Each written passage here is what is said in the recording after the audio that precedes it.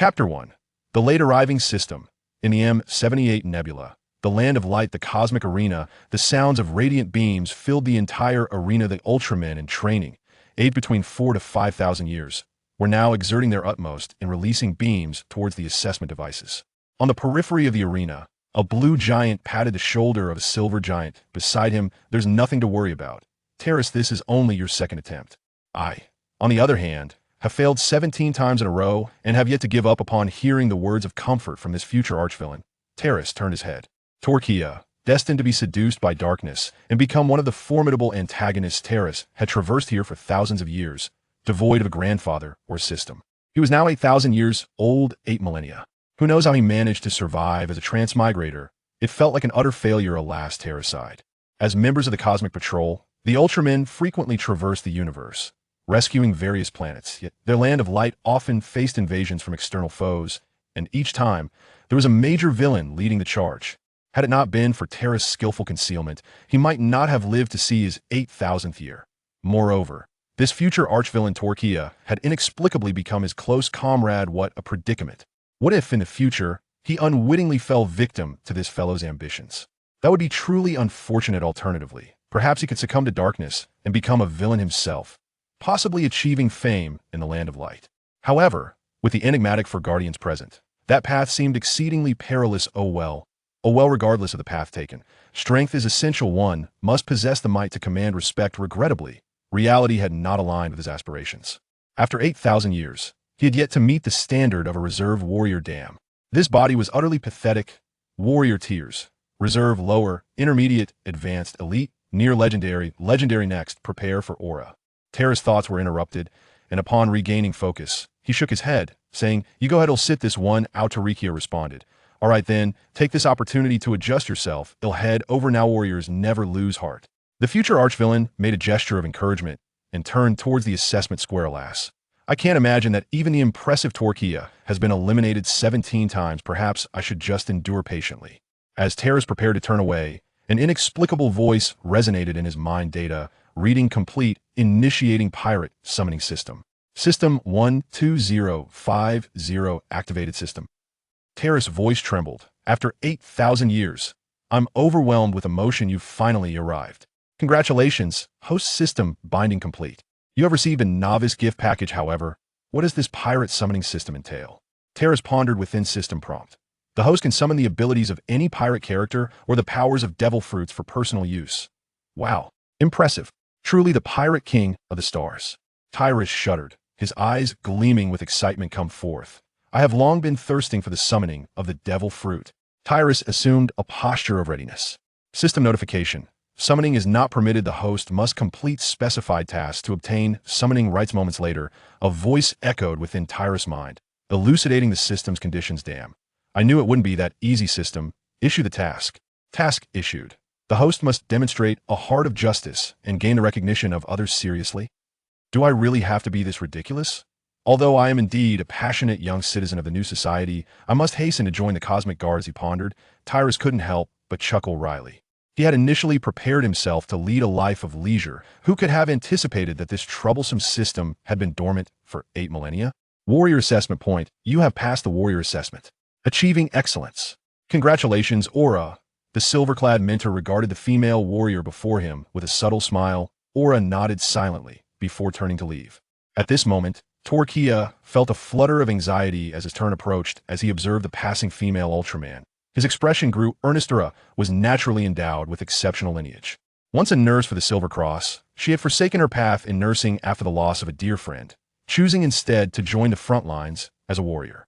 She believed that on the battlefield, she could save more lives. To her astonishment, her innate talent was so formidable that she passed the warrior assessment in less than a year. Next, Tolekia approached nervously. Having failed 17 times consecutively had made him a notable figure in the land of light among the first cohort of assessors. Some had ascended to captaincy, while others became elite warriors. Throughout the entire land of light, he was acquainted with numerous individuals. As a result, he had met all the assessment instructors in the land of light. The silver mentor hesitated momentarily. Tolekia, though it pains me to say this, I must advise you to reconsider. The barriers of race are not easily surmountable. While you are a genius among the blue warriors, this assessment is almost insurmountable for you. Effort alone cannot bridge this gap. Tolekia shook his head resolutely. This time, I will succeed and become a member of the Cosmic Guard. This is my dream, and I shall not abandon it. The mentor sighed as the test commenced. Standing on the periphery, Tyrus was completely absorbed in his own world, detected a novice gift pack. Would you like to open it? Open. Congratulations. Host, you have received one summoning of the devil fruit. Would you like to proceed with the summoning? Summon. Commencing summoning. Congratulations. Host, you have acquired the abilities of the glint fruit. Tyrus was taken aback. Incredible. Seriously, starting off with such power? His ability to absorb light energy had always been rather feeble. Does this not mean he now possesses infinite light energy? I am light. Instantly, Tyrus felt the luminous energy within him surging like a rapid charge. His perception and physical attributes were significantly enhanced. In the assessment arena, there were two components to the evaluation. The first was a test of physical strength, a relatively straightforward challenge. As long as one's physical condition was adequate, the requirements could be met. However, the crux of the matter lay in the second component. The initial energy capacity. Without the ability to harness sufficient energy, one would be unable to learn formidable light-based skills for the Ultraman. This was a critical aspect of survival. The light techniques were the very foundation of the Light Kingdom. No matter how robust the body, it could not inflict damage comparable to that of light skills. Moreover, the luminous energy could also be utilized to fortify one's physical form, enhancing defensive capabilities, thus embodying both offense and defense. Yet, all of this relied on the storage of light energy, just as one cannot cast spells without magical power. Chapter 2. Warrior Assessment. Thus, during the two assessment tests, even if physical strength did not meet the standard, possessing a sufficiently high initial energy capacity would still qualify one to join. The Cosmic Patrol, Tolekia, on the other hand, exceeded the basic standards for physical strength but fell short in terms of energy capacity. In the evaluation chamber, Tolekia extended his hands confidently to the testing device. With a sudden surge of strength, he unleashed his full power. The instructor silently observed the luminous screen displaying a series of data. Power, running speed, flying speed, reaction time. The instructor nodded, stating, "The first assessment has been perfectly passed." Tolekia remained composed. This outcome was anticipated, as it was his 18th assessment.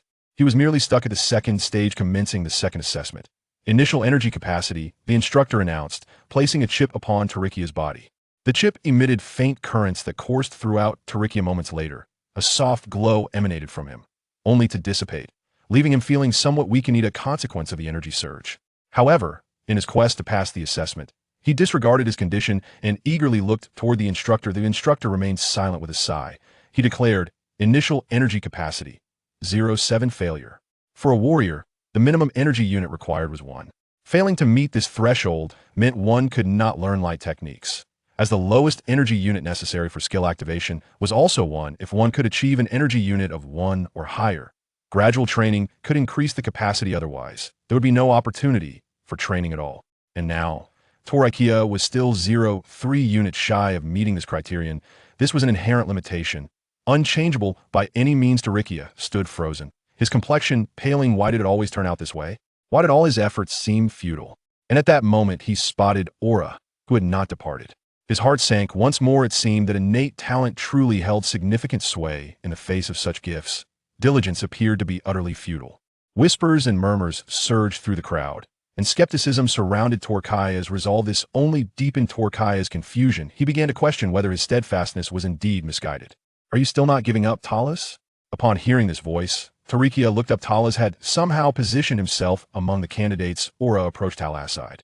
They could be considered childhood friends, however. In contrast to Talas, who was just like Tolekia, perennial underachiever, Oula was a genuine prodigy of the Silver Clan. Ever since the death of her dear friend and mentor, Perna, she had lost her former exuberance, becoming melancholic, and thus began her pursuit of power.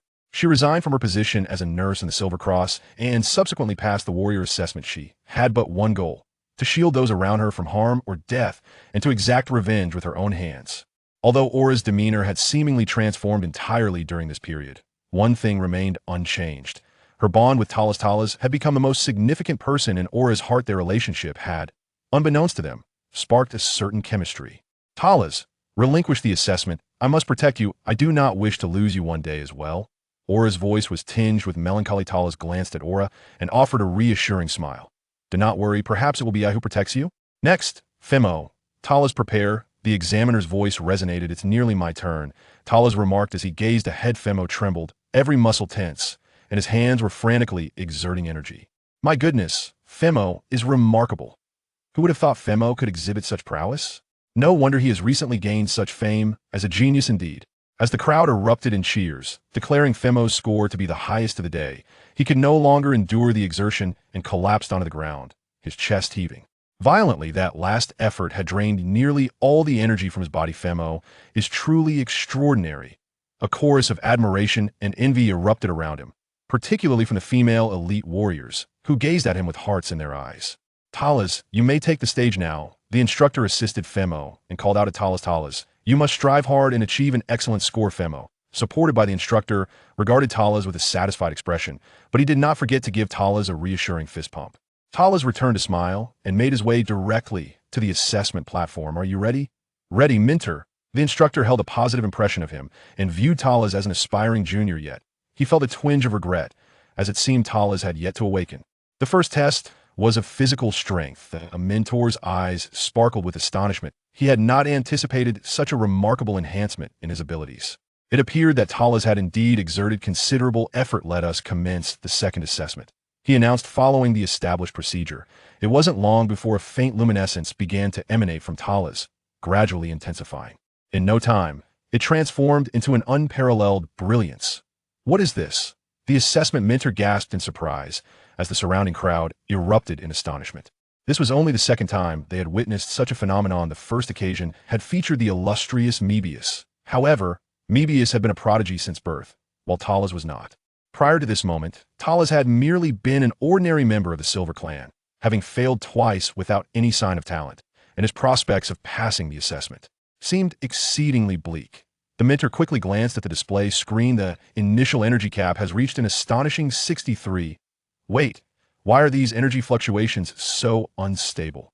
The mentor suddenly noticed that during the assessments of others, the values had nearly peaked in a single breath, whereas Talas' readings exhibited a fluctuating ascent. Talas chuckled inwardly. The incredible effect he was achieving was, of course, due to the recently acquired abilities of the Shimmer Fruit. He was not one to squander energy. An abundance of energy was indeed exhilarating. Most importantly, unlike other Ultraman warriors who would deplete their energy after a few powerful moves, he was limitless. Yet, he was also aware that he must not be overly extravagant and needed to exercise control, otherwise he might frighten these young Ultramen, and even Father Ultraman might struggle to withstand such a shock. Theoretically, Talas' energy cap could be in the billions or even more. However, this required time for validation. Regrettably, the instrument also had a time constraint, with a maximum testing duration of 30 seconds. After 30 seconds, Talas' initial energy cap soared to an astonishing 1210. Chapter 3. The first to pass this was simply outrageous. In comparison to the previous Tolekia, who had labored to barely reach 1 point, the disparity was evident. He's far stronger than Mebius, the assessment mentor exclaimed. The surrounding crowd buzzed with excitement. In recent years, many talents had emerged from the Land of Light, yet the most exceptional among them remained Mebius. At the time, his initial energy cap had been 480, yet Talas had surpassed Mebius by more than double. Previously, Talas' assessments had yielded a mere 0.2 or 0.3, a figure far inferior even to Tolekia. To think that within a millennium he had made such astonishing strides was a testament to his prodigious talent. He was somewhat of a late bloomer, but in light of the longevity of the Ultraman lineage, 8,000 years was inconsequential. When converted to human years, it amounted to merely 2 or 3 years. Talas, who is consistently ranked at the bottom, has proven to be so formidable. The nearby Ultraman candidates gazed at him with admiration. Well done, my child, the mentor remarked, regaining his composure as he infused a surge of energy into Talas, aiding his recovery. Thank you. Talas nodded slightly, for in truth, he did not require energy restoration, as his body had not expended any energy whatsoever. However, to avoid being questioned, he feigned a state of weakness. After all, such a magnificent comeback was bound to raise suspicions. The teacher once mentioned that some individuals possess recessive genes. I was initially skeptical, yet here I am, witnessing it firsthand. Indeed, Talas is undoubtedly the most gifted Ultra Warrior in millennia. Does this imply that I too might possess recessive genes? Otherwise, how could my energy unit be less than 1? Then perhaps I share that fate as well. Talas' transformation invigorated everyone, instilling them with newfound confidence, particularly among the Silver Clan warriors. Meanwhile, Tolekia stood in solitude, Lost in his thoughts, he felt no encouragement, rather. He resolved to embrace a certain determination. It was not jealousy towards his friend, in fact. He felt genuine happiness for Talas's anger stemmed solely from the constraints of their bloodlines.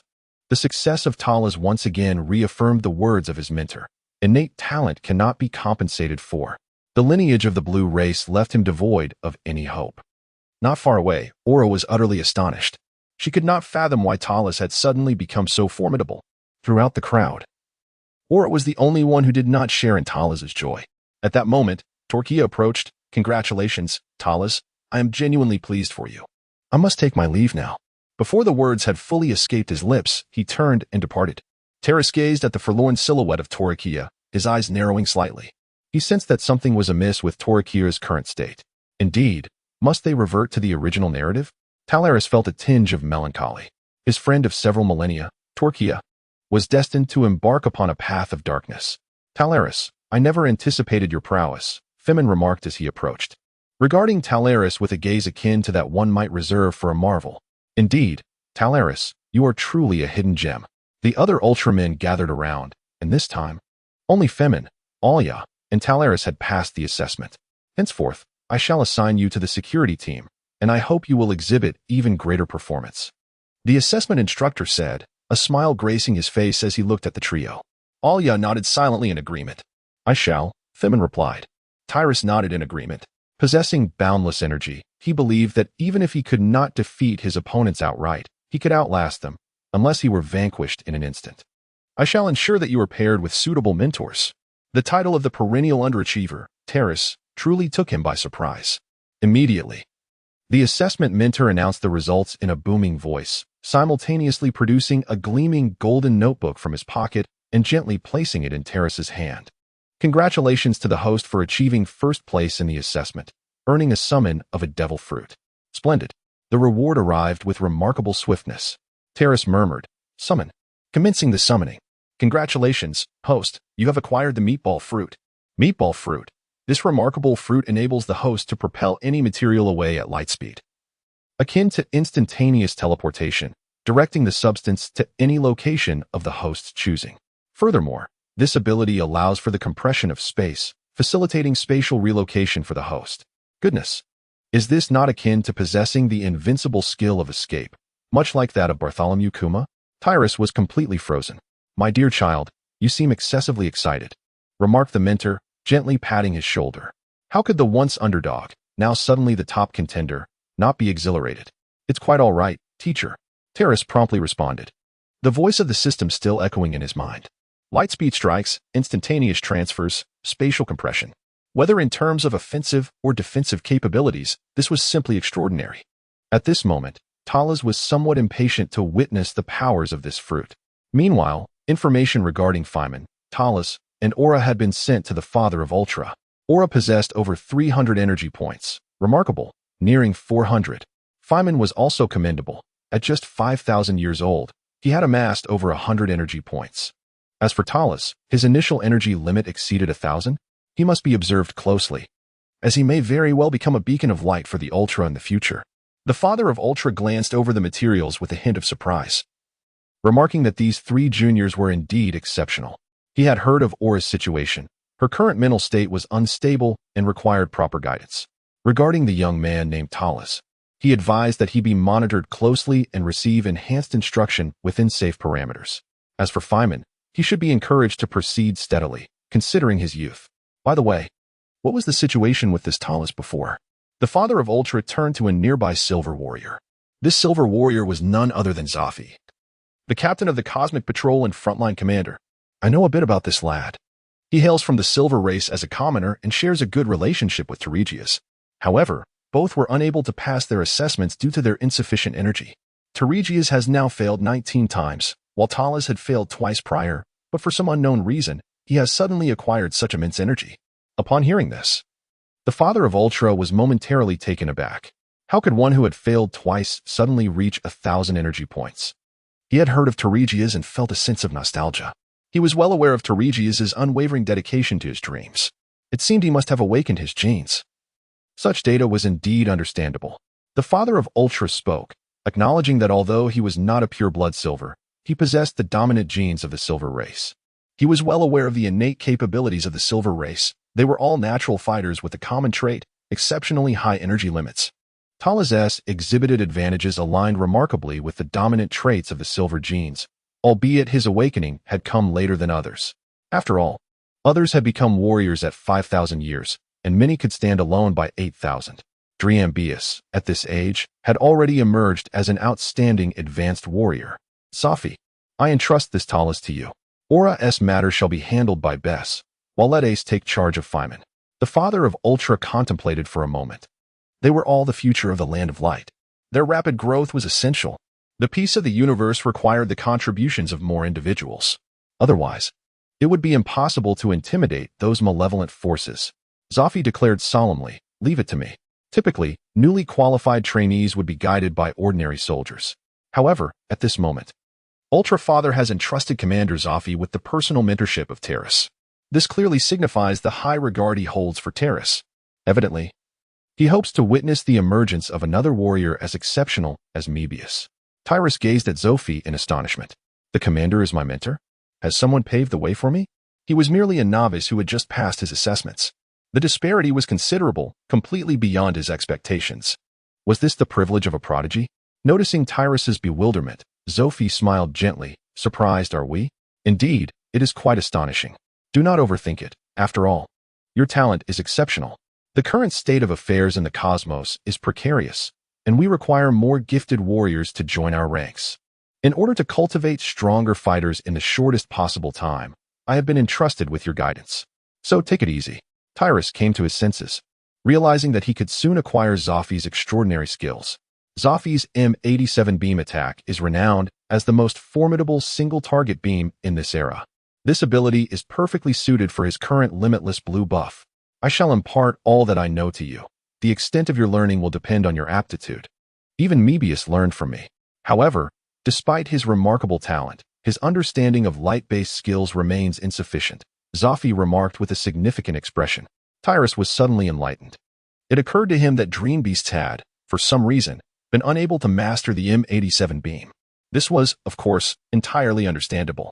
After all, it was the most powerful among singular beams.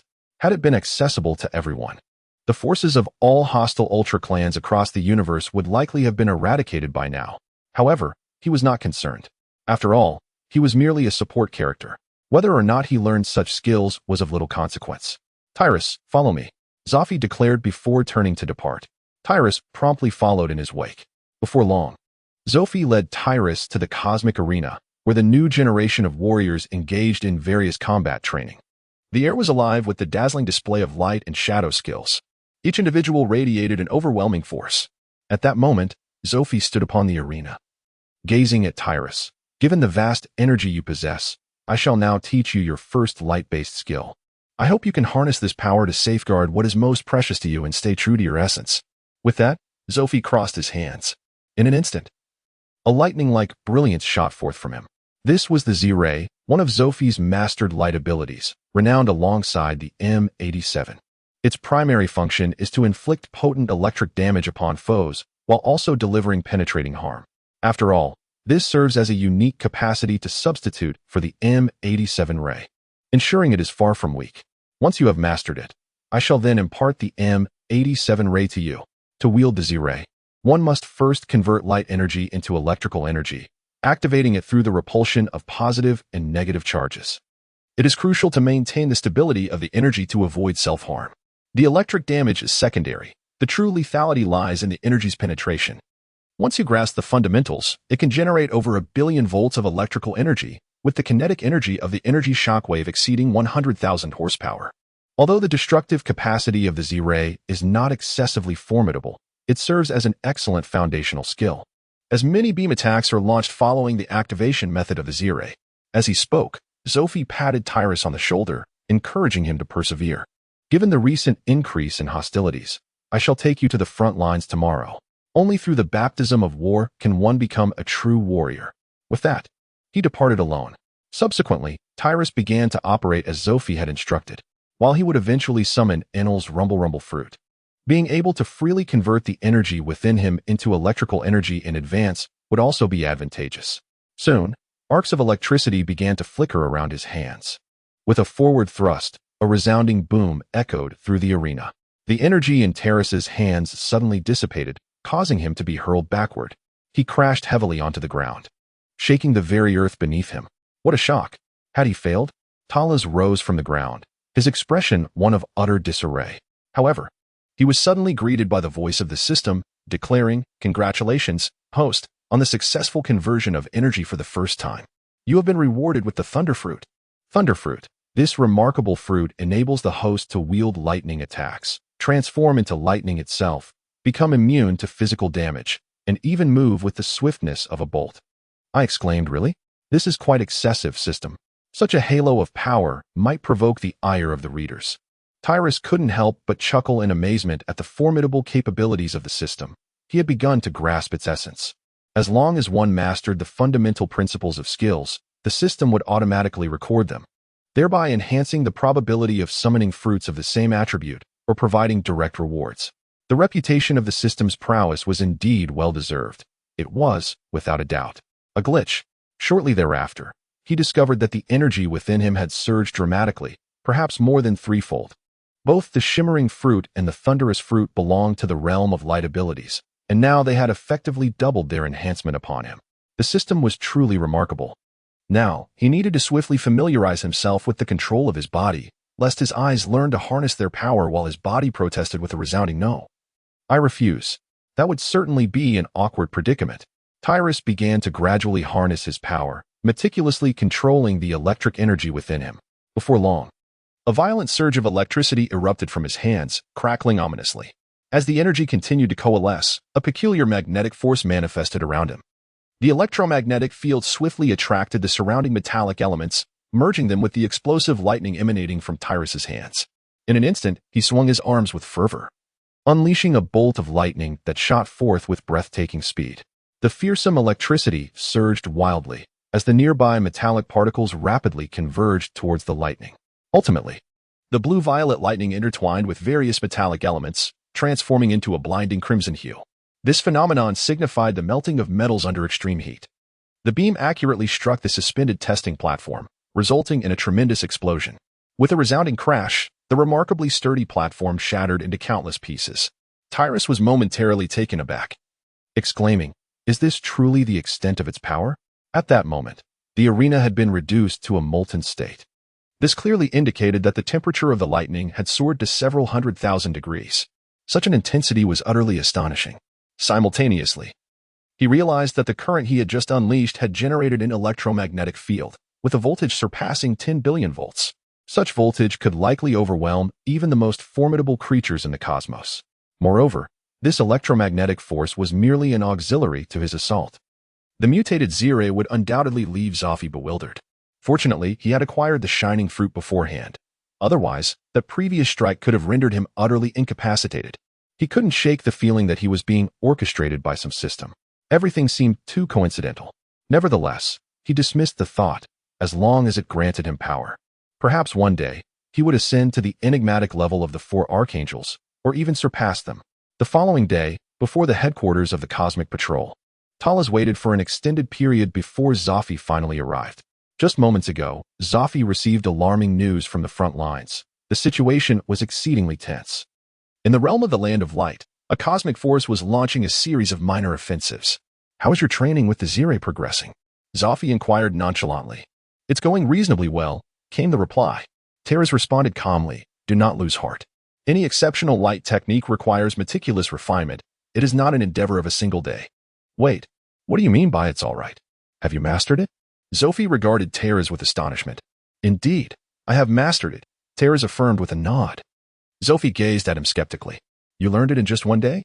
That is utterly preposterous. Even Ace, the most gifted among the Ultra brothers, took several years to develop the Zire, a skill of such caliber. That was a millennium ago. How long did it take for Mebius to acquire that technique?" "It seems it was several decades.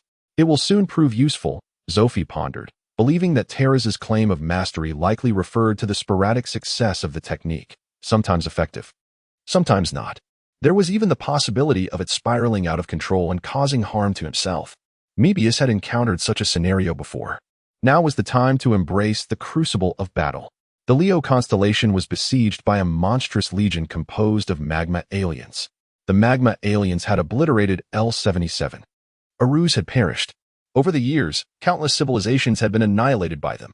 Tyrus sat alongside Zophi aboard the spaceship. Throughout their journey, Zophi relayed the current circumstances to Tyrus. The light particle spacecraft, a brilliant creation of the Technological Bureau, required a mere fraction of energy to facilitate ultra-long-distance cosmic travel. Its astonishing speed enabled it to effortlessly reach the velocity of light. If the Light Clan were to navigate through such an expansive universe, the establishment of a cosmic guard would be an impossibility. Upon their arrival at the front lines, they immediately caught the attention of onlookers. Two warriors approached them. Both familiar faces, Neos and 721, renowned as formidable warriors of light. They hailed from the most elite forces of the Light Nation, the Warrior Command and the Cosmic Security Bureau. These distinguished divisions mirrored the essence of Zophi's Cosmic Guard. The Hero Command executed decapitating operations, while the Warrior Command engaged in external battles, and the Cosmic Security Bureau operated akin to a royal guard. Commander, we have just received news that the Draco constellation D60 has been utterly obliterated, vanishing from the cosmos. The casualty figures have yet to be confirmed, 721 intoned gravely. The mention of the magma aliens sent a chill through Zophi's heart. Tyrus inquired with a sense of bewilderment, are the magma beings truly so formidable? Even the masters of martial arts find themselves at a disadvantage against them. The stature and prestige of the D60 in the constellation of Draco is undeniably exalted. It serves as the sacred haven for all combatants across the cosmos. The exclusive martial arts of D60 can be regarded as the pinnacle of physical prowess in the universe. It is within their hands that cosmic martial arts have flourished. This explains the abundance of powerful Ultramen proficient in various martial arts on the D60 planet. Indeed, some Ultramen possess a strength that even the Ultra Father must approach with caution. Neos and 721 found themselves momentarily unable to respond to his inquiries. As the Lost pondered, a sudden spark ignited in his eyes. What a coincidence! Despite the passage of millennia, his memory proved unexpectedly sharp. He still recalled the narrative from the original text. The calamity of the D60 in the Draco constellation was not orchestrated by the magma aliens, but rather by the enigmatic Absolution tribe lurking in the shadows.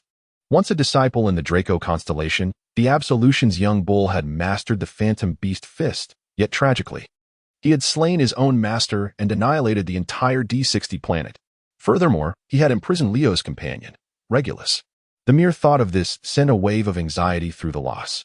There loomed a formidable adversary behind this, a legendary figure, the King of Absolution. Goodness! This was pivotal to numerous significant events. At this juncture, it would be prudent to feign ignorance. Allow the narrative to unfold naturally, lest he disrupt the course of events and provoke uncontrollable circumstances, which would be most undesirable. Moreover, should the Kingdom of Light and the Absolution confront each other prematurely, given his current capabilities, he would easily meet his demise. The only lamentation was that with D60's destruction, he had also forfeited the opportunity to learn the martial arts and cosmic techniques. Leo's ascendance as the foremost martial arts master of the Kingdom of Light was attributed to his mastery of the cosmic techniques from D60. Suddenly, a shrill alarm blared. What was happening? Zophi inquired immediately. Neos swiftly reported the discovery of the magma aliens, 1 light-year away. They were amassing their forces. Zophi promptly commanded, alert everyone to set out immediately and pursue the magma aliens. Yes. Neos and 721 hurried to make arrangements. The loss. Zophi turned to the loss. Go and fight. Wield your power to protect that which is most precious to you, to safeguard the justice of the universe. Chapter 6, Master Chinfan Goodness. The mission of the righteous heart comes so swiftly. Recognizing this rare opportunity, the Lost felt compelled to join Zophi on their quest. Meanwhile, the forces of the magma aliens had assembled. Though notorious, they were hardly a match for the elite of the Cosmic Guard. In the initial clash, the magma aliens found themselves retreating in disarray. At this moment, the Lost also encountered his adversary, a mere magma alien warrior. He leaped forward. Tyrus executed a sweeping kick aimed at his opponent's waist. The magma alien was taken aback by the sudden assault and hurriedly attempted to defend himself. Boom. Initially, the force of Tyrus's kick was merely several tens of thousands of tons. However, with the enhancement from the fruit, the power of that strike surged to over 100,000 tons. The tremendous impact caused the magma alien to stagger backward. Simultaneously, He swung his blade towards Tyrus. Tyrus slightly tilted her body, then delivered a powerful punch to her opponent's chest. Bang! This time, the chest of the magma alien flickered with a faint glow, appearing rather eerie. It withstood the blow with sheer resilience. Had it reinforced its defenses with energy? Tyrus narrowed his eyes. Subsequently, they clashed once more, exchanging several blows. Talus has gained a rudimentary understanding of his martial prowess. In terms of technique, he is nearly flawless. He himself did not anticipate that, in addition to his fruit abilities. He concurrently possesses the combat experience and fighting attributes of a devil fruit wielder. Kizuru and Bartholomew Kuma embody a formidable blend of strength and agility, making it exceedingly difficult to secure a victory against them. Each move, seemingly simple, is capable of striking the opponent with precision. The moment the adversary makes a slight motion, Talus can predict their attack trajectory. However, Talus has yet to infuse his strikes with energy attributes, rendering them mere physical blows. Consequently, the damage inflicted can be easily surmised. Such formidable martial arts. It is truly unexpected that, aside from the intensity of his light energy, Talus's fighting talent has reached such a remarkable level. Alas, he remains unaware of how to augment his attacks with energy, thus perpetually failing to inflict substantial damage upon his opponents. It appears that upon returning, I must impart some fundamental techniques to him. Zophie has been observing Talus intently, a glimmer of insight flickering in his eyes. At this moment, he suddenly realizes. After engaging in a brief exchange with the magma warrior, the loss swiftly created distance between them. He positioned his hands in front of himself and began to slowly gather energy. Zire. In truth, it was a skill derived from the thunder fruit. The air crackled with electricity, and the surrounding battered magma spacecraft, along with scattered long blades, began to tremble violently. A peculiar magnetic force fused with the arcs of electricity swirling around the loss. What is this? The Zire. Zophie gazed in astonishment at the unfolding scene, perplexed as to why it differed slightly from his own Zire. Moreover, the voltage intensity had likely surpassed 10 billion volts. Observing Thalas's fluid movements, Zophie noted that he bore no resemblance to a novice. He had truly mastered it. Zophie widened his eyes in disbelief. Moments later, a crimson beam of lightning violently hurled the magma warrior away. The immense force sent the opponent crashing, colliding with several comrades in its path. In a matter of moments, the magma warrior lay devoid of any life signs, his chest appearing as if scorched by lava, revealing a gaping crimson void. On another front, the cosmic patrol had utterly routed the magma forces. On a desolate planet, a colossal giant with a dragon's head lay sprawled on the ground, drenched in blood, his body marred by varying degrees of wounds. It was difficult to fathom the ferocious battle he had endured. Before him, a group of magma aliens gazed at the fallen giant, yet none dared to approach. They were stunned by the earlier confrontation. Is this creature a monster? One magma alien quivered, his voice trembling. Not long before, the magma army had discovered this grievously injured celestial dragon. Seeing him on the brink of death, they believed it was a fortuitous opportunity to seize the secrets of the cosmic fist technique. However, no one anticipated that this battered giant still possessed such formidable combat prowess. In mere minutes, they had suffered the loss of over 10 comrades. Yet, the dragon-headed giant's injuries worsened, sustained only by sheer will. Nevertheless, none were willing to risk their lives to approach him, opting instead to encircle and deplete his remaining vitality. The dragon-headed giant fixed his gaze upon the intruders. A sinister expression etched upon his face. Though he had been grievously wounded on the celestial dragon D60, he was no mere plaything for the likes of them. He struggled to muster his final strength, adopting a formidable stance, his hands clawed. Fiery crimson dragon fist. In an instant, a formidable force coalesced behind him, manifesting as a colossal dragon. With a single, thunderous punch, the dragon transformed into a tempest of flames. In the despairing gaze of the magma aliens, all were consumed. Boom. It was finally over. The dragon-headed giant collapsed with a resounding thud. He could feel that the vitality within him was nearly extinguished. Suddenly, the sound of footsteps echoed from afar. The dragon-headed giant instantly became alert, summoning every ounce of strength to raise his head, fixating his gaze upon the approaching figure. A giant, adorned in hues of silver and crimson, emerged into his line of sight. Tyrus had just been engaged in battle nearby and, upon hearing the sounds of conflict, approached to investigate. Upon witnessing the severely weakened Ultraman before him, he was momentarily taken aback. This Ultraman was familiar to him, the master of martial arts from D60, Chen Fan, the mentor of Regulos. He had once imparted the flame-red dragon fist, also known as the Phantom Beast Fist, to Regulos. It was astonishing to realize that Master Chen Fan had survived such calamities on D60. He had fought against the magma aliens until his very last breath. "Who are you?" Chen Fan weakly inquired. "I am Tyrus, a warrior of the Cosmic Guard from the Land of Light." "The Cosmic Guard?" Chen Fan exhaled a sigh of relief. It was a young defender of cosmic justice from the Land of Light. Moreover, he sensed a radiant aura emanating from Tyrus. "Honorable Tyrus, I implore you to convey to Father of Ultra that the destruction of D60 is part of Diabolo's scheme. He hails from the Absolution clan. The Absolution clan harbors grand ambitions, and their target may very well be the Land of Light. With immense willpower." Chen Fan clung to his final breath to relay this critical message. "Additionally, there is one more matter I hope you will agree to, Honorable Tyrus. Though D60 is lost, its legacy must not perish. I wish to pass on the heritage of cosmic martial arts to you." No sooner had he spoken than, without waiting for Tyrus to respond, Chen Fan summoned his remaining strength to transmit the knowledge of cosmic martial arts into Tyrus's mind through telepathy. Thus, Tyrus acquired the cosmic martial arts, the cosmic phantom beast fist, and the flame red dragon fist. Tyrus was utterly bewildered. How could such an extraordinary martial art be mastered so effortlessly? He still had not come to terms with the fact that he had inexplicably become the heir to the cosmic fist technique. Initially, he had merely come to assess the situation, yet he had unwittingly received the legacy of Chen Fan. At this moment, Chen Fan's life force had already faded away.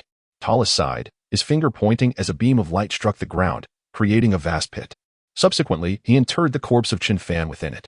After all, Chen Fan could be regarded as half a master to him. "Rest assured, I shall not dishonor the legacy of D60, nor shall I tarnish your martial arts." Tyrus bowed 3 times. Subsequently, he began to examine his newfound rewards. Congratulations to the host for becoming the final inheritor of the Chen Fan legacy, with the reward of a singular summoning of a devil fruit. This revelation took Tyrus by surprise. Upon reviewing the inheritance within his mind, he discovered that the Cosmic Phantom Beast Fist is a superior martial art, continuously refined from the Cosmic Fist technique. The Cosmic Fist technique is designed to unlock one's potential, mobilizing internal energies to unleash attacks that surpass personal limits. As for the Phantom Beast Fist, it is founded upon the Cosmic Fist technique, merging the power of phantom beasts. The resultant attack power far exceeds the physical boundaries. For instance, the Flame Red Dragon Fist draws upon cosmic energy radiation to generate terrifying thermal energy, resulting in fiery assaults. The Electric White Tiger Fist, primarily based on electricity, can harness ionized particles from the cosmos to generate electrical energy, amplifying damage. The Cosmic Phantom Beast Fist boasts unique strengths across its forms. Mastering any one of them to perfection yields considerable might. Although he had merely acquired the Flame Red Dragon Fist, Tyrus felt a deep sense of satisfaction. Furthermore, this technique serves merely as an auxiliary. His primary prowess relies on the Devil Fruit. System: summon the Devil Fruit. Commencing summoning. Congratulations to the host for obtaining the Flame Fruit. Flame Fruit. The host can utilize the fruit's power to create fiery attacks, enabling the transformation of one's body into elemental flames, thus becoming immune to physical assaults. As the host gains the fruit's abilities, enhancements to the host's physical attributes commence. The body of the loss emitted a cacophony of crackling sounds. He could distinctly perceive this transformation. His physique had become remarkably robust. With a casual sweep of his hand, a resounding boom echoed forth, the sound of air rupturing. Just this alone was sufficient to convey the sheer magnitude of his current power. This infernal explosive strength. Truly captivating. Ha! Alas laughed heartily. If he were to face the magma warrior now, he was confident that he could vanquish his opponent with nothing but his bare fists. After returning, Tyrus refrained from informing Zophie about the Absolution clan mentioned by Chen Fan. It was not out of any particular motive, but rather his awareness of a formidable entity among them, Tartarus. This being possessed mastery over time and space, capable of traversing the very fabric of reality. Heaven knows, should he divulge the affairs of the Absolution clan to Zophie, it might inadvertently alter the trajectory of the future, thereby disrupting their plans and drawing unwanted attention. Such a revelation could summon Tartarus to this realm, potentially leading to his own annihilation before he even had the chance to speak. Despite possessing a system, Tyrus felt a sense of trepidation when confronted with such a formidable anomaly. Therefore, it was prudent to keep this matter confidential for the time being. Even if he wished to intervene in the affairs of the Absolution clan, now was not the time. His primary objective was to strengthen himself, to attain at least a level of power that could rival Tartarus. Given the current pace of his growth, this modest ambition seemed well within reach. He merely informed Zophie of Master Chun Fan's demise and the inheritance of the cosmic phantom fist bestowed upon him. Upon receiving this news, Zophie appeared somewhat regretful. On planet D60, Master Chun Fan was renowned throughout the cosmos as a martial arts master. His death was a testament to his final dignity and pride. The existence of the magma people threatened the peace of the universe, and we must spare no effort in eradicating them. At this moment, Zophie regarded Terrace with admiration, affirming that the captain had indeed recognized the talent, for he had mastered the Zirae with remarkable proficiency in just a day. I am confident that you will become the most radiant new star of the future Light Kingdom. The future of the universe rests upon the shoulders of the youth like you.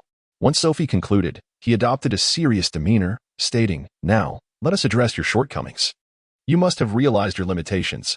In close combat, mere physical attacks are insufficient to inflict significant damage, as adversaries will enhance their defenses with energy. Therefore, I am here to teach you the importance of energy manipulation and the finesse of your attacks. This technique is quite straightforward.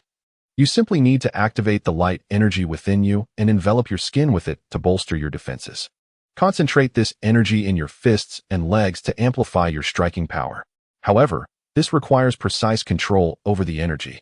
A lack of accuracy could lead to a careless dissipation of energy, placing you in a more perilous situation. Furthermore, you can even alter the nature of your attacks by condensing energy in your palms. Once you reach a certain threshold, you could effortlessly shatter even diamond." Upon finishing her words, Zophie's palm transformed, the energy coalescing into a razor-sharp blade. With a decisive strike, a profound fissure appeared upon the ground. Zophie truly proved to be an exceptional mentor. Concerned that Terrace might not comprehend, she meticulously broke down each step and provided a thorough explanation. Talas has also come to comprehend that this phenomenon is akin to the adept utilization of devil fruits, directly harnessing the fruit's abilities to manifest a variety of assaults. This revelation has indeed provided him with a notion to conceal his own fruit abilities. Talas, I have a task to assign to you. After imparting his knowledge to Talas, Zophie's expression turned grave. I require you to journey to Earth. Earth? Tyrus displayed a look of astonishment, for this revelation was entirely unexpected. What is the purpose? He pondered. Recalling Seven on Earth. Do you wish for me to locate Seven? Zophie nodded with a smile, astute observation. I require you to inform Seven. The whereabouts of Leo's brother, Astra, have already been uncovered by the Land of Light. Terrace had already anticipated what Zophie was about to say. Zophie continued. The Ultra Key has been stolen by Astra. Moreover, the collision program between the Ultra Star and Earth has already been preset by him. The Cosmic Patrol is currently in full pursuit of him. Therefore, it is imperative for you to inform Seven of this news in advance. Chapter 8. The Search for the Star Cluster. Seven knows exactly how to handle this. In that moment, Terraston came to a profound realization. It dawned upon him that Leo was indeed the primary focus of this journey. Astra was his brother, and there was a palpable concern that he might encounter difficulties during their undertaking. Thus, Zophie hoped that Seven could persuade Leo to refrain from acting impulsively. After all, this dilemma encompassed the very survival of two planets. On one side lay his only brother, while on the other, the existence of two worlds hung in the balance. Only a fool like Leo would find himself ensnared in such a predicament. Naturally, if Leo were to position himself against them, the only recourse would be to eliminate him. A fate Zophie desperately wished to avoid. Having comprehended this, Tyrus nodded thoughtfully. Some matters are best left unspoken. Although he was aware that Astra was a disguise of the barbarians, the absence of evidence rendered his claims unbelievable. This occasion presented an opportunity to meet Sevan, the master of telekinesis. Among the Ultra Brothers, Sevan's telekinetic prowess is unrivaled. With his human form, he could effortlessly hurl formidable monsters into the air. In his prime, he could likely shift planets. Yet another instance of a narrative flaw. The coordinates are here. Zophie provided Tyrus with Earth's coordinates. Navigating through the cosmos requires precise coordinates, otherwise, even an Ultraman could become lost in the vast expanse of the universe. Tyrus set off upon receiving the coordinates, soaring towards Earth. In a certain island nation. At the Southern City Sports Club, Fonyuan reclined leisurely on the grass, gazing at the sky with a look of bewilderment. Ever since the L-77 nebula was obliterated by the magma aliens, he had ventured alone into this world to commence a new life. His greatest passion lay in the mastery of martial arts. Thus, upon arriving on Earth, Feng Yuan delved into the study of karate. For one who had trained in cosmic martial arts, karate proved to be a trivial pursuit. He participated in various competitions, garnering numerous accolades. Currently, he served as a coach at the Southern City Sports Club, teaching children the art of karate. Later, he encountered the human body star Corps of 7, receiving a fervent invitation to join the MAC team. Simultaneously, as Ultraman Leo, he took on the mantle of protector of Earth. During this period, he had engaged in countless battles, which fostered a profound affection for humanity residing on this planet. Following the destruction of his homeland, he entrusted all his emotions to this world, considering it his second home. Only in this way could he escape the torment of his lost kin. When he learned that his brother Astra was still alive, hope rekindled within his heart. Suddenly, a chorus of exclamations drew Feng Yuan's attention. Turning his gaze, he beheld children gathered around a strikingly handsome young man, approximately 185 centimeters tall, beside a cracked stone slab. Moments ago, this young man had astonishingly split the slab with his bare hands. A spark of intrigue ignited in Feng Yuan's eyes. Utilizing his Ultraman vision, he scrutinized the young man closely. He was not of Earth. An invader? Feng Yuan rose to his feet. Although uncertain of the stranger's intentions, his presence here suggested a connection to himself. Concealed within the Southern City Sports Club, discovering the young man's true identity would be a matter of diligence. Approaching swiftly, Feng Yuan inquired about the matter at hand. Yumita, the person closest to Feng Yuan, exclaimed, "This big brother is truly remarkable." He split that stone slab in two with his bare hands. Feng Yuan regarded the young man, who silently observed him, seemingly unaffected by the children's praises. "Children, go play elsewhere. I have business with this big brother," Feng Yuan stated, his wariness prompting him to disperse the children. Unfettered by deeper thoughts, the children scattered eagerly. Once they had departed, Feng Yuan cast a glance at the young man before turning to leave. Understanding the unspoken cue, the young man followed suit. Upon exiting the gymnasium, Feng Yuan paused and confronted him. "Who are you? What brings you here?" The young man smiled faintly. "Did you not anticipate this?" "Indeed, you have come for me." Feng Yuan narrowed his eyes. "Then do not even think about it." No sooner had the words escaped his lips than he launched a punch directly at him. The young man was left speechless. Was he truly resorting to violence without so much as a word? This individual was indeed Talis. Upon arriving on Earth, he had learned the precise location of the MAC team through the words of passers-by. They were aware that the captain of MAC was none other than Zhu Tuan.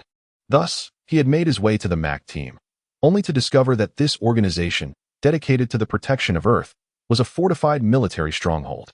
Lacking any form of identification, he naturally found himself barred from entry.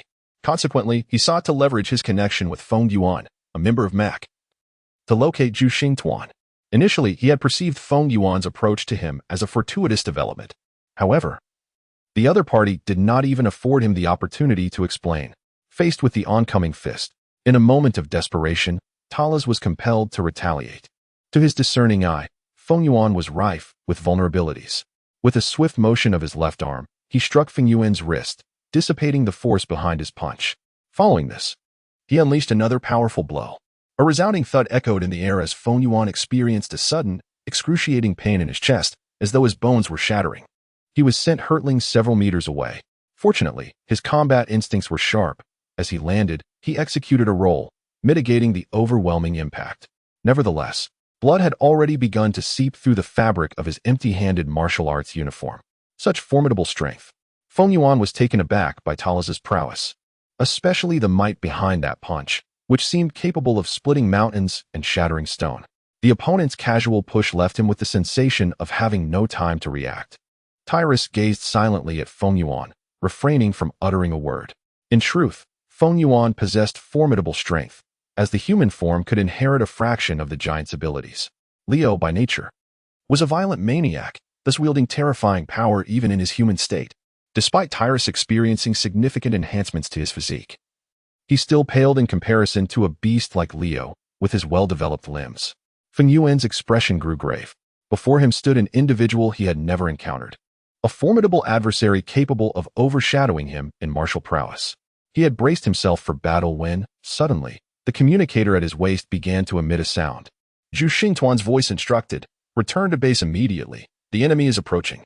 Feng Yuan exclaimed, "Captain, what is the situation?" "It is your brother, Astra." Fo Yuan was taken aback. How could my brother possibly be the enemy? A sigh emanated from the communicator as Zhu Xingtuan continued. I am aware. However, we have received news from the Land of Light. Astra has stolen the Ultra Key. He is now being pursued by the Cosmic Patrol and is heading towards Earth. Chapter 9. The Plan of the Barbarians. Furthermore, the Ultra Star is currently on a collision course with Earth. Only the Ultra Key can control the Ultra Star.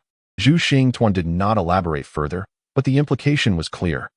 The impending collision between the Ultra Star and Earth was undoubtedly the result of Astra's theft of the Ultra Key.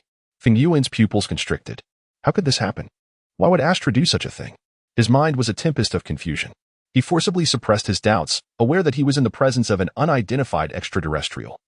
Uncertain of this being's intentions, he suspected it might be directed towards him. Having just engaged in combat with him, he recognized the adversary's strength. Could you lend me the communicator? Thrashes suddenly inquired, his gaze piercing. Feng Yuan's pupils constricted. What is your intention? Thrashes shrugged casually and remarked, I have come to Earth to seek you out, specifically to connect with Senior 7. Feng Yuan was taken aback. You are looking for Senior 7? Is there a mission? Have I misunderstood? After a moment's hesitation, he skeptically handed the communicator to Thrashes. Who are you? Asked Zhu Xingtu. I am seeking Senior 7 on behalf of Master Zophi. Due to the stringent security measures at MAC, I could only come here to find Feng Yuan. It turned out to be a misunderstanding. Feng Yuan's expression grew somewhat awkward. Master Zophi? Is he perhaps the mentor of the legendary Ultraman Mebius? Though he had heard of Mebius's illustrious reputation, he had never encountered him. The flow of information on Earth was rather slow, so he was only aware that Zophi had a disciple named Mebius. The latter's rapid growth had even caught the attention of 7. Wait for me here. Zhu Xingtu quickly grasped Thrashes' intentions, which undoubtedly related to Astra. Communicating via the communicator was cumbersome. A face-to-face meeting would be far more effective. The communication was abruptly severed, leaving Thrashes and Feng Yuan exchanging awkward glances. Before long, Zhu Xingtu arrived in a vehicle. Upon disembarking, he employed Ultraman's X-ray vision to ascertain Thrashes' identity. Not Mebius. Zhu Xingtu was momentarily taken aback, silently pondering. When did Zophi take on another disciple? He turned to Feng Yuan, saying, You may leave now. I have some matters to discuss with him. Feng Yuan, sensing something, turned without hesitation and departed. Once Feng Yuan was out of earshot, Zhu Xingtu spoke up. I did not expect that Zophi had taken on another formidable disciple. What is your name? I am Thrashes. I am here to convey Master Zophi's message. Speak. Zhu Xingtu's expression grew serious. Thrashes then recounted Zophi's words in full. I understand. Zhu Xingtu replied, recognizing Zophi's intent. It was to persuade Leo not to act impulsively and to prioritize the greater good. Moreover, he needed to prevent Leo from making a grave mistake. During this period, Leo had exerted tremendous effort to protect Earth. The Land of Light was even willing to welcome him as a member of the Ultraman Brotherhood. Hence, Zophi wished to ensure that Leo did not become their adversary. Thrashes suddenly remarked, This matter is indeed perplexing. King Arus, known as the Lionheart, has long been a figure of renown. Throughout his endeavors, he, much like Ultraman, has dedicated himself to the fight against malevolence. Thus, I find it inconceivable that the son of Arus could succumb to darkness. However, according to the reports from the Cosmic Patrol, the thief in question is indeed Astra. Upon hearing these words, the Cosmic Alliance fell into a state of shock. Meanwhile, Feng Yuan, who had been grappling with the revelation of Astra's involvement in the theft, felt an unsettling change within himself. He knew Astra was not the type to act recklessly without regard for consequences. Could there be a hidden truth behind this? Thrashes, I appreciate your insights. Hearing you speak has clarified many of my thoughts. Perhaps Astra harbors secrets that remain unspoken, mused the Cosmic Alliance, deep in contemplation. Thrashes' lips twitched slightly, revealing a hint of peculiarity. Secrecy? To hell with secrecy. My intention is unmistakably clear. I wish to convey to you that Astra is an imposter. Thrashes has relinquished his aspirations of guiding the constellation. Ultimately, the truth shall soon reveal itself. He had no intention of wasting time here. With that, he departed, for he had his own purposes for being on Earth. Witnessing this, Feng Yuan promptly inquired, Captain, did he come here for the Ultra Key in Astra? The constellation nodded slightly, revealing no secrets.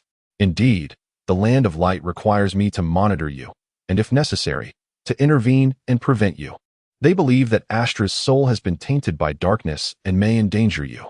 Your future is bright. We do not wish for you to tread the path of darkness. Feng Yuan shook his head. I still do not believe Astra would act in such a manner. The constellation sighed. There are only 7 days remaining until the collision of Ultrastar and Earth. This catastrophe spells doom for both planets. Just then, the communicator at the constellation's waist beeped urgently.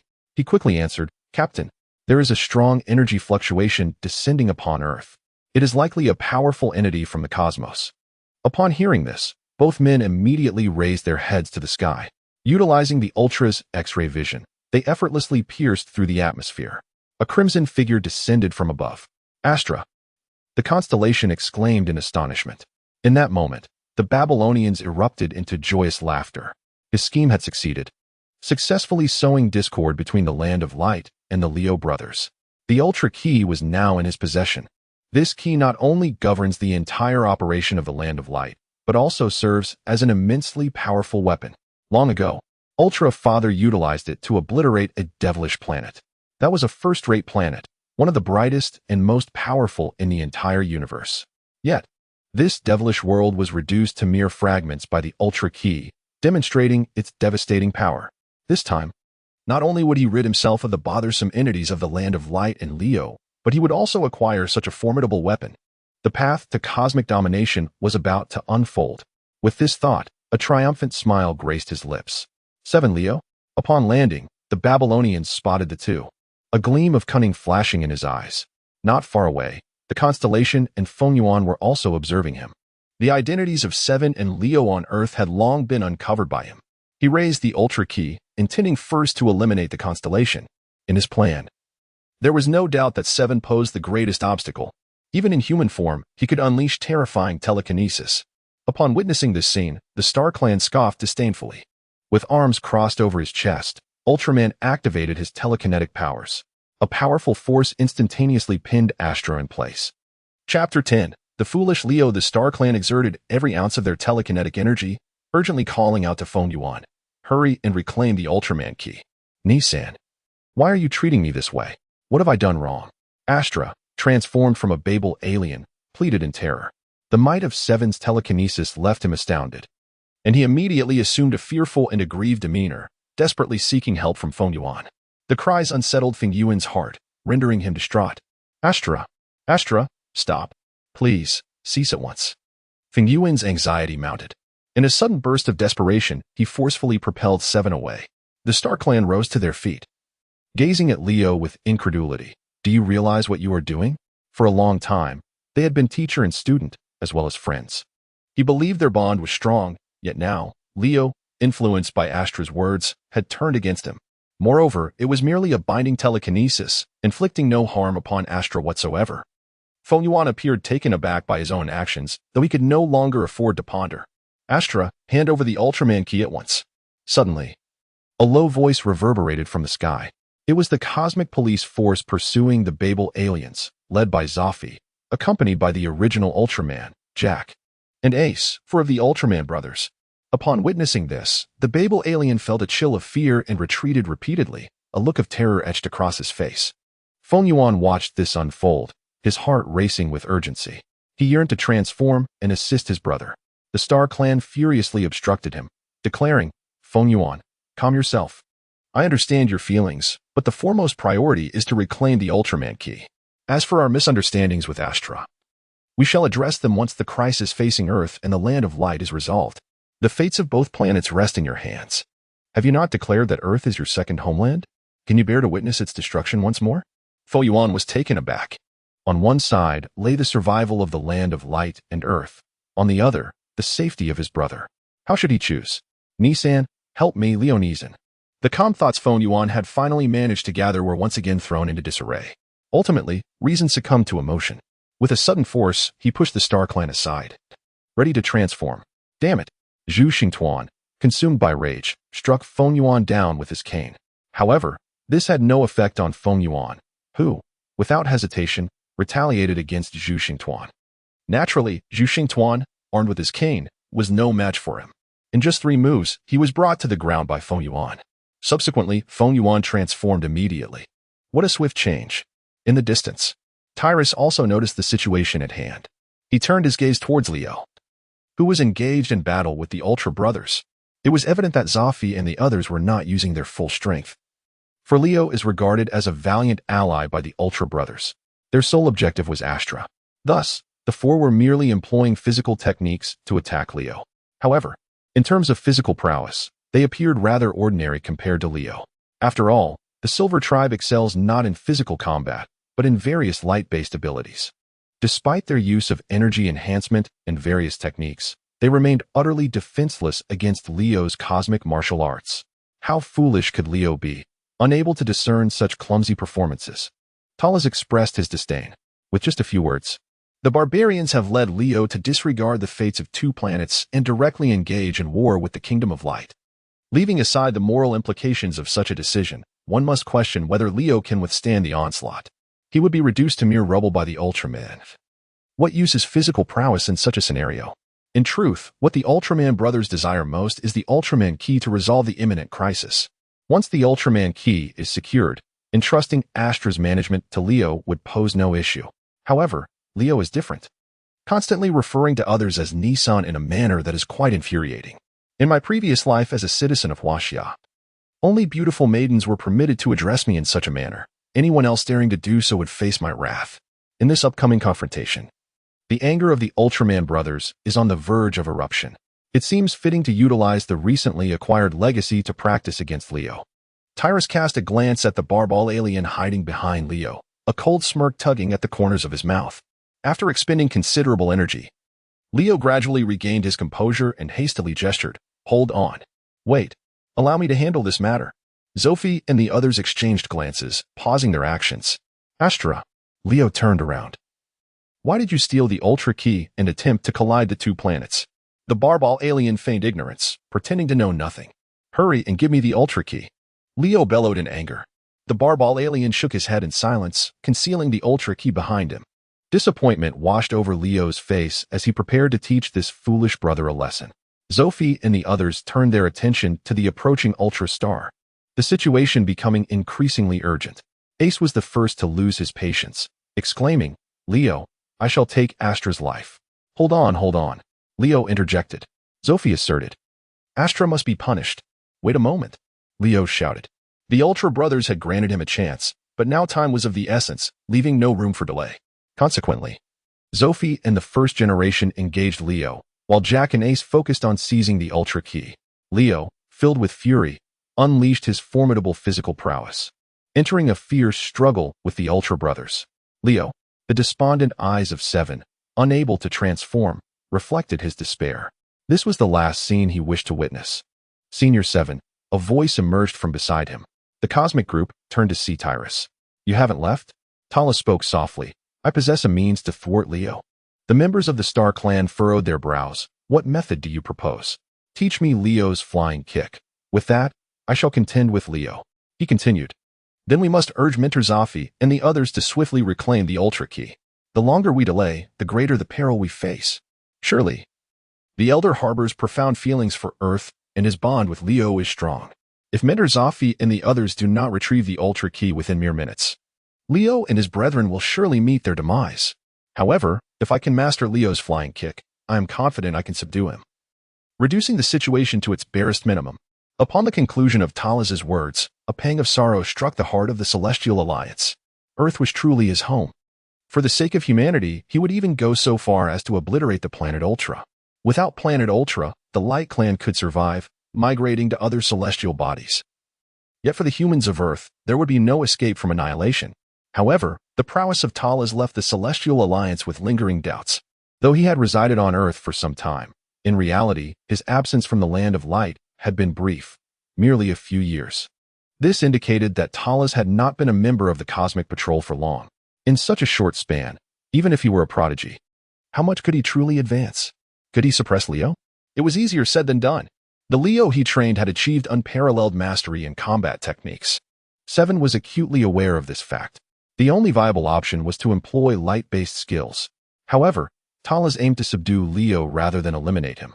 Thus he could not resort to light techniques. "I can teach you the flying kick," he declared. "Nevertheless, this battle may still be too demanding for you. Fear not. Senior 7, I am aware of what must be done." The Celestial Alliance regarded Talas for a moment before ultimately deciding to impart the technique of the flying kick. Congratulations to the host for acquiring Leo's ultimate skill, rewarded with a summoning of pirate character abilities. Summon. In his heart, Thrashes silently proclaimed. Congratulations to the host for acquiring the skill of Sanji the pirate, Demon Wind Foot. Talas was overjoyed, indeed. The system's peculiar nature rewards attributes akin to one's actual circumstances, although he possessed the dazzling speed kick of the shining fruit. It is said that an abundance of skills is never burdensome. As the host acquired the lethal technique of the pirate Sanji, he began to enhance his skills, augmenting his physical attributes. Soon, Talas regained his composure and addressed the constellation of stars. Now, I shall fulfill my promise. Hold off, Leo. No sooner had the words left his lips than a brilliant silver light erupted from his being. In the next instant, his form transformed into a streak of luminous energy. Descending upon the battlefield, the radiance gradually faded. The colossal figure of Thrashes, nearly 70 meters tall, came into view. Zophi was the first to notice him. Thrashes, quickly retreat. You are not yet worthy to join the fray. Thrashes smiled gently and reassured. Rest assured, Master Zophi, I shall take care of Leo. You all must hurry and seize the Ultraman key. As soon as the words left his lips, he was met with the astonished gazes of Zophi and the others. Thrashes turned to face Leo, declaring, Our contest is far from over. Leo's pupils constricted as he discerned Thrashes' identity from his words. Is it you? Leo intoned gravely. I will not allow you to bully Astra. With that proclamation, he launched a fierce punch towards Thrashes. Witnessing this scene, Zophi was taken aback. He intended to rush forward to shield Thrashes from Leo's onslaught. However, what transpired next left him utterly astounded. Thrashes mirrored the action with an identical motion. The two fists collided with a resounding impact. Bolstered by the attributes summoned in rapid succession, Thrashes' physical prowess matched Leo's. Boom! The force of their fists meeting unleashed a terrifying shockwave, uprooting the surrounding trees and flora. Thud, thud, thud. Thrashes and Leo simultaneously staggered backwards, each retreating several hundred meters. Smoke emanated from their clenched fists. Leo's expression turned grave. In this clash, he felt an unexpected sharp pain in his knuckles. How could this be so tough? Who on earth is this individual? Leo was astonished. The force behind his recent punch was sufficient to shatter a monster's bones. Even Zophi and the others would require energy shields to withstand it. Yet, his own fist bore the sensation of impending fracture. Zophi and his companions looked on, utterly bewildered. Just moments ago, they had witnessed Leo dominating the fight, and in the blink of an eye, he was now being subdued by this junior. Apart from Zophi and Seven, the others were equally perplexed, their expressions blank. They had no knowledge of who Thrashes was. Who is he? The original asked Zophi. Only then did Zophi regain his composure. While he was aware of Thrashes' formidable abilities, this was simply outrageous. His name is Thrashes, my new disciple. The original and his three companions were taken aback. This unfamiliar name left them with no recollection. However, Thrashes was a warrior of the Silver Clan. How could his martial prowess be so extraordinary? Sensing the confusion of the others, Zophi couldn't help but offer a wry smile. Don't look at me. I've only been instructing him for a few days. This kid just passed the warrior assessment, and his energy intensity has already surpassed 1,000. That's why the captain tasked me with guiding him. Nevertheless, I only taught him the Zire and energy manipulation techniques. His martial skills have nothing to do with me. A natural-born powerhouse? The others were instantly astonished. The original pondered aloud. Thrashes must have fully mastered his own strength. He has achieved perfect control over his energy usage. The members of the Star Group were left astounded by the scene before them, realizing that Zophi had indeed taken on a remarkable disciple. Is he truly a warrior of the Silver Clan? Even among the Red Clan warriors, such innate talent in martial arts is exceedingly rare. Zophi shook his head. Let us not squander Thrashes' efforts any longer. The original and his companions suddenly understood. All eyes turned towards the disguised Babar alien, posing as Astra. The Babar alien's heart raced. Damn it, an unexpected contender has emerged. He stumbled backwards, gripping the Ultra Key tightly in his hand. He prepared to activate the Ultra Key, intending to obliterate these individuals along with the entire Earth. Leo felt a surge of urgency. He yearned to abandon Thrashes to assist his brother. However, Thrashes pressed forward relentlessly, offering him no opportunity. I won't let you pass, Thrashes stated calmly. Get away. Leo roared in fury, launching a kick towards Thrashes' waist. Talas executed a knee block. Bang. A sharp pain surged through Leo's calf. What just happened? Following the successful block, Talus swiftly delivered an elbow strike, landing squarely on his chest. Bang! Leo felt as if a meteor had collided with him.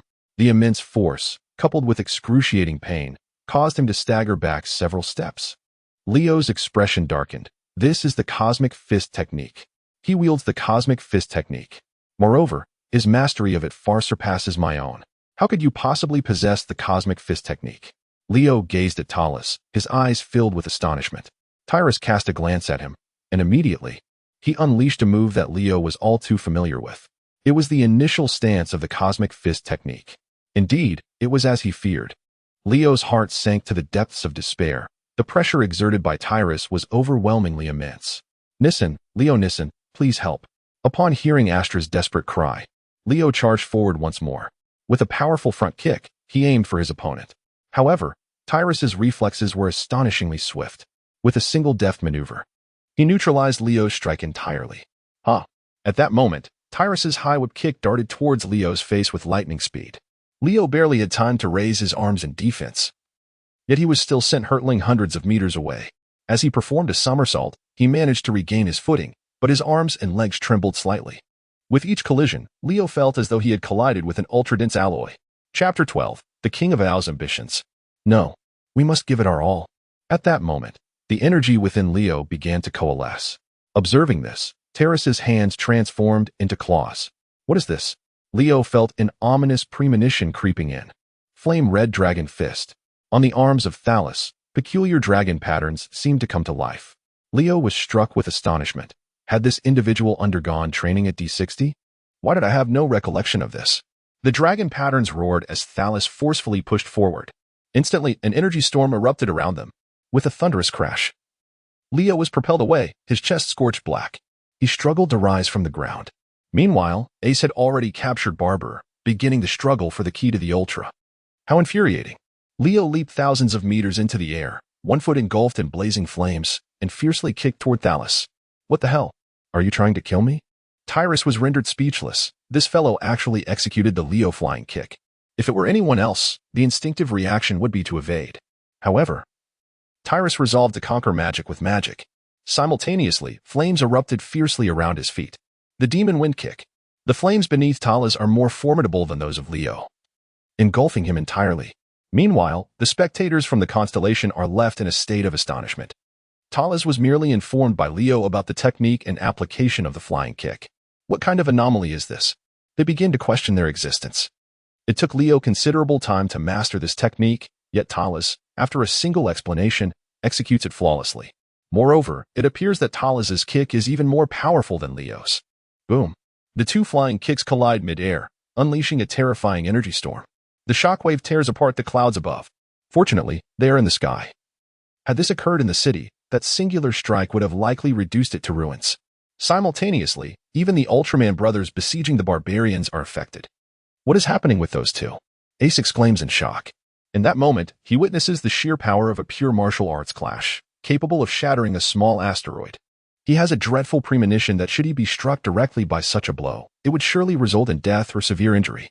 The other three share a chilling sense of foreboding, understanding that if they were to face such a strike head-on, they would be gravely wounded, if not killed. At last, the shockwave dissipates, and two figures descend from the sky. Boom. Thud. The sounds resonate simultaneously. One figure lands steadily, while the other collapses flat on the ground. This time, it is Leo who has fallen. He lies on the ground, smoke rising from one of his legs, clearly injured. In agony, he struggles to rise. However, just as he manages to prop himself up, his legs give way, and he crashes back down. How can this be happening? Leo cannot believe his eyes. In contrast, Talus, though his legs are numb, suffers no serious harm. This time, he has narrowly triumphed. What are you doing, Astra? Quickly, place down the Ultra Key. Leo shouts suddenly, drawing the attention of the others. Even Talus cannot help but glance over. He sees the barbarian raising the Ultra Key high, pointing it directly at Talus. The intent is clear. He seeks to harness the power of the Ultra Key to annihilate Talus along with the entire Earth. Tyrus's recent display has utterly intimidated the barbarian alien. Perish. The barbarian cackled, his laughter resonating with malevolence as he prepared to activate the Ultra Key. Leo could scarcely believe that his usually obedient younger brother would resort to such actions. Had he truly succumbed to the devil's temptations? Witnessing this scene, Zophi felt a surge of anxiety. Instantly, he positioned himself before Tyrus, raising his hand as energy began to coalesce. Tyrus recognized his technique at a glance. It is the M87 beam. Seizing the opportunity, Tyrus prepared to depart from Earth. Zophi spoke solemnly. I take great pride in having such an exceptional disciple like you. The future of the Land of Light is entrusted to you. From this moment forth, safeguard the universe in our stead. Terra fell silent. It must be said that witnessing Zophi risk his life to save him was profoundly moving. However, he was acutely aware of the unfolding narrative at this very moment. The King of Ultra was observing everything from a hidden vantage point. In the original storyline, the nefarious plot of the Babylonians had met its demise due to the emergence of the Ultra King. How infuriating! He had truly lost his mind. Not far off, the Galactic Alliance erupted in furious roars.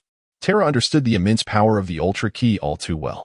Once activated, it could obliterate not just Earth, but the entire solar system in an instant. This was the true potency of the sacred artifact from the Land of Light. At this moment, even Terra felt a surge of urgency. Why had the Ultra King not yet intervened? Was this ancient being truly so audacious? Just then, the Babylonian felt an inexplicable force preventing him from seizing the Ultra Key. It was as if an invisible power was manipulating him. Suddenly, a voice echoed from afar. Belonging to the Galactic Alliance, act swiftly. Seize the Ultra Key. It was the Galactic Alliance. He had used telekinesis to control the Babylonian. Taking advantage of the moment, Terrace swiftly charged forward. In an instant, a precise strike of his hand landed upon the opponent's wrist, subsequently seizing the Key of Altar. Simultaneously, Zhu Xingtuan felt an overwhelming weakness enveloping him, causing him to collapse. Tyrus felt a sense of relief wash over him, silently expressing gratitude. He then fixed his gaze upon the barbarians, a terrifying power emanating from his being. Tyrus, do not act recklessly. Zophi immediately recognized that Tyrus intended to unleash the Zire. Now that the Ultra Key was in their possession, it was imperative to swiftly resolve the impending planetary collision. As for Astra's transgressions, they could be addressed at a later time. It would be best to entrust this matter to Leo, should Astra be killed in such a manner. Leo would undoubtedly be driven to fury. Yet, Talas remained seemingly oblivious, continuing to harness his energy. The terrifying currents of the thunder fruit began to flicker around his body. An overwhelming surge of 100 billion volts instantly generated an electromagnetic field, drawing all the golden elements together. The gold embedded within the earth was forcibly extracted. Lightning coalesced around Talas's form. Within mere seconds, the current in his hand transformed into a vivid crimson hue. With a cold snort, Tyrus unleashed the Zire. Boom! It struck true, sending Astra hurtling over a kilometer away. As the electrical current dissipated, a thick plume of smoke enveloped Astra, who fell backward. Leo watched this scene unfold, his heart ablaze with rage. Chapter 13. The Forbidden Arts of the Land of Light. How infuriating! He gritted his teeth against the searing pain and rose to his feet. In a fit of fury, Leo tapped into his latent potential and charged forward, launching a frenzied assault on Tyrus. In that moment, he was utterly consumed by madness. However, Tyrus had anticipated this reaction, effortlessly bringing Leo crashing to the ground with a single move. Tyrus was utterly speechless. Fool, you can't even recognize your own brother. Take a good look. Who is it? Upon hearing Tyrus's words, Leo was taken aback and quickly looked up. Just moments ago, Tyrus's attack had shattered the disguise of the Babalar alien. The chest of the Babalar alien had caved in, clearly indicating that the Zire had inflicted considerable damage upon him. It's the Babalar alien, Rain murmured. Only then did Zophi and the others regain their senses. The Babalar aliens were a nascent race in the cosmos, yet they harbored grand ambitions to dominate the universe. Right from the outset, they had chosen to engage in a hellish challenge against the Ultra Star. Their aim was to annihilate the Ultra Star and ascend as the new overlords of the cosmos. At that time, the Kingdom of Time had dismissed them entirely. As the Babalar aliens, in terms of both combat prowess and technology, posed no threat whatsoever. Who would have thought that this race's true capability lay in their ability to disguise themselves?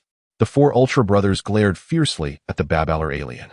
Tyrus was acutely aware that the Baberlins were far from being weaklings, particularly in the realm of combat. Their strategy of making the Ultramen appear feeble could be aptly captured by an ancient Chinese idiom, to feign weakness in order to deceive the enemy. Even the combined efforts of the Leo brothers were met with utter disarray.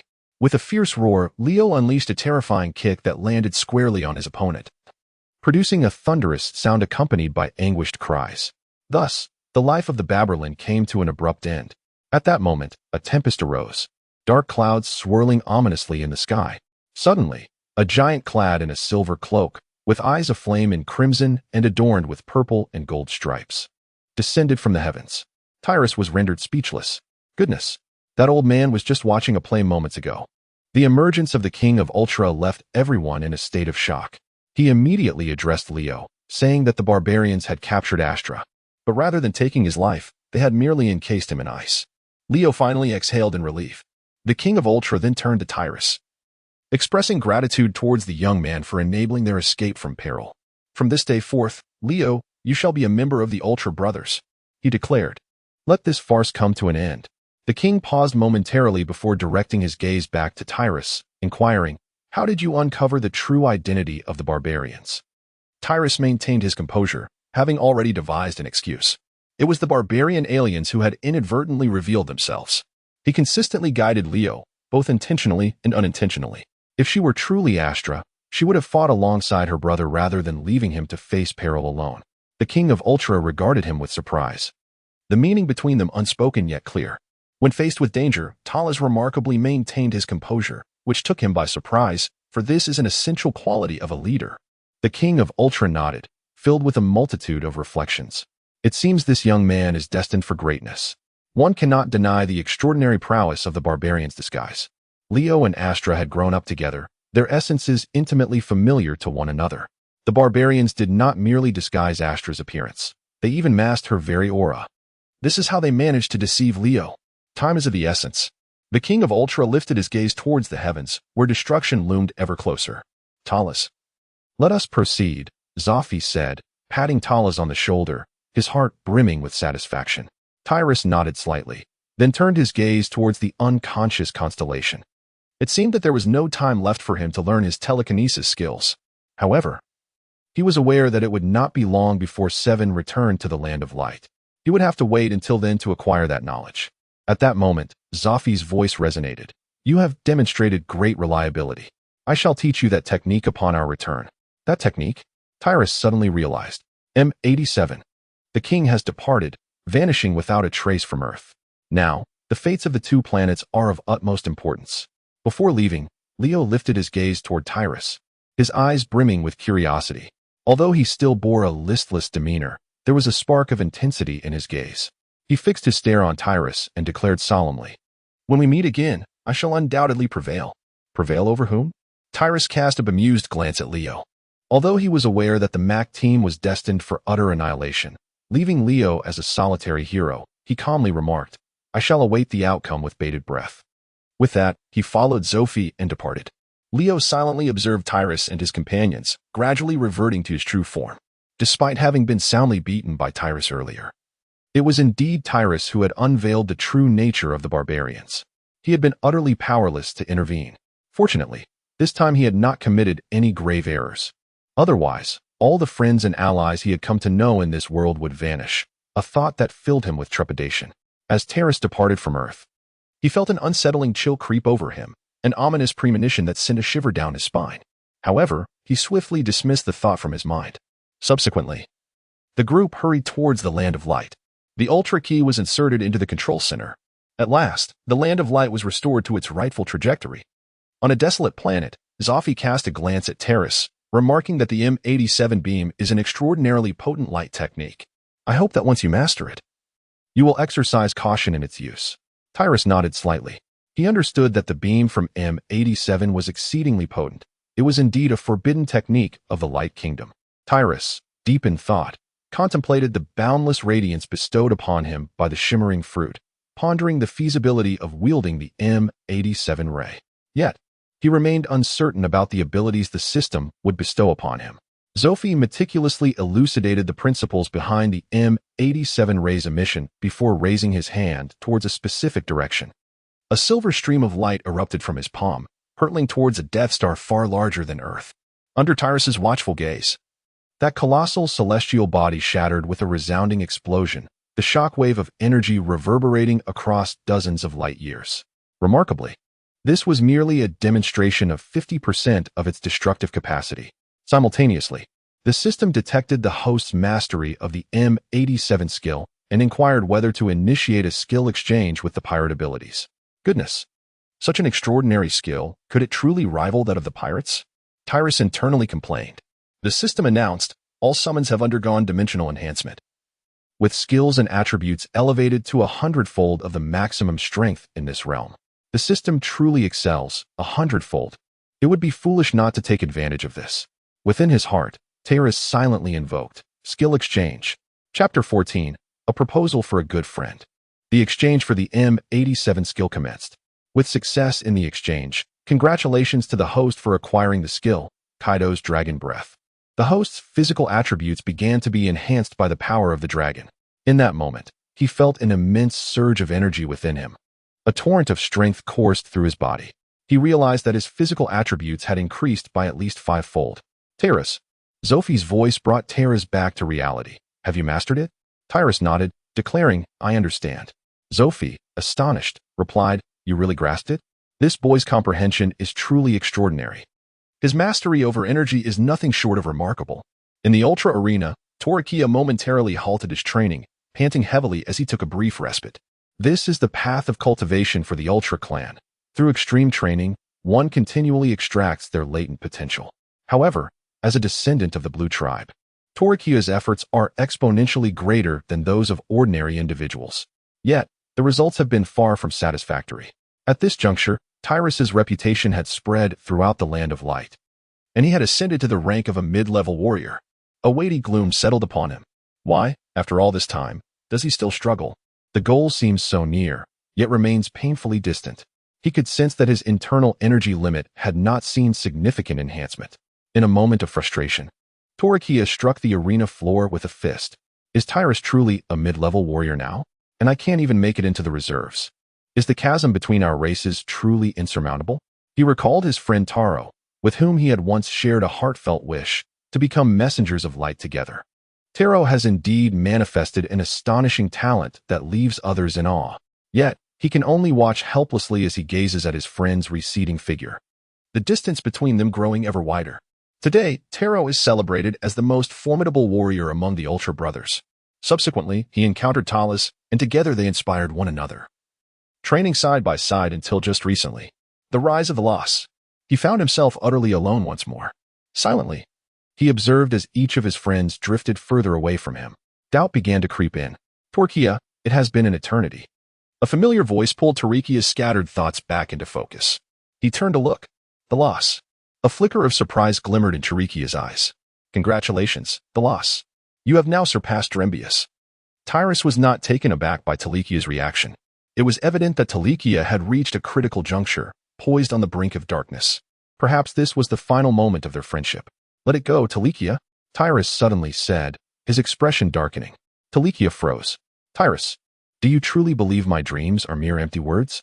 Why is it that even my closest friend does not have faith in me? Once, they had shared mutual perseverance and aspirations, but now, even those who once stood by him had turned away. A profound sense of abandonment washed over Tolekia. Talus shook his head, acknowledging that the genetic traits of the Blue Clan are indeed not particularly strong in combat. I believe you are aware of this. Tolekia, your talents shine brilliantly within the laboratory. You possess a remarkable aptitude for scientific research. Even Commander Hikaru holds great admiration for your abilities.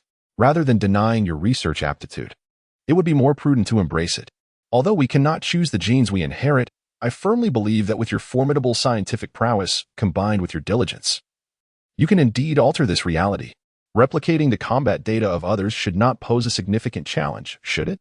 The Salomines have accomplished such feats. By replicating the data of 7, they created a robot that is nearly on par with him. Tolekia cast a glance at Talus, a flicker of surprise glimmering in his eyes.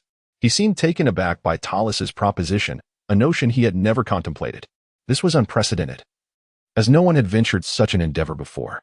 The Land of Light has never placed a high value on technological prowess. Moreover, utilizing technology to augment one's own strength easily conjures associations with the nefarious bioweapons scattered throughout the cosmos. Tolekia, with his singular focus, struggled to grasp this concept. Thus, in the original narrative, after experiencing Hikaru's fall into darkness, he gradually became lost, descending into a shadowy path. Is this truly feasible? Tolekia found himself utterly stunned. How had he not considered this possibility? Clearly, he had once sought to develop a form of taiga that could seamlessly integrate the Ultra Clan with other beings.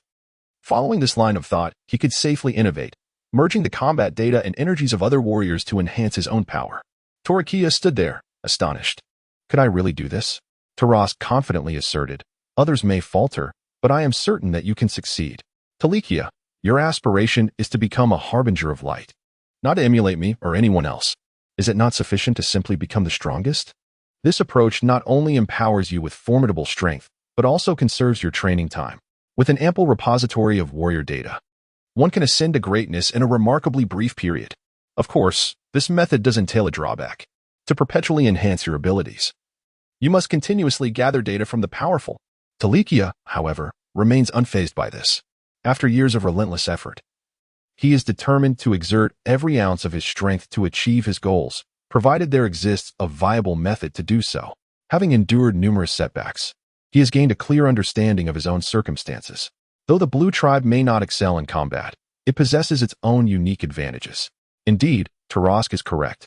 He should not forsake his strengths in favor of concentrating on his weaknesses.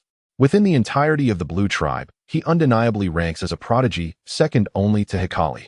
Whether it is the Taiga Spark or the future Eye of Tolekia, harnessing external forces to gain power is also a pathway to fulfill one's ambitions. In that instant, Tolekia's scientific mind began to whirl with possibilities. If only he could replicate the data of a warrior. Perhaps he could even amalgamate the data of two warriors and fuse them. The synthesis of dual data would enhance his prowess threefold.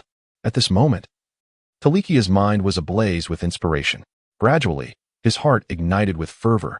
Thrashes, this is truly an ingenious idea. Thank you. However, the specifics of implementation will require careful deliberation. With that, Tolekia eagerly departed the arena, his spirit radiant, casting aside the shadows of his former despondency. Thrashes nodded slightly, watching him depart. In truth, Thrashes had long harbored such thoughts. He genuinely wished to avert the darkening of his dear friend's spirit. Chapter 15, Ming's Line Fruit. If the warrior genes cannot be awakened, then the only recourse is to have Tolekia develop some tools to harness power. Observing Tolekia's transformation, Thrashes could not help but exhale in relief. The matter regarding Tolekia was resolved. Thrashes. At that moment, a crimson figure appeared before him. 7. Thrashes was acutely aware of the implications of Seven's return. In other words, the MAC team had been utterly annihilated. Seven stepped forward, declaring, "I shall proceed to the Research Institute to study the stars."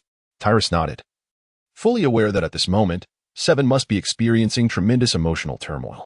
It seemed rather extraordinary that a warrior of the Red Tribe, such as Seven, was indeed a civil servant. He was affiliated with the Stellar Observation Station under the Bureau of Science and Technology, with a primary mission to explore other galaxies in the cosmos. Yet, this civil servant possessed overwhelming combat prowess. In fact, Seven was not the sole instance of such a phenomenon. Max was another. At this juncture, he served as a stellar observer. Upon seeing Thrashes, Seven's spirits were somewhat lifted. Perhaps it was due to Tyrus's remarkable performance on Earth that he felt such an affinity towards him. You possess extraordinary talent. I still require time to evolve. Some say you will become the omnipotent king, surpassing Eddie. However, such a feat is still far off. Although your physical prowess is impressive, under the guidance of Brother Zoffy, you will undoubtedly become even more exceptional. Yet, my telepathic abilities remain insufficient. Seven paused momentarily, saying, "Every Ultra Warrior possesses such capabilities, though the timing of their awakening varies. Before my departure, let me leave you a token of my esteem." As soon as he spoke, a surge of mental energy transmitted into Tyrus's mind. Then, with a gentle smile, Seven turned and departed. Tyrus cast a glance at him, somewhat taken aback. One of his purposes for traveling to Earth had been to learn the psychic abilities of Seven. Unfortunately, time had been of the essence. Although Seven had returned this time, his demeanor was evidently not at its best, making it difficult for Tyrus to broach the subject. To his surprise, an opportunity now presented itself so unexpectedly. However, upon closer inspection, Tyrus felt a tinge of disappointment. This was not the application of telekinesis, but rather a technique to assist in the awakening of telekinetic abilities. It was evident that Seven, recognizing Tyrus had not yet awakened his powers, imparted these techniques to aid him in awakening his ultra-telekinesis. Congratulations to the host for acquiring the techniques of ultra-telekinesis. You can randomly summon one of the following 3 devil fruits: the flower fruit, the barrier fruit, or the line fruit. Goodness. Don Quixote Doflamingo's fruit. Shall I consume ultra-telekinesis to summon a devil fruit? Although the probability is merely 33. 33333, it is imperative to summon. Tyrus busily announced, commencing the summoning. Congratulations, host. You have acquired the line fruit. You can conjure lines, remotely manipulate others, control the movements of multiple individuals, and utilize invisible threads to sever both man and matter, though you cannot dominate a person's will. Remarkable. My brother Ming is truly formidable. Instantly, Tyrus felt as if something within his mind had been unlocked. Subsequently, with a mere flick of his fingers, the ground around him began to tremble violently. Many onlookers turned their gazes towards him, their expressions filled with astonishment. They swiftly retreated. In an instant, the azure crystal floor crumbled, shattered into countless fragments. And the chaos rapidly spread. The tremendous commotion soon caught the attention of the powerful. Zoffy was among them. Another warrior of the silver race followed closely behind. This warrior, the omnipotent king of the Light Nation, Eddie. Zoffy had come this time specifically to assign Eddie a crucial task. Tyrus. Zoffy regarded him, a flicker of surprise crossing his eyes. Could it be that he has awakened ultra-telekinesis? Yet, this seems utterly exaggerated. The scale of this awakening is undoubtedly the largest Zoffy has ever witnessed in his lifetime. Even during the awakening of Seven, there was not such a significant disturbance. It appears this young lad possesses immense potential. At this moment, Zoffy experienced an unfamiliar sense of helplessness. To salvage his mentor's reputation, he found himself compelled to teach Tyrus the M87 technique. He believed that mastering this skill would require considerable time. Thus, his mentor's standing would finally be preserved. However, something astonishing transpired. Just as he was about to impart the M87 beam to Tyrus, Tyrus has surprisingly awakened the ultra-telekinesis. Zoffy's proficiency in utilizing ultra-telekinesis is rather modest. Among the Ultra brothers, only Seven excels in this ability. Observing Zoffy, Eddie let out a sigh. What is the matter, Captain Zoffy? It's nothing, Zoffy replied, shaking his head. Tyrus' mental strength is awakening. Please do not disturb him. He is Tyrus? Eddie exclaimed in admiration, standing by. Truly remarkable. It seems I must strive harder. I cannot allow him to surpass me. Eddie has been a prodigy since childhood. Over the long passage of time, he has amassed sufficient resources to become the omnipotent king of the Land of Light. Meanwhile, Tyrus has only recently passed his assessment. Yet he has already achieved such feats. It is simply astonishing. Recently, the Land of Light has witnessed an influx of geniuses. First, there was a dream surpassing that of you's, and now emerges Tyrus. As a senior, I feel quite a sense of urgency. At this moment, Tyrus experiences an extraordinary sensation. The power of the line fruit extends like limbs. Is this the power of Mingo? Truly impressive. On the other side, both Zoffy and Tyrus noticed that Tyrus had emerged from his awakened state. Tyrus, truly a standout among the younger generation of the Land of Light. I merely awakened ultra-telekinesis, Tyrus modestly replied. You have destroyed the arena. Zoffy jested. Tyrus surveyed the area and discovered that the arena of Ultron had been reduced to ruins. Within a radius of several kilometers, everything had been ground to dust. Talus felt a touch of embarrassment, having been entirely engrossed in the power of the experimental fruit moments ago. Zoffy, however, remained unfazed. In truth, for the Land of Light, restoring the Ultraman arena was hardly a daunting task, given the plethora of advanced technology at their disposal. Yet, Zoffy abruptly shifted the conversation. Adopting the demeanor of a stern instructor, have you fully mastered the M87 ray? Tyrus nodded earnestly. Zoffy was taken aback. Truly? Indeed, Tyrus affirmed confidently. Zoffy gazed intently at Tyrus for a full minute, then declared, let me see. With that, he soared into the depths of the cosmos. Terra followed closely behind. As for Eddie, he curiously trailed behind. Soon, they arrived at a desolate starfield. These celestial bodies, though resplendent, bore no signs of life. It was the ideal sanctuary for cultivation. Come, let me witness the fruits of your labor, Zoffy declared. Chapter 16, The Gallant Invasion. The energy within Talus surged violently, one hand crossing before him while the other waved forward. A torrent of draconic energy erupted from his palm, striking fiercely against a planet of death. In an instant, that desolate world crumbled under the onslaught of immense energy. A breathtaking explosion ensued, generating a powerful shockwave that nearly toppled Zophie and Eddie from their feet.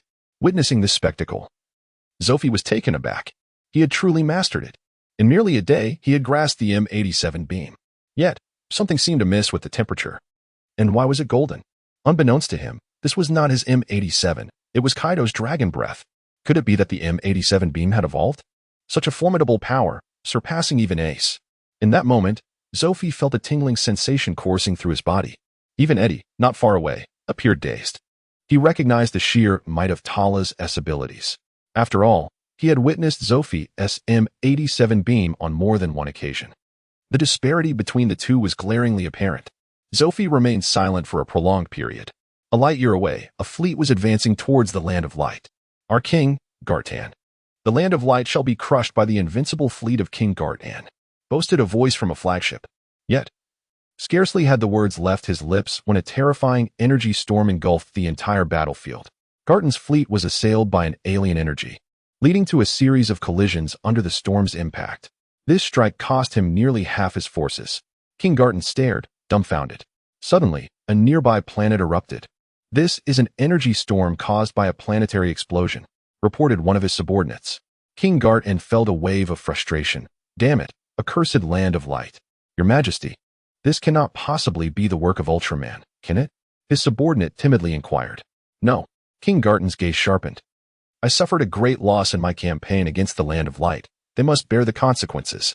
The subordinate was left speechless.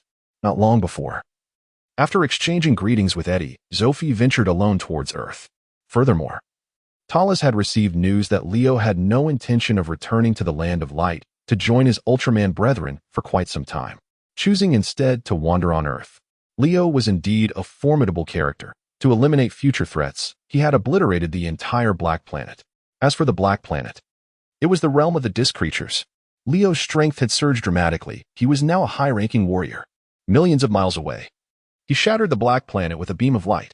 Even the celestial beings above and the inhabitants of Blake have been utterly annihilated. This marks the first occurrence of such a large-scale extermination in the annals of the Light Kingdom's history. The initial incident transpired during the era of the progenitors when the Baltan clan, in their quest to develop nuclear weaponry, obliterated their own planet. Subsequently, they embarked on a journey to seek a new home, swiftly setting their sights on Earth. Coincidentally, they encountered the progenitors' arrival on Earth. Ultimately, the inaugural blast of the Spatium Ray obliterated the vessel carrying over 2 billion Baltans. They were indeed formidable adversaries. However, the progenitors were evidently not as swift as Leo. At that time, a few fortunate Baltans managed to escape and commenced their vendetta against the progenitors. Almost periodically, a Baltan would come knocking, challenging them to a duel.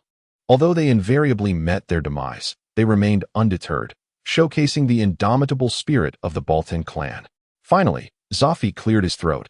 "Tyrus, I must confess that I am not well versed in ultra telekinesis. Once the war concludes, I shall arrange for Ace to give you a lesson. Ace excels in the development of light-based abilities." In that moment, Zophie felt he had little left to impart to this exceptional student. Tyrus's remarkable potential was undeniable. He was the most gifted warrior Zophie had ever encountered. Tyrus, a burgeoning star in the Land of Light, represents the hope of the next generation. Thus, he resolved to seek a new mentor to guide him. Tyrus comprehended the impending events. The Kingdom of Light was about to confront an extraordinarily formidable adversary, the Dark Legion, comprised of the Ampelans. For the subsequent decades, a relentless war ensued between the Dark Legion and the Kingdom of Light. As for the original warriors, Seven, Jack, and Ace, they faced a decisive battle against the interdimensional aberrants. Suddenly, a piercing alarm reverberated throughout the Kingdom of Light. The voice of Ultraman Father echoed in the ears of Zophie and Terrace. "The Galtan fleet is attacking the Kingdom of Light. Prepare for battle." Zophie was momentarily taken aback. Galtan.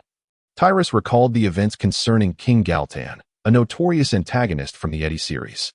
It was said that they had assembled a formidable fleet to assault the Land of Light, yet their efforts were in vain.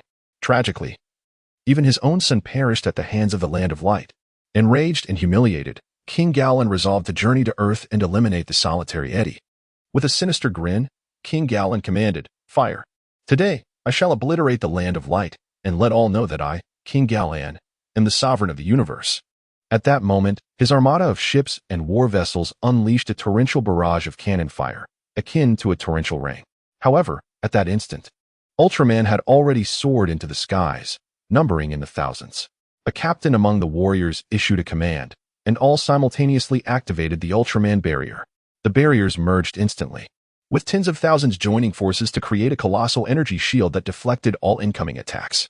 Witnessing this spectacle, King Galtan was taken aback. Indeed, the Land of Light possessed remarkable prowess. Meanwhile, the Cosmic Guard had launched their counteroffensive. A single wave of assault severely crippled King Galtan's fleet. Heartbroken, he bellowed, "Everyone, follow orders and concentrate fire. Break through their defenses."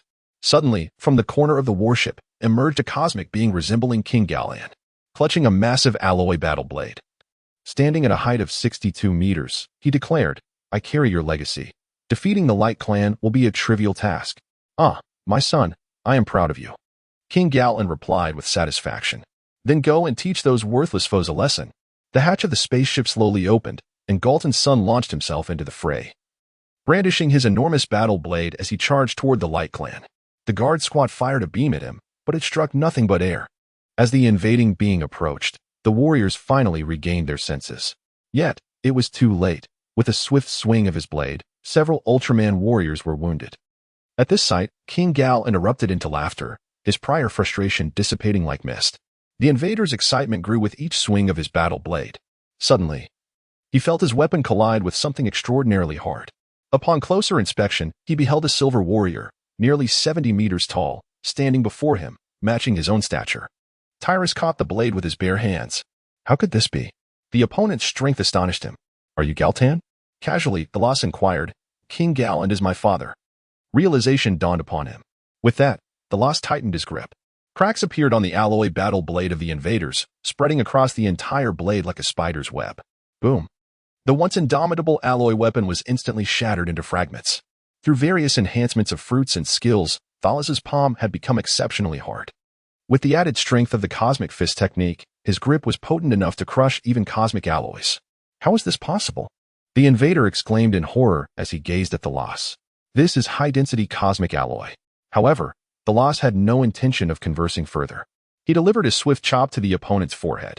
In an instant, it split in two. "No." King Galan cried out in anguish as he witnessed the demise of his son. "Kill. Quickly, kill him." Grief-stricken by the loss of his beloved child, King Galtan frantically commanded his fleet to launch an assault. This entire scene unfolded at my hands. Subsequently, the Loss gathered his strength. With the Thunderfruit skill, lightning, a formidable magnetic force suddenly emerged, attracting the debris of surrounding spacecraft, merging it into the luminous energy. In an instant, all light was drenched in crimson. Buzz. Boom. One by one, the cosmic warships were obliterated. At that moment, the Loss transformed into a merciless machine of slaughter. What? King Galtan was utterly astonished. What is happening? Why does the energy of this Light Clan not deplete? And what is this Zire? Why is it so powerful? Even more formidable than Zophias. Even the Ultra Warriors gazed at the Loss in disbelief. Though they recognized the Loss as a genius of the Silver Clan, the terrifying output of energy was undeniably exaggerated. Even their commander would likely pale in comparison. In less than a minute, over half of King Galtan's fleet had been decimated under Thalas's relentless assault. King Galtan, now filled with dread, lost all desire for revenge. "Retreat, quickly retreat." In the cover of his fleet, Galan fled in panic. Yet, the Loss had no intention of letting him escape. He pursued relentlessly. Thus, a peculiar scene unfolded.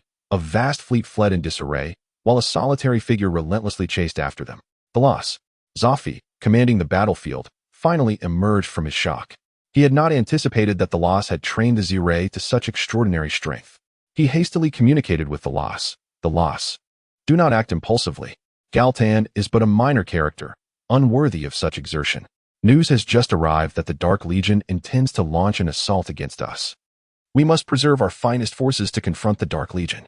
Observing that Tyrus had ceased his movements, King Galan finally breathed a sigh of relief. However, he dared not provoke Tyrus any further. His fleet had dwindled to less than a tenth of its original strength. "This time, I have been defeated. Yet, you have taken my son's life. I, Galdan, vow this." Anger resonated in Galan's voice. "I shall exact my revenge. You still have warriors on Earth, do you not?" I demand one to avenge my son's death. Terrace, Zoffy, Terrace, there is still time. Let us first deal with Galan. A figure of Galton's caliber cannot possibly alter the grand scheme. However, should he venture to Earth, it would spell trouble. If Galan were merely to assault the Land of Light, then this conflict would reach its conclusion. Yet, if he were to target Earth, Zoffy would categorically refuse to permit it. Tyrus, I understand. With that, Tyrus pursued Galton's spacecraft. On Earth, Eddie is currently teaching at a secondary school. His arrival on this planet was orchestrated by the Father of Ultra, for he alone possesses the capability to fulfill this mission. During the era of Leo, Earth endured an overwhelming number of calamities: Tokyo submerged, global tsunamis, and the Mac team obliterated. Disasters cascaded one after another, inflicting immense suffering upon the planet. Since then, humanity's negative emotions have found no outlet, accumulating relentlessly. Ultimately, they have solidified. This is a harbinger of monstrous manifestations. Eddie is the Ultraman most adept at managing the byproducts of negative energy from the Land of Light. Teacher, have you brought Earth into the classroom again? Yagami Takashi exclaimed as he rushed into the school. The classroom resonated with the joyous laughter of children. Takashi had previously promised his students that if he were late again, he would indeed bring Earth to class. Thus, this scene unfolded. As a combatant of UGM, his tardiness was entirely unavoidable. For instance, in recent days, several oil fields nearby had been attacked, leaving UGM personnel overwhelmed with work. Fortunately, he is a warrior of light, were he an ordinary person. Balancing daytime classes with nighttime duties at UGM would surely have exhausted him long ago. Yagami Takashi appeared quite embarrassed. Oh, indeed. The headmaster was observing nearby, visibly displeased with Takashi's lateness. Yet, due to the support he received from the students and the principal, she found herself powerless to address the matter. Meanwhile, at UGM's Cosmic Observation Station, a shocking discovery was made. A dilapidated spacecraft was seen approaching from the depths of space, seemingly on the verge of disintegration. It ultimately landed in a mountainous region. Captain, a spacecraft has landed near Narita Airport. We have detected an anomalous signal, reported the communications officer, Ami Shirogane. Urgently. Anomalous signal? Captain Yamamoto Kazuki pondered. Can it be deciphered? It will take some time. Ami Shirogane nodded. I understand. Expedite the decryption. It is imperative to ascertain their intentions. Are they friends or foes? By the way, summon Yagami Takashi. The planet is besieged by monster attacks, and now we have a peculiar spacecraft appearing. This cannot bode well for Earth. Yagami Takashi was urgently called to the UGM base, where he began to comprehend the situation regarding the fleeing spacecraft. Yamato was momentarily taken aback. In the ensuing 2 days, UGM was engaged in combating the monstrous threats while simultaneously decoding the enigmatic signals. Through relentless effort, he finally managed to decipher a portion of the radio waves today. Indeed, it was a form of communication. Chapter 18, A Dramatic Turn of Events. The message read, Cosmic demons, annihilate all. What could this possibly mean? The other team members exchanged glances, clearly perplexed by the implications of the text. Even Yamato wore a bewildered expression. Could it be? Suddenly, Emiko Chinen felt a spark of realization. Could it be that they are being pursued? Moreover, the pursuers are likely to be formidable adversaries. Perhaps they are fearsome monsters. Kazuki Oyama nodded in agreement. There is indeed a possibility. This would spell yet another catastrophe for Earth. Prepare yourselves. Be ready to face the dangers from the cosmos at any moment. Captain, what about that monster? Yamato inquired. Kazuki Oyama directed a steady gaze at him. Keep a vigilant watch. We must eliminate this creature swiftly. Confronting 2 monsters simultaneously is not an enjoyable prospect. Understood. Yamato responded promptly. Captain, the next location for the monster's appearance is Narita Airport. Emiko Chinen suddenly exclaimed. After completing the UGM mission, Yamato hastily made his way to the school. He had learned from the students that Kyoko Ehara was heading to Narita Airport. However, it was imminent that a monster would emerge at the airport, turning it into a perilous battleground. What? Hakaori and the others are going too? Yamato thought with alarm. Just then, Emiko Chinen's voice crackled through the communicator. Yamato, the monster is moving towards Narita Airport. At Narita International Airport, Kyoko Ehara sat quietly, awaiting her so-called blind date. Yet, she had arrived long before, while the other party was still absent. How rude of him to be late. Suddenly, from a distance, she spotted a tall, handsome young man, over 180 centimeters, emerging from the airport. Kyoko's eyes brightened. A professor from a prestigious institution must look like this, right? Although she was uncertain about the age of her prospective match, based on Kumiko Nozaki's enthusiastic matchmaking, it seemed their ages were likely comparable. Scanning the entire airport, this young man was the only one who fit the criteria. In fact, behind Terasu, there lurked a rather unsavory-looking man who appeared to be in his 30s. Scanning his surroundings as if searching for someone, it was time to resolve the matter concerning Galton. Tyrus has been on Earth for 2 days. I must say, his adversary possesses remarkable skills when it comes to evading capture. That warship is equipped with the capability of space jumps, making it exceedingly challenging for Tyrus to pursue it. Fortunately, he is endowed with an infinite energy buff, allowing him to both chase and engage in combat simultaneously. In the end, King Garton managed to escape with only his flagship, while the rest of his fleet was annihilated by Tyrus. He returned to Earth in a state of disarray. Now, he gazes upon a familiar figure before him. Ehara Kyoko. Ehara Kyoko silently rejoices, relieved that she did not misidentify him. Indeed, I am Ehara Kyoko, Mr. Yamagata. Mr. Yamagata? What is happening? Talas was momentarily taken aback. This place is rather inconvenient. Shall we find another location to converse? However, before Talas could inquire about the reason, Kyoko Ehara had already grasped his hand and led him out of the airport. In a nearby corner, 4 high school students observed the scene, their expressions filled with despondency. One student could not help but sigh. The teacher has lost. The other party appears exceptionally outstanding, and he is indeed more handsome. Another student countered. Although Yamada is quite lazy and rather dull, he is still a teacher, not a renowned professor, and he lacks any discernible virtues. As the conversation progressed, the children grew increasingly disenchanted with Yamada. It seemed there was truly no comparison. Not far away, a sleazy man intercepted a woman, leering as he said, "You must be Miss Kyoko, indeed as my aunt described, breathtakingly beautiful. No woman in all of Paris can rival your loveliness." Insane. The woman rolled her eyes, muttering a curse as she turned to walk away. Yamagata, growing impatient, remarked, "How is it that I am mistaken once more? Where is Miss Ehara Kyoko?" "The phone is unreachable." This marked the umpteenth woman he had questioned. Although Talas is merely humanoid, he retains certain extraordinary abilities, such as heightened senses. Despite the bustling crowd within the airport, he is capable of extracting information from the cacophony of sounds surrounding him. He overhears mentions of Nozaki Yamagai, with people eagerly seeking to engage him in conversation. It suddenly dawns on him that this resembles the matchmaking tale of Kyoko Ehara. Narita Airport? So that is the case. Kyoko Ehara has mistaken him for that lecherous fellow, Nozaki Yamagai. As these thoughts swirl in his mind, Tyrus's lips twitched slightly. Good heavens! Such a melodramatic plot had unexpectedly befallen him.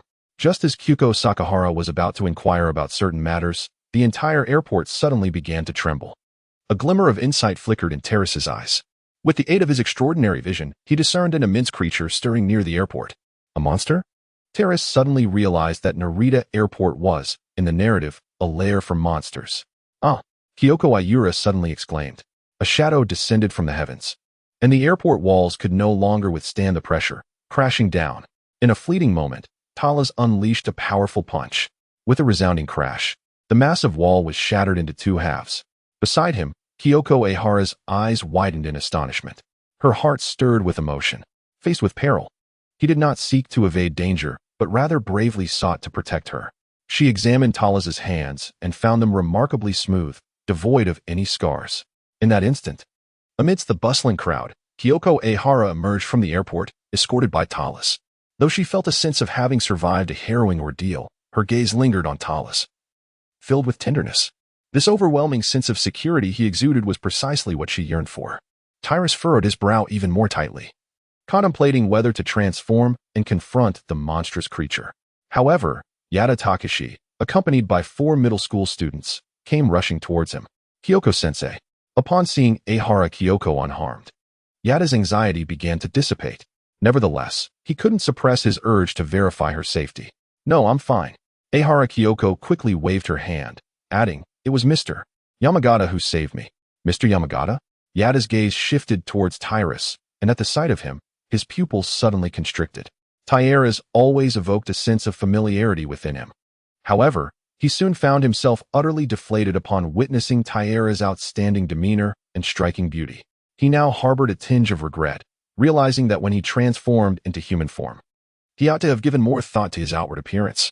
Had he known he would encounter Kyoko Sakahara, You should have contemplated the preferences of young ladies from the very beginning.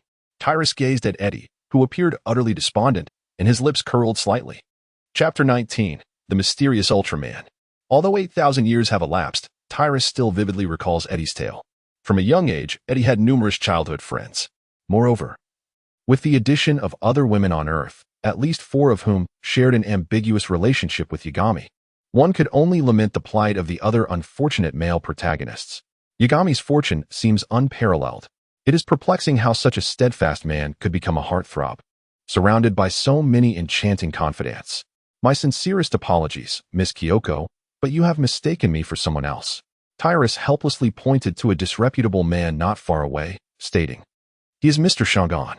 No sooner had the words left his lips than the man screamed in terror, his voice rendered hoarse by fright. The expression on Kyoko Sato's face darkened immediately. She cast a glance at Tyrus, then at the unsavory man. This sudden and stark contrast left Kyoko in dismay. Masaru Yada, however, wore an expression of sheer excitement. "A misunderstanding? How splendid!" he exclaimed. "Splendid? In what way?" The typically genteel Kyoko now glared at him with fury. Masaru, bewildered, wondered what was amiss. A student leaned close to him and whispered cautiously, "Teacher, could you please refrain from speaking? Kyoko-sensei is not in a good mood right now." Suddenly, the roar of the monster jolted Masaru back to reality. "I have matters to attend to. I'll take my leave," he declared. "You all should head home quickly. This place is far too perilous." Several students exchanged knowing glances, hoping he would remain with Kyoko to exhibit his protective nature, particularly after she had just endured a monster attack and was likely shaken. Yet, he hurriedly departed. Just then, Tyrus's voice resonated. "Miss Kyoko, why do you linger? This place is exceedingly dangerous." At that moment, Kyoko stood alongside Tyrus, showing no intention of leaving. She smiled gently. "By the way, I still do not know your name." "Tyrus," he replied. Tyrus recalled that he had yet to register on Earth. In other words, he remained an undocumented entity on this planet. The name of Ehara Kyoko was firmly etched in his mind. At that moment, Eddie finally took the stage, prepared to duel with the oil monster Gabisher. Initially, Eddie employed his agile movements to launch an assault, resulting in a stalemate between the two. Subsequently, Gabisher unleashed a torrent of flames, forcing Eddie to retreat repeatedly, and then ensnared Eddie's neck with its tongue, hurling him away with great force. At this juncture, Eddie's internal energy had dwindled significantly, signaling a critical alert. Thus, he commenced his counterattack. He began with an ultra shot, which shattered Gabisher's tongue with precision. Following that, he executed an ultra double slash, severing its mandibles. The monster, racked with pain, found its combat effectiveness severely diminished. He prepared to utilize the Shakushium ray to bring this fierce battle to a close. A glimmer of determination flashed in Terra's eyes. Indeed, aside from Ace, Eddie was the Ultraman with the highest mastery over light. However, at this moment, as Eddie was about to unleash the Shakurium ray, he was struck fiercely in the back by a battle blade. Gelton the King. "Eddie!" Kyoko Ehara exclaimed in shock upon witnessing this scene. How could there be 2 monsters? Meanwhile, at the UGM headquarters, the final segment of the transmission had been decoded. Yamashita Kazuki and his team were taken aback. The cosmic demon, the harbinger of destruction. "Terras, hurry and save Earth. We must protect it at all costs, even at the expense of Eddie." Yamashita Kazuki glanced at the deciphered content and spoke gravely. "So, the owner of this spacecraft is being pursued by a powerful Ultraman. Their descent to Earth was not an accident. They are heading straight for Earth." "Captain," a startled cry echoed. Megumi Yuchino quickly interjected. "The Cosmic Observation Station has sent a set of photographs that may be related to that mysterious Ultraman." No sooner had she spoken than she promptly transmitted several images. Yamashita Kazuki hurriedly received them, scrutinizing the details. The first photograph displayed a massive fleet traversing a space-time wormhole, their formation in disarray. They appeared quite beleaguered. The second photograph revealed a silver streak of light shooting forth from the wormhole, carving an arc across the sky. One battleship after another was obliterated. As for the third photograph, it seemed that the light was on the verge of materializing, with a vague silhouette barely discernible. Yamashita Kazuki pondered deeply. The entire situation was shrouded in mystery. Firstly, whether the pursuer of these warships was foe or ally remained uncertain. If it were the Dark Ultraman, the implications would be dire. The photographs were indistinct, originating from the distant cosmos. Yet, it was evident that this fleet was colossal, Hundreds of warships were annihilated under that terrifying energy surge. This enigmatic Ultraman possessed formidable strength. If he were an adversary, Earth would face catastrophic peril. Yuchino swiftly declared, "Emergency." A new enemy has suddenly appeared in the vicinity where Eddie is battling the monster. Yamashita Kazuki's expression turned grave. Shortly thereafter, the main control room transmitted surveillance footage. Just as Eddie was poised to vanquish the oil monster Gabashiru, an alien wielding a large sword materialized behind him, a terrifying force emanating from his presence. A single slash struck Eddie's back, leaving the unprepared hero gravely wounded. This is bad. This individual is likely the very alien that descended upon Earth previously. Now, Eddie's energy is nearly depleted, making it impossible for him to confront two adversaries simultaneously. Yamashita was taken aback and hurriedly seized the communicator. Quickly, send support to Eddie. Received. Following this, the UGM fighter jets were deployed to initiate an assault on King Galtan.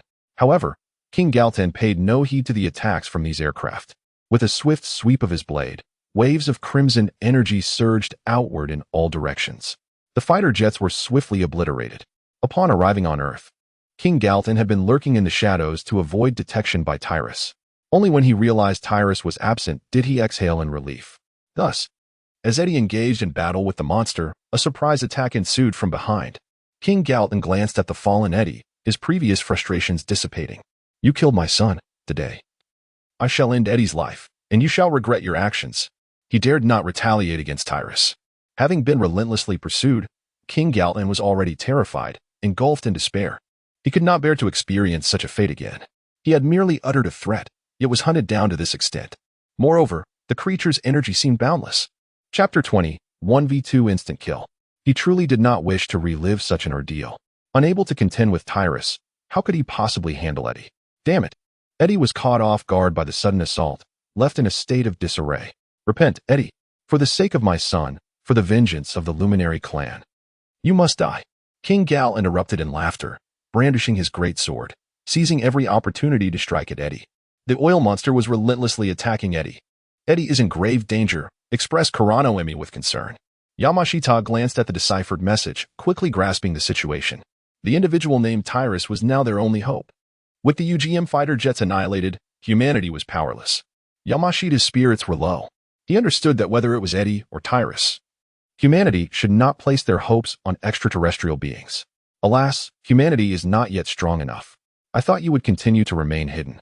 Tyrus found the sudden appearance of King Galan somewhat amusing.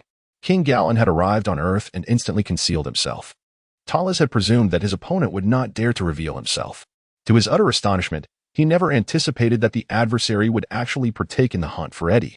Given Eddie's current state, he was utterly incapable of withstanding their onslaught. "My Lord Talas, what are you intending to do?" Kyoko Akahara inquired hastily as Talas stepped forward. "Miss Akahara, let us consider this misunderstanding as a twist of fate. Until we meet again." Subsequently, Kyoko Akahara gazed in astonishment at the unfolding scene. Talas erupted with a breathtaking radiance, and amidst this brilliance, his form rapidly ascended. In an instant, he transformed into a colossal figure nearly 70 meters tall. A magnificent giant of crimson and silver. The ground beneath him cracked and fissured under the immense pressure.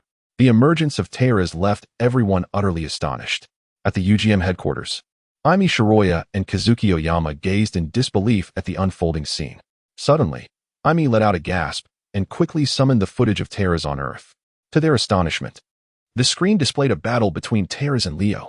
Although the image was somewhat blurred and shaky, evidently recorded from a great distance. It was clear that this Ultraman had once triumphed over Leo. "Do you know his name?" Kazuki inquired. Aimi shook her head. During that time, calamities struck across the nation, and no one paid attention to them. Kazuki nodded, yet he had already surmised the identity of the figure in question. Indeed, they noticed that the previously arrogant Galton was now trembling. "Teras." Eddie cast a surprised glance at him. "I never expected it to be you."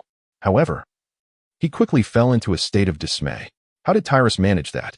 Upon arriving on Earth, he effortlessly stole away his own goddess. He cast a glance at Kyoko Akahara in the distance. His heart ached more profoundly than when he had been struck down by the combined forces of Galtan and Gabahir. Tyrus paid no heed to Eddie. His gaze shifted towards King Galtan in the distance. Though it was merely a fleeting glance, King Galtan appeared to be struck by an unseen force, retreating further and further. He even forgot to launch an assault on Eddie. His hands trembled, nearly dropping the battle blade, while his legs quaked, leaving him devoid of the strength to flee. Tyrus smiled faintly, adopting a stance that seemed to beckon his opponent to strike. King Galton's eyes instantly turned crimson, though he harbored a deep-seated fear of Tyrus. He found himself with no avenue of retreat, and the hatred within him surged to the surface. His son, his fleet, all annihilated by this wretch.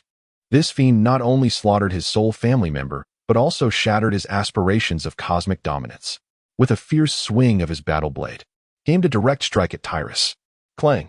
The massive blade was seized by Tyrus's grasp. The clash of blade against palm ignited a shower of sparks. Tyrus stood motionless, unwavering. King Galtan attempted to break free, yet he discovered that the battle blade was akin to Tyrus's grip, utterly inescapable. Bang! As the loss tightened his grip, the battle blade shattered into countless fragments in an instant. He then leaped into the air, commencing the cosmic fist technique, channeling all his inner strength into his palm. A hand blade descended from above with astonishing speed, creating a series of sonic booms. Before Galtan could even comprehend the situation, the hand blade had already struck down upon him from above. All of this transpired in the blink of an eye. When the onlookers regained their senses, they discovered Galtan was utterly motionless. The immense power of the loss caused a vast fissure to appear in the ground. A gentle breeze wafted through the air. In an instant, the mighty body of King Galtan was cleaved in two, the cut remarkably smooth and precise. At that moment, the loss turned his gaze towards Gabishur. The colossal beast, now endowed with a degree of intelligence, was filled with trepidation. With a resounding thud, it knelt down and began to dig into the earth. Talas approached slowly, while Gabriel Hill, drenched in cold sweat, frantically clawed at the ground, desperately attempting to burrow his way to safety. Tyrus grasped its tail and yanked it back, sending it crashing to the ground, disoriented and dazed. After a moment, Tyrus hoisted it like a limp lizard, then delivered a powerful kick to its head. The skull, impervious as it was, shattered upon impact, resulting in a gruesome demise. It turned out that this Ultraman had relentlessly pursued the creature all the way to Earth. Shanishu couldn't help but gasp in astonishment. So formidable! The opponent's strength surpassed even that of Eddie. What was clearly a fierce adversary for Eddie had been effortlessly vanquished in a mere encounter. He silently noted Tyrus's name in the records. The most enigmatic Ultraman warrior, Tyrus Ultraman. What is happening? Witnessing Tyrus's swift resolution of the battle, Eddie's eyes flickered with surprise. However, he quickly composed himself and approached to inquire about the situation. Tyrus casually remarked, "I have slain his son. In his quest for vengeance, he seeks to harm you. Mentor Zophi instructed me to eliminate him, to spare you and Earth from peril." A sudden wave of frustration washed over Ed, as he found himself inexplicably entangled in this conflict. Suddenly, Tyrus's gaze sharpened. In the sky, enigmatic characters flickered with brilliance. This was the method employed by the luminal race for the transmission of information and the preservation of their legacy. It was indeed Zophi. Has the battle commenced? Tyrus murmured to himself. Eddie nodded slightly. It seems the universe is far from peaceful. The Dark Legion is launching an assault on the galaxy. Captain Zophi requires your assistance. Eddie, I am bound for the battlefield. Tyera spoke up, expressing concerns about potential dangers to life. In order to prepare for more battles, why not teach me the 8-part light wheel? The 8-part light wheel, a formidable cutting technique learned by Eddie from the original master, was not frequently utilized by him. Chapter 21. The Birdcage Trial. Subsequently, Eddie conveyed the method of using the 8-part light wheel to Tyera's through telepathy. Host has mastered the 8-part light wheel. Shall the pirate skill exchange be initiated? Skill exchange. Initiating the exchange for the 8-part light wheel skill. Exchange successful. Congratulations, host. You have acquired the skill, Jinbei's Fishman Karate, Gun Wave. Wow, the sea hero has appeared. But isn't this a skill that requires water to activate? System notification. Skill has been modified. Light elements have replaced water elements. Acquiring Fishman attributes. Commencing enhancement of host's physical capabilities. Is this even possible? Tyrus was pleasantly surprised. His combat prowess had evidently reached the level of an advanced warrior. Although Eddie possessed numerous skills, there was no necessity to continue learning from him. When compared to Ace, Eddie's light techniques were somewhat lacking, and Ace also boasted a plethora of supportive abilities. A harmonious balance of offense, defense, and support was the true path to mastery. If I were to assimilate all the skills of the Ultraman brothers, perhaps I could elevate the Land of Light to unprecedented heights. It seemed imperative to hasten the acquisition of Ultraman skills. Despite currently possessing the strength of an advanced warrior, I still fell short when compared to the Ultraman brothers. And I was even further from matching the Ultra King. Turning to glance at Eddie, Tyrus was met with the sight of Eddie already unconscious. He realized that Eddie's energy reserves were nearly depleted, with the colorful timer flickering incessantly. Ultimately, he could no longer maintain his giant form. In a dazzling flash, he soared into the heavens. This scene left Tyrus momentarily speechless. If Eddie could endure for just a little longer, he could have easily separated a portion of his energy to sustain Eddie's efforts. Nevertheless, Tyrus secretly felt relieved. Fortunately, he possessed the shining fruit, rendering any concerns about endurance entirely moot. It was time to investigate the Dark Army. Talas murmured, "Ampera is the true threat." Subsequently, Tyrus soared into the depths of the cosmos. Meanwhile, not far away, Kyoko Ehara gazed despondently at the receding figure. Just then, Yamato, having reverted to human form, sprinted towards her. Pondering, Kyoko mused, "Are all Ultramen extraterrestrial beings?" Indeed. Yada's heart raced, fearing his secret had been unveiled. "Is it possible to encounter an Ultraman in space?" Kyoko inquired. Yada's expression became earnest. "Of course." Kyoko burst into laughter, exclaiming, "Wonderful. Just wait." Yada, slightly baffled, asked, "What do you mean, Kyoko-sensei?" "I have someone I adore." Kyoko replied with a gentle smile. "Who is it?" Yada pressed eagerly. "Tyrus Ultraman. I will strive to reunite with him among the stars." Kyoko departed, filled with excitement and joy, leaving Yada in a state of bewilderment. "Ah, Tyrus, you scoundrel." Yada fumed. "Bring my Kyoko back." After returning home, Kyoko fashioned a Tyrus doll, carrying it with her daily. Until one fateful day, the negative energy stemming from a child frequently bullied latched onto Kyoko's Tyrus doll. Beyond the Milky Way, the Dark Legion launched an assault on the galaxy, engaging in fierce combat with the defending Ultramen. The Dark Legion is most notorious for its 4 heavenly kings, the Balan, Khmer, Zerub, and the 3-faced monster Dada. Currently, the Baltan were at the forefront of the attack, possessing highly advanced technology, particularly in cloning.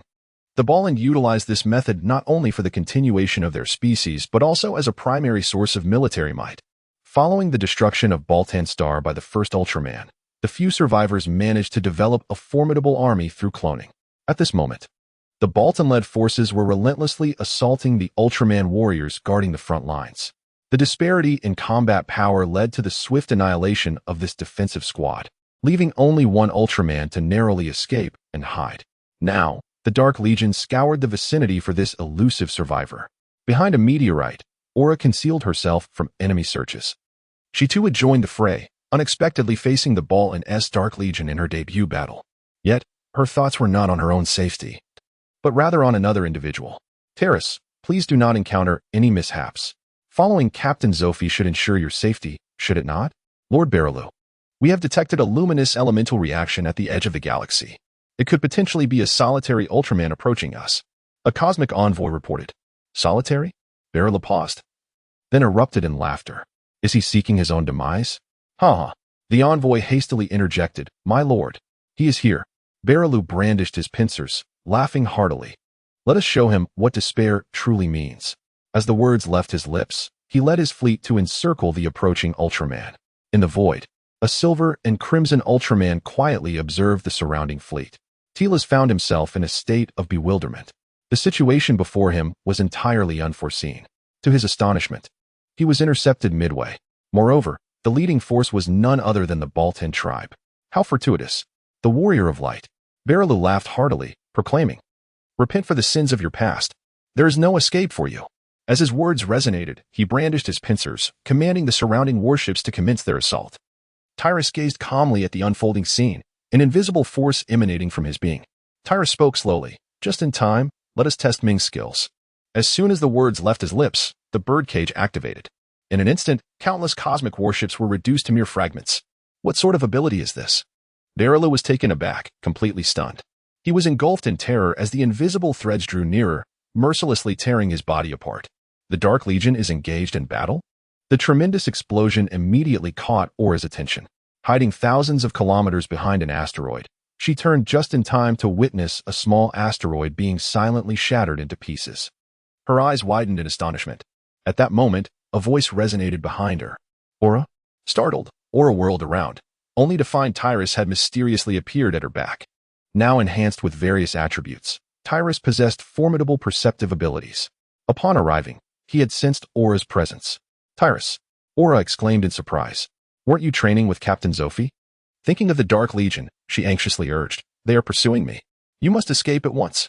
Chapter 22. Shattering the balance. Terrace was momentarily taken aback. The Dark Legion?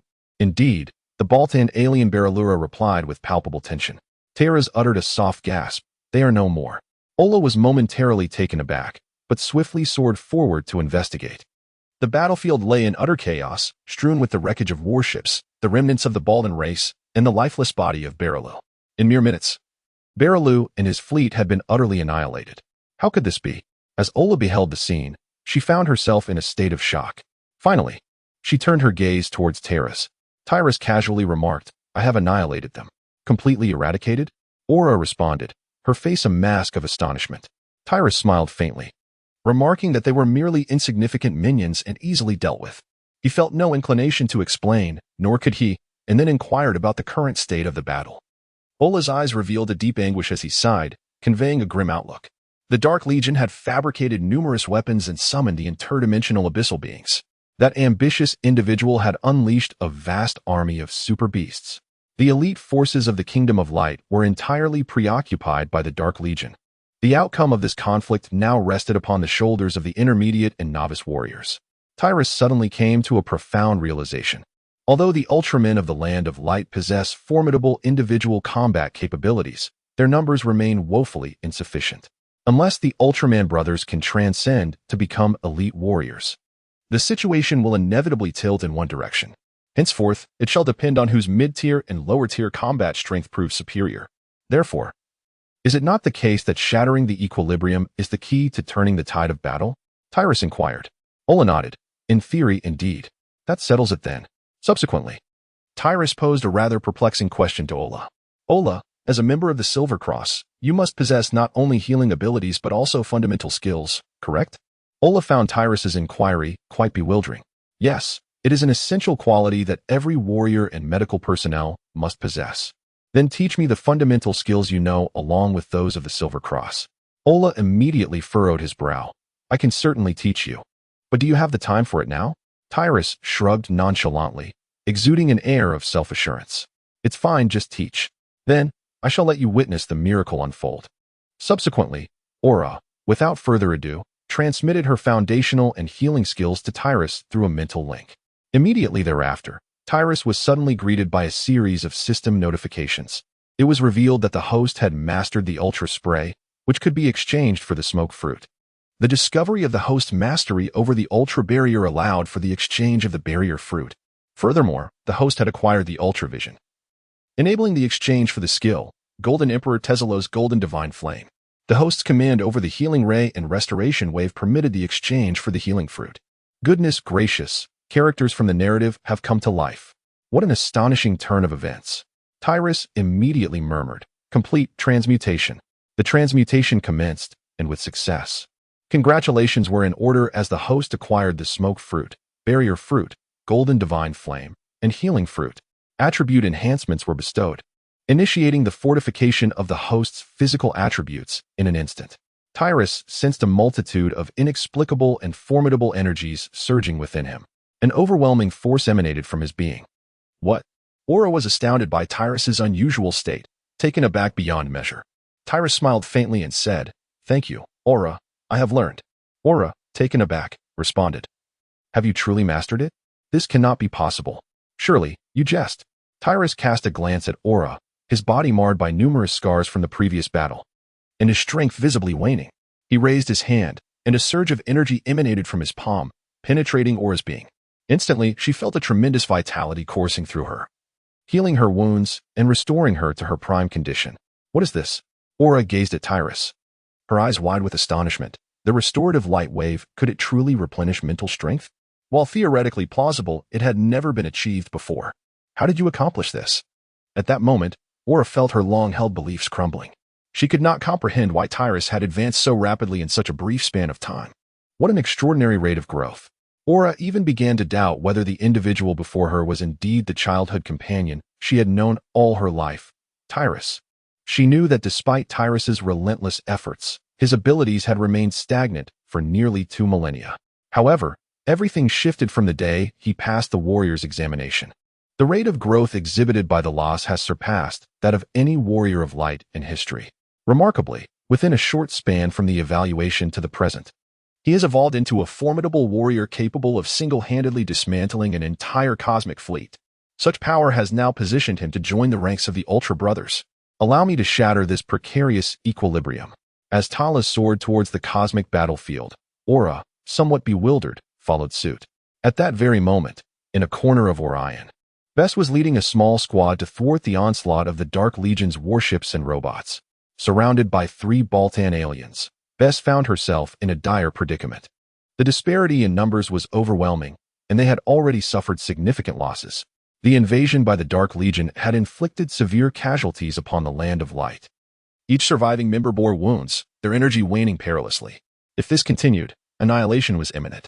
Bess's heart brimmed with fury, yet she felt utterly powerless.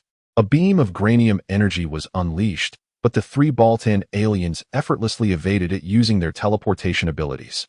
Subsequently, they fused into one and then split into 6, simultaneously unleashing red freezing rays from various directions towards Bess. The Light Clan's greatest fear was the cold. Under such conditions, Ultramen had to expend vast amounts of energy to combat the frigid temperatures. Thus, while the freezing rays were not fatal, being struck would rapidly deplete their energy reserves. With no refuge from the assault, Bess found herself defenseless. The sound of energy depletion echoed ominously. In an instant, her energy was utterly consumed, and the atmosphere grew tense. Just then, 2 streaks of light pierced the void, and soon, 2 silver-red figures materialized before Bess's eyes. Reinforcements? Bess's eyes sparkled with hope, but her expression soured upon recognizing the newcomers. How could they be mere recruits? They should at least be intermediate warriors. The involvement of novices would only exacerbate the casualties. However, at that moment, the silver-red giant astonished Bess. With a single palm strike, he summoned a protective barrier, enveloping all the Ultramen within its embrace. Immediately, a gentle energy flowed from Talas's hand, healing all the surviving Ultramen present. The battlefield was brimming with thousands of warriors. Such a vast wave of restorative energy. How could this individual possess such immense power? Bess was left in awe. Talas waved his hand, releasing silver streaks of light from his chest. Instantly, everyone received a surge of energy, Bess included. Her energy was fully restored. Just how much power did this being possess? Bess was utterly astounded. Her energy now reached its peak state. Yet, Talas, having accomplished all this, appeared unfazed, as if the immense energy expenditure had not taxed him at all. It was simply unimaginable. Even the Ultraman brothers would likely be exhausted after such a feat. My name is Talas, a student of Captain Zophi, a warrior of the Cosmic Guard, the little lover of Terrace? Oula? Had he not just passed the warrior assessment and begun training under Captain Zophi? The more Bess pondered, the more astonished she became. In truth, everyone, apart from Bess, shared her incredulity. Even the members of the Dark Legion were rendered speechless at this moment. This was particularly true for the 6 Baltan beings, who were utterly flabbergasted. Since its emergence, Terrace has instilled a sense of dread through a series of operations. When did the Luminary clan come to possess such a formidable entity? Remarkably, he alone can alter the course of events. And what of that recent spectacle? Why did he not expend any energy? Has the technology of the Luminary nation advanced to such an extent? The evolution of extraordinary races hinges upon their technological prowess. For over 200,000 years, the Luminary nation has languished in stagnation, solely relying on light energy as its primary resource. In contrast, other races have tirelessly sought alternative energy sources, much like the Baltan people. They now possess the capability to adapt to various energy forms, thrive in diverse environments, and swiftly restore their energy. At this moment, Aura stands beside Terrace, acutely aware of the significance. Has he awakened some unique ability? In this instant, Tyrus cast a glance at the Baltan aliens and raised his hand to unleash the M87 beam, Thunderfruit. In an instant, a brilliant golden light surged forth. With an electric voltage of billions of volts and an intense heat that instantaneously obliterated 6 Baltan beings. Furthermore, This formidable power showed no signs of waning as it swept across the thousands of surrounding spacecraft and the countless robotic legions, creating a vacuum zone in its wake. Was this the M87 of Captain Zaffi? It felt even more potent than Zaffi's own. Bess felt a shiver run down her spine. What manner of creature was this young man? Now she realized, judging by the energy fluctuations emanating from Tyrus. He was undoubtedly a superior warrior. However, such terrifying energy was beyond even someone of her caliber as a high-level warrior. Thus, she shared the same thought as Aura. Tyrus must possess some mysterious talent that enables him to swiftly replenish his energy. Tyrus, you must be a high-ranking warrior, am I right? Beth spoke in a low voice. Tyrus nodded subtly. Instantly, the gazes of all present grew fervent. Aura looked at Tyrus in disbelief. A high-ranking warrior. In such a brief span, Tyrus had ascended to this level. I had vowed to protect you. Yet, it is you who now stands as my protector. Aura felt a pang of disappointment. Initially, her choice to become a warrior was driven not only by the desire for vengeance for her teacher and friends, but also to safeguard the one most dear to her heart, Tyrus. However, in the end, the one in need of protection turned out to be herself. This only intensified her yearning for strength. The greater Tyrus's strength, the more formidable the dangers she faces. She must strive even harder. Bess, in a contemplative manner, remarked, what we lack most at present are elite warriors. Your presence alone significantly enhances our chances of victory. Henceforth, you shall lead the warriors of the Lycan in an offensive against the Dark Legion. All eyes turned to Tyrus, filled with fervor and excitement. As long as Tyrus stood among them, their confidence soared immensely. Tyrus nodded, commanding everyone to heed his orders. This time, we shall decisively determine our fate. The Dark Legion remains unaware that within the realm of light, there exists a Tyrus they have overlooked. By the time they regain their senses and reorganize their forces, breaching their defenses will not be an easy endeavor. Thus, the most prudent course of action is to conclude the battle before they can react. In the depths of the cosmos, Shimizu Shingo gradually regained consciousness. He is the captain of the Kote team, a cosmic exploration squad. Prior to this, he was piloting his spacecraft at sublight speed when unexpectedly, he collided with a time-space distortion. Following that, he lost consciousness. Upon awakening, he was astounded by the view before him. Powerful warships soared past him from a nearby distance. He was struck with awe. What formidable force could possess such might? Before such colossal entities, humanity appeared as mere ants. Alas, someone has noticed my presence. At that moment, Shimizu Shingo found himself surrounded. Warships began to pivot their cannons toward him. Are they invaders? His pupils dilated in alarm, for the solar system lay just behind him. Shimizu Shingo's first instinct was to suspect that the enemy's target was likely Earth. His heart raced, lodged in his throat.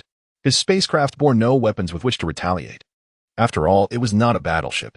He felt certain that this time, he was doomed. Suddenly, a colossal figure appeared before him. With a mere gesture, golden lightning surged forth, obliterating all the warships in an instant. It was a warrior of light. Shimizu Shingo gazed in astonishment, his heart brimming with wonder. In his memory, Earth was still in its primordial era.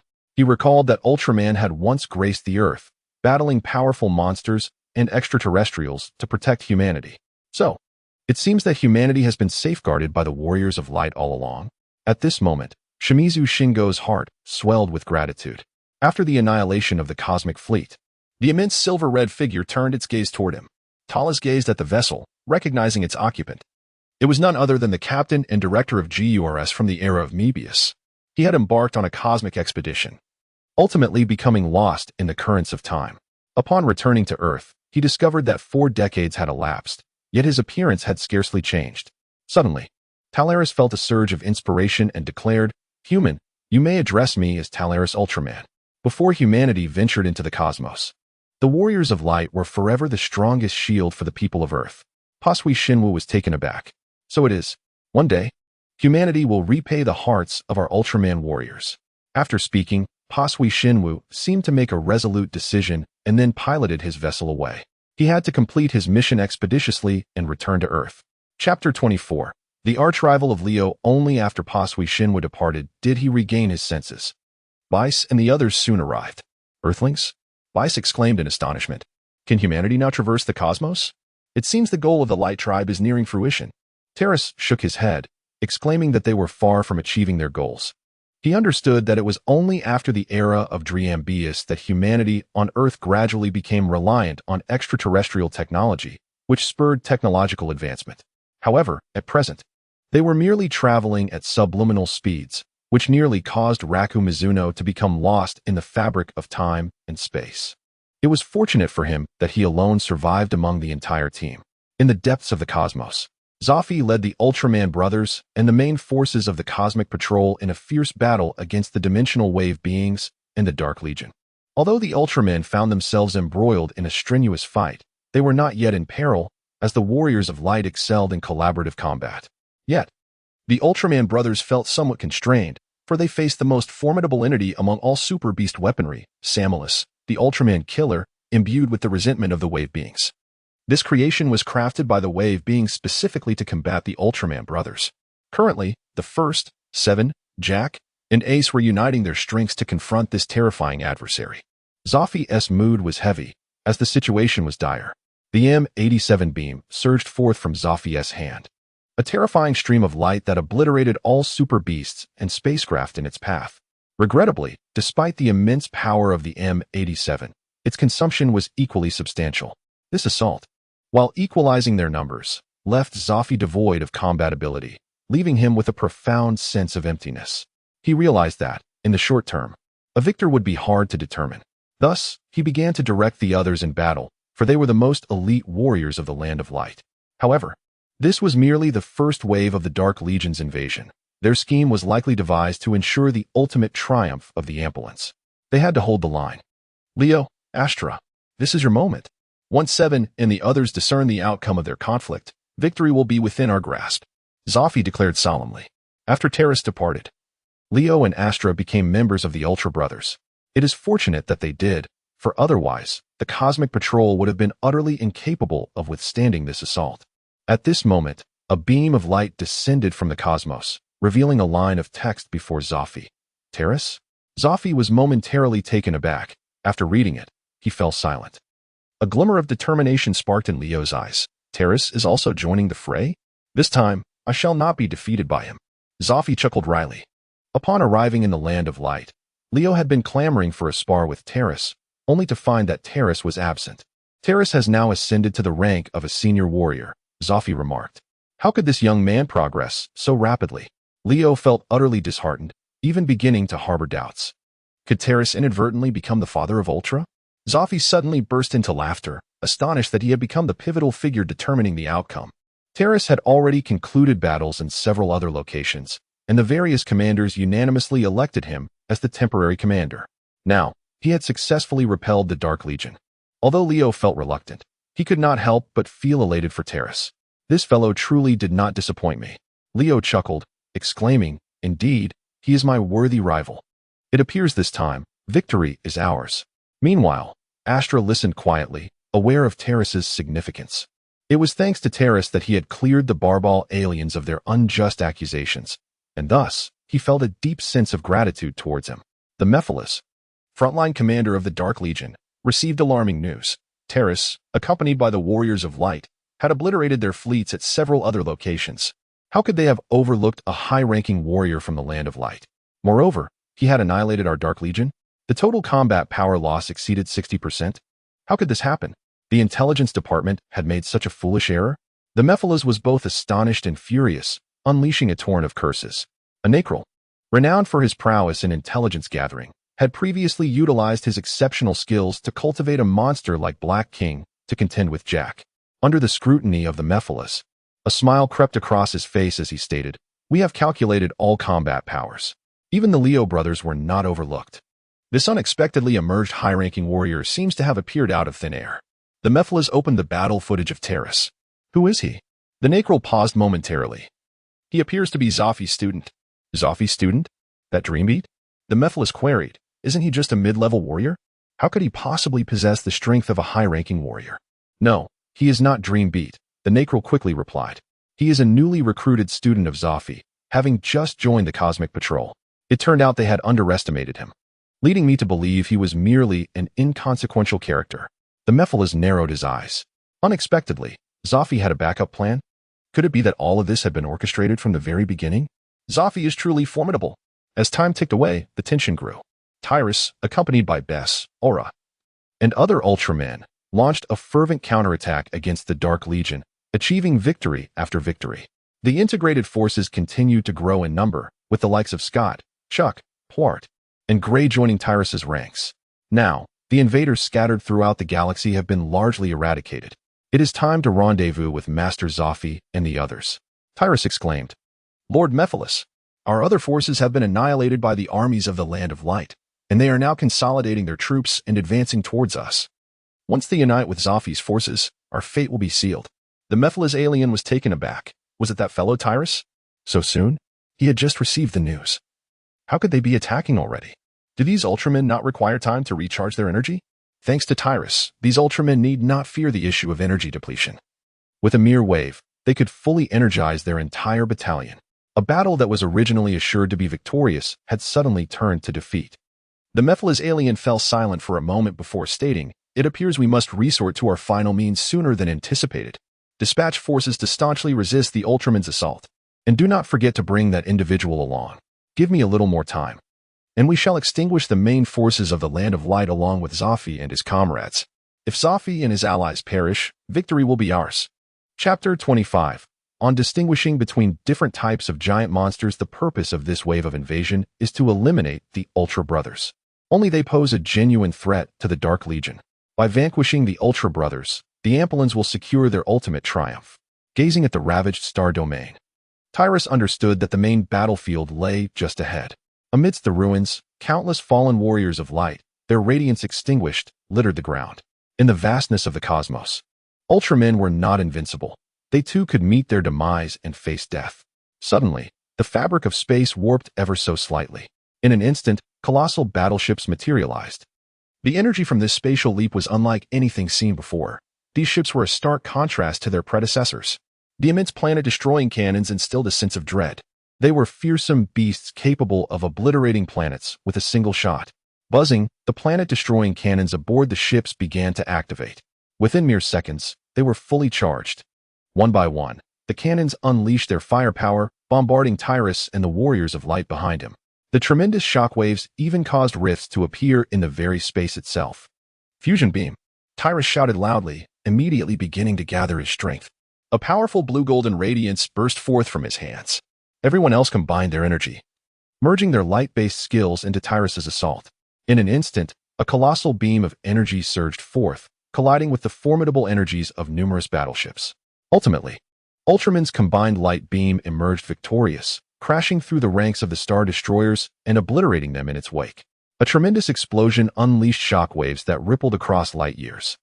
Once the terrifying energy fluctuations subsided, only a few Star Destroyers remained, having narrowly escaped destruction. Tyrus, the student of Zophi, caught the attention of the Mephiles aliens, who observed him through their monitors. It appeared that Zophi's teachings held significant merit, as he had produced such a formidable pupil. Let's see how this great beast performs. If necessary, we shall unleash that individual. As they spoke, the Mephiles aliens could not help but glance toward the ongoing battle involving Zophi. The fierce conflict raged on, promising to be a prolonged tug-of-war. At that moment, a sudden gasp echoed across the battlefield where Tyrus stood. The spatial fluctuations intensified. Enormous warships soared in from the distance. Among them, two oddly shaped vessels resembling bricks. Just then, the hatches opened. Tyrus immediately spotted the two colossal cosmic beasts aboard the warship, Behemoth and the dinosaur Jedon. Both of these legendary creatures are renowned for their formidable might. Jack, compelled by the presence of Behemoth, resorted to utilizing the Ultra Bracelet, which ultimately led to his current achievements. As for Dinosaur Jedon, it is none other than the original master of first kills. These two entities share a significant trait. They possess the ability to counter all light-based abilities of the Ultramen. The moment these monstrous beings emerged, astonishment enveloped everyone present, prompting the Ultramen to unleash a myriad of their skills. Tyrus found himself at a loss for words. It seemed that upon returning, he must suggest to the king the introduction of a course on how to discern various types of formidable monsters. Otherwise, ignorance would inevitably lead to tragic consequences. The deaths of the first generation and Jack had failed to provoke even the slightest reflection among them. At that moment, Jedon crossed his arms over his chest. In an instant, a powerful force drew in all light, absorbing it completely. Following this, Jedon forcefully thrust forward, unleashing a counterattack that had been amplified threefold, resulting in a thunderous rebound. As the light warrior preparing to unleash an attack seemed destined for destruction, a protective barrier emerged. Talas crossed his index and middle fingers, creating an invisible, formidable barrier that effortlessly intercepted the beam of attack. Fortunately, it was merely an assault from a lower-tier warrior. Even multiplied by 3, the damage was negligible. "You go deal with those robots, and I shall confront these two monsters," Tyrus commanded. "Are you capable of managing alone?" Beth inquired with concern. A spark of inspiration ignited within Tolaras as he remarked, "I have previously stated that I fear not the insufficiency of energy, but rather the scarcity of skills. If only I could acquire a few more abilities." The others exchanged glances, their expressions marked by resigned smiles. Throughout their journey, Tolaras had showcased an ability akin to an inexhaustible perpetual motion machine, deploying various skills without any discernible depletion of energy. Moreover, his extraordinary aptitude for learning was nothing short of unprecedented. At that moment, Bess took the lead, and nearly everyone engaged in a form of mental resonance with Tolaras. The assembly of Ultramen eagerly imparted their most adept skills to him. It was discovered that the host had acquired the Granium Ray, allowing for the exchange of the skill, single-handed over-the-shoulder throw of the ocean current. It was further revealed that the host had obtained plasma combustion, enabling the exchange for the bird fruit. Lastly, the discovery of the dissolution ray permitted the exchange for the melting fruit. Tyrus murmured, "Substitution." The process commenced. And with a successful transition, congratulations to the host for acquiring the ocean flow, the one-handed over-the-shoulder throw, the bird fruit, and the melting fruit. Attribute enhancements began to fortify the host's physical capabilities. Suddenly, a surge of overwhelming power erupted from within Tyrus, enveloping him in a colossal force. The sound of energy reverberated like thunder. Onlookers stood in astonishment. It seemed that Master Tyrus's strength had ascended to an entirely new level. Such terrifying growth rate. "I speculate that, in due time, a legendary warrior shall emerge in the Land of Light. It appears the era of Tyrus is on the horizon. Even prodigies like Mebius cannot keep pace with his advancement."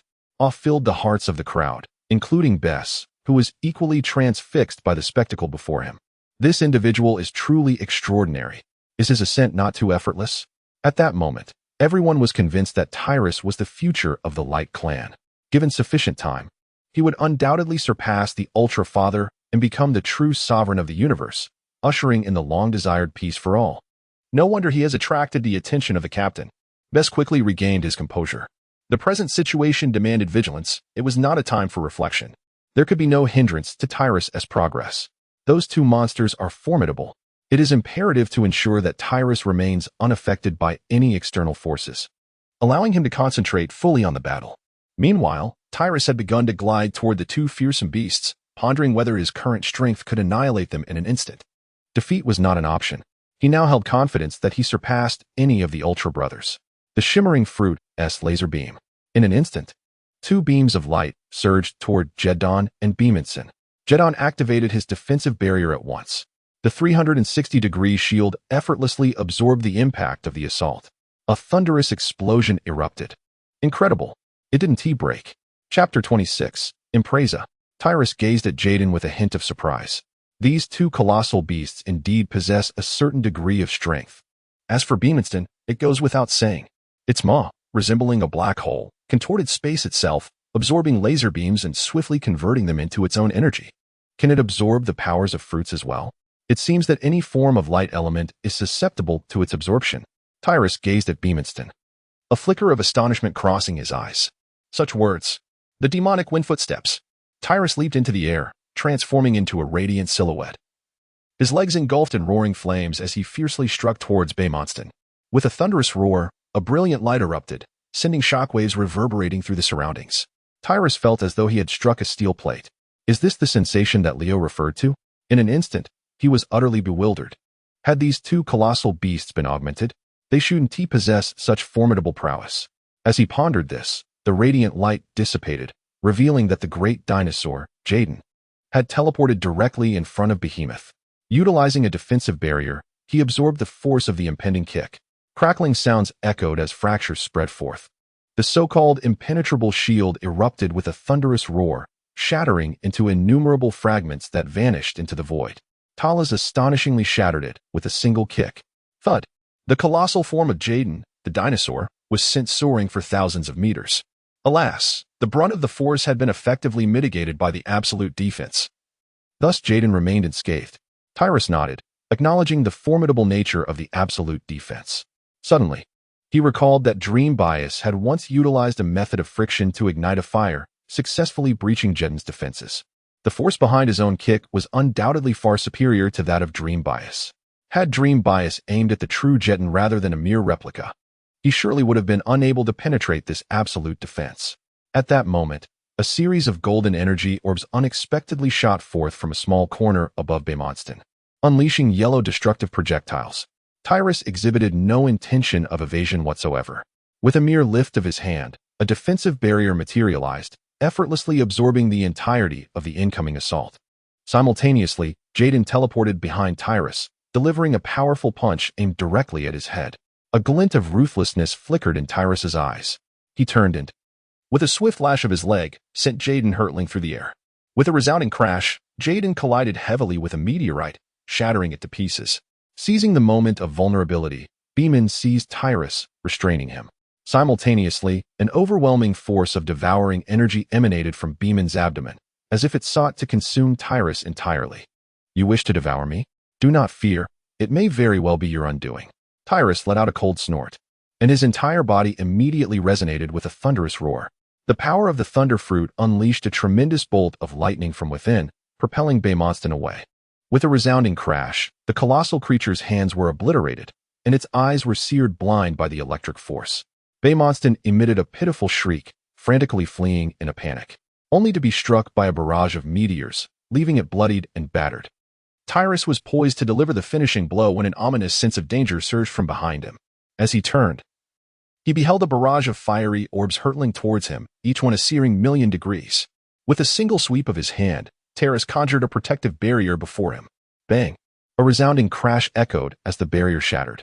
However, the force of the trillion-degree fireball was ultimately neutralized. By the heavens, he dared to clash with me. Tyrus launched a direct assault. The dragon breath of M87 Kaido erupted in a brilliant beam nearly a kilometer long. Jaden was left utterly astounded. Is this truly M87? Unfortunately, everything unfolded too swiftly, leaving him no time to execute his teleportation. With a thunderous roar, Jaden was reduced to ashes. Meanwhile, the Mephiles aliens had been keenly observing the battle. Is it truly possible for Zophi to cultivate such a formidable student? Surely, he could not achieve such a feat himself.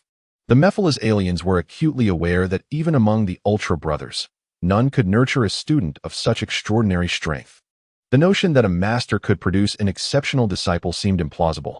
This Tyrus, in comparison to other warriors of light, was on an entirely different level of power. There was no other option. It was time to summon in Plaza. The Mephiles alien declared gravely. Yes, my lord. One subordinate pressed a button. At that moment, Tyrus stood before the barely conscious Beeman Satan. With a single punch, he obliterated Beeman Satan's head. To his surprise, it wasn't an instant kill. It appeared he still had much to learn. At this juncture, all the warriors of light erupted in cheers. However, Bice, Chuck, Scott, Gray, Pavitt, and others were left bewildered. How did this fellow become an elite warrior? The enemy was approaching once more. Tyrus sensed a subtle fluctuation in the fabric of space. Immediately thereafter, a colossal warship emerged through a spatial jump. The hatch swung open. Clang, clang, clang. A crisp sound resonated. A colossal metallic beast gradually stepped out from the ship's hold. Impreza? Tyrus furrowed his brow. How could they have summoned the unparalleled Iron God? This creature, which had nearly drained Tyrus of his strength, has appeared prematurely. It seems the Mephrans hold me in high regard to bring forth such a formidable entity. A faint smile graced the corners of Thalas's lips. Although Enfralza possessed formidable abilities within the narrative, they primarily relied on wearing down their adversaries. How fortuitous. I am unfazed by a war of attrition. However, this is not the moment for frivolous delays. After all, Zophi and the others are engaged in a fierce struggle. A swift resolution is imperative. At this juncture, Enfralza had already redirected its cannons, unleashing a barrage of destructive energy projectiles toward the loss. Tyrus immediately summoned a protective barrier before him. Although the destructive energy projectiles possessed limited power, their sheer numbers were overwhelming. The relentless barrage of projectiles fell like rain, creating immense pressure on Tyrus. The protective barrier appeared on the verge of shattering at any moment. The secret weapon of the Dark Legion truly lived up to its fearsome reputation. Tyrus murmured to himself. This embleza is forged from an unknown metal, exhibiting formidable defensive capabilities, rendering it nearly indestructible. Moreover, apart from the two cannons mounted on its shoulders, there exists a tri-barreled Gatling gun atop its head. The cannon is capable of firing destructive light projectiles, while the tri-barreled Gatling gun unleashes a torrent of rays, possessing immense destructive power comparable to the stellar rays of Theros. The golden divine fire of the Ultra Eye. Tyrus's eyes instantly emitted two beams of radiant light, striking the unsuspecting embleza with remarkable precision. Astonishingly, only two indentations were left behind. How excessively resilient. At that moment, embleza suddenly vanished from his original position, reappearing instantaneously behind Tyrus, his hands lunging fiercely towards him. As Tyrus's pupils constricted, a thought struck him. Teleportation? Had he fallen under the control of the Mephorasians? With a swift motion, he unleashed the Fishman karate gun wave, channeling all his strength into a singular point, launching it toward embleza. Chapter 27. The Balance of Victory and Defeat. The force sent his adversary hurtling away. Yet, it merely left a faint mark upon the opponent's chest. The divine retribution of the Thunderfruit. A thunderous explosion erupted. The assault by Talas was captured by the electronic eye of embleza. The triad Gatling cannon shimmered with radiance above him. In an instant, a colossal beam of light was unleashed. With a thunderous roar, the two attacks collided, resulting in a violent explosion. The forces of the two assaults nullified each other, yet embleza's subsequent beam attack surged forth, rivaling the might of Talas's stream of strim. Tyrus exhibited no hesitation. Bird fruit, phoenix seal. He unleashed towards the beam emitted by embleza. Bang! Whoosh! Two streams of light collided mid-air. This time, Tyrus effortlessly subdued embleza's beam. At that moment, Tyrus appeared completely at ease, while embleza trembled from the exhaustion of energy transfer, clearly operating beyond capacity. Meanwhile, Bess and the others were astonished, encircling the battlefield to prevent the powerful shockwaves from spreading too widely. Just how formidable is Tyrus? Everyone was left in awe. Tyrus let out a cold snort. With the power of the Thunderfruit, he teleported behind embleza, seizing his shoulder and transporting him to a distant location. The Thunderfruit unleashed its fury. A colossal sphere of black lightning enveloped a diameter of 1 kilometer in an instant. In the shadows, the Mephala's aliens gazed in terror at the unfolding scene. The immense black lightning sphere descended, erupting violently. An astonishing surge of energy wreaked havoc, rapidly disintegrating Embleza's body, reducing him to his atomic state. Meanwhile, the radiant energy continued its relentless ascent, soaring deep into the cosmos. 1 light-year away on another battlefield, Zophi was leading his troops in combat against the main forces of the Dark Legion. He immediately sensed a disturbance and quickly looked up to the sky.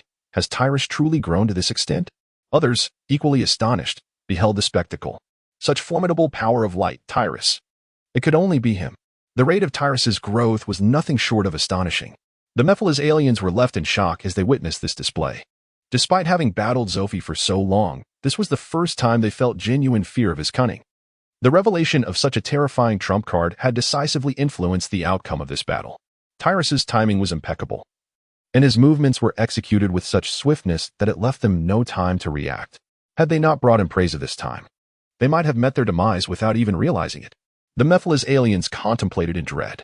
As one of the cunning strategists under the Umbrella race, it was the first time he had suffered such a significant defeat in strategy.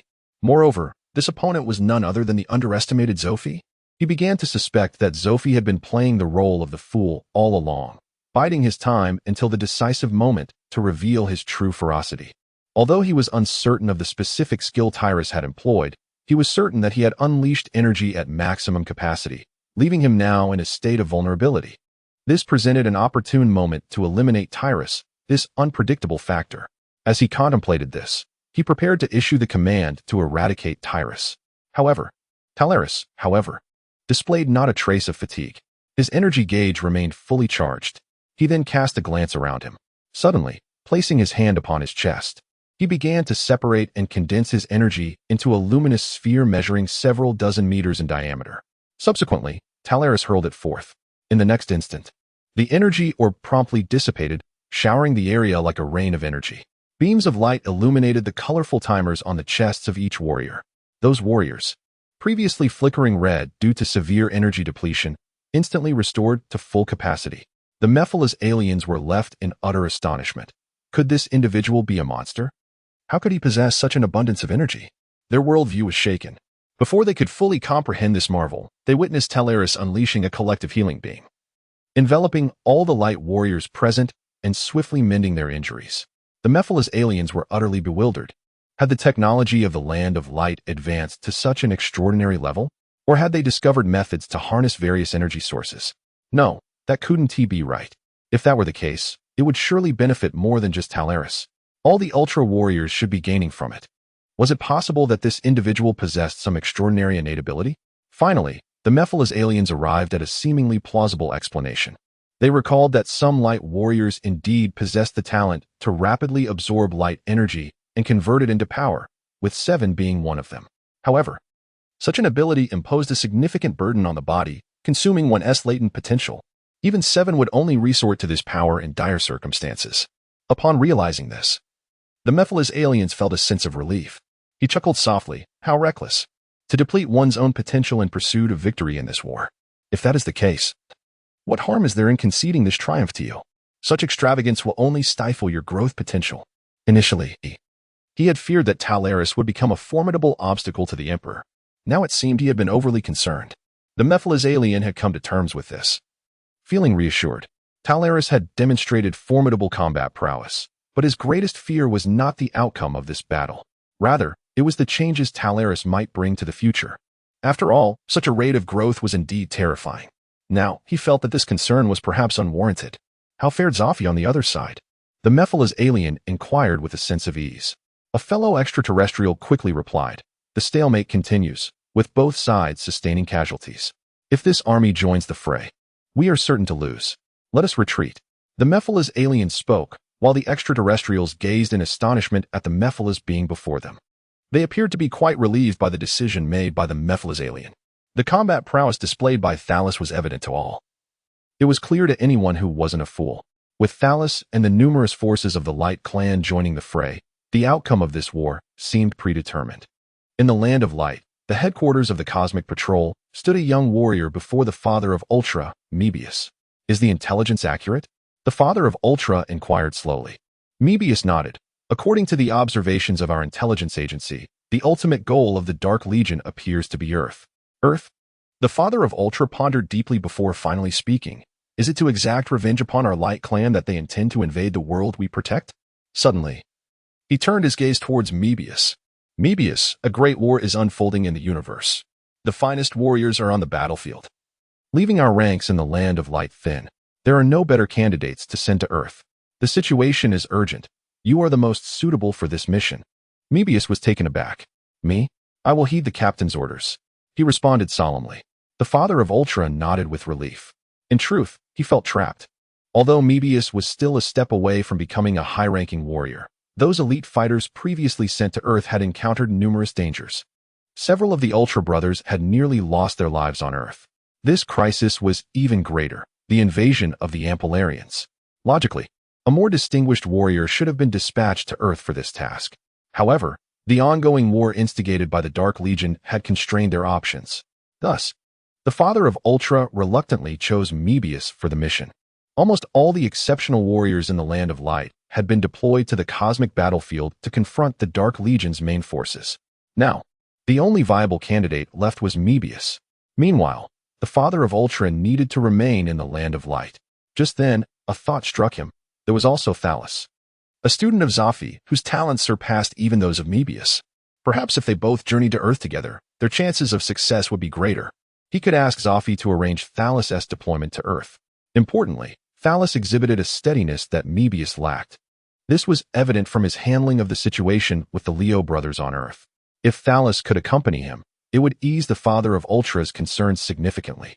Moreover, compared to Mebius, who had spent most of his time in the intelligence department with little practical combat experience, Thallas would be a more reliable ally. The formidable battle consciousness of Terrace surged within him, leading him to a resolute decision. Before you depart, please take this, implored Ultraman Father. As he produced the Ultraman dumbbell and gestured forward. Unconsciously, Mebius lifted his wrist, and lo, a golden bracelet materialized upon it. The essence of Mebius. He gently caressed the golden adornment.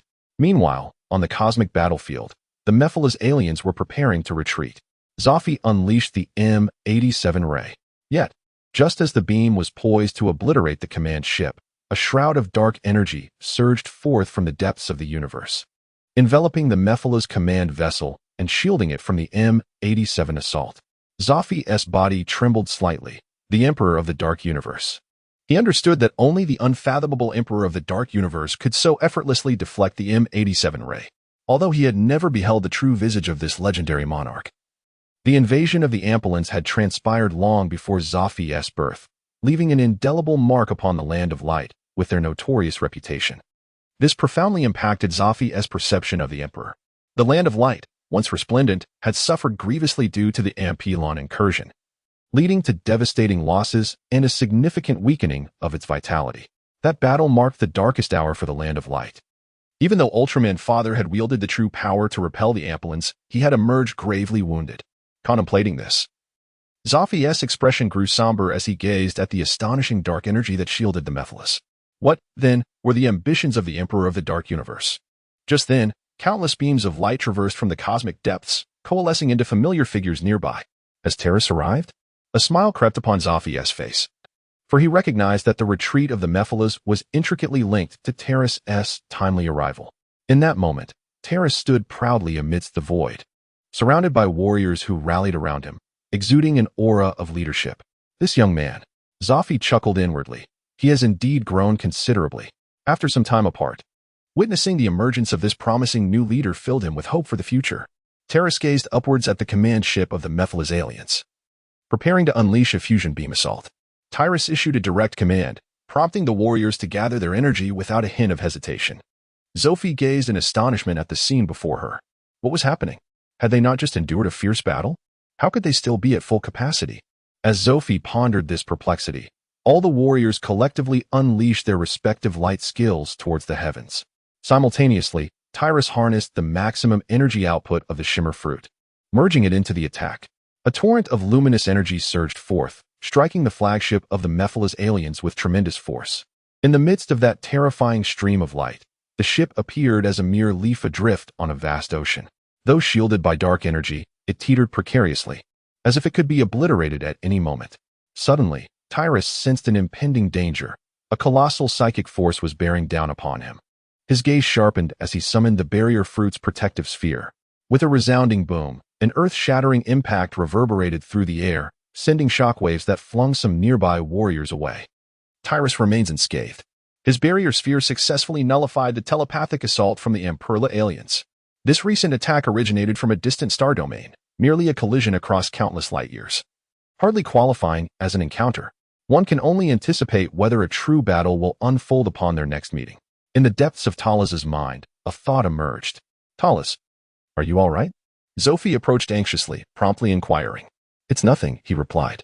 The opponent's attack was too distant. Thus it was considerably weakened and did not inflict any harm upon me. I owe my gratitude to Mentor Zophi for imparting the telekinetic development techniques earlier. Tyrus smiled gently. Zophi appeared somewhat embarrassed. In that case, I shall endeavor to impart to you similar skills in the future, Zophi remarked, waving her hand dismissively. It would be even better if I had them now. Tyrus's eyes sparkled with excitement.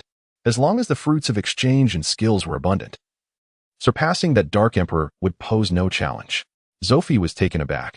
How could he still mentor a student who had already eclipsed him? He quickly shifted the topic. This is merely the initial wave of the Dark Legion's offensive. They will not relent.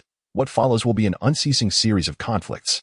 Tyrus, your performance this time has been remarkably outstanding, single-handedly altering the entire course of the battle. Chapter 29. A new mission. Tyrus, however, was not preoccupied with Zophi's praise, but rather inquired, Master Zophi, I presume you have recently transcended to the elite level? Zophi cast a surprised glance at him and replied with a smile.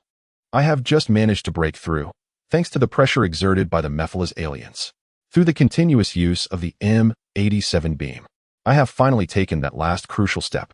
Indeed, after the era of Mebius, these venerable figures from the Showa period would gradually ascend to the elite level. After all, they had been stagnating at that final threshold for quite some time. It was hardly surprising that Zophi was the first to achieve this breakthrough. Zophi was about to say more when suddenly a transmission from Ultrasign arrived. To his astonishment, the sender was none other than Father of Ultra. Zophi's demeanor instantly shifted to one of seriousness. Upon reviewing the message, his expression morphed into one of utter disbelief. Was Terrace being summoned to Earth? After carefully examining the contents of the transmission, he quickly grasped the situation. The objective of the Amperian aliens was Earth, and thus, its safety was paramount. In haste, Father of Ultra dispatched Mebius. However, being his student, Zophi was acutely aware of Mebius's capabilities. While impressive, he lacked the necessary composure. Tasking him with engaging in a battle of wits against those extraterrestrial beings and confronting the Amperians would undoubtedly be challenging. Fortunately, Mebius had just advanced to the elite level, making him sufficiently equipped to handle the impending conflict. With this in mind, he turned to Terrace and said, "You should return to the Land of Light. I will duly report your accomplishments. The captain wishes to send you to Earth for a mission of great significance, one that may very well involve unimaginable adversaries. Remember to exercise utmost caution." Talas nodded. At that moment, the warriors who had followed Talas in their relentless advance to this point regarded him as their unwavering pillar of strength. The departure of the Lost left them in a state of perplexity. Observing their expressions, the Lost smiled and encouraged, "Come on, everyone, do not let me down." A sudden wave of determination surged within their hearts. "The Lost, when we meet again, let us engage in another match." Leo stepped forward, declaring, "This time, I shall not accept defeat." Tyrus cast a glance at him, smiled, and nodded before departing. He returned to the Land of Light. At that moment, Father of Ultra received a report from Zophi, which left him astounded. How could this little fellow, Tyrus, have grown so rapidly? "Captain," Father of Ultra observed Tyrus, who exuded an air of leadership and felt a deep admiration. The Land of Light has always been home to numerous geniuses. Yet the rarest among them are those capable of assuming leadership roles. Indeed, aside from Zophi's generation, such individuals have seldom emerged. Even when they do, they have rarely lived up to Father of Ultra's expectations, proving inadequate for significant responsibilities. However, Tyrus instilled in him a different sentiment. Perhaps entrusting the command of the Cosmic Patrol's front lines to Tyrus would yield even better results than with Zophi. Before the onset of war, Father of Ultra could hardly have anticipated that Tyrus's emergence would sway the outcome of this battle. "Tyrus, I intend to send you to Earth. It is in dire need of your strength. From this day forth, you are officially a member of the Ultra Brothers. Upon your return from Earth, I shall assign you a significant position." Tyrus, however, did not take this to heart. He cared little for titles and yearned only to acquire skills on Earth. He understood that at this moment, the original Ultra Brothers, first generation, Seven, Jack, and Ace, had exhausted their energy in battle against Samulus and could no longer transform into Ultra Warriors. Thus, they remained on Earth, leading the lives of ordinary humans. His primary objective this time was to learn from these four individuals and their skills. He wondered if, once he mastered all the abilities of the Ultra Brothers, he might surpass even the elite warriors. Father of Ultra took out a wristwatch. This is a transformation assistance device developed by the Science and Technology Bureau. Talas shook his head, declaring that this item was best left unused. It was merely akin to a power bank, offering no utility to him. Once he departed from the Cosmic Guard, it would serve no purpose. However, Terrace did not immediately depart from Earth. Instead, he wandered about the Land of Light. His first stop was the Ultra Arena. At that moment, he suddenly spotted a remarkably familiar figure, none other than the illustrious Zero, the son of Seven. What baffled Terrace was the fact that not long ago, Zero had not yet been a presence in the Land of Light. Why, then, did he suddenly appear before him? This left his mind in a state of confusion. "Oh, it's Terrace." A voice greeted him from behind. Turning around, he saw Taro waving at him from a short distance away. After returning from Earth, Taro did not immediately assume the position of chief instructor at the Ultraman arena. Instead, he spent some time gaining experience on the cosmic battlefield. It is only recently that he has been appointed to the esteemed role of chief instructor. As for Talas, I have not seen Tolekia lately. Do you happen to know his whereabouts? Tolekia? He should currently be in the laboratory, I believe. Tyrus casually remarked. However, there is a matter I wish to inquire about, Elder Taro. What is it? Tyrus gestured towards the distant Sero and inquired. I do not believe I have encountered that individual before. Taro quickly gestured for silence, revealing that he was the son of Savon, recently brought back by him. It appeared that the research center he belonged to had generated an extraordinarily unique energy wave, which, due to unforeseen circumstances, had drifted into a parallel universe. Upon departing from that timeline, Zero came into existence. Talas listened in speechless disbelief. A Zero born from a parallel universe? Indeed, the esteemed Tyro. I am now bound for Earth, where a formidable mission awaits me. It is likely that I will confront the Dark Universe Emperor, the Ampelarians. Would you be so kind as to provide me with a specialized training session? Tyrus suddenly remarked. Taro expressed his astonishment. Are you also heading to Earth? I previously heard that Dembius was on his way there as well. I never anticipated that your mission would be so perilous. It seems that specialized training is indeed essential. Tyrus smiled and said, Thus, I wish to seek guidance from the esteemed Tyro in mastering a few remarkable techniques. Taro shook his head, expressing his concern. The time is too short. I fear it may be too late. It was evident that the newly appointed Taro was yet unaware of the formidable learning capabilities possessed by Taras. He remained oblivious to the fact that, at this moment, Taras's combat prowess had already surpassed his own. Furthermore, he had no inkling of the astonishing feats Taras had accomplished on the cosmic battlefield. Chapter 30. The Fractured Mind of Taro. Perhaps I could give it a try. Who knows, I might possess a remarkable talent. Taras shrugged and remarked, by the way, it would be best to incorporate a bit of physical prowess and light-based skills. Tyrone found himself in a state of bemusement, after all. I am genuinely concerned for your safety. Moreover, I have heard that you have become a student of Brother Zofi, have you not? He must have imparted a wealth of knowledge to you. Indeed, he has taught me much. Yet Master Zofi has stated that I am permitted to seek guidance from any of the Ultraman brothers regarding topics that pique my interest. Talas has indeed spoken candidly, and Zofi has expressed a similar sentiment. Previously, Zofi had intended to introduce Ace to Talas for guidance. Unfortunately, due to the energy loss from sealing Samalus alongside the original members, Ace is now confined to Earth. This promise, therefore, cannot be fulfilled at this moment. Taro pondered for a moment and said, How about this? I shall first teach you some physical techniques.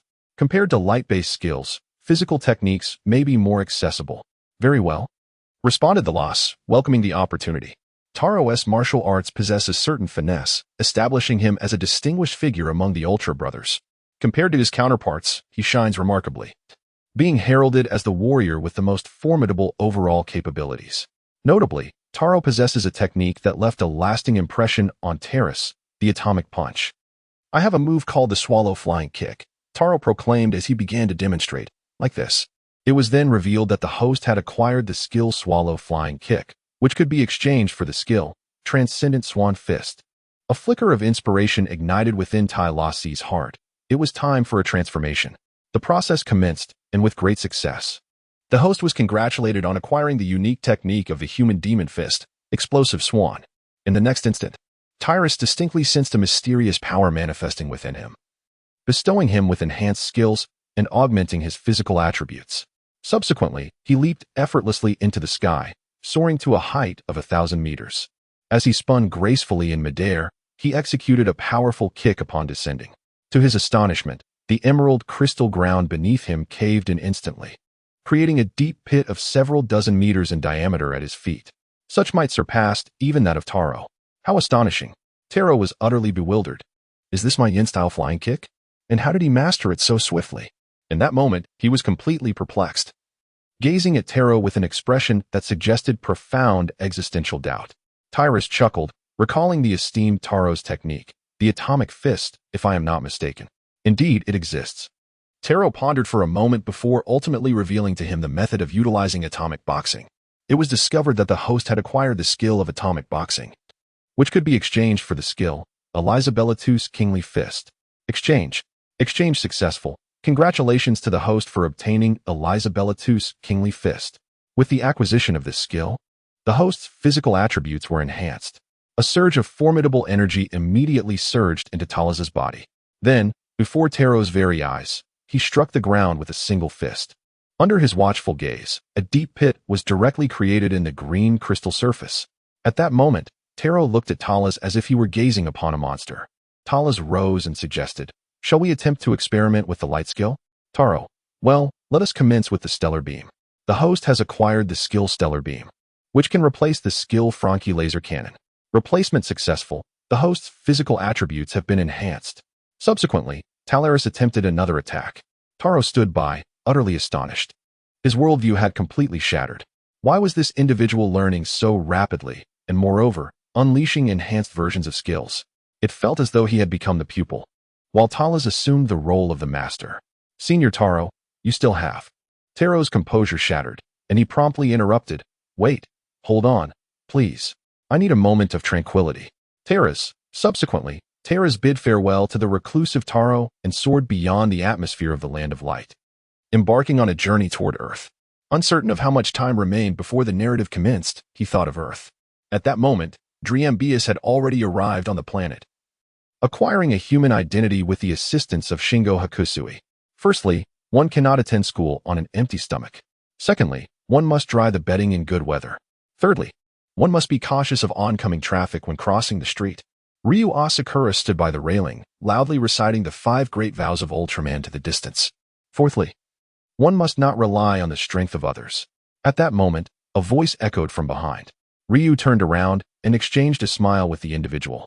Surprised that someone still remembered this phrase, which had been his catchphrase from long ago, taught to him by a childhood friend, seemingly a proverb left by Ultraman.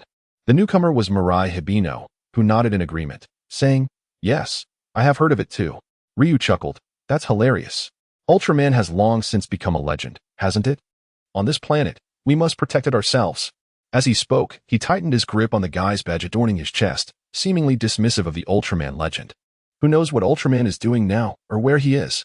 Mirai Hibino gazed at Ryu Asakura, lowering her head. Suddenly, a nearby streetlight exploded, the pole crashing toward the two. Danger! Mirai reacted swiftly, pushing Ryu to safety. Beep. At that moment, Ryu's communicator blared to life. He quickly answered, and it was Captain Sarazawa, who said, Ryu, your leave is over. V-77 has entered combat mode. Return immediately. The communication abruptly ended.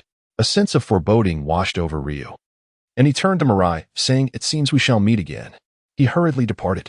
Mirai, sensing something amiss, scanned her surroundings and immediately spotted a woman clad in white, standing not far away, licking a disturbingly long tongue that nearly reached her eyes, accompanied by a sinister smile. Who is that? She exclaimed, rushing after her. Meanwhile, a colossal cosmic monster was slowly approaching Earth, prompting the Earth Defense Force to launch an immediate counterattack. Numerous fighter jets ascended into outer space. Yet this was destined to be a brutal battle. The formidable monster exhibited a terrifying combat prowess, mercilessly obliterating fighter jets with ease. Ultimately, it led to the near-total annihilation of the Earth's defense force, leaving but a solitary aircraft still standing. Within it were the pilots, Kisaragi Kanzuya and Ehara Ryu. Is this the legendary monster? How could it possess such overwhelming strength? Humanity's might appears utterly feeble in the presence of such a being. Chapter 31 Guys in the Past. Monsters existed solely in his memories. He had no tangible concept of them. He believed he could handle any crisis. Yet, upon the actual arrival of this creature on Earth, he realized that humanity remained as powerless as ever. Ryu, quick, parachute. Kisaragi Kanzuya said calmly. Captain. However, before Ehara Ryu could respond, Kisaragi had already activated the ejection button for the parachute, propelling it away. At last, the fighter jet they occupied was ruthlessly destroyed by the monster. Ehara Ryu was instantly devastated. Captain, the monster has indeed successfully descended upon Earth. The newly arrived beast immediately showcased its immense combat capabilities. It possessed a long, sharp tongue that could slice through anything in its path with a mere flick. Additionally, it could unleash destructive energy blasts from its back, effortlessly reducing cities to mere ruins in an instant. Ehara Ryu had safely returned to the ground, watching the monster from a distance, filled with impotent rage. Damn it! Energy blasts erupted from its back, raining down upon the city. Amidst the resounding explosions, skyscrapers were swiftly reduced to rubble. The monster advanced, leaving devastation in its wake. Witnessing this scene, Ehara Ryu was engulfed in despair. How could it be like this? He had once believed humanity possessed the power to safeguard everything. Now, he realized how ignorant and foolish he truly was. Humanity remained as insignificant as ever. Faced with a single monster, guys had been utterly decimated. They could protect nothing. He could do nothing but watch as that terrifying creature wreaked havoc. Indeed, humanity was still so small. It always had been. This revelation struck Ehara Ryu, who had always been full of vigor, with profound dismay. Unable to contain himself, he clenched his fists in frustration. Damn it! At that moment, Hibino Mirai had already begun to evacuate the crowd. he noticed several individuals rushing into the kindergarten, attempting to carry out some small rabbits. This deeply concerned him, and he hurried after them. Hurry and evacuate. Forget about those. However, these little creatures were nurtured with great care by the children, exclaimed Tengu Miki with urgency. Upon witnessing this, Marinai felt quite helpless and urged, "What are you waiting for? Let us assist in relocating them." Hibino Mirai, slightly taken aback, instinctively responded with a fervent, "Yes." This marked perhaps the first human phrase he had learned since arriving on this planet, and indeed, it was the one he had utilized most frequently. Soon, with the collective effort of everyone, the rabbits were safely escorted away from the perilous area. Yet, their actions inadvertently drew the attention of the monstrous beast. Marinai faintly heard a commotion and quickly shouted, "Danger!" In the next instant, the creature's elongated tongue transformed into a glimmering blade of ice. Fortunately, among those present, a few were not ordinary individuals. They reacted swiftly, pulling others down to the ground. Behind them, a deep chasm had opened up. "Quickly flee," urged Hibino Mirai to the crowd. The onlookers, paralyzed by fear, unhesitatingly bolted towards safety. At this moment, Hibino Mirai finally felt secure enough to transform. Before the gaze of all, a golden light cascaded down, coalescing into the form of a giant. Ultraman Mebius had arrived. "Is that what you told me about?" "Indeed. Ultraman truly exists," exclaimed Minnie, awakening memories of the legendary hero. Upon witnessing the fabled Ultraman's descent, hope blossomed within the crowd, who erupted in joyous cheers. The newly emerged Mebius stood before the beast, seemingly lost in thought, remaining motionless for a prolonged moment. With hands on hips, he gazed at the creature. As if anticipating its assault, the monster, cautiously observing, could no longer contain itself. Its tongue, sharp as a blade, began to thrash wildly. Mebius, taken aback, was acutely aware of the tongue's lethal prowess. He quickly sought cover, ultimately fixing his gaze upon a towering building. At the critical moment, he executed a swift roll and concealed himself behind the structure. Just then, the beast's long tongue sliced through the air. Boom. The razor-sharp strike effortlessly cleaved the entire building in two. This spectacle incited furious wrath in Ehara Ryu, who was observing everything unfold. How dare it use the building as a shield? He bellowed in outrage. However, not everyone is as concerned about this as he is. When Mebius stood up unharmed once again, he was met with thunderous applause. As he gazed at the collapsing skyscrapers behind him, a wave of fear washed over him. Had any of those fallen structures struck him, his life would have been forfeit. Fortunately, he had managed to evade in time, and he felt a sense of relief within. The monster, having missed its initial strike, unleashed a barrage of destructive energy blasts, raining down like torrential droplets. Mebius dared not let his guard down, deftly dodging with his agile movements. Although he remained unscathed, the surrounding buildings were in utter ruin, the scene a chaotic mess. At that moment, beyond Earth's atmosphere, a crimson orb of light, having journeyed from the depths of the cosmos, hovered silently. Within it stood a colossal figure, observing the unfolding events below. Despite having prior knowledge of the scenario, witnessing it firsthand was profoundly more impactful. This figure was none other than Terrace, who had arrived on the scene. Although Mebius possessed virtually no combat experience, he at least understood the importance of seizing the initiative. Shouldn't he aim to neutralize the monster's offensive capabilities first? Upon his arrival, Terrace struck a pose that was undeniably striking, yet it rendered him akin to a living target, vulnerable to the monster's attacks. At that moment, Terrace felt a pang of frustration. He even questioned what Zafi had imparted to Mebius during his training. Surely, some fundamental combat principles should have been taught. If that were the case, it was time for him to give this junior a proper lesson. Consequently, the light particle ship he piloted pierced through the atmosphere, ascending to hover above the city. This spectacle immediately captured the attention of the onlookers, who gazed upward in astonishment at the luminous sphere suspended in the sky.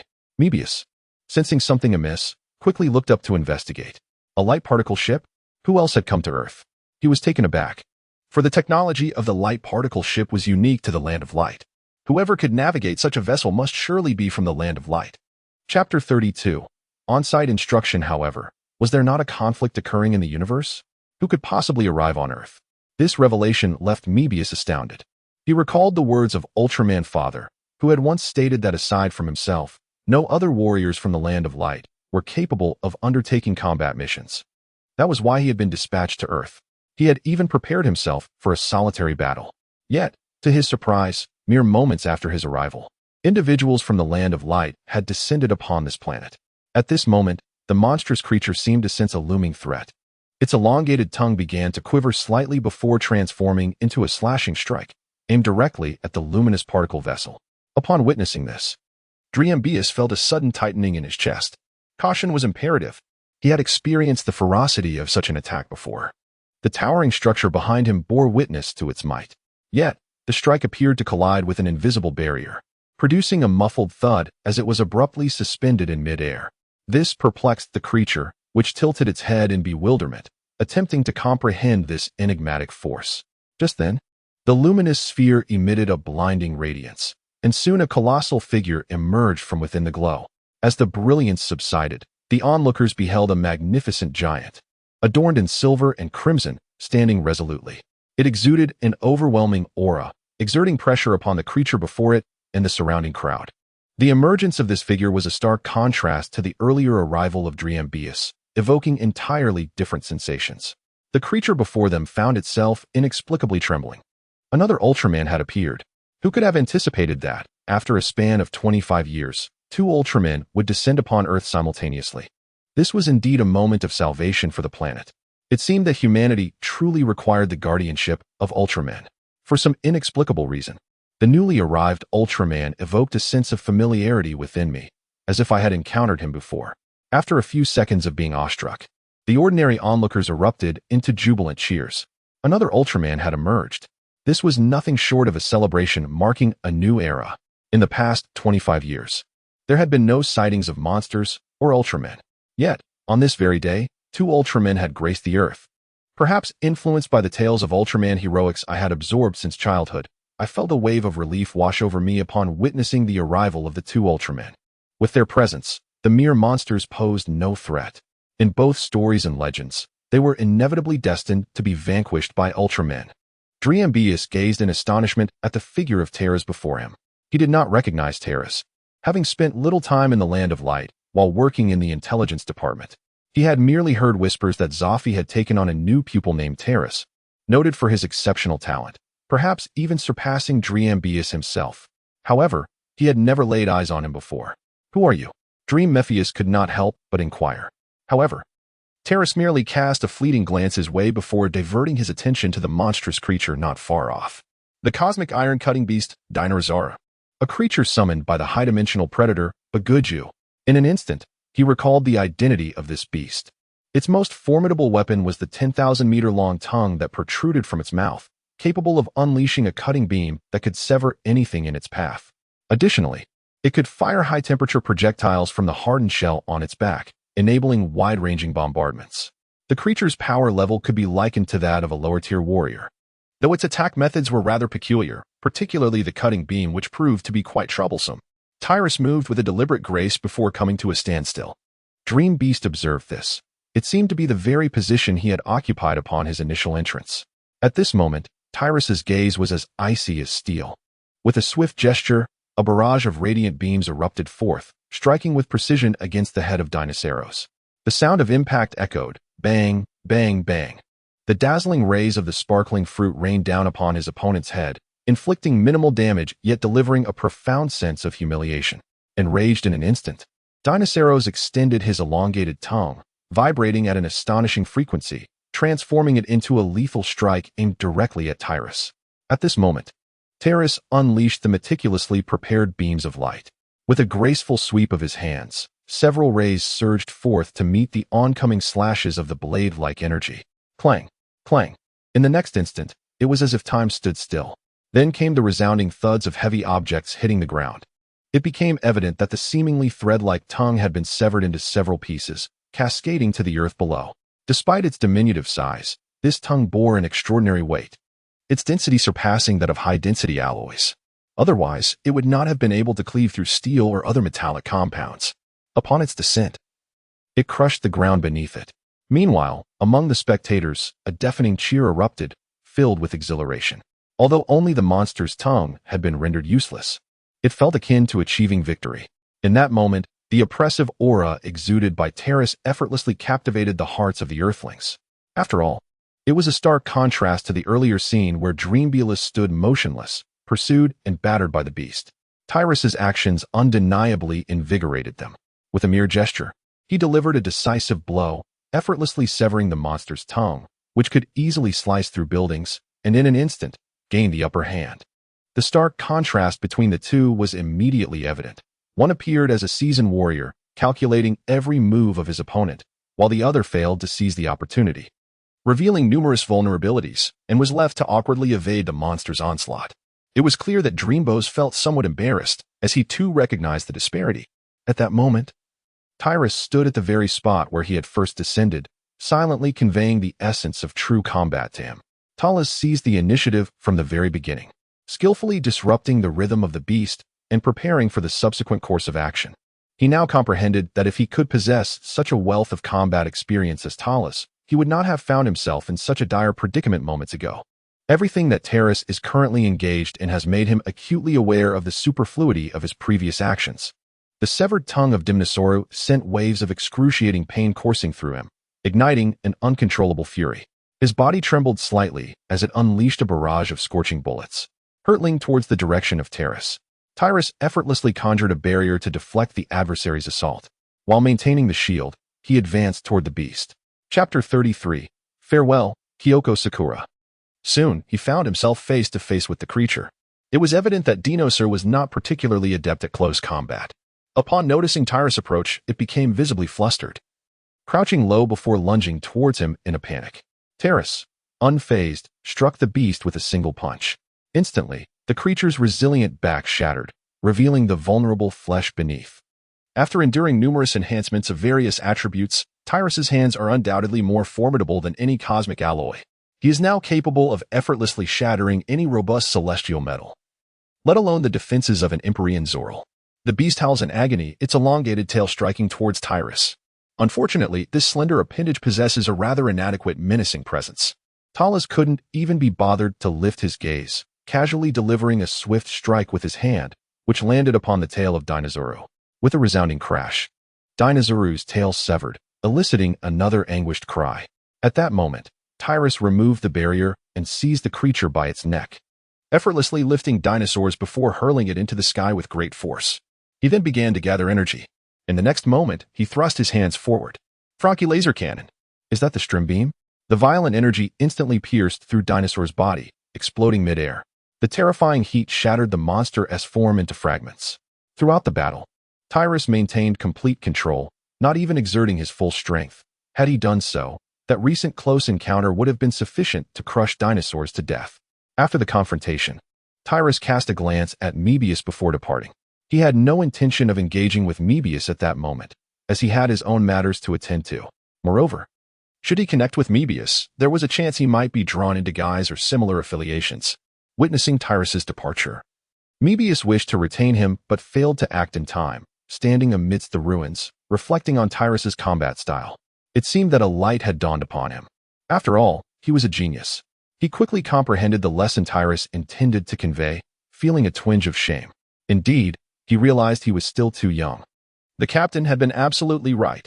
Hey, look at what you've done. What sort of second-rate combat skills were those? If that Ultraman hadn't shown up just in time. Do you have any idea what would have become of the city? You failed to protect anything.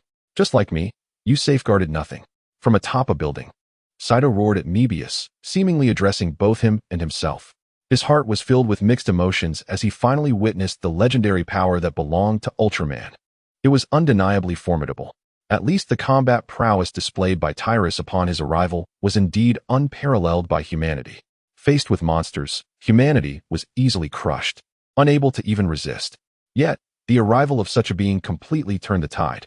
What troubled him was that he had previously held firm beliefs, convinced that humanity could protect this earth with its own hands, dismissing the power of Ultraman. Now, it was painfully evident how misguided he had been. All of it stemmed from blind arrogance.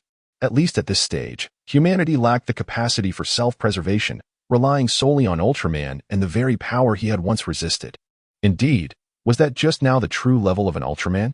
Ehara Ryu inhaled deeply, feeling a profound sense of oppression within. As for Mebius, he was taken aback to find himself chastised from the moral high ground by Ehara Ryu. Glancing around at the chaos he had just created, a wave of discomfort washed over him. After all, individuals as innocent as he were prone to taking things too seriously. Ehara Ryu's reminder made him acutely aware of his shortcomings. It seems I still have a long way to go, Mebius thought, engulfed by self-reproach. In that moment, he felt a sense of isolation. Meanwhile, the now human-formed Terrace stood not far away, observing the familiar yet strange scene before him, raising an eyebrow in response. Indeed, yet another familiar scene was unfolding. The act of standing atop a moral pedestal to criticize warriors who risked their lives battling monsters was nothing short of moral coercion. Yet, he found himself indifferent to it all. Perhaps this was merely a phase in Mebius's growth, stumbling through experiences until he ultimately discovered the strength of bonds and transformed into the Phoenix Mebius. Terrace was on the verge of departure when he suddenly sensed something amiss. He abruptly shifted his gaze towards a particular direction, faintly catching a glimpse of a fleeting figure. Could it be her? How could that be possible? Tyrus furrowed his brow, recognizing the identity of the figure before him. It was none other than Kyoko Ehara, whom he had unexpectedly met during his last visit to Earth. She was also the very aunt who had just warned Ryu. Encountering Kyoko Ehara was not particularly surprising, considering that only 25 years had elapsed since his last sojourn to Earth. Logically, she should now be in her 40s. However, what was truly astonishing was that her appearance had remained unchanged. She looked exactly as she did when they first met, as if time had suspended her at the age of 23. Such a feat was beyond the capabilities of any human unless she had transcended humanity itself. In this ultra-universe, anything is possible. Numerous cosmic races can disguise themselves as anyone, seamlessly blending in among ordinary people. This inevitably reminded him of the higher-dimensional predator, Bogeju. The arrival of dinosaurs on Earth indicated that Bogeju had also come to this planet. Yet, this Bogeju was not the same as the previous one. Originally, among the Dark Four Kings of the Ampelra, there was a Bogeju known as the Evil General, who possessed formidable power. However, due to certain circumstances, he betrayed the Ampelra and was subsequently sealed within a black hole. At this moment, the Evil General Bogeju had yet to break free from his confinement. The entity that had arrived on Earth was merely one of his subordinates. In the original timeline, the corruption of Hikari had profoundly impacted Tyrexia, reshaping his worldview and plunging him into darkness. Yet now, with Tyrus's intervention, this narrative had been altered. He believed that the current Tyrexia would not tread the same path as before. After all, compared to descending into darkness, is it not far more enticing to seize power through technological means? Had he simply vanished? Terrace furrowed his brow, gazing in the direction where the shadow had vanished. Chapter 34. Narrative discrepancy. His perception swiftly expanded, and he soon discerned a tremor in the air, as if two formidable entities were engaged in a fierce battle nearby. With a swift motion, he propelled himself like a gust of wind toward the source of the disturbance, arriving rapidly at the site of the vibrations. From a distance, he beheld two dark figures clashing with astonishing speed along the coastline. Were they in combat? After a brief exchange, one figure was struck down, forcefully propelled away. Talas meticulously scrutinized the visages of the two figures. Two women. One of them appeared strikingly familiar. Tyrus furrowed his brow, profoundly astonished. How could it possibly be Ehara Kyoko? He could ascertain with absolute certainty that Ehara Kyoko was entirely human. How could a mere mortal resist the ravages of time and emerge so formidable? This realization struck him as peculiar. Perhaps Eddie knew what had transpired, but regrettably, upon his return to the Land of Light, their paths had diverged perfectly. The two had no opportunity to meet. The figure that lay defeated was indeed Ehara Kyoko. It was evident that, in the face of the high-dimensional predator Bagaru, Ehara Kyoko was still lacking in many respects. Although she had been brought to the ground, she remained silent, her gaze intensely fixed upon her adversary. Bagaru licked her cheek with her tongue. As a high-dimensional predator, her favored prey consisted of entities imbued with high energy. Clearly, Ehara Kyoko at that moment perfectly matched her predatory criteria. Just then, Tyrus suddenly appeared, positioning himself between the two. Gazing at Bagaru, he chuckled lightly, speaking of which, "You truly are infamous. It seems you are being pursued, yet here you are, running about recklessly?" Bagaru tilted her head slightly, a strange smile suddenly gracing her lips, as if considering the prospect of Tyrus as a more satisfying delicacy. Tyrus could not help but raise an eyebrow. Ah, yet another individual seeking to devour me. Do they possess such an insatiable appetite? He was aware that, although Bogazu was merely in a human form, he could still wield numerous supernatural abilities intrinsic to his true self. This was a significant advantage over Ultraman. In the next moment, Bogazu transformed into an afterimage, soaring towards Tyrus. However, the enhancements bestowed upon his body also applied to his human form, a testament to the formidable power of the system.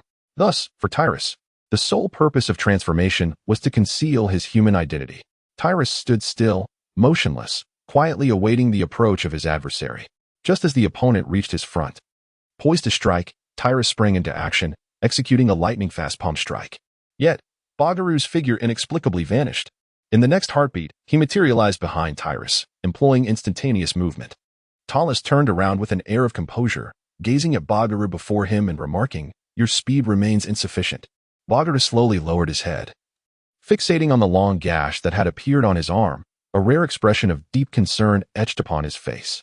The hand blade unleashed by Talus sliced through her body with the precision of a sharp weapon. Had it not been for her timely use of teleportation to evade, the consequences would have been far graver than mere injury.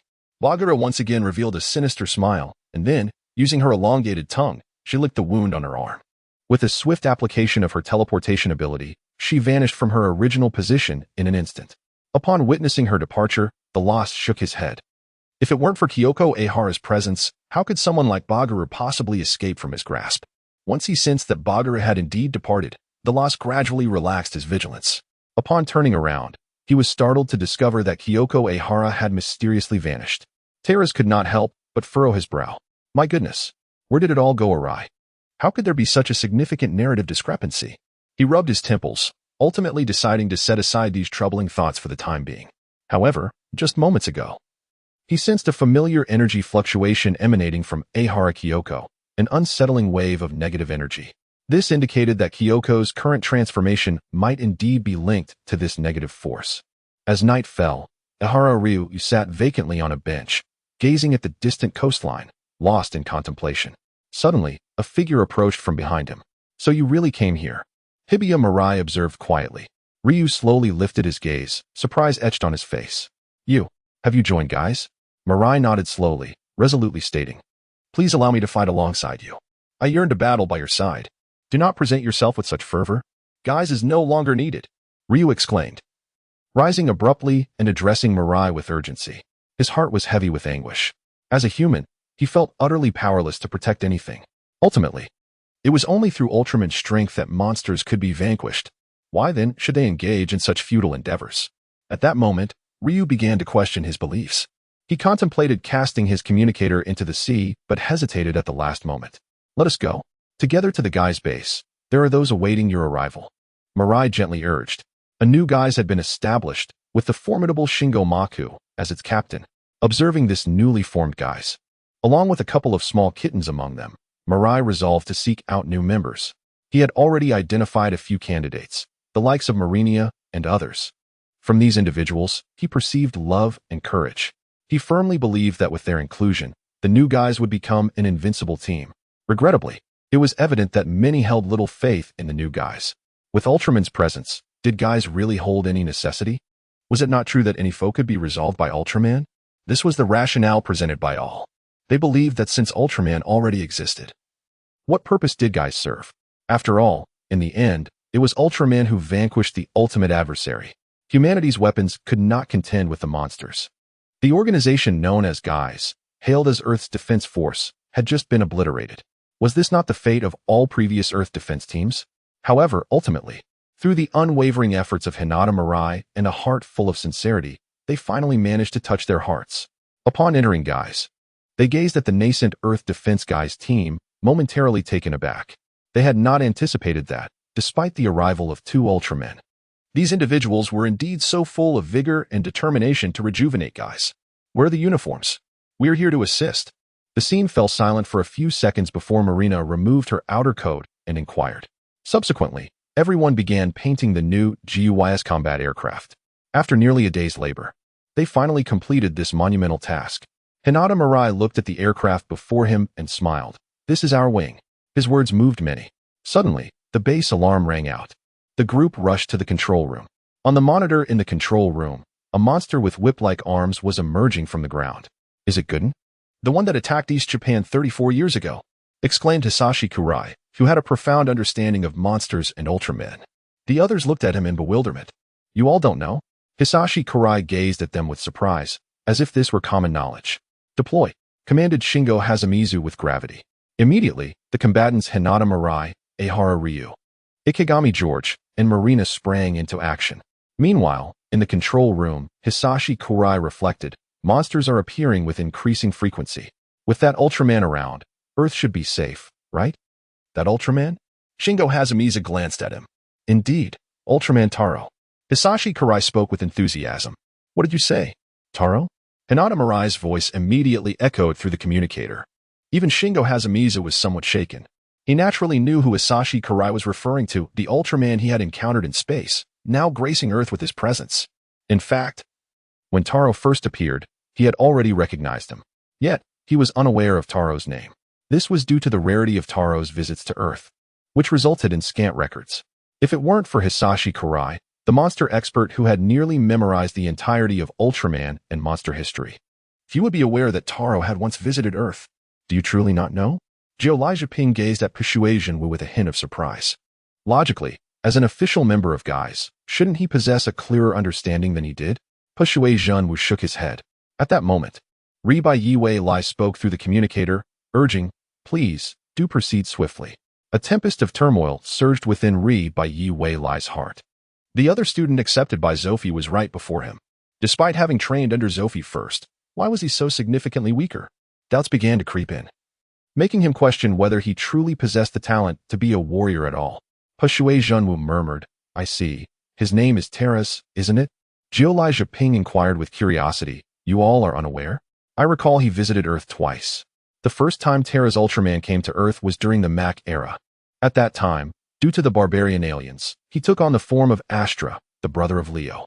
He stole the Ultraman key from Ultraman Star, causing a collision between Earth and Ultraman Star.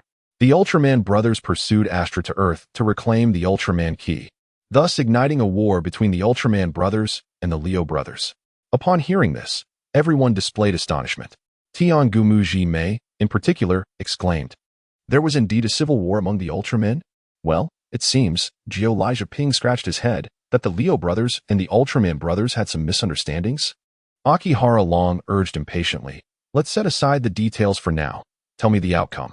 Jiolai Ping, somewhat speechless, had intended to maintain an air of suspense. Ultimately, he nodded reluctantly and said, at that moment, Terra's Ultraman appeared, concluding with a devastating defeat for Leo. They still had a faint recollection of Leo, particularly during an era fraught with calamities. The most significant disasters had occurred while Leo was safeguarding Earth. With Leo, Ri Bai Yi Lai mumbled in disbelief. He was aware of the near collision between the Time Country and Earth, albeit lacking details. However, he never anticipated that the final result would be Leo's defeat. He was aware that Leo was already one of the Ultraman brothers, renowned for his formidable physical prowess. How could such a figure fail to overcome Terras? I believe there should be archival data available. There exists a rather obscure footage documenting the battle between Terra's Ultraman and Leo Ultraman. At that time, due to the impending collision of Ultraman Star with Earth, tsunamis erupted across the globe. The disasters left humanity in disarray, causing little attention to be paid to the battle, resulting in the fight being known by very few. He spoke until this point, then fiddled with the computer. Before long, he retrieved a video and projected it onto the large screen. The battle depicted was truly astonishing, a memory that remains vivid in my mind. In the footage, everyone witnessed two colossal figures engaged in a breathtaking clash. The collision of fists and feet generated intense shockwaves that fractured the ground beneath them. This footage was also transmitted to the Guy's fighter jets. As the audience absorbed the mere seconds of this footage, an immediate silence enveloped the room. One of the figures was Terras, facing off against a Crimson Ultraman. Leo was nearly overwhelmed by Terras's dominance throughout the encounter. Eventually, the recording came to an abrupt halt, likely due to the powerful shockwaves disrupting the electromagnetic signals. How terrifying! After watching the entire video, everyone felt a shiver run down their spines, utterly astonished. Both were incredibly formidable. What an immense power this must be. Indeed, he is an extraordinary being. After a moment of silence, Aoyama Ryu finally articulated his thoughts. In that instant, he truly grasped the immense strength of Ultraman. No wonder, at that time, Earth faced myriad dangers.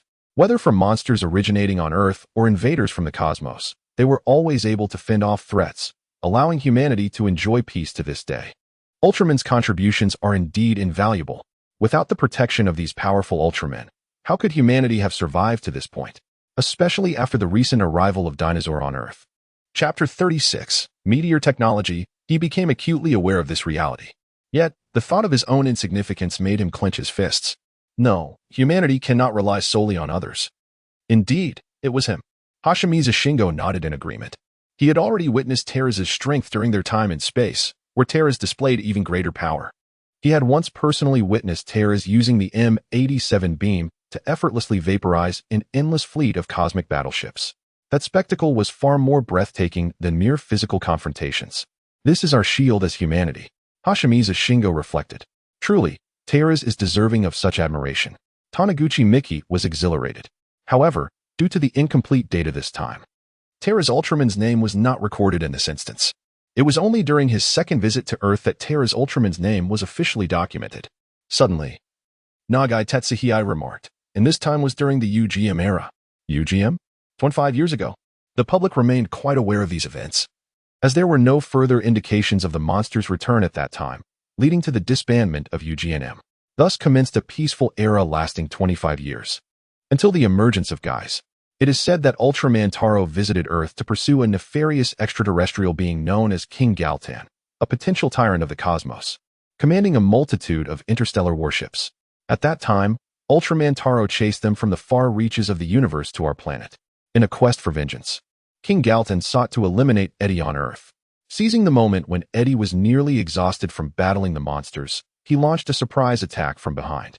At the crucial juncture, Ultraman Taro arrived at the scene and, with unparalleled might, vanquished King Galtan. With that said, not long after, Lai Zhiping resumed his search and finally unearthed a segment of footage. This particular footage was considerably clearer, as it had been meticulously recorded by UGNM themselves. Within this recording, upon his appearance, Terra's exerted absolute might, overwhelming King Galtan. With a mere flick of his wrist, he shattered the cosmic alloy sword held by King Galtan. And with an ordinary hand strike, he cleaved the king in two. This scene caused the spectators' pupils to constrict in horror. It was utterly brutal. To think that he could rend apart such a formidable extraterrestrial being with nothing but his bare hands was simply terrifying. Terra's, the Ultraman, had only visited Earth twice, each time for a remarkably brief duration. Thus, the available combat data on him was rather limited. What remained indisputable, however, was his immense power. His unrestrained strikes were capable of inflicting tremendous damage upon his adversaries. This inevitably recalled to mind the earlier instance when Terra's had shattered the impenetrable armor of Dinosauru with a single punch. Indeed, he was invincible.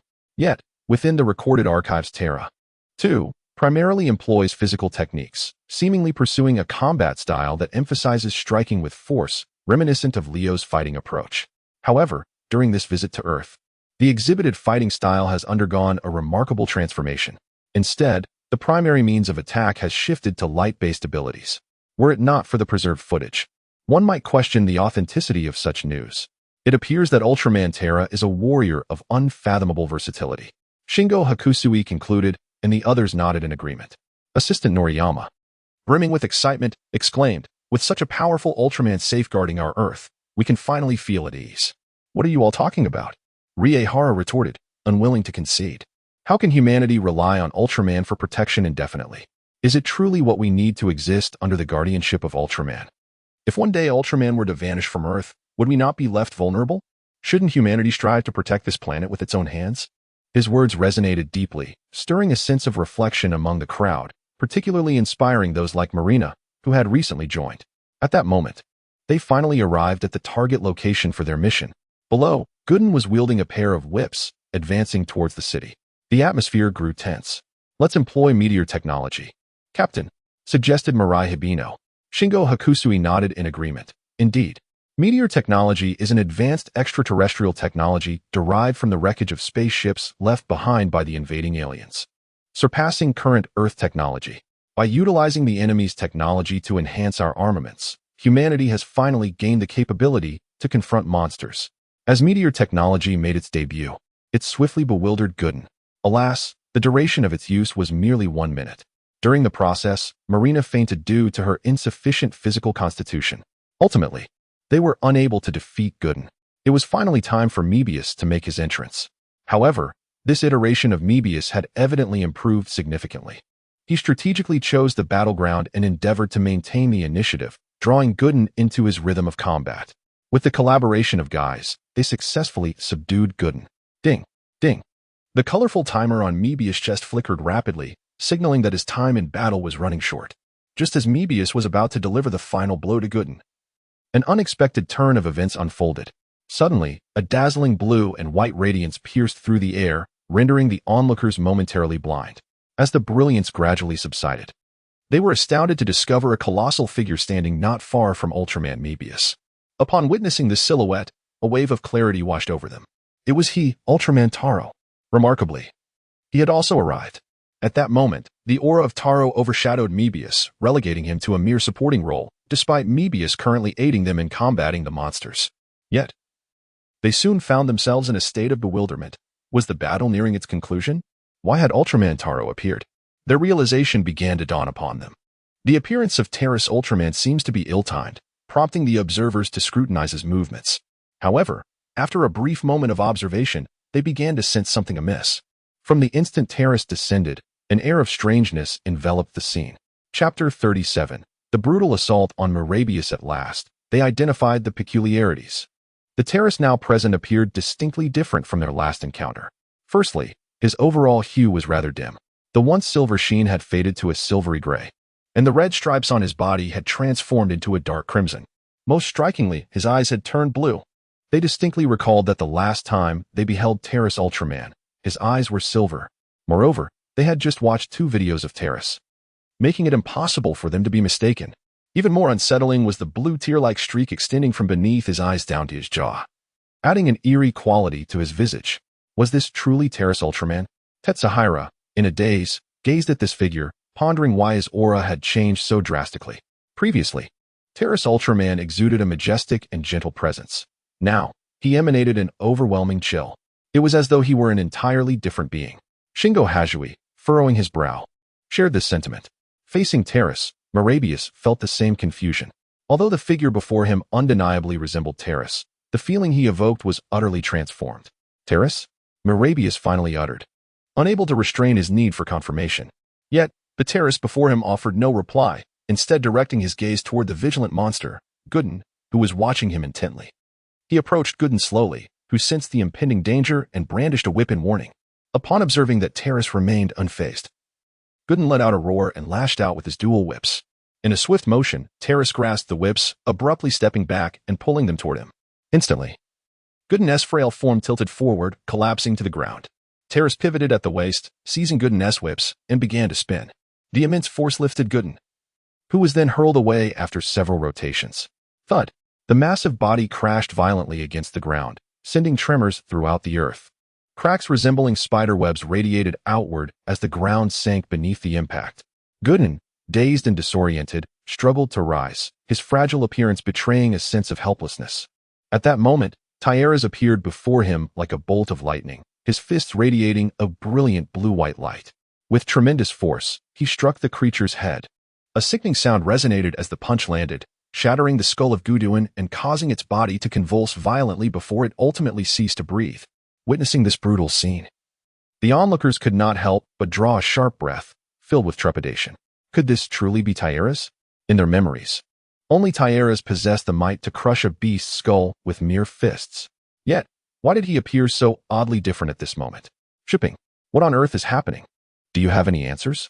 Asked Ryu Sakahara through the communicator. Julai Jipping's expression was peculiar as he replied, "Do not ask me. I am equally perplexed by this situation. However, I have a feeling he may not be the Tyeras we know." "What do you mean?" inquired Shinji Hasumi eagerly. "It's merely a feeling," Julai Jipping responded, shaking his head. In fact, this was influenced by some bizarre details he had uncovered in the earlier research regarding Tyeras. It was said that 25 years ago, after Tyeras' second visit to Earth, some individuals claimed to have witnessed his reappearance. However, this was never officially confirmed, leading many to believe it was merely a figment of memory.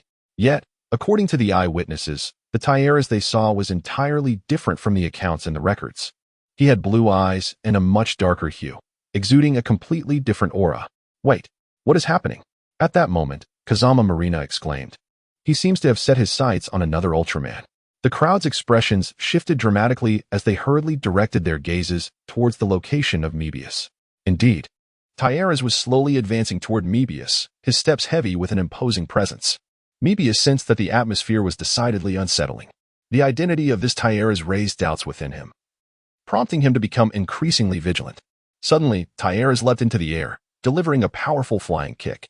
"Be careful! It's Thyerras' flying kick!" Jiaolai shouted, his heart racing.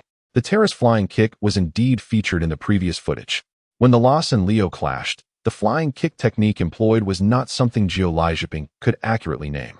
He was unaware that this technique was actually learned by the Loss from the Galactic Alliance, known as Leo's flying kick. Consequently, he referred to it as Thalas's flying kick.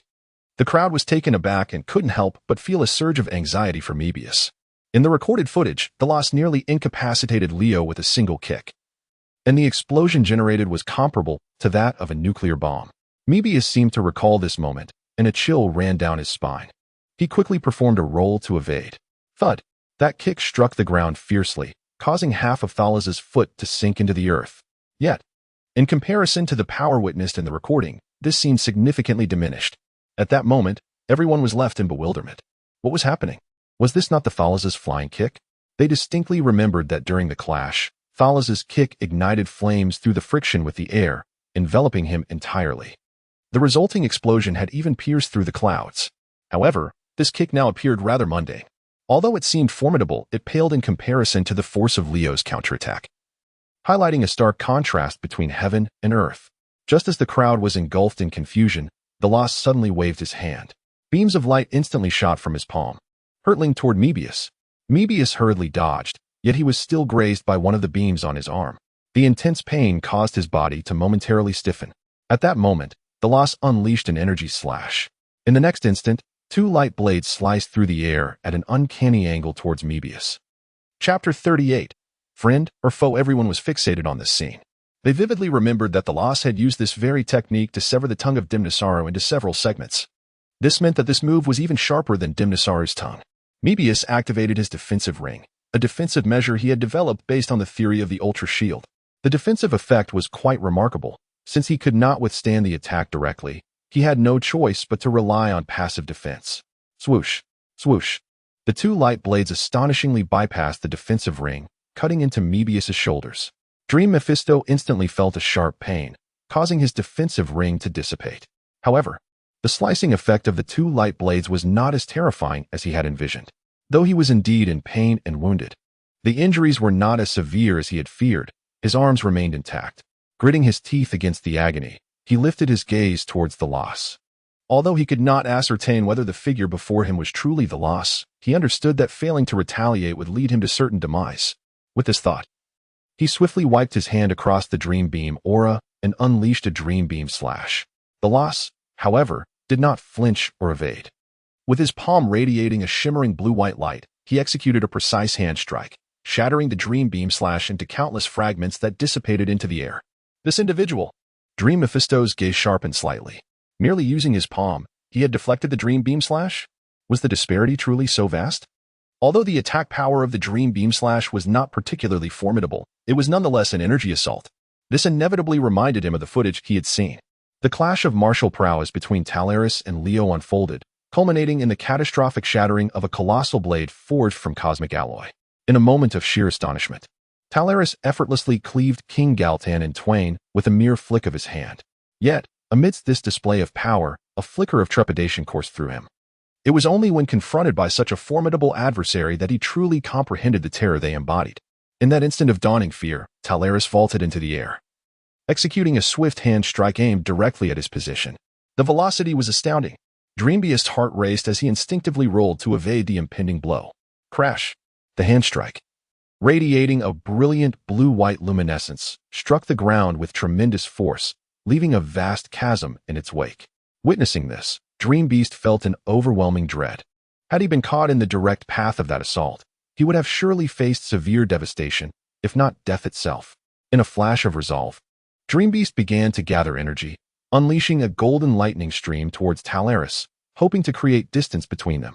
However, in that precise moment, a blue-white glow enveloped Thyerras, who, with hands poised like claws, forcefully swiped at the approaching lightning, splitting it in two. The severed energy surged backward, erupting in a violent explosion. Thyerras' hands emitted wisps of smoke, bearing scorch marks, yet he appeared largely unscathed. How could this be? Dreambeast was astounded. This lightning strike was a derivative of Zophi's Z-beam, tailored into his own unique energy technique, with a power level comparable to that of the Z-beam itself. While not excessively potent, the ease with which Tolaris had divided it was utterly preposterous. Suddenly, Tolaris executed a somersault, landing directly before Dream Beast. The blue-white glow flashed once more as he unleashed a powerful punch aimed squarely at Dream Beast's chest. Reacting instinctively, Dream Beast crossed his arms in a desperate attempt to shield himself. Thud! A colossal force reverberated through him, leaving his arms numb and sending him staggering backward for over 100 meters. It felt as if his limbs were on the verge of shattering. Such terrifying strength. Witnessing this spectacle, Ryu Sato's face contorted in disbelief. How could two beings of the same lineage differ so drastically in power, despite sharing a similar identity? Dream Beast found himself unable to withstand even a single attack from this enigmatic opponent, whose true nature remained uncertain. Just as Dream Beast grappled with his pain, Tolaris surged forward once again, the blue-white radiance reappearing as he executed a kick that struck Dream Beast's calf with a resounding thud. A tremendous force swept Dream Beast violently to the ground. Before he could rise, Taris had already placed a foot upon his chest. Subsequently, he began to gather energy. Colorful energies converging around him as he formed a T-shaped gesture. Witnessing this scene, everyone was taken aback. It was the Stirlim Ray. Allegedly. It was a technique first employed by Taro. Possessing a terrifying capability of temperatures reaching hundreds of thousands of degrees Celsius and destructive power measured in hundreds of thousands of horsepower. If this attack were to strike, it would likely be fatal. Geoliziping exclaimed in shock, prompting a wave of tension to wash over the crowd.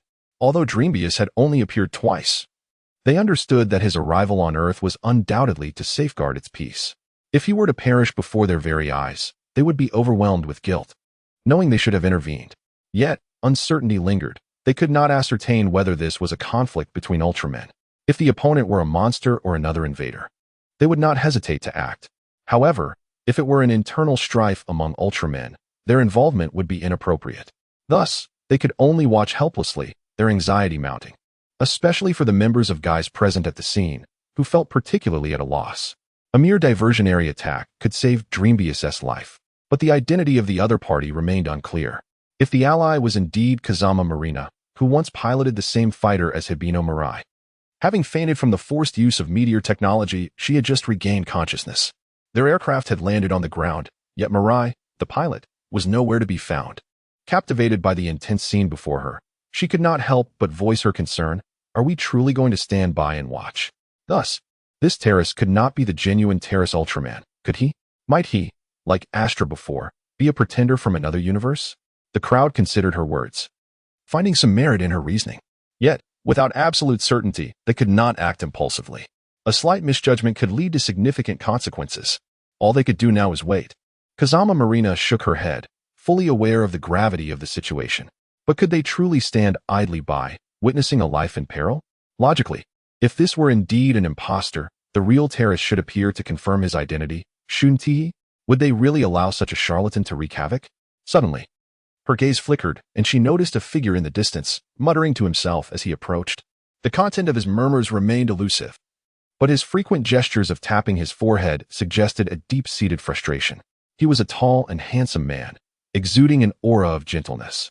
Kazama Marina recalled her current role as a member of the guy's team and promptly moved to distance herself from the individual. Tyrus yearned for someone to elucidate the bewildering circumstances surrounding him. Why was he engaged in a fierce battle against Mebius? To his astonishment, the drama of genuine versus counterfeit Ultramen had unexpectedly unfolded in his own life. Although this clash between the original and the imitation was undeniably exhilarating, its abrupt emergence was rather jarring. As he felt the familiar surge of negative energy and recalled the state of Kyoko Ehara he had witnessed earlier, a vague hypothesis began to form within him. This resemblance stirred memories of a similar occurrence. Negative energy is born from the darker recesses of human emotion. During the era of Eddie, there was a child who, having suffered relentless bullying, found himself confined to a hospital bed. Ultimately, through sheer willpower and the negative energy radiating from within, he fused with the ever-present Seven Doll, thereby materializing the delusional Seven. Though merely a replica birthed from negative energy, its combat prowess was astonishingly formidable. At that time, delusional Seven could nearly match Eddie in combat. The towering figure before him, relentlessly assaulting Mebius, bore an uncanny resemblance to himself, embodying the same state.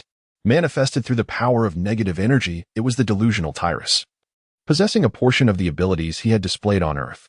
However, its fighting style leaned towards a frenzied approach, seemingly relying on instinct alone. While the delusional Tyrus retained some of its intrinsic capabilities and skills, had Mebius possessed a bit more experience, the battle would not have been so dire. It was time to bring this farce to an end. Tyrus shook his head, slightly afflicted by a headache. If nothing unexpected occurred, this delusion of Tyrus must indeed be Kyoko Ehara. Yet, he found himself perplexed as to how Kyoko Ehara had acquired such power. However, this also provided a perfect explanation for why Kyoko Ehara could still maintain the appearance of a 23-year-old. It became evident that she had transcended the realm of normal humanity. She bore a resemblance to the beings of the Light Clan. Nonetheless, fundamentally, her life form stood in stark contrast to that of the Light Clan. While the beings of the Light Clan were composed of pure light, at this moment, Kyoko Ehara's physical structure was formed from negative energy. He immediately stepped forward and gently snapped his fingers. In the next instant, a dazzling radiance erupted from his body, morphing into a colossal figure. Not far away, Marina Kazama gazed in astonishment at the figure born from the brilliance, her face a portrait of shock. She had witnessed everything that had just transpired. Such an extraordinary spectacle had profoundly shaken her worldview. Ultraman was actually human, and that handsome youth from moments ago was the true Tyrus Ultraman. How could this be possible? At that moment, her mind was in disarray. To many ordinary people, the existence of Ultraman resembled that of a divine being. Humanity firmly believed in this notion. They seemed to possess a way of thinking that was beyond human comprehension, guarding humanity like deities, preventing them from suffering attacks from various monsters and extraterrestrial invaders. Yet, despite performing such noble deeds, they appeared to seek no reward, choosing to remain hidden from view. Selfless and devoid of desire, they resembled the legendary gods. Gradually, in the eyes of these ordinary individuals, Ultraman became increasingly divine, adding an element of fantasy to their perception. Even the so-called Land of Light, in the eyes of some ordinary people, was almost synonymous with the mythical kingdom of gods. However, just moments ago, Marina Kazama had witnessed such a breathtaking scene. The shock that resonated within her was truly beyond words. The Tyrus Ultraman, who seemed invincible in their eyes, was, in fact, a handsome and approachable young man.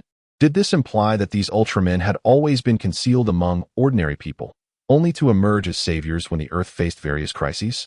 With her mind in turmoil, Marina Kazama rubbed her eyes for confirmation. Yet, at that moment Tyrus appeared to have noticed her as he slowly turned his head, calmly casting a glance in her direction. In that fleeting moment, Kazama Marina felt as though her blood had congealed. Her heart had ceased to beat. It was not fear, but rather an instinctive reverence towards an entity endowed with terrifying power. A smile flickered across Tolaris's face. He had long since discerned the presence of Kazama Marina. However, at this moment, he found himself wholly disinclined to pay her any mind. He then slowly advanced, as at this juncture, Tolaris's energy had amassed to an extraordinary limit, poised and ready to unleash. Upon witnessing the scene, Talas pointed a finger, unleashing a beam of laser light that struck the opponent's arm, dispersing their energy. The delusion of Talas's abilities was almost entirely derived from his own. He was well aware of how to flawlessly counter these skills. Instantly, the deluded Talas was captivated, as were all members of the guy's team. Another Talas had appeared. Tengu Kimono exclaimed in astonishment. So, was Truthn's speculation correct? Igahara Ryo immediately grew solemn.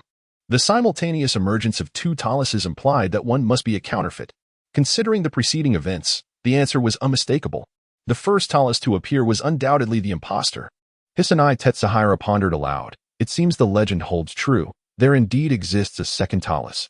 Igahara Ryu, feeling displeased, retorted. So you were aware of the truth all along. Why didn't you mention it sooner? Hisanai Tetsuhira was momentarily speechless, offering a wry smile. Because I was uncertain. I merely gleaned this from certain legends. It is said that someone once encountered an Ultraman resembling Talas, a guardian spirit of a mountain. Others have claimed he might be the specter of a particular Ultraman. Chapter 40. The true and false Talas. It is often said that he is seen weeping silently in a secluded corner of the mountain. For a time, that place became a forbidden zone for humanity. Regarding such a folktale, the crowd was skeptical of its authenticity. Had they not witnessed it today, they might have dismissed it as mere fabrications of the imagination. Igahara Ryu uttered a decisive sound and turned to Shinja Masamune, saying, So, what now? Let us take action. Captain. However, Shinja Masamune unexpectedly shook his head. For now, Let us refrain from hasty actions and observe. Why is that? The group was taken aback. Shinju Masamune replied calmly. Did you not notice? The true Talus, upon his entrance, showed no intent to harm the impostor. Perhaps there is a deeper context. We should observe for a while longer. Upon hearing this, the group realized the gravity of the situation. Just moments ago, Talus had merely restrained the impostor without resorting to lethal force. The deluded Talus turned to look at the genuine Talus and suddenly froze, his body trembling slightly, as if battling an internal struggle. He was nearing a breaking point. If this continued, he would perish. Talus smiled and said, "Long time no see, Miss Kyoko. Your transformation has truly astonished me." At the sound of Talus's address, the deluded Talus was visibly moved. Gradually, he retracted his foot and released Mebius, as reason began to triumph over chaos. Mebius too appeared bewildered. Two Taluses? Could it be that the other is truly a cosmic being in disguise? Such a miraculous scene unfolded before his eyes, leaving him utterly astonished. Dreamius gazed solemnly at the delusional Velas, whom he had just thoroughly defeated. Without hesitation, he assumed a stance, gathering energy in preparation to unleash a beam of light. Talus's gaze sharpened, and with a mere thought, he propelled Merabius away with a mental barrier.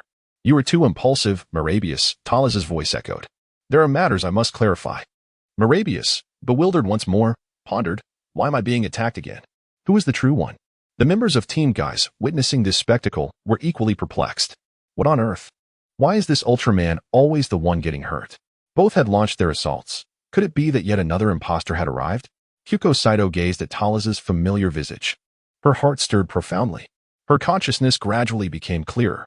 Just moments ago, she had been engulfed in a state of confusion, a condition that had become increasingly frequent of late. This phenomenon was likely correlated with the rampant emergence of monsters. Nearly every time a monster appeared, a mysterious voice would resonate within her heart, urging her towards the direction of the creature's manifestation. Throughout this ordeal, her awareness would become exceedingly hazy, leaving her oblivious to the events that transpired. For over 20 years, such occurrences had manifested periodically, though previously they had been spaced far apart.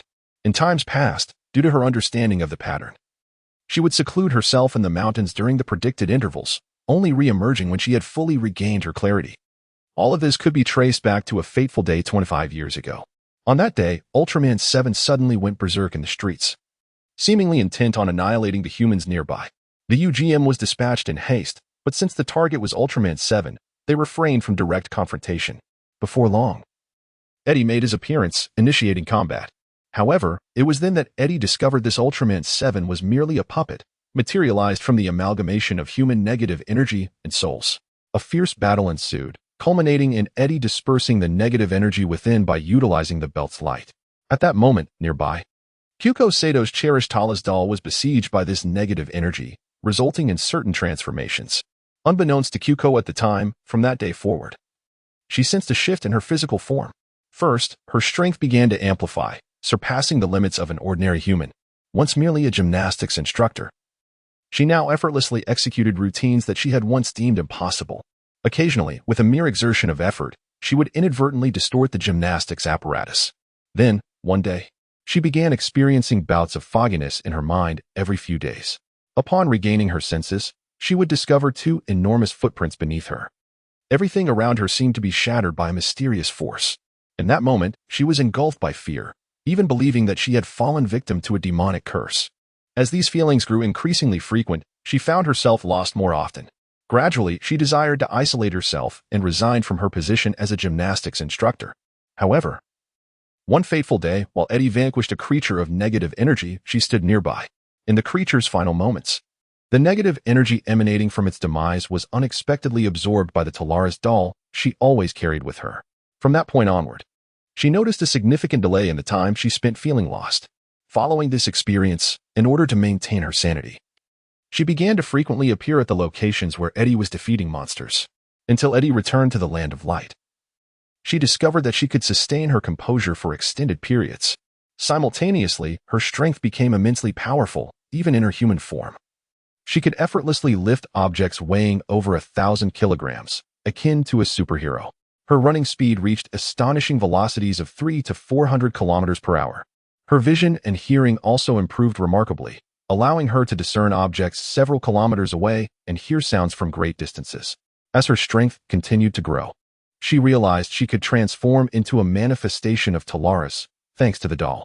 Gazing upon her formidable stature, Kyoko Sakura believed this was the power bestowed upon her by Tolaris. She was convinced that as long as she could master this strength, there would come a day when she could soar through the cosmos alongside Tolaris. Miss Kyoko Sakura, could you share your reasons with me? Tyrus inquired once more. Upon hearing this, Kyoko Saito immediately relayed the memories residing in her mind to Tyrus through her telepathic abilities. Tyrus was somewhat taken aback by Kyoko Saito's actions. Sharing one's memories with another is a feat that requires an unparalleled level of trust. This clearly indicated that Kyoko Saito was entirely unguarded with him. Chapter 41. A sudden shift in atmosphere. After reviewing this memory, the Lost finally comprehended the truth. His suspicions were indeed correct. At this moment, Kyoko Aigahara had transformed into a being reminiscent of the delusional seven. Although portions of this memory were missing, the Lost was still able to fill in the gaps using the recollections from his previous life. However, her existence differed somewhat from that of the delusional seven. The latter was formed through a child merging their own vitality and soul at great cost, whereas Kyoko Aigahara appeared to have undergone a passive fusion, resulting in a state akin to a human entity. Remarkably, she could wield her doll like a spark, utilizing it for transformation. What an extraordinary phenomenon, an unconventional artificial Ultraman. Yet, Kyoko Aigahara's case could only be deemed miraculous. For others, once influenced by negative energy, the outcome was either death or a transformation into a monstrous being driven solely by a thirst for destruction. In stark contrast, Kyoko Aigahara not only emerged unscathed but also attained super-evolution. In a unique manner, she evolved into a supernatural entity that transcended humanity itself. Now, the pressing matter remains how to address Kyoko Aigahara's predicament. Tyrus suddenly inquired, is it truly possible? Kyoko Aigahara felt a subtle tremor within her heart, unable to resist lifting her gaze. Initially, she believed that the power she had acquired was a gift from Tyrus, a means to follow his path. However, as time passed, she gradually came to realize that this was not merely a simple power, but rather a curse. Each time her strength surged uncontrollably, it resulted in destruction she wished to avert. Consequently, she suffered immensely, often retreating to weep in silence, her face becoming soaked with tears imbued with energy, which gradually left behind traces of corresponding hues. It should be possible. Though I have not attempted it, I can give it a try. Tyrus chuckled softly, his voice brimming with confidence despite merely suggesting it as an experiment. In truth, altering the current state of Kyoko Sakurahara was not an insurmountable task. There were fundamentally two approaches to achieve this. The first method involved mastering this formidable power. No force is inherently uncontrollable. Some are merely more unruly while others exhibit a gentler nature. Negative energy, in this context, falls into the category of the unruly. Numerous cosmic beings thrive on such negative energy, making it feasible to harness it with relative ease. However, this endeavor would require a significant investment of time, alongside Tyrus's unwavering support. The second method entails the purification of this negative energy, by utilizing Tyrus's own light to cleanse the malevolent essence of this negativity. Kyoko Sakurahara would no longer be swayed by such power. A gentler, rejuvenating energy would then serve as her ally. From Tyrus's perspective, the probability of success with the first method was exceedingly slim, almost devoid of hope. After all, Kyoko was merely an ordinary human. To contend with the vast, intricate malevolence of negative energy using the mind of an average person was nearly impossible, potentially leading to a complete psychological breakdown, culminating in her spirit being entirely tainted by malevolent thoughts. Thus, the second method emerged as the only viable option. This approach would necessitate an immense expenditure of energy, a resource Tyrus possessed in abundance. At that moment, every ounce of power radiating from Kyoko was derived from the negative energy surrounding her. Having determined the method, Tyrus stepped forward, encouraging her, "Come now, relax." He gently enveloped Kyoko in his embrace. Her body stiffened momentarily before she surrendered to the comfort. The onlookers, including the entire Guy's team and Dream Mebius, widened their eyes in astonishment. What was happening? Why did the atmosphere suddenly feel so peculiar? Did Ultraman possess AG? As the crowd pondered these thoughts, a resplendent radiance emanated from Terrace, rendering them nearly unable to open their eyes. The entire city was illuminated as if it were midday. Dream Bias was utterly astounded. What an immense reservoir of luminous energy this was. Could it be that a star resided within the very essence of Terrace? Beep, beep, beep. In the control room of the Guy's base, the expressions of Shinjiro and his companions reflected their astonishment as they gazed upon this colossal energy response. Was this tremendous force truly harbored within Ultraman Terrace all along? Surely, this must be a divine power. According to the energy readings, the energy that Terrace unleashed in that moment was capable of effortlessly obliterating the Earth. It was no wonder that Terrace possessed such terrifying combat prowess. At long last, the brilliance began to gradually dissipate. Terrace gradually released Ehara Kyoko. At this moment, Ehara Kyoko's demeanor underwent a profound transformation. Firstly, the disparity between her and Terrace became even more pronounced. Terrace is adorned in a striking red and silver ensemble, while Kyoko Sakahara now dons a captivating red and black attire. Furthermore, her posture has undergone a complete transformation towards femininity. Her curves are pronounced and alluring. In addition, her visage has evolved. Her azure eyes remain, marked by traces of tears. However, her face has transformed into an elegant oval shape, exuding a softness that contrasts sharply with Terrace's previous resolute demeanor. Her ears now boast delicate ornaments resembling earrings. Observing these changes, Terrace breathed a sigh of relief, no longer feeling as though he were embracing a man. Suddenly, an invisible surge of energy enveloped Terrace, immobilizing him entirely. This sensation was all too familiar. It was telekinesis. His mobility was abruptly hindered, yet Terrace remained calm. At that moment, he could think of no one else capable of launching a surprise attack but Bagaru, who had been covertly observing him. It was evident that after their previous encounter, Bagaru had begun to perceive him as prey. However, perhaps out of caution regarding his own power, she refrained from revealing herself for a direct confrontation. This time, having expended considerable energy to purify the negative forces within Kyoko Sakahara, Bagaru was convinced that Terrace was now significantly weakened, hence her inclination towards a stealthy assault. Terrace let out a cold laugh. Although the exertion had been immense, he felt no repercussions. Indeed, the moment he contemplated a surprise attack, Bogazu's tragic hour was already sealed. As anticipated, a brilliant radiance erupted from nearby. It was Bogazu's earthly form. With maniacal laughter, she advanced step by step towards Terrace. Not far away, Driambius was taken aback. Could that woman truly be this fiend? He glanced at Terrace, only to find both Terrace and Kyoko Saito ensnared by overwhelming energy, and dread washed over him. Without hesitation, he positioned himself before Terrace and Kyoko, beginning to gather his strength. Chapter 42. The feeble surprise attack, however.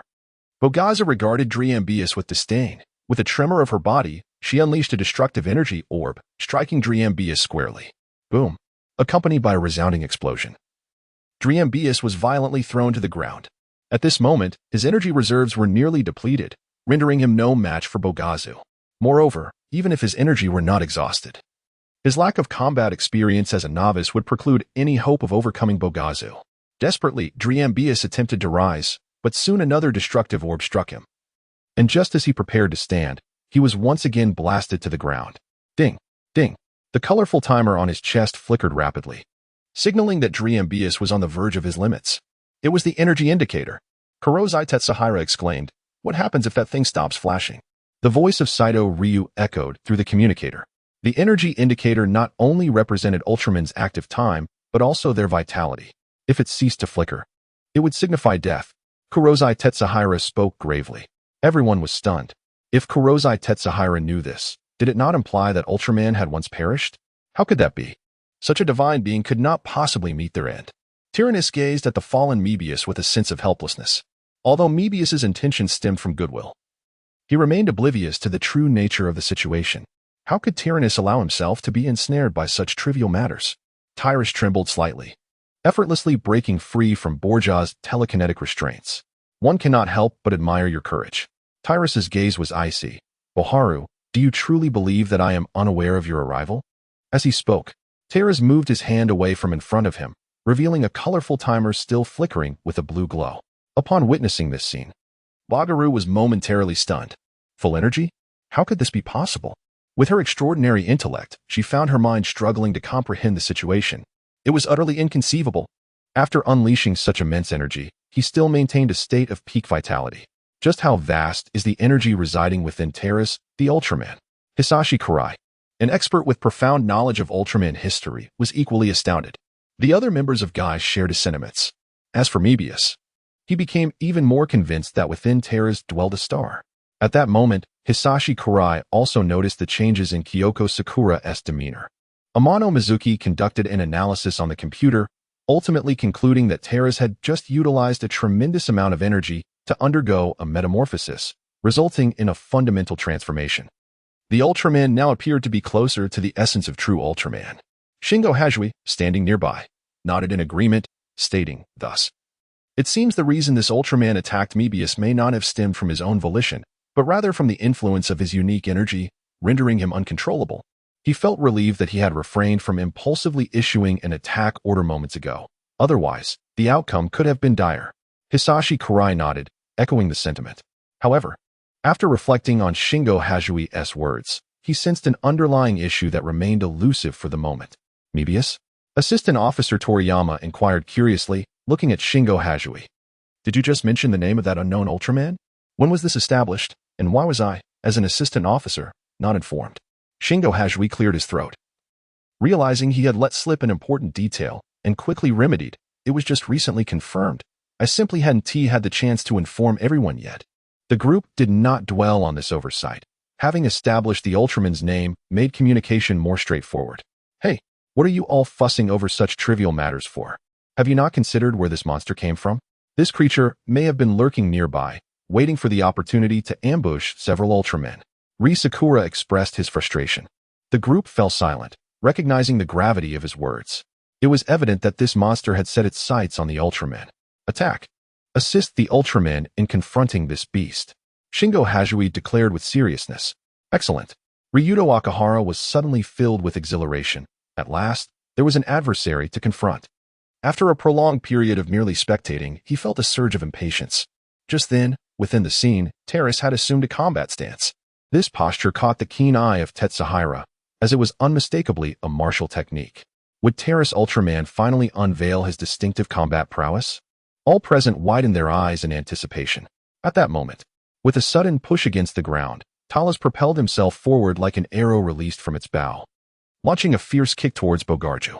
Fueled by an immense augmentation of strength, he unleashed a terrifying force that sent Bogarju hurtling hundreds of meters away. The shockwave radiated outward, fracturing the earth beneath them.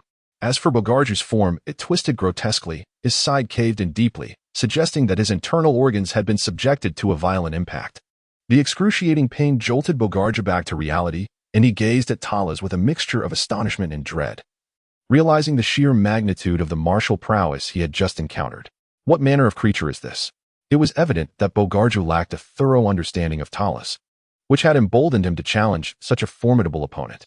Although Bogarju possessed commendable strength, roughly on par with that of a high-ranking warrior, it was clear that even a warrior of his caliber stood no chance against Talas's current might.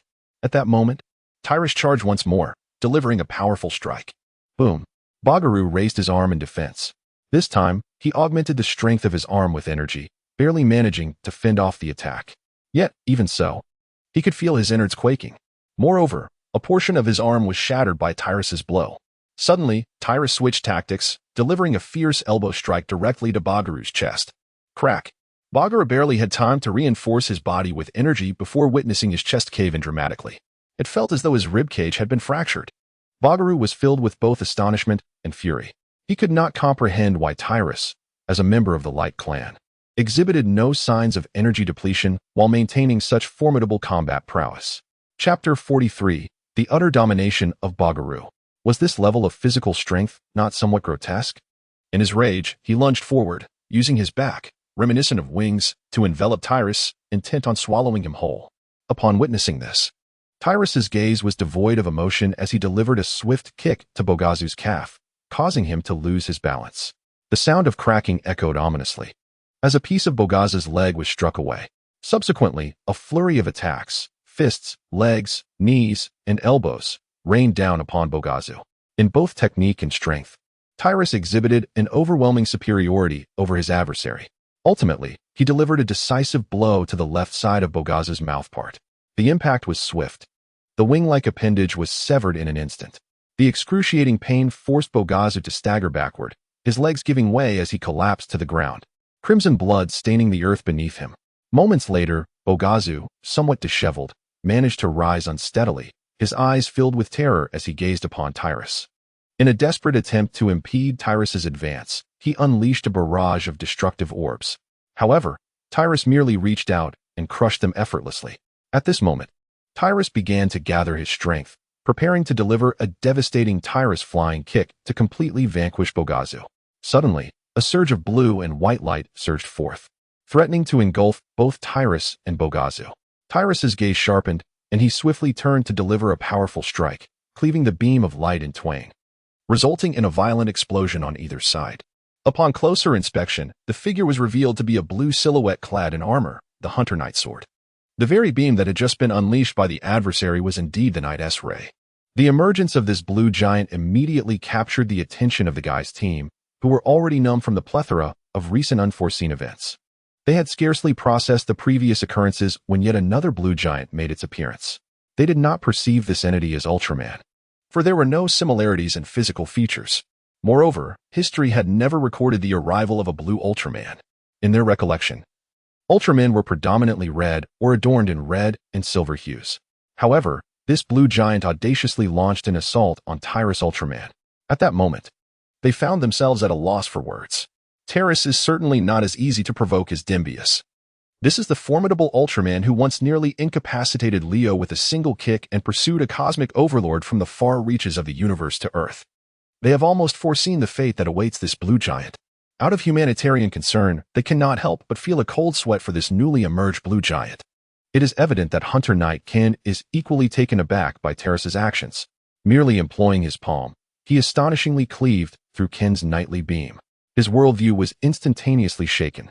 The heart that had once been shrouded in silence due to hatred now trembled involuntarily. Talas understood that before him stood a Hunter Knight, whose heart was clouded by hatred, none other than the superhuman egg Guang, ensconced within his armor. However, since the adversary had already struck with lethal intent, it would be impolite to refrain from responding in kind. Tyrus fixed his gaze, raising his hand to unleash the radiant beam of the shimmering fruit. A series of beams struck the Hunter Knight's sword in rapid succession. Bang, bang, bang. Even clad in the armor of vengeance, the Hunter Knight was knocked to the ground by Tyrus's relentless assault. The assembled crowd, witnessing the spectacle, bore expressions of resigned acknowledgement. Provocation necessitates a glimpse of one's opponent.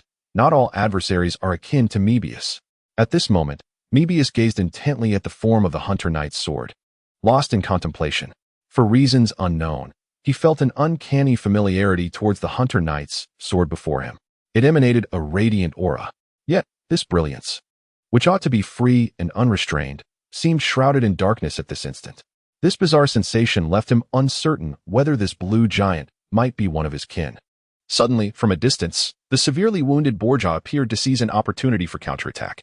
Noticing that Tyrus's attention was captivated by the Hunter Knight's sword, he swiftly extended his tail towards Tyrus in an attempt to ensnare him. Borja's tail could stretch freely, primarily designed for capturing prey, capable of emitting powerful electric currents to shock adversaries. However, these feeble maneuvers proved utterly ineffective before Tyrus. Just as Tyrus prepared to strike, two arrow-like light blades suddenly soared from afar, slicing directly into Borja's tail. There stood Kyoko Sakahara, her gaze icy as she regarded Borja. Clearly, Borja had forgotten that there was another ally on Tyrus's side.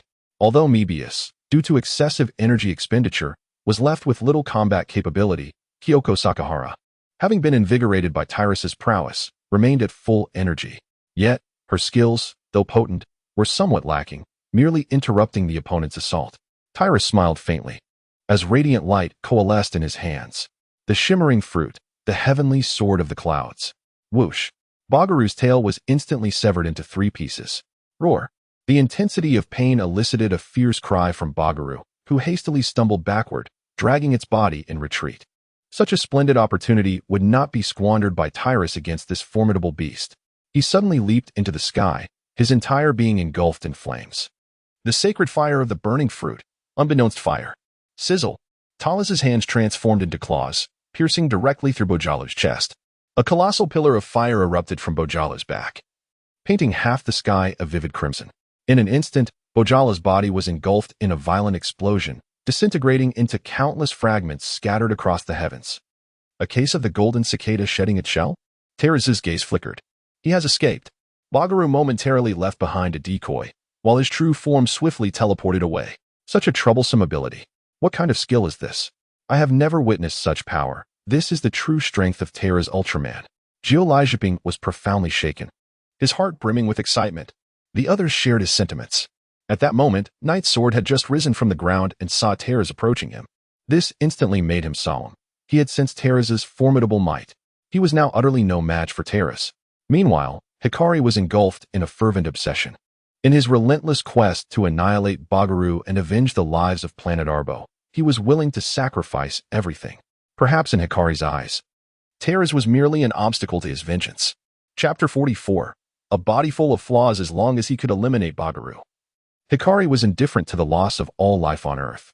However, to Terra's, Hikari appeared as nothing more than a revenge puppet, blinded by hatred. Although Hikari was a direct superior of Tolekia, he was not well acquainted with Terra's. Even in the Ultraman narratives he had previously watched, Hikari had garnered little of his attention. After arriving in this world, Terra's had only seen Hikari from a distance. He knew that Hikari was not only the most outstanding scientist of the blue race, but also the only being who transcended racial barriers. After all, compared to Tolekia, Hikari possessed an extraordinary talent, a rarity that appeared once in tens of thousands of years. In the original timeline, after completing his trials on Earth, Hikari successfully joined the ranks of the Ultraman brothers. Tyrus's gaze shifted towards the vengeful armor adorning Hikari, which housed countless tormented souls from the planet Aber. This was the very source of Hikari's current power. The vengeful spirits would forcibly enhance Hikari's potential through their immense malice until she exacted her revenge on Bagaru. Yet, upon achieving her vengeance, the burden on her body would become insurmountable, leading to her ultimate demise. The only means of salvation lay in liberating the vengeful armor. However, should she relinquish it, Hikari would forfeit her opportunity for further empowerment. The knight, having just risen to his feet, turned away, intent on departing from this place. Yet, the radiance of the light cascaded upon his path as Talas advanced. "You wish to depart after the conflict?" Talas spoke slowly. The knight immediately turned around, unwavering in his resolve. With one hand, he struck his knightly gauntlet. In the next moment, a sword radiating a golden luminescence materialized. The knight's lightsaber. Both the essence of the dream beam and that of the knight possessed the same formidable ability, the capacity to condense one's internal energy into a tangible lightsaber. Its cutting power is undeniably impressive. However, the knight's lightsaber surpasses the dream beams in both hardness and sharpness. After all, one is a gift from the king of the gods, while the other is a relic bestowed by the father of the gods. The primary effect of the knight's essence is to amplify the sword's power and energy attacks. It is precisely due to his possession of this knightly essence that Hikari has been able to relentlessly pursue Bagaru to Earth. Fortunately, he wields the Ten Songyun sword. Hikari swung his lightsaber, unleashing a barrage of light blades directed at Talas. Bang, bang, bang. Calm and unhurried, Terra's swiftly summoned the Amatsu no Cumin sword, deftly drawing several arcs to neutralize the impending attack. The knight clenched his fist, leaping into the air, brandishing his knightly lightsaber with a fierce swing. The sheer intensity of his wrath rendered him vulnerable, exposing flaws throughout his entire being. The tranquil voice of Terrace resonated as he instantaneously appeared behind his opponent. Having harnessed the power of the Thunderfruit, seizing the knight's wrist, he delivered a swift kick to the ankle, subsequently twisting his arm and compelling him to kneel upon one knee. Talas pressed a single knee against the back of the knight's sword, restricting his mobility. "Is this the power you have gained at the cost of the demise of planet Abba? Pathetically feeble. Bagaru has consistently grown stronger." The knight, subdued in a single move, was filled with shock. How could this be possible? How could he possibly be aware of the events that transpired on planet Abba? Yet, soon he was consumed by an overwhelming fury. "I fight driven by the desire for vengeance for planet Abba. But why do I remain so utterly weak?" He struggled with all his might. Tyrus seized his arm, hurling him to the ground with the same ferocity that the Hulk displayed while flinging Loki. The resounding thuds reverberated through the air. Dazed, the knight wildly swung his lightsaber, hoping to inflict some harm upon Tyrus. Yet, Tyrus's entire being was fortified by immense energy, rendering any attempts at damage futile. "You are riddled with vulnerabilities," he proclaimed, casting the lightsaber into the air before delivering a powerful kick to the opponent's abdomen. The lightsaber soared through the air, crashing into two mountains before finally coming to a halt. "Ah!" the knight cried out in anguish. At this moment, he had completely lost his senses and charged forward once more. Too slow. Tyrus deftly parried the incoming lightsaber with a casual flick, then delivered a powerful punch to his opponent's chest, sending the knight tumbling back over 100 meters. The knight, seemingly driven mad, launched a frenzied and aimless assault upon Tyrus. Vulnerabilities, weaknesses, and more vulnerabilities. With each strike, the knight's attacks failed to land on Tyrus. Tyrus delivered a powerful kick, propelling him several hundred meters away. Lightning whip. Talas unleashed a sequence of 5 thunderous strikes, exclaiming, "Electrify with the thunder fruit." Crackling sounds erupted, followed by a resounding, "Ah." The air was filled with sizzling noises. All present were rendered speechless, bewildered by this unprecedented combat style. Throughout history, no Ultraman had ever engaged in battle in such a manner. Lying on the ground, the knight's sword was enveloped in swirling black smoke. He was gasping for breath, his body charred and marred with numerous wounds, presenting a pitiful sight. The intense depletion of energy and stamina, compounded by the recent pain, rendered him weak. He had barely managed to rise before faltering and half-kneeling upon the ground. How could this be? How could it come to this? The knight's sword clenched his fist tightly, striking the earth with force. Weak. Utterly weak. He realized he was still far too feeble. Anger coursed through his body, exposing vulnerabilities in every fiber of his being. In his current state, he stood no chance of defeating me. Tyrus slowly shook his head and remarked, "It is truly bewildering. How could one with your feeble strength ever hope for vengeance? While Borgia relentlessly devours beasts and grows increasingly powerful, you remain stagnant. In truth, even if the knight's sword were not swayed by fury at this moment, victory over Tyrus would still be unattainable." Tyrus merely sought to provoke his opponent, to ascertain just how formidable one could become under the influence of the vengeance armor. With the genetic endowment of the Blue Clan, could he transcend the status of an elite warrior? Although he was not intimately acquainted with Hikali, he held a certain regard for him, given that he was the idol of his good friend, Tolekia. For the sake of Tolekia's esteem, he decided to assist Hikali, allowing him to discover his own path to strength beyond the armor. At present, Hikali, empowered by the vengeance armor, was experiencing a rapid surge in his capabilities. However, once he divested himself of the armor, this boon would soon wane. Tyrus felt it was sufficient and simply turned away. As for the knight, he remained rooted in place. Consumed by impotent rage, his desire for power now more fervent than ever. Tyrus spoke wisely. Bagaru has been continually growing stronger, and he cannot afford to remain stagnant. Chapter 45, The Shepherd of the Celestial Constellations. Upon contemplating this, he transformed into a beam of light and soared away. Tyrus. Suddenly, Dreambeast stepped forward. Was that individual also a being of the Light Clan? Tyrus paused momentarily. Indeed. However, he is blinded by vengeance. Is that so? Dreambeast stood in a daze, lost in thought. In truth, Tyrus could easily surmise that, given Dreambeast's character, he would undoubtedly seek every possible means to liberate Hikaru from the shadows of hatred. Tyrus would not impede this endeavor, for it is indeed one of Dreambeast's pathways to growth. Only through the confluence of Dreambeast's power and Hikaru's strength can the true Phoenix hero be realized. Has it finally come to an end? Gazing at Tyrus, Kyoko Aigahara, and Dreambeast as they transformed into radiant light and vanished, the group collectively exhaled a sigh of relief. What a heart-pounding day this has been. They couldn't help but express their sentiments. Yet, at that moment, Mizuki Tengumi noticed that Nerina had maintained a profound silence, prompting her to inquire, "Nerina, what troubles you?" Nerina, suddenly roused from her reverie, stammered, "No, nothing." At this moment, Kazama Nerina's emotions surged tumultuously. She had yet to recover from the shock of recent events, especially upon learning that Ultraman might be a transformation of humanity. This revelation cast doubt upon everything before her. She began to suspect each person around her, contemplating the possibility that anyone could be harboring an Ultraman identity. This compelled her to scan the control room anxiously. She overlooked Mirai Hibino, Ryu Aigahara, George Bamba, Mizuki Tengumi, and assistant Toriyama, eventually fixating on Shingo Hakusui. Among these individuals, only Shingo gave her the most enigmatic impression, and he was the one most likely to be an Ultraman. Of course, during the appearances of the previous Ultraman, Shingo had consistently been present in the control room. Was there a discrepancy? Yet, with 3 Ultramen having already revealed themselves, how could a 4th not emerge? It was astonishing. Miss Kyoko. At this moment, Tyrus had accompanied Kyoko Aigahara to her residence. To his surprise, he discovered that Kyoko owned a ranch. She harbored thousands of cattle and sheep within her domain. Who would have imagined that Kyoko Aigahara had become a little affluent? After a brief exploration of her circumstances, Tyrus finally understood that, during a certain period, due to Kyoko Aihara's reluctance to engage with others, she chose to distance herself from the bustling city. utilizing all her savings to establish this ranch.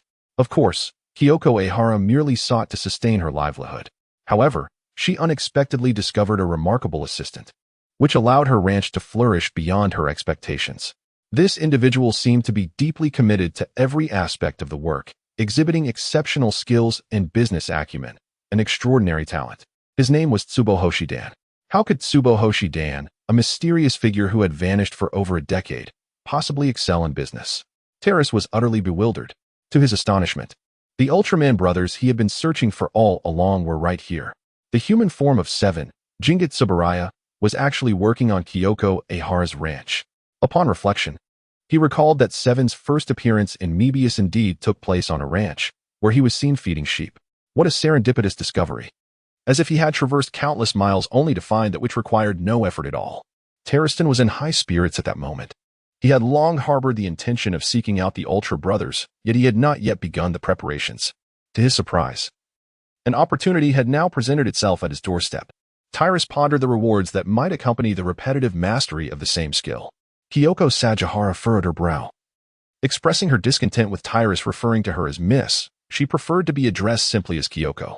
At that moment, within the confines of the ranch, a middle-aged man clad in denim was busily shoveling hay.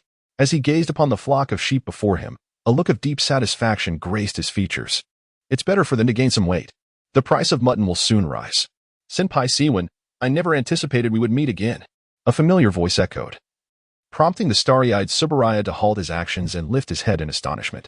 Tyrus? How did you find me? He was well aware that Tyrus had arrived on Earth, as numerous television stations and media outlets had fervently broadcasted the news of his arrival. I too was quite surprised to learn that the owner of this ranch was an acquaintance of mine, which in turn informed me of Senpai Siwon's employment here. Tyrus smiled. Are you Miss Kyoko Ehara? Zhu Xingtuan expressed mild surprise and pondered before stating. In truth, 2 decades ago, I discerned that Kyoko Ehara was no ordinary human.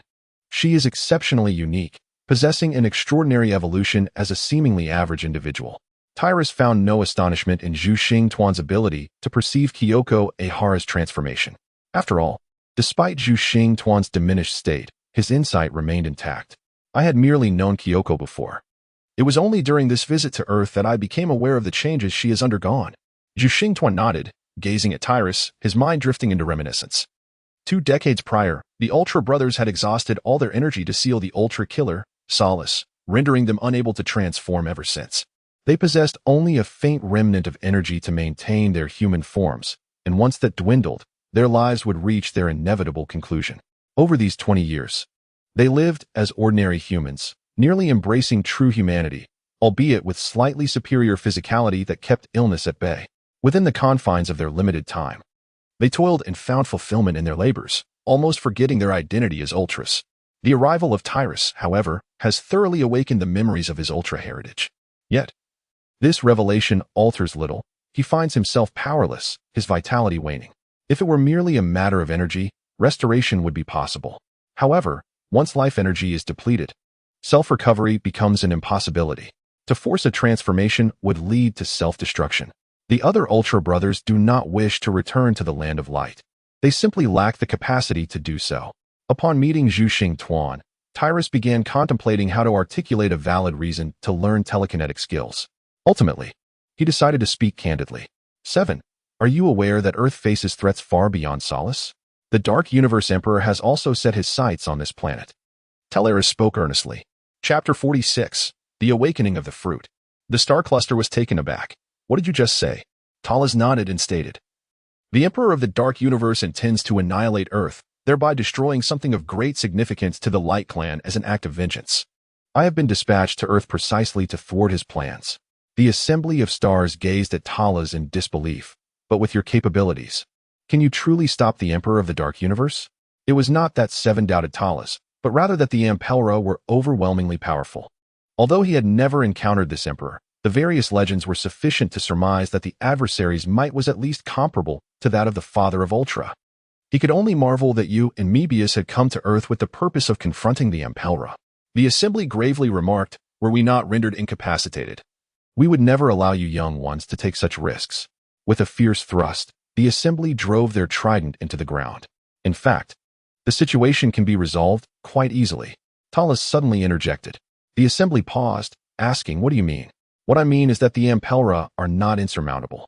There remains some time before their invasion of Earth. For now, they must first disperse the forces of the Light Kingdom. Only when the Light Kingdom is unable to attend to its defenses will they invade Earth and bring about its destruction. We must grow stronger as swiftly as possible during this interval." Tyrus chuckled and remarked.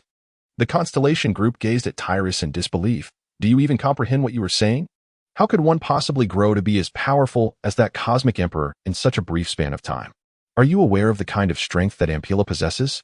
Tyrus is certainly aware, yet he perceives himself as a mere pawn. He cannot fathom that he would face the Ampelarians without the slightest ability to resist. Moreover, even if he himself does not succeed, is there not the steadfast Dreamius to fall back on? He prefers to prepare for all contingencies. Thus, he does not overly interfere with the growth of Dreamius, allowing him to forge connections with the inhabitants of Earth. Ultimately, whether success or failure ensues, there exists a valiant phoenix to provide support. Besides, he is quite confident in the outcome. The constellation of stars could not help but gaze at Tyrus for a few seconds, seemingly moved by his unwavering conviction, rekindling the fervor of their past. "In that case, are you ready, Tyrus?" The constellation solemnly inquired. "I just happened to acquire a new Jeep." "What on earth?" Terriston was momentarily taken aback. A Jeep? This inevitably reminded him of the scene in the storyline involving Leo, where the Star Group frantically pursued Leo in a Jeep. Suddenly, he felt a throbbing headache. Was this the training method of the Star Group? He certainly did not wish to undergo such training. All he desired was to learn a couple of skills. He waved his hands repeatedly, insisting, "Such methods are unnecessary. I merely wish to acquire a few more skills to enrich myself. Perhaps, with enough effort, I could eventually reach the realm of the Ampelarians." At this, the Star Group was left utterly bewildered. "You believe that by learning a few more skills, you can attain the level of the Ampelarians? What utter nonsense." The fervor that had just ignited within the Star Group was abruptly extinguished. In an instant, their interest waned, and they dismissively asked, "What do you wish to learn?" "Let us start with telekinesis," Terriston replied. "I have heard that the telekinesis of the Ampelarians is extraordinarily powerful." The Star Group could not help but gaze at Terriston in astonishment. "Has your telekinesis awakened? What is its intensity?" Tyrus, without further ado, unleashed the powers of the thread fruit, causing tendrils to swiftly radiate outward. In an instant, the entire ranch, with its thousands of cows and hundreds of sheep, found themselves suspended in midair. The constellation of stars was utterly astounded. Having witnessed many phenomena, he recognized the implications of this spectacle. Although the thread fruit differed somewhat from sheer strength and telekinesis, its purpose and outcome were strikingly similar.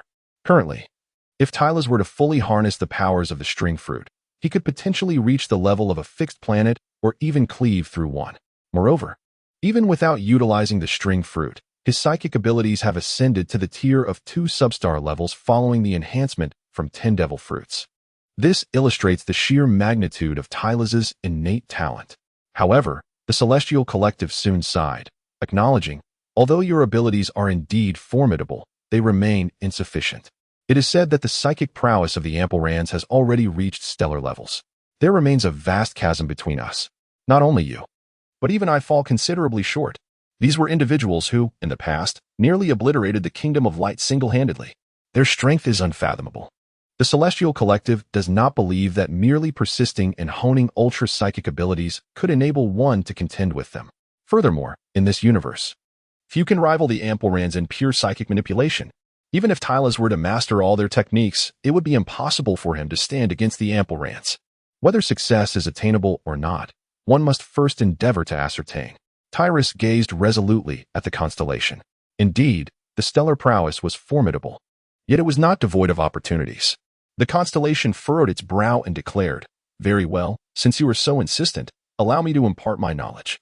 With that, he promptly elucidated 2 telekinetic techniques to Tyrus. One was named telekinetic impact, and the other, precision control. Telekinetic impact serves as a means of attack utilizing telekinesis. Essentially, it involves concentrating one's telekinetic energy at a single point for a brief moment to unleash a shockwave, thereby inflicting harm upon adversaries. The magnitude of power generated, however, is contingent upon the individual's telekinetic strength. As for the second ability, it is a method of precise control over enemies, essentially a means of binding and restraining them. Upon the host's acquisition of telekinetic techniques, the awakening of the line fruit commenced. To one's astonishment, it was indeed the awakening of a devil fruit. The line fruit successfully awakened, granting skills: shield white line, giant wave white line, oceanic white wave, 1,000 arrows piercing heart, feather strike line, and 16 divine death bullets, divine execution. Congratulations to the host on the successful awakening of a devil fruit, with all attributes doubled. Tyrus was astonished, absolutely remarkable. Such a surge in combat power. Let us set a modest goal for now, to master all the skills of the Ultra Brothers. Observing Tyrus deep in thought, the Stellar Alliance felt a sense of satisfaction as they prepared to depart. Tyrus immediately regained his composure and inquired, Senior 7. May I ask where the other esteemed individuals are at present? Zhu Xingtuan paused momentarily, expressing a hint of nostalgia as he replied. Brother Hayata is currently working at the airport. Yashiki is engaged in automobile racing pursuits. As for Beidou, he is now a chef at a restaurant. After uttering these words, Zhu Xingtuan departed, leaving Tyrus somewhat bewildered. He had yet to inquire about the specific locations of these individuals. However, the explanations provided by Zhu Xingtuan rendered him speechless. Chapter 47. The encounter. He even mentioned the need to meet with clients, insisting that time could not be squandered. Consequently, he resolved to seek out Ace. During this period, Marin had been secretly engaged in an endeavor unbeknownst to others. She was tracking Shingo Hakusui. Her suspicions ran deep, as she firmly believed that Shingo Hakusui was one of the Ultramen. There was no denying that Shingo's behavior had often revealed significant inconsistencies. Most notably, he had inadvertently mentioned the name Mebius. Later, she had confirmed with those around her that no one else had been privy to this information, suggesting that the name Mebius had been solely introduced by Shingo Hakusui. Was it possible that Shingo Hakusui had known Mebius all along? Marin found this possibility quite compelling. Thus, she prepared to delve into the concealed secrets of Shingo Hakusui. On this particular day, she discovered that Shingo Hakusui had stealthily departed from the guy's base. She mounted her motorcycle and trailed behind at a distance. Shingo drove a guy's vehicle towards a remote area. Finally, after traversing several kilometers from the guy's base, he came to a halt. Before him lay a dense forest. Shingo exited the vehicle and immediately ventured into the woods. Marin observed everything from afar. At that moment, Shingo Hakusui was meeting with a mysterious man. Upon catching a glimpse of the man's visage, Marin's eyes widened in astonishment, nearly gasping aloud. For she recognized this man as Tyrus, the individual she had previously encountered, or rather, the human capable of transforming into Ultraman Tyrus. It was indeed as she suspected. Captain, you are truly an Ultraman, without a doubt. Marin felt as though she had uncovered an earth-shattering secret, a smile gracing her lips. Ultraman Tyrus, I never anticipated that you would come to Earth. Is it to confront the impending crisis that awaits our planet? Shingo Hakusui gazed at this Ultraman, whom he had once encountered in the cosmos, his heart filled with profound sentiments. Perhaps this was the bond that connected the two of them. It was precisely due to Terrace's words that he resolved to take action. Upon returning to Earth, he devoted himself to giving back to the Ultramen for all their relentless efforts on behalf of humanity over the years. Now, through his unwavering determination, humanity has finally become prepared. He firmly believes that the bonds they share will one day prove to be immensely valuable. He aspires for the power of their connection to shine brilliantly throughout the cosmos. Indeed, Tyrus chuckled, expressing his surprise that you have become the captain of guys. However, there exists a rather troublesome matter that may require your assistance. Tyrus's visit was a last resort to seek the help of Shimizu Shingo. He has realized that as civilization on Earth advances, the lack of identification has become a significant impediment. If it were a few decades ago, the situation would not have been so exaggerated. Although it has yet to be fully widespread, the concept is already taking shape. Wherever one goes, lacking proof of existence makes it exceedingly difficult to traverse. Stepping outside could even invite unnecessary complications. Thus, in his quest for a stable form of identification on Earth, he thought of Shimizu Shingo. Immediately, he communicated through telepathy and arranged a meeting at this location. Upon receiving the message, the other party hastened to the agreed-upon spot. As the captain of guys and the director of the Earth Defense Force, this should be a straightforward task for you, should it not? Talas gazed at Shingo Hakusui with a hint of astonishment. He realized that Talas seemed to be privy to many of his secrets. Secrets that even his own team members were unaware of. As the captain of the guys team and the director of the Earth Defense Force, such revelations were indeed surprising. However, A smile soon graced his lips.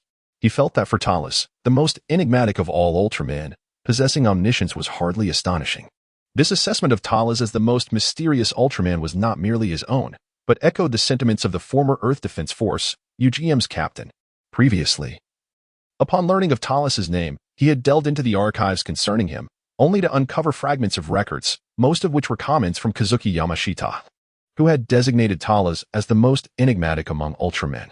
Rest assured, these trivial matters are well within my capabilities. Let us convene here once more, and I shall present you with what you require. Shingo nodded in response. After a brief moment of silence, he turned his gaze towards Talus, the Ultraman. When I once encountered you amidst the cosmos, I made a vow to myself. The bonds forged by Ultramen through their deeds for humanity will one day be reciprocated by humankind. I firmly believe that this day shall arrive soon. Talus gazed at him with tranquility. He comprehended the meaning behind Shingo's words, and he was aware that humanity had indeed achieved it. It was the spatium amplifier. In the original timeline, the synergy of human strength combined with that of Ultraman had already enabled the annihilation of the Umbrella aliens. I am filled with anticipation. Tyrus cast a deep gaze upon him before departing from the scene. As Mizumizu watched him leave, he clenched his fists tightly, internally vowing, I shall indeed forge the bond between humanity and Ultraman. At last, I have found you.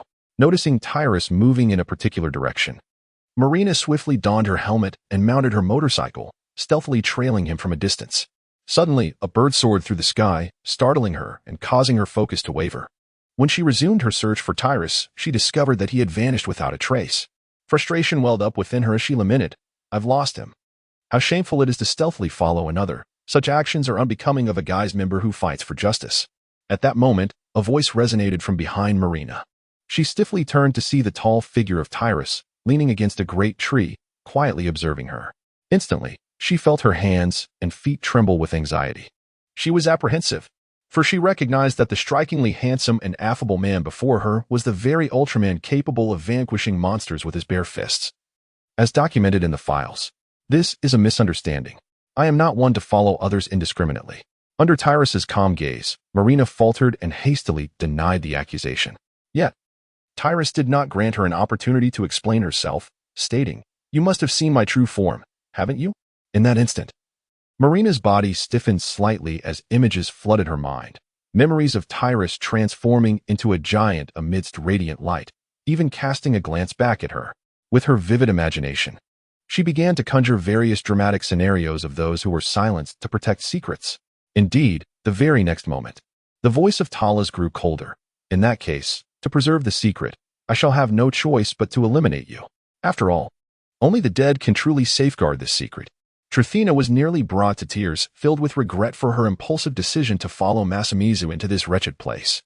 She lamented her reckless pursuit of Talus, which now led her to the brink of death. Desperately, she pleaded, No, please. I truly know nothing. I was afflicted with a brief bout of blindness and saw nothing at all. Tyrus was taken aback. Goodness, could the reasoning be any more fabricated? He stepped forward, gently placing his hand on the other's shoulder. In an instant, Zenlina felt every hair on her body stand on end, letting out a shriek. Yet her body remained rigid, paralyzed by fear. Is this for real?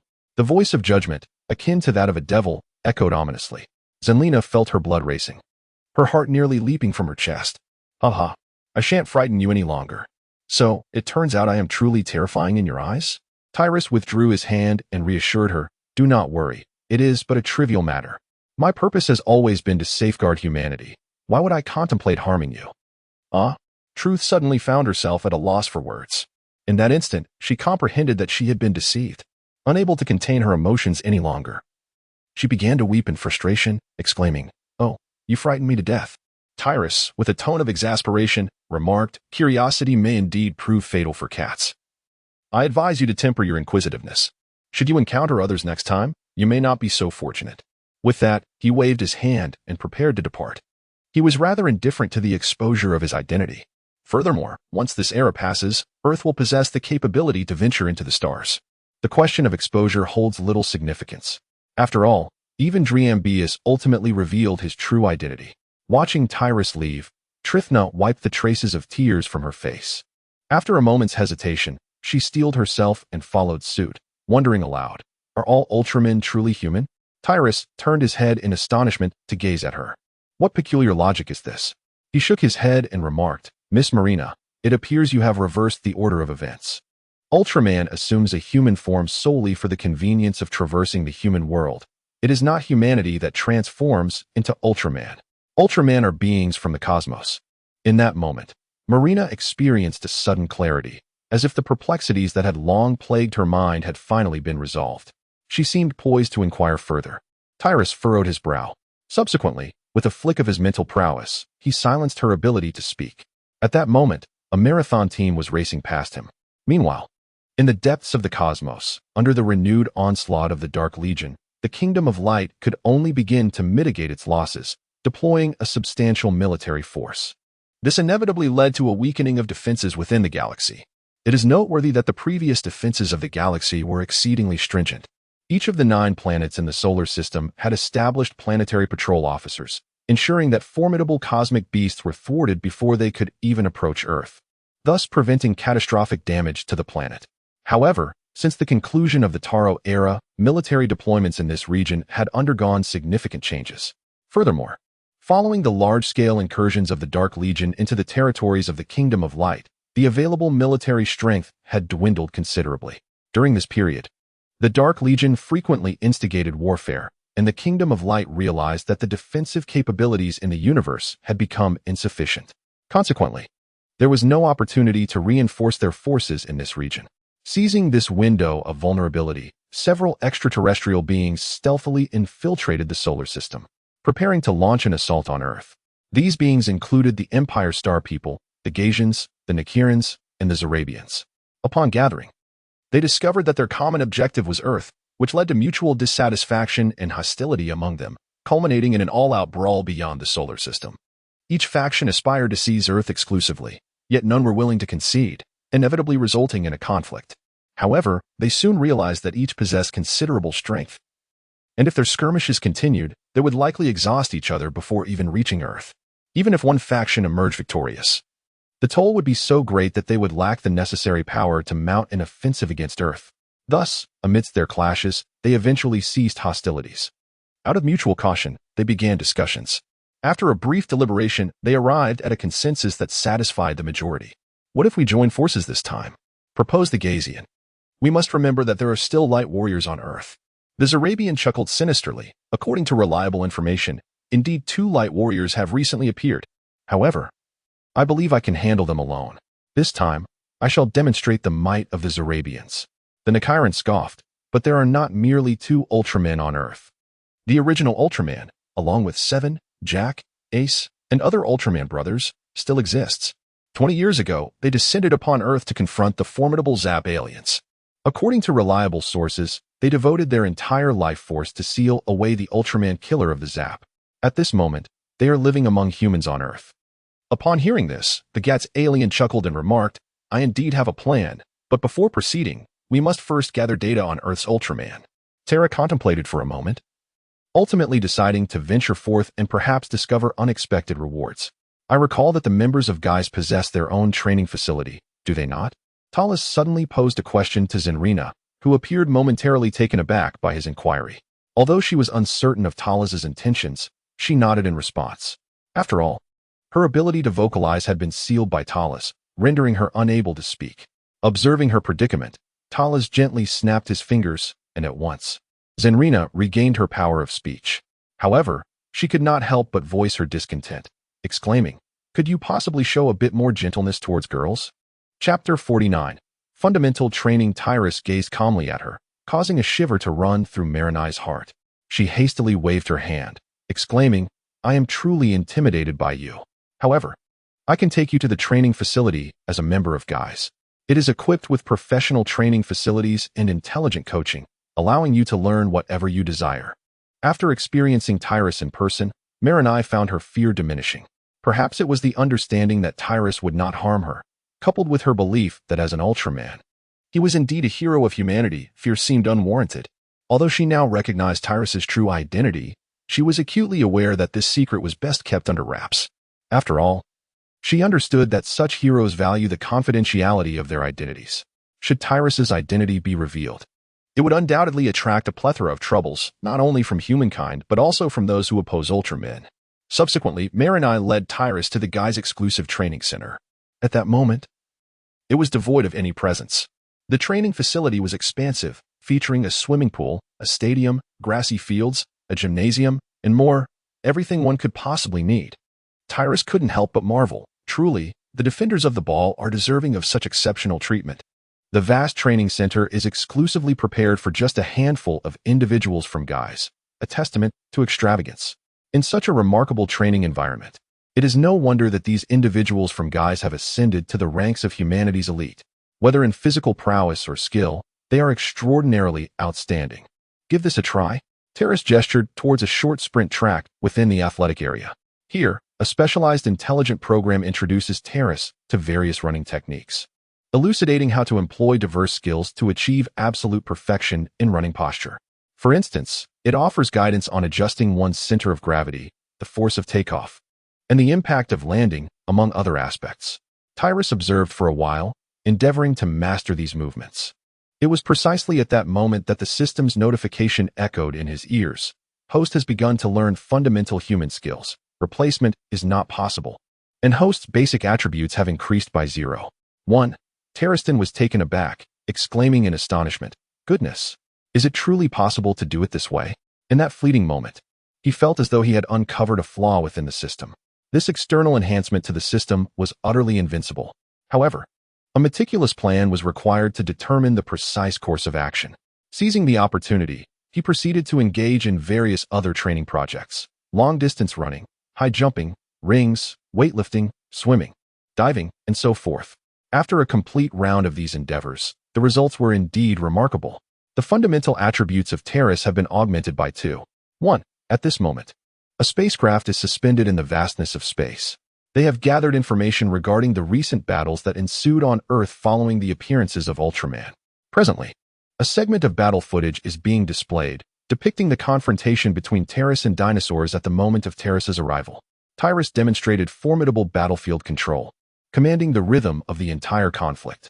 Ultimately, in a display of one-sided manipulation, he dispatched his opponent with ease. Following this was the combat scene between Tyrus and Bagaru. In this encounter, Bagaru similarly found himself at a distinct disadvantage. Tyrus has exhibited formidable skills and a terrifying endurance of energy. Observing the various displays above, the 4 extraterrestrials aboard the spacecraft wore expressions of deep concern. This dream of Ubius, however, is of little consequence. The Gatsian analyzed, stating, "Yet, Tyrus must not be underestimated.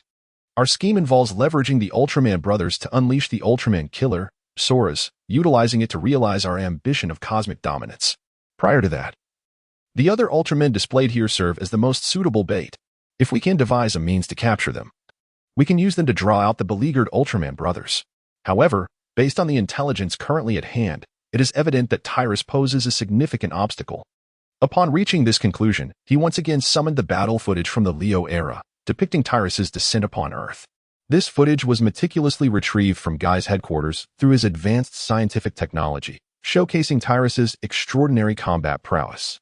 In a decisive clash, Tyrus executed a Tyrus kick, countering Leo's Leo kick, thereby concluding the battle with remarkable efficacy.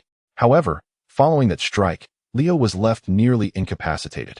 Subsequently, the Gasians summoned another footage of Tyrus, specifically from the pursuit of King Gardan. Once again, the overwhelming presence of power was palpable.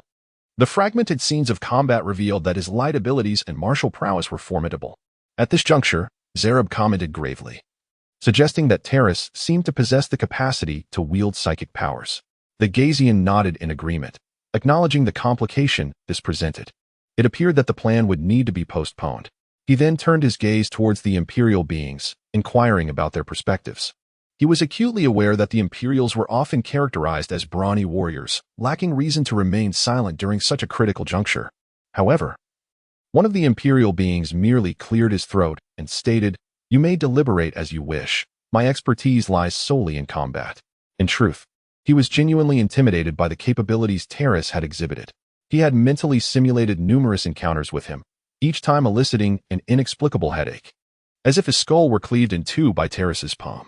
At that moment, an alien from Nakel interjected, I do not believe that the Ultraman terrace is insurmountable. His assertion successfully captured everyone's attention, prompting them to focus on him. With a sly grin, the Nakul alien continued, I have identified a critical weakness in Terrace. Oh, what weakness? Inquired the Gazian, intrigued. Speed. Analyzing various footage, it is evident that Ultraman Terrace's speed is decidedly lacking. To confront such an aggressively skilled adversary, we must exploit his vulnerabilities and devise a targeted strategy to secure an effortless victory, the Nakul alien declared, exuding an air of triumph as if he had uncovered Terrace's fatal flaw. In that moment, he was filled with exhilaration. The others, upon hearing this, quickly revisited the recordings. And indeed, they confirmed that the Nakul alien's assertion was entirely accurate. The battles of Terrace possess a distinctive characteristic. They are straightforward and unambiguous, never involving intricate maneuvers against opponents. The encounters primarily consist of short-range bursts of power, indicating that his speed is not particularly swift. The reason why Talas emerges victorious each time is that he has yet to encounter an adversary capable of countering him. Such an opponent would possess the ability to engage in supersonic combat or demonstrate remarkable agility in their movements. Once this vulnerability is exploited, Talas would undoubtedly face defeat. No matter how formidable one's attack may be, if one cannot seize their opponent, it is rendered futile. Contemplating this, the crowd became exhilarated. If that is the case, then the solution becomes much simpler. The Imperial Star being remarked with a smile, I must participate in the first battle. The Gatsian shot him a glance and replied, before that, we need to devise some targeted strategies. In terms of speed, I believe we all possess the requisite abilities. At this juncture, the group nodded in agreement. Among them, there were indeed several formidable warriors capable of high-speed combat. The Gatsian could employ phantom clones, seamlessly switching between his true self and the duplicates, confounding the enemy while launching surprise attacks. The Nakul being is an exceptional fighter within the cosmos, particularly adept at agile martial arts. However, should he wish to contend with Talas, he may need to undergo rigorous training. Once they acquire intelligence on Talas, these two could certainly formulate some targeted strategies based on his weaknesses, thus securing ultimate victory. In that moment, they exchanged knowing smiles, as if victory was already within their grasp. During this period, Tyrus immersed himself in a myriad of subjects, and his inherent attributes soared to remarkable heights. Eventually, after an indeterminate passage of time, he began to seek out additional skills. His gaze ultimately settled upon the training grounds of swordsmanship. This art, known as Kenjutsu, indeed exists within the cosmos. For instance, the imminent appearance of the cosmic swordsman Zamsha marks the arrival of a figure renowned throughout the universe. Even among the Ultra Brothers, there lies a hidden swordsman, Ace. Ace's mastery of swordsmanship is formidable. He once adapted his own style, the beheading blade technique, to develop a unique skill, Ace's blade. By harnessing his ultra-telekinetic abilities, he forged a razor-sharp longsword capable of effortlessly severing the heads of ultra beasts.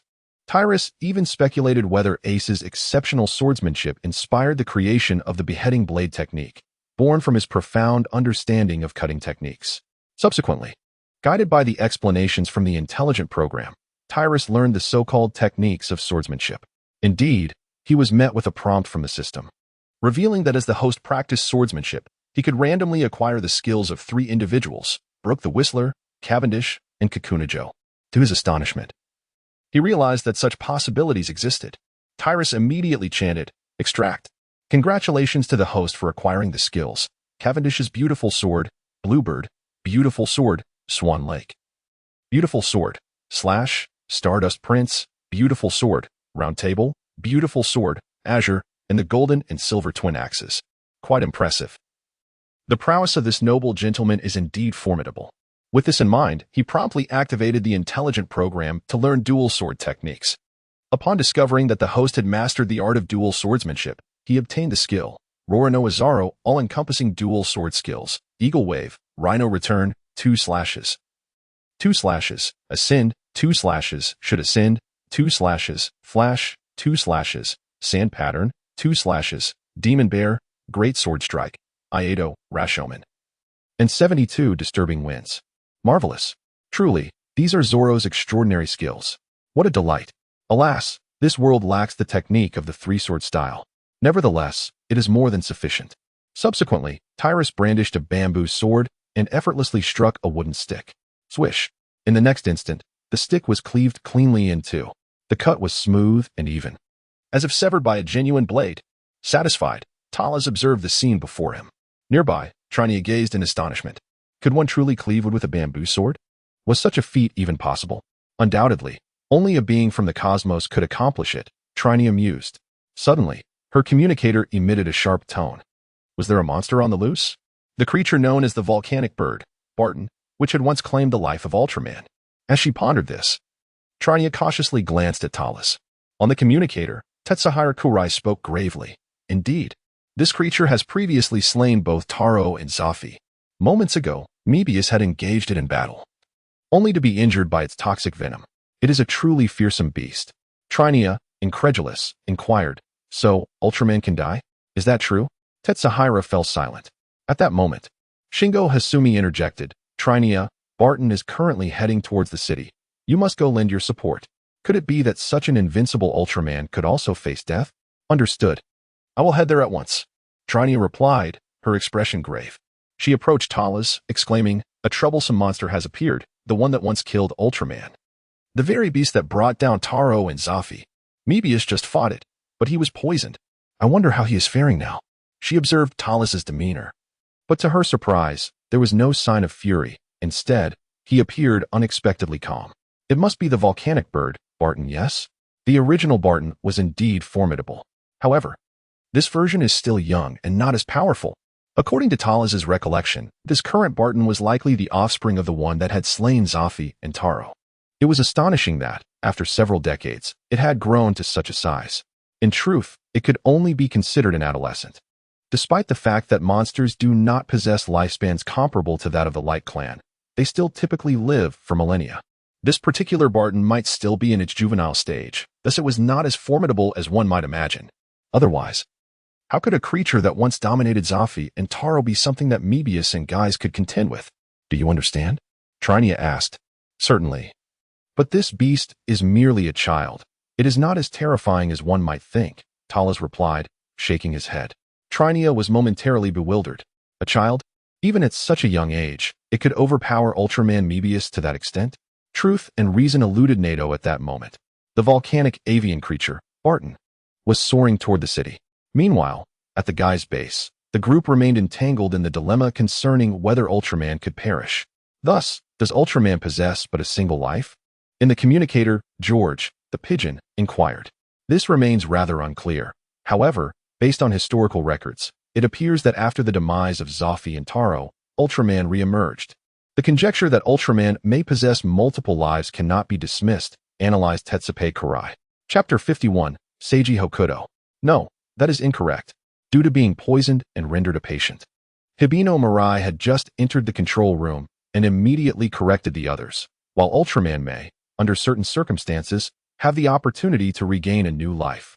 The odds of such an occurrence are exceedingly slim. It is not a guaranteed success. The group suddenly grasped the implication. Yet, they simultaneously turned their gaze toward Hibino Mirai. Huh? How do you know all this? Hibino Mirai hesitated, clearly aware that he had just spoken too impulsively. The atmosphere grew awkward in an instant. Just at that uncomfortable juncture, Shingo Hashimizu appeared, diverting everyone's attention. Akiyama Ryu inquired through the communicator. Hey, is that related to the energy timer? Tetsupe Kurai promptly nodded. Indeed, it is related. According to the records, once Ultraman dies, the energy timer loses all its radiance. Thus, it should represent Ultraman's life countdown. This implies that Ultramen are fighting desperately within their limited 3 minutes of life. The group was astonished by this revelation. Is it truly like that? But quickly, Akiyama Ryu reacted. No, wait. Why did the energy timer of Taro never seem to flicker? Is it possible that the time limit is not exclusively 3 minutes? The group fell into confusion. Even Hibino Mirai appeared somewhat bewildered. After all, in his understanding, the Light Clan's operational time on Earth indeed only lasted 3 minutes. No one could be an exception. Even if there were exceptions, they would only last for an even shorter period.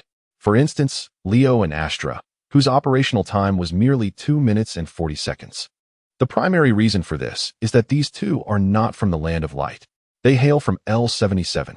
It is perfectly reasonable for operational rules to vary. However, the situation concerning Taro remains a mystery. Tetsupe Kurai pondered for a moment, Based on my analysis, there are likely two reasons for the timer issue. The first reason is the excessive energy consumption, nearing the 3-minute limit. The second possibility is the severe depletion of vitality. The red light signifies imminent death. If the blue light were to remain unchanging and never turn red, perhaps Tarlos could indeed achieve true immortality. The crowd was momentarily taken aback. Just moments ago, it was concluded that Ultraman possesses but a single life. Yet now, it is suggested that Tarlos is immortal? Is this not contradictory? Jiao hastily waved his hand, stating, I am merely speculating, but based on previous records, this is impossible. Perhaps Ultraman Tarlos harbors some extraordinary secret. The others dismissed it as a jest. Only Nichiben Yamaki took it to heart. Jiao reasoning was quite sound. In fact, as beings of light, every time Ultraman suffers significant injury, they utilize energy to recuperate. Once energy is exhausted and injuries cannot be mended, it would signify they have truly reached their limit. At that moment, death would be imminent. Yet, should Tarlos indeed possess infinite energy as speculated, then he would be immortal. As long as his energy does not deplete, he would never face a genuine threat to his existence. Even when injured, he could recover swiftly. However, deep down, he found it hard to believe this could be true. In the city, the volcanic beast Barton finally descended upon the urban landscape. With an unstable landing, he shattered numerous skyscrapers. Stumbling to his feet, he unleashed a torrent of searing flames, igniting nearby structures. Barton's flames reached temperatures exceeding 10,000 degrees. Wherever he passed, those towering edifices were instantly incinerated, transforming into molten liquid. The scene was utterly tragic. The Guy's team members had already arrived at the location. Previously, to divert Barton's trajectory, they employed meteor techniques, which had caused the fighter jet engines to burn at their limit, rendering them unsuitable for high-intensity combat. Thus, they could only utilize their standard-issue firearms for ranged attacks. However, these proved ineffective for delivering genuine damage. Following a round of fire, they only succeeded in provoking Barton, who retaliated with a blast of intense flames directed toward their position. Suddenly, a flash of light signaled the return of Mebius. However, having previously been afflicted by Barton's deadly poison, his vitality was precariously low, although he had completed his transformation. The colorful timer on his chest flickered wildly, as if it could extinguish at any moment. Upon witnessing this, Sakura Ryu was deeply moved, knowing he has but one life. Will he still fight until the very last moment? The fare was truly commendable. At this moment, Talos finds himself in a culinary establishment. The surrounding patrons have hastily evacuated, leaving only a chef, adorned with a white hat, bustling about, seemingly unperturbed by the impending arrival of a monstrous entity. However, beside him, Truth Nai is growing increasingly anxious. Hurry, Dream Beast is in dire straits. She implores urgently.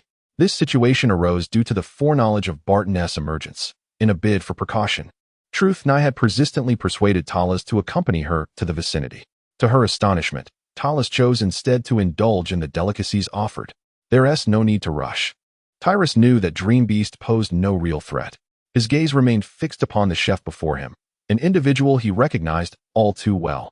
The one he had been searching for all along, Seiji Hokuto, the human form of Ultraman Ace. At that moment, Hokuto was meticulously arranging the ingredients. And upon noticing Tyrus's arrival for a meal, he exhibited no sign of panic despite the monstrous presence nearby. He calmly prepared his signature dish for Tyrus, a feat that required a remarkably resilient spirit. Young man, Hokuto remarked, the monster is approaching. Do you not feel any fear? He presented the meticulously prepared dish to Tyrus, a smile gracing his face. Are you not feeling the same? Tyrus retorted, prompting both to share a knowing smile. Witnessing this exchange, Marinia was left speechless. Truly, they were two individuals unafraid of death. However, she surmised that while Tyrus's bravery stemmed from his formidable strength, this chef's audacity might simply be a reflection of his fearless nature.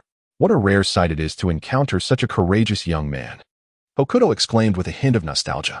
He reminisced about his youth, when, despite having nothing, he boldly drove his truck into the fray against the Ultra Beasts.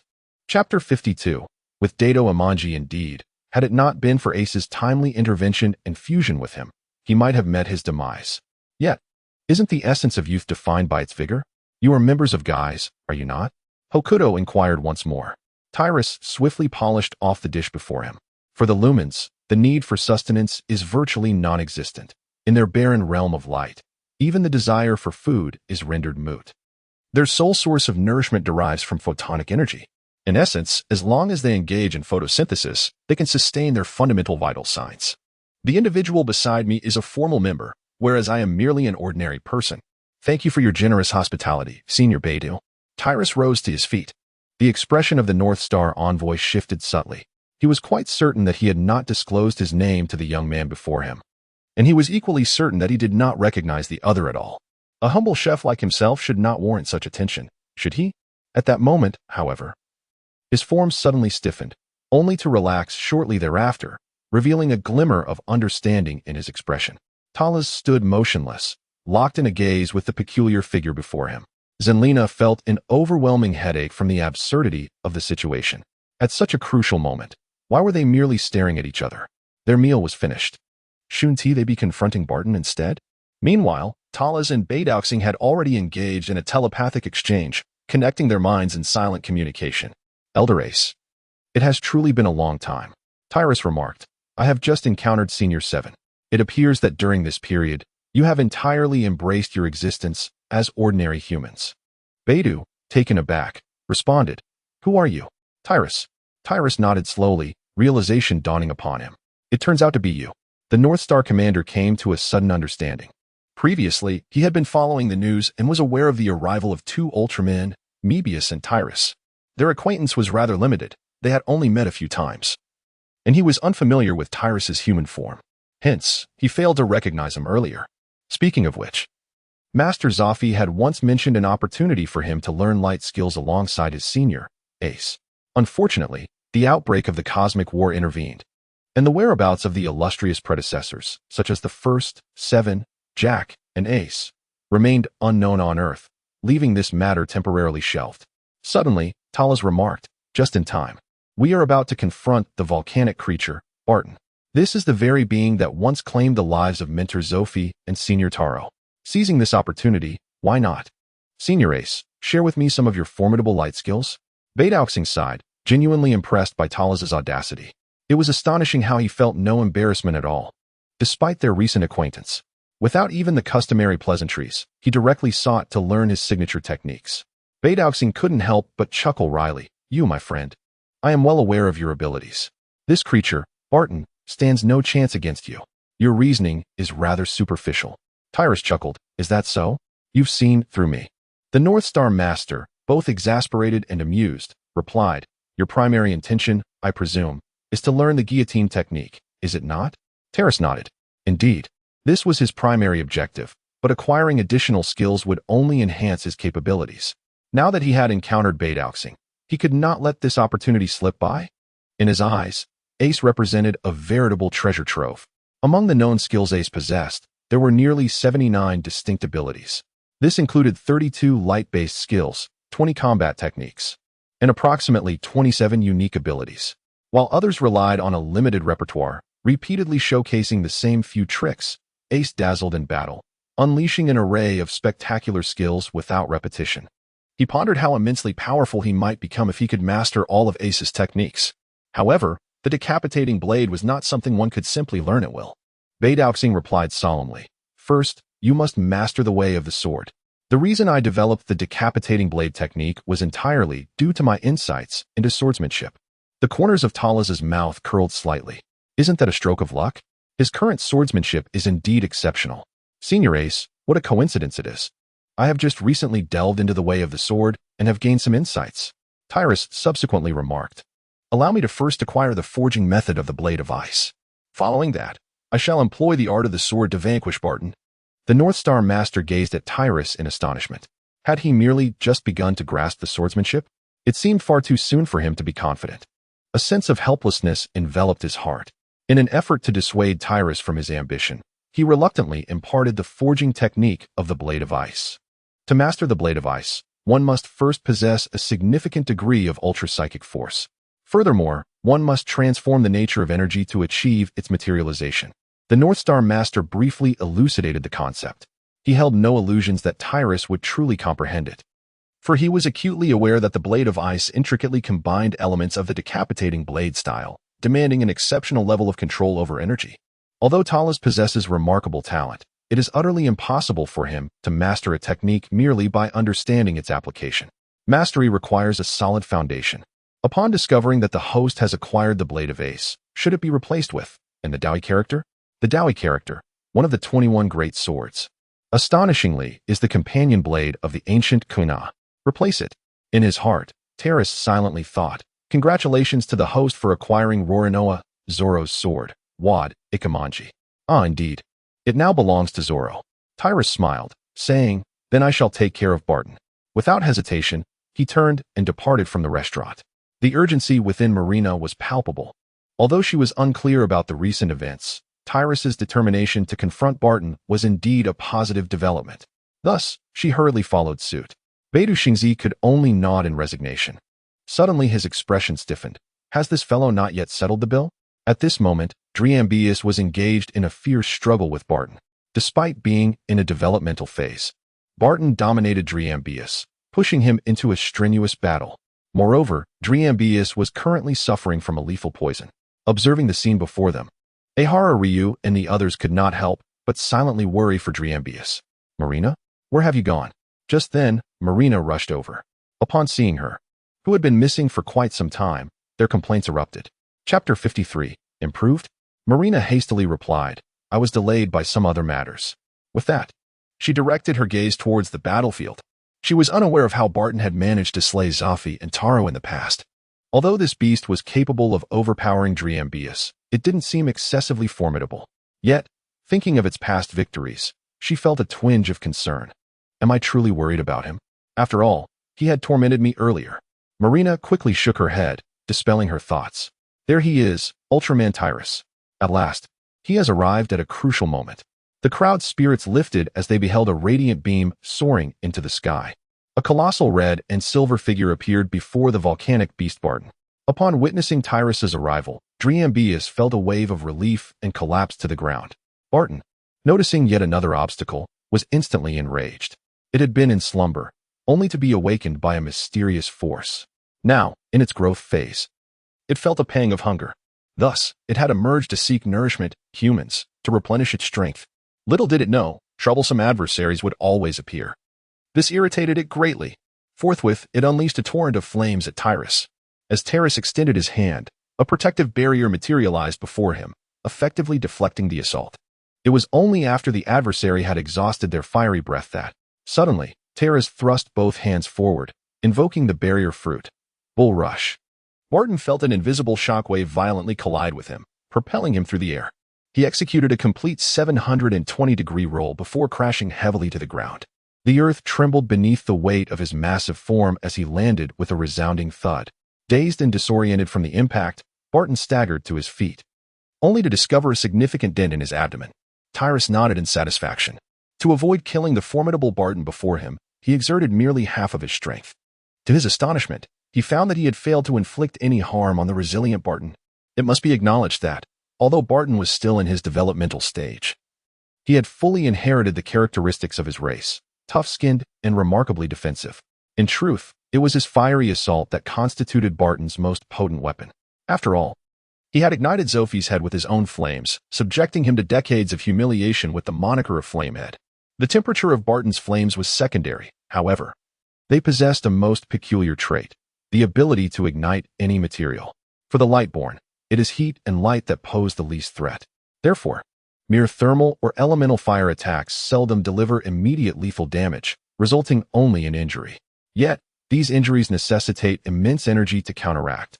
Once that energy is depleted, death is inevitable. It is precisely Barton's unique burning characteristic that can set ablaze the bodies of the Lightborn. Thus, once afflicted, if one cannot effectively cleanse the flames, they will succumb to relentless damage. Of course, this maneuver would have no effect on Tyrus. While it would undoubtedly cause him pain, it would not lead to his demise. The moment had arrived. Sensing that Barton was utterly enraged and charging towards him, Tyrus prepared himself for the confrontation. Tyrus's gaze was intense. Then, in his hand, a flash of brilliance erupted. A slender blade, gleaming with a chilling light, materialized instantly. This was the famed Dawi character.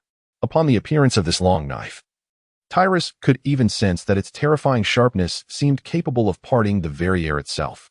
Not far away, Beidou Xingzi gazed intently in Tyrus's direction. It had truly been accomplished. His pupils trembled. He had only intended to deter Tyrus, never anticipating that he would genuinely master it. What a jest! How could one forge the blade of Ace without prior knowledge of the decapitating knife? Yet it seemed somewhat different from his own blade of Ace. Beidou Xingzi felt his mind swirl in confusion. Had Tyrus not only learned it, but also improved upon it? He began to question his own expertise. Not only had he crafted the blade of Ace without mastering the decapitating knife, but he had also enhanced it. This utterly contravened his understanding. What kind of talent did Tyrus possess? At this moment, Beidou Xingzi was entirely convinced that Tyrus had truly grasped the art of the sword. He not only believed that Tyrus's swordsmanship had reached unfathomable heights, but that his extraordinary capacity for transcending boundaries and learning surpassed all logical reasoning. Beidou Xingzi could hardly find the words to express his astonishment. After Tyrus materialized the blade of Tyrus, he effortlessly executed a flourish with the weapon. Sizzle! The sharpness of the blade sliced through the very air, igniting sparks. He then beckoned to the nearby volcanic beast. Barton, come forth. It seemed that Barton too sensed Tyrus's palpable provocation. Enraged, it opened its maw and unleashed a torrent of searing flames. Tyrus's gaze sharpened, and the blade in his hand swiftly sliced towards the flames. With a hiss, the fire was instantaneously cleaved in twain. However, to Tyrus's astonishment, the flames seemed to cling to his blade like a parasitic worm, igniting upon the very edge he wielded. Tyrus gently shook his hand, dispersing the flames atop the blade. He then advanced step by step towards Barton. Barton unfurled his wings, stirring up a tempest that swept towards Tyrus. Yet, it was as if Tyrus's feet were rooted to the ground. He remained utterly unmoved in the face of winds akin to a force of 16. In fact, he wielded his longsword to cleave through the very pressure of the gale before him. The North Star envoy stared in astonishment from a distance. To cut through the tempest with a blade? Such a notion had never crossed his mind. After all, wind pressure is an intangible force. How could a sharp weapon possibly sever it? Tyrus's mastery of the sword had undoubtedly reached a terrifying level. Before him, there was nothing that could not be cleaved asunder. The North Star envoy took a deep breath and reached a conclusion. This was the ultimate pursuit of the swordsmanship, as long as one harbored the will to sever all. There was nothing to obstruct the blade in hand. The volcanic beast Barton's mind clearly struggled to comprehend the spectacle before it. Thus, after witnessing the futility of its various attacks, it took to the skies, soaring high above before diving down towards Tyrus. In the face of the aerial assault from the volcanic beast Barton, Tyrus gently lowered his head. This scene immediately elicited gasps of astonishment from all present. The volcanic avian, Barton, soared with remarkable speed, reaching Tyrus in the blink of an eye. Its formidable beak lunged forward with great ferocity. Yet, Tyrus remained relaxed, effortlessly raising the long blade in his grasp. Cavendish's exquisite sword, the Azure Bird. In an instant, the blade in his hand radiated brilliance. With a resounding clash, Barton's momentum remained unyielded, causing its body to split into two as it fell on either side of Tyrus. The ground shook with a thunderous impact, sending clouds of dust swirling into the air. Tyrus gazed at the He Dao character in his hand, murmuring with a grin. Impressive. Is it true that Tyrus's combat style varies with each encounter? Not far away, Julai Zheping, visibly excited, remarked. This time, he is employing the sword technique? I have only seen this method utilized by Ace in the records. He once decapitated 2 colossal beasts in one fell swoop. It is rumored that he may have wielded a blade forged from sheer will. The crowd was equally filled with admiration. The battles of Tyrus are not only distinct in style each time, but they also possess an impressive intensity on every occasion. Somewhere in the solar system, the fresh battle footage of Talas has once again reached the Gaxians and others, leaving them gasping in astonishment. The way of the sword? Could it be that Talas is indeed a cosmic swordsman? This seems quite plausible. The Nicarians are analyzing. However, it is of no concern. We shall act according to his vulnerabilities. With the acquisition of his combat data, as long as we remain vigilant, there will be no issues. The Imperial beings are now brimming with enthusiasm. When shall we make our move? I want to be the first to engage. I am certain I can swiftly eliminate Talas. There is no rush. It will only be a few days. We need to formulate a meticulous plan, for after all, Talas is merely a secondary target. Our true objective lies with the Ultraman brothers. Once we have dealt with Barton, we shall proceed. Tyrus directed his gaze towards a particular direction. At that moment, Bagaru was observing everything that transpired from a distance. Her eyes were filled with trepidation. Upon sensing Tyrus's scrutiny, a few beads of cold sweat subtly trickled down her forehead. Instantly, A spatial portal materialized behind her, and she leaped into it, vanishing from sight. Tyrus chuckled. Did it actually flee? At that moment, Bagaru was engulfed in fear. He understood that the emergence of the volcanic beast, Baton, was undoubtedly linked to him. To be precise, it was Bagaru who had summoned it forth. He possessed the ability to augment his own power by incessantly devouring other monsters or supernatural entities. Perhaps, before his strength reached its zenith, this creature would instinctively retreat upon encountering him. Subsequently, the blade of Tyrus in his hand transformed into a radiant glow and dissipated. Thereafter, Tyrus took flight, gradually shrinking and reverting to his human form after departing the battlefield. At that moment, Polaris was standing not far from him, having appeared seemingly out of nowhere. Tyrus, you truly possess boundless potential, Polaris remarked solemnly. Tyrus rode. So, what shall we discuss? The North Star side, the guillotine skill is no trifling matter. It has been classified as a forbidden technique by the Kingdom of Light. Even I require permission from the Kingdom of Light to wield it. Therefore, I may impart this knowledge to you, but I implore you not to misuse it. Tyrus nodded knowingly. He was acutely aware that the skills categorized as forbidden techniques invariably came with certain restrictions. However, at this stage, it was evident that in the later phases, Ace could wield the decapitation blade freely across various parallel dimensions. Clearly, by that time, these constraints would have been lifted. Furthermore, acquiring the decapitation blade skill raised the question of what other abilities the system might substitute in its place. There was no record even in the Land of Light, rendering any reports futile. Subsequently, the North Star Master imparted the decapitation blade techniques to Tyrus. Yet, the decapitation blade was not merely a single move. It encompassed the ultra decapitation blade, vertical decapitation blade, horizontal decapitation blade, circular decapitation blade, multiple decapitation blades, and the ultimate decapitation blade. Upon discovering that the host had acquired the decapitation blade techniques, a sword energy attribute was bestowed upon him. Sword energy. This revelation invigorated Tyrus. The potential lack of substitute skills for the decapitation blade was inconsequential, as they were all light-based techniques that could be simulated through the shimmering fruit or the thunder fruit, thus remaining undetected. Nevertheless, the light skills associated with the decapitation blade were merely one of Ace's most formidable categories. For someone like him, who possessed dozens of skills in light manipulation, it was but a trivial matter. If he could master all the skills that Ace had acquired, Tyrus believed that he should be able to awaken the shimmering fruit. With this thought in mind, Tyrus gazed longingly at the North Star, inquiring of his esteemed mentor, Ace, if there was more to learn. North Star's expression darkened as he queried, "What more do you desire? Have I not imparted enough knowledge?" Yet, Tyrus shook his head, responding earnestly, "Esteemed Ace, my intentions are not selfish. Rather, I sense danger looming.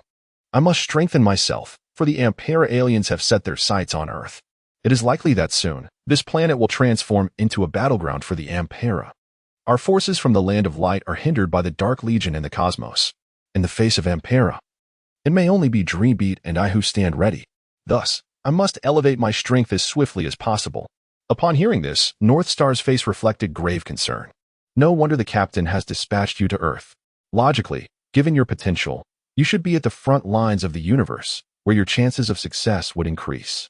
It appears the captain has thoughtfully made arrangements, understanding that mere skill acquisition will not suffice for true strength, particularly against the Ampera.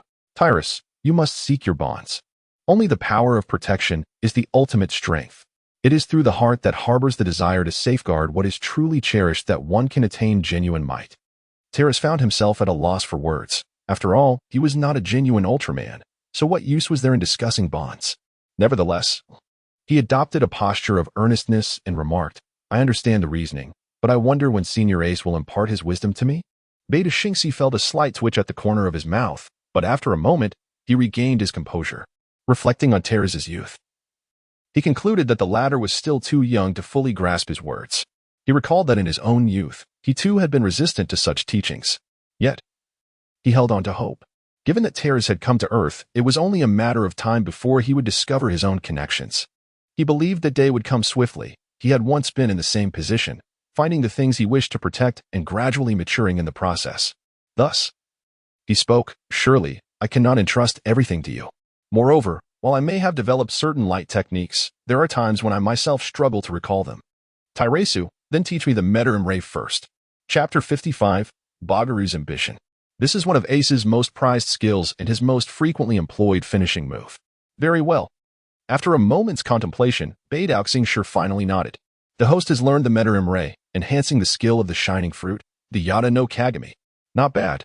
Unexpectedly. It is a skill enhancement.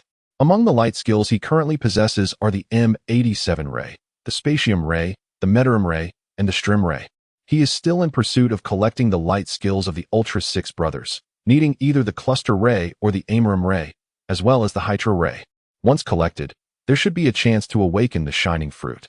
In the aftermath of the battle, Bagaru once again devoured two monsters, transforming into her human form. A cruel smile graced her face. Soon, I will complete my evolution. At that time, I shall surely devour Thrashes Ultraman. Although she currently dares not confront Thrashes, given time, she believes she will become more powerful than him. At least, that is her conviction.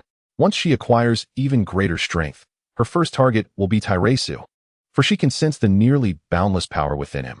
That power is simply colossal. She even believes that if she could swallow Thrashes, she would instantly surpass her master, Evil Bagaru. At that moment, she would ascend as the king of the universe. She licked her long tongue. Suddenly, a cold voice called out, followed by a blade of light. Bagaru teleported away in an instant, then turned to glance at the knight's sword, now transformed into Captain Serizawa, and scoffed, "What an annoying pest." Upon witnessing Bagaru's vanishing form, the knight's sword's face contorted with rage. "I am still not strong enough. I let her escape again." A week later, in the guy's control room. Has Bagaru been consuming monsters all this time? Shingo Hashimizu looked at the observation data, his expression grave. During this period, Bagaru has continuously summoned monsters, yet they have been unable to respond effectively. Bagaru's escape skills are too formidable. Even when they, along with Mebius, cornered her once, they ultimately could not kill her, for she possesses the ability to evade death. The moment she senses a fatal threat, she immediately flees. However, what surprised them was that the blue giant seems to have grown stronger this time. Previously, this blue giant nearly perished when encountering Bagaru. Had it not been for their rescue alongside Dreambeat, they would have long since met their demise. In just a few days apart, their strength has grown remarkably. The situation appears dire. Shimizu Masaru couldn't help but think of Terrace. If only Terrace were here, perhaps many of these issues could have been avoided. Bagaru's presence is suspected in the abyss. At that moment, the voice of Ehara Ryu resonated through the communicator. Shimizu Masaru immediately responded. What could this fellow's intentions be? Is it discernible? Ehara Ryu's voice came again. It's rather unclear for now. However, based on my observations, he seems to be heading towards the outskirts. For the time being, he does not pose a threat to the city. Shimizu Masaru's expression grew serious. Guys, mobilize. Everyone sprang into action. Ehara Ryu remarked with a hint of nostalgia. I have an aunt who resides there. In that case, Ryu, you must swiftly halt Bagaru. Shimizu Masaru shook his head in exasperation. At that time, I might find the opportunity to meet your aunt. Where is Bagaru now? Nagasai Tetsuhira inquired. After checking on the satellite, he wore a peculiar expression. It seems the destination is a ranch. A ranch? Ehara Ryu echoed, quickly realizing. What did you say? A ranch? Sweat began to bead on his forehead. Could it truly be such a coincidence? Are you certain you did not misread? Ehara Ryu pressed anxiously. There is no possibility of a mistake. The ranch appears to be named Kyoko Ranch. Nagasai Tetsuhira shrugged. No need to be overly concerned. It might not even be your aunt's ranch. Besides, even if it is your aunt's, you could catch up. Shimizu Masaru frowned. Rescuing any civilian is our duty as guys. Nagasai Tetsuhira realized his error and promptly fell silent. Ehara Ryu, however, exclaimed in alarm. Damn it. Why did he choose this location? Let us move. Shimizu Masaru was taken aback. First, we must evacuate the crowd. At that moment, two fighter jets descended from above Kyoko Ranch. Ehara Kyoko slightly raised her head. Her gaze remarkably tranquil. During this period, her interactions with Terrace had yet to breach that invisible barrier, causing her considerable anxiety. After being purified by Terrace, she had believed that acquiring this power was a divine blessing, granting her the chance to be with Terrace. Where could Miss Ehara Kyoko be? The guy's team members disembarked from the fighter jets. It is I? Ehara Kyoko nodded slightly at them. Having confined herself for over 20 years, she found herself quite averse to engaging with strangers. Thus, upon encountering them, she remained as cold as ice. Who might you be? The onlookers, however, were utterly oblivious to his demeanor. their astonishment entirely consuming them. Is this truly Ehara Ryu's aunt? How can she be so youthful? She does not resemble someone in her 40s at all. One might even believe she is merely 18. Are you genuinely Miss Ehara Kyoko? George Kojima could not help but seek confirmation. Do you have any matters to discuss? Ehara Kyoko furrowed her brow, questioning, could my name possibly be fabricated? No. The crowd hastily apologized. Then, are you acquainted with Ehara Ryu? Ryu? At that moment, Ehara Ryu was hiding behind the crowd, utterly flabbergasted. Is this truly his formidable aunt? How could she appear so remarkably young? She seems even younger than he does. After all, he is already 26. In that instant, even his aunt felt a bit embarrassed to utter his name. Are you friends of Ryu? Ehara Kyoko inquired. The crowd turned their gaze toward Ehara Ryu. Yet he kept his head lowered, too timid to speak, rendering the atmosphere somewhat awkward. Indeed, Miss Ehara, Miku Hibino quickly interjected. We have received intelligence that a monstrous creature is approaching your ranch. We hope you can take refuge promptly. A monster? Ehara Kyoko seemed to have some dormant DNA awakened within her, stirring a readiness to engage in battle with the beast. It might be a remnant of the numerous instances of uncontrollable events over the past 2 decades. However, with outsiders present, it was not the right time for her transformation. So she sought alternative means to distract herself. Her gaze fell upon a nearby jeep, noting that it had not parked correctly. Thus, much to everyone's astonishment, she delivered a powerful kick. Thud! The jeep slid several meters, perfectly aligning itself back into the parking space. The spectators were left in sheer disbelief, their jaws nearly grazing the ground. Even those in the main control room, such as Shingo Hakusui and Officer Toriyama, shared the same reaction. This was utterly preposterous. It was no wonder Ehara Ryu held such fear of his aunt. Not only did Ryu fear her, who wouldn't he be intimidated by such terrifying strength? They even began to question whether a woman possessing such formidable power could truly find a partner. Surely, holding her hand might crush it. George Kojima, sweating profusely, inquired. We are uncertain, but what say you to our proposal? Ehara Kyoko nodded. I shall comply. Have the workers evacuate swiftly. George Kojima quickly added. You must also leave. It is perilous here. We will confront the monster. Once it is deemed safe, you may return. At that moment, a tall and handsome man approached from a distance. Kyoko, what is happening? He inquired. They say a monster is about to pass through our pasture. Oh, the man nodded, his expression remarkably calm. The crowd was instantly taken aback. What kind of mindset did these two possess? Upon hearing of the impending monster, they exhibited not a trace of panic. How could they remain so composed? Miss Kyoko, is this your boyfriend? George the Dove cautiously asked. Indeed, Kyoko Saito rarely smiled. Is he truly your boyfriend? Upon recalling Kyoko's earlier display of formidable strength, everyone could not help but cast sympathetic glances toward the distant Talus. Clearly, they all felt that Talus's future fate would likely be rather grim. Meanwhile, Ria Saito was bewildered. What on earth? It was one thing for his aunt to be so youthful, but why was this boyfriend also so young? His future uncle? Tyrus gazed at the figures of Ehara Ryu and others before him, feeling a sense of peculiarity upon learning of the impending monster attack. However, upon discovering that the creature in question was none other than Bagaru, he could not suppress a chuckle. The skies had cleared, and the rain had ceased. Did Bagaru truly believe she had the upper hand? It is worth noting that during these past few days, Tyrus had seldom ventured out, spending most of his time assisting at Ehara Kyoko's farm, allowing himself to unwind while also acquiring various experiences alongside the members of the Star Group. We must leave swiftly. If we delay any longer, it will be too late. Ehara Ryu exclaimed, a hint of urgency in his voice. Tyrus nodded at Ehara Kyoko and then proceeded with Ehara Ryu and others towards the refuge. At that moment, a knight's sword obstructed Bogajiu's path.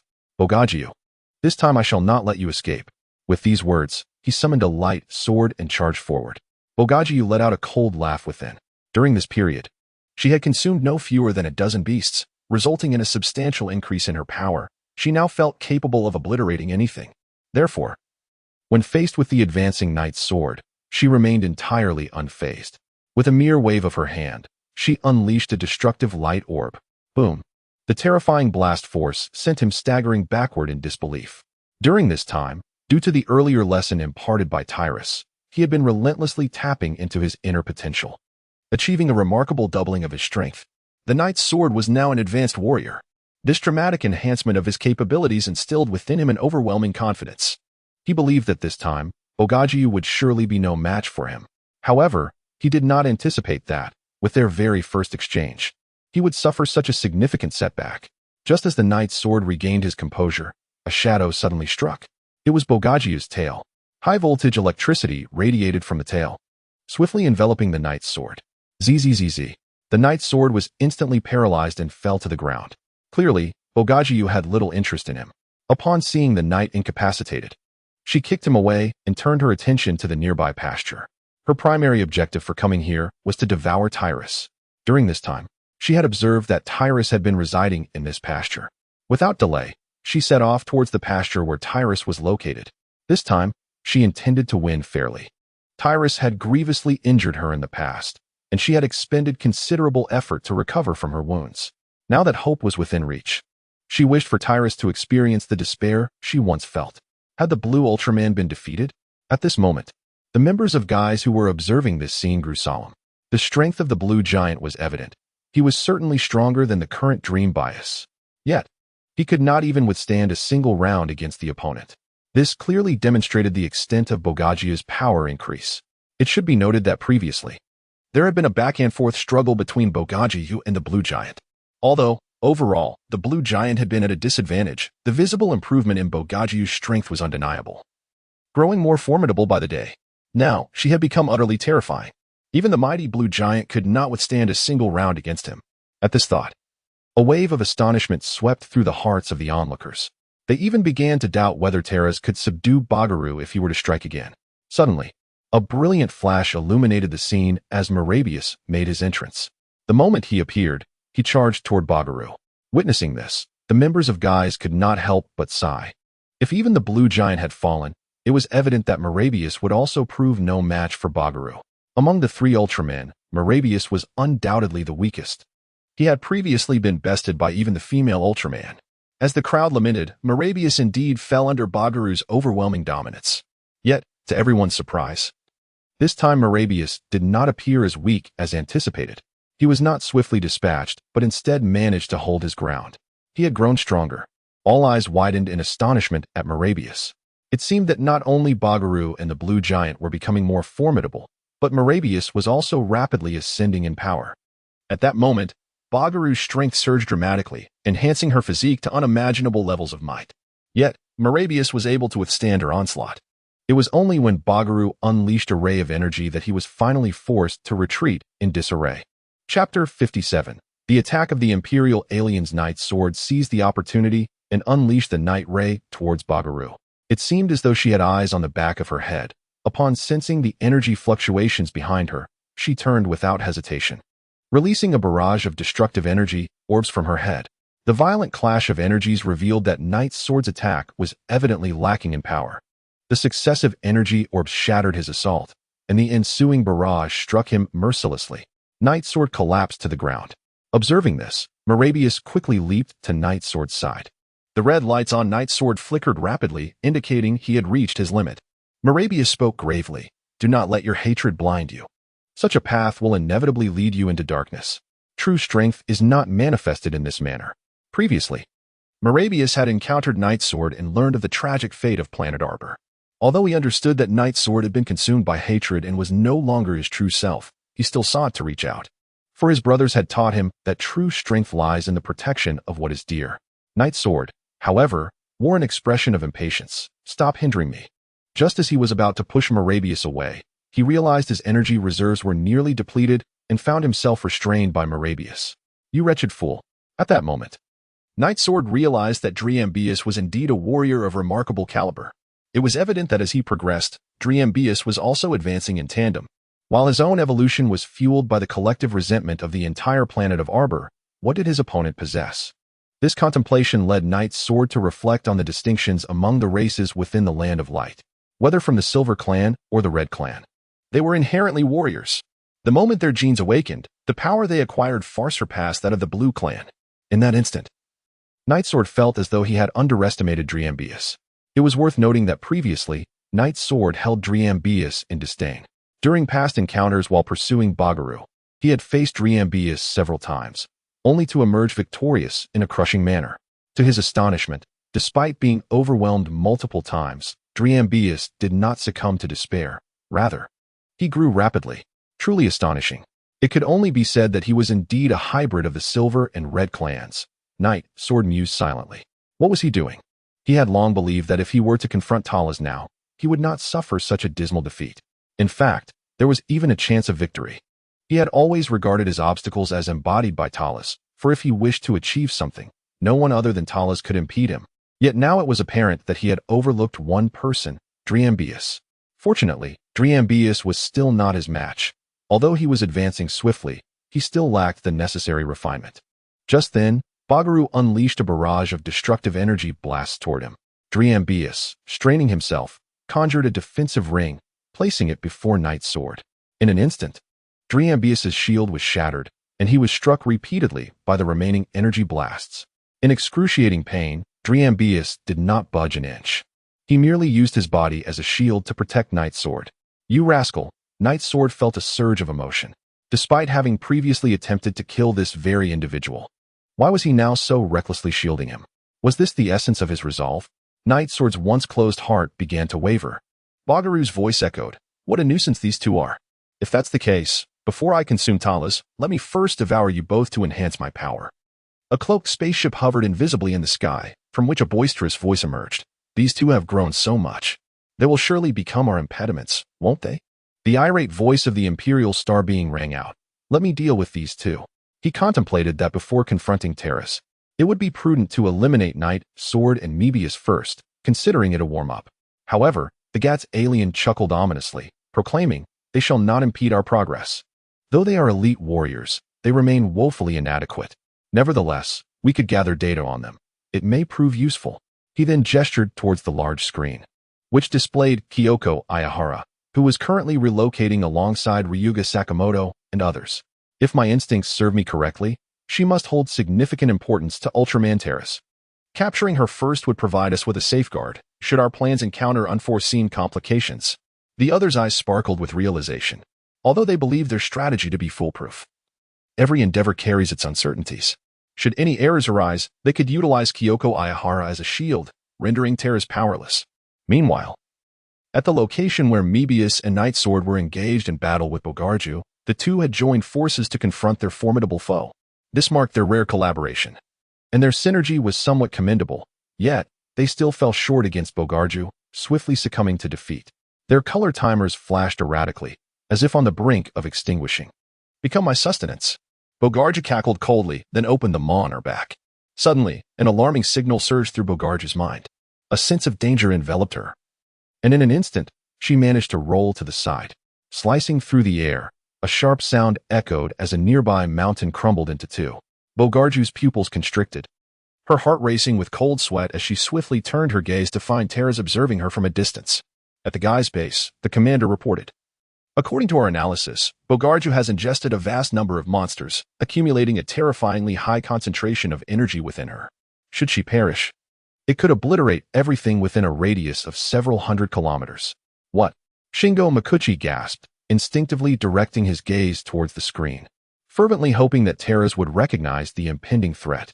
If it were necessary to neutralize her, they must devise a means to transport her into outer space. Otherwise, everything in their vicinity would face instantaneous destruction. Chapter 58, A Frenzied Bombardment. And beneath such an explosion, even Terrace himself might not escape unscathed. In the outskirts of Deep Hito, Ultraman Terrace, I have awaited your arrival for far too long. This time, I shall undoubtedly repay the humiliation of the last encounter. With interest, I have transformed into a being quite unlike any other. Wujia's voice was icy. "Well, congratulations to you," Talas replied calmly. Wujia snorted disdainfully. "Just watch." With that, she unleashed a barrage of destructive energy orbs, hurling them towards Talas's direction. Tyrus's gaze sharpened as he unleashed a powerful punch. The barrier fruit collided with the protective shield, resulting in a thunderous explosion of destructive energy in midair. Have you ever truly experienced the depths of despair? Tyrus smiled.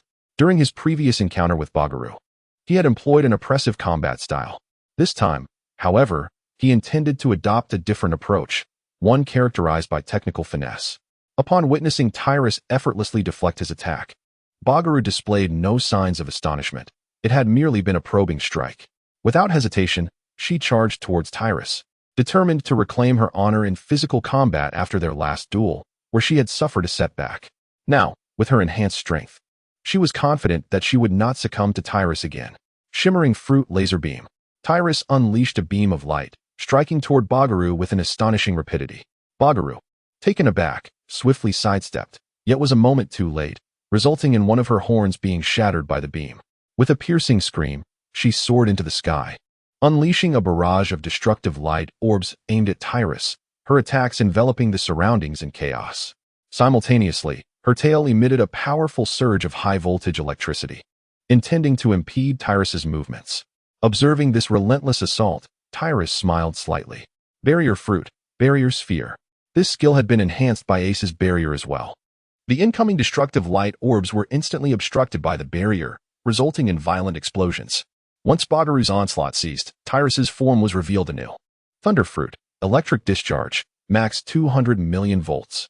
In an instant, his entire being crackled with electricity, and without hesitation, he launched an attack at the airborne Bagaru.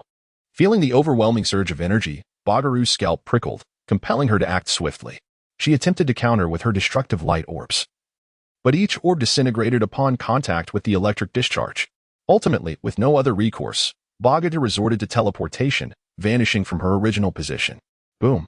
A resounding explosion erupted where Bagaru had just been, the powerful shockwave scattering the clouds above. At that moment, Bagaru reappeared behind Tyrus, her tail resembling a javelin, poised to strike. Tyrus displayed no intention of evading.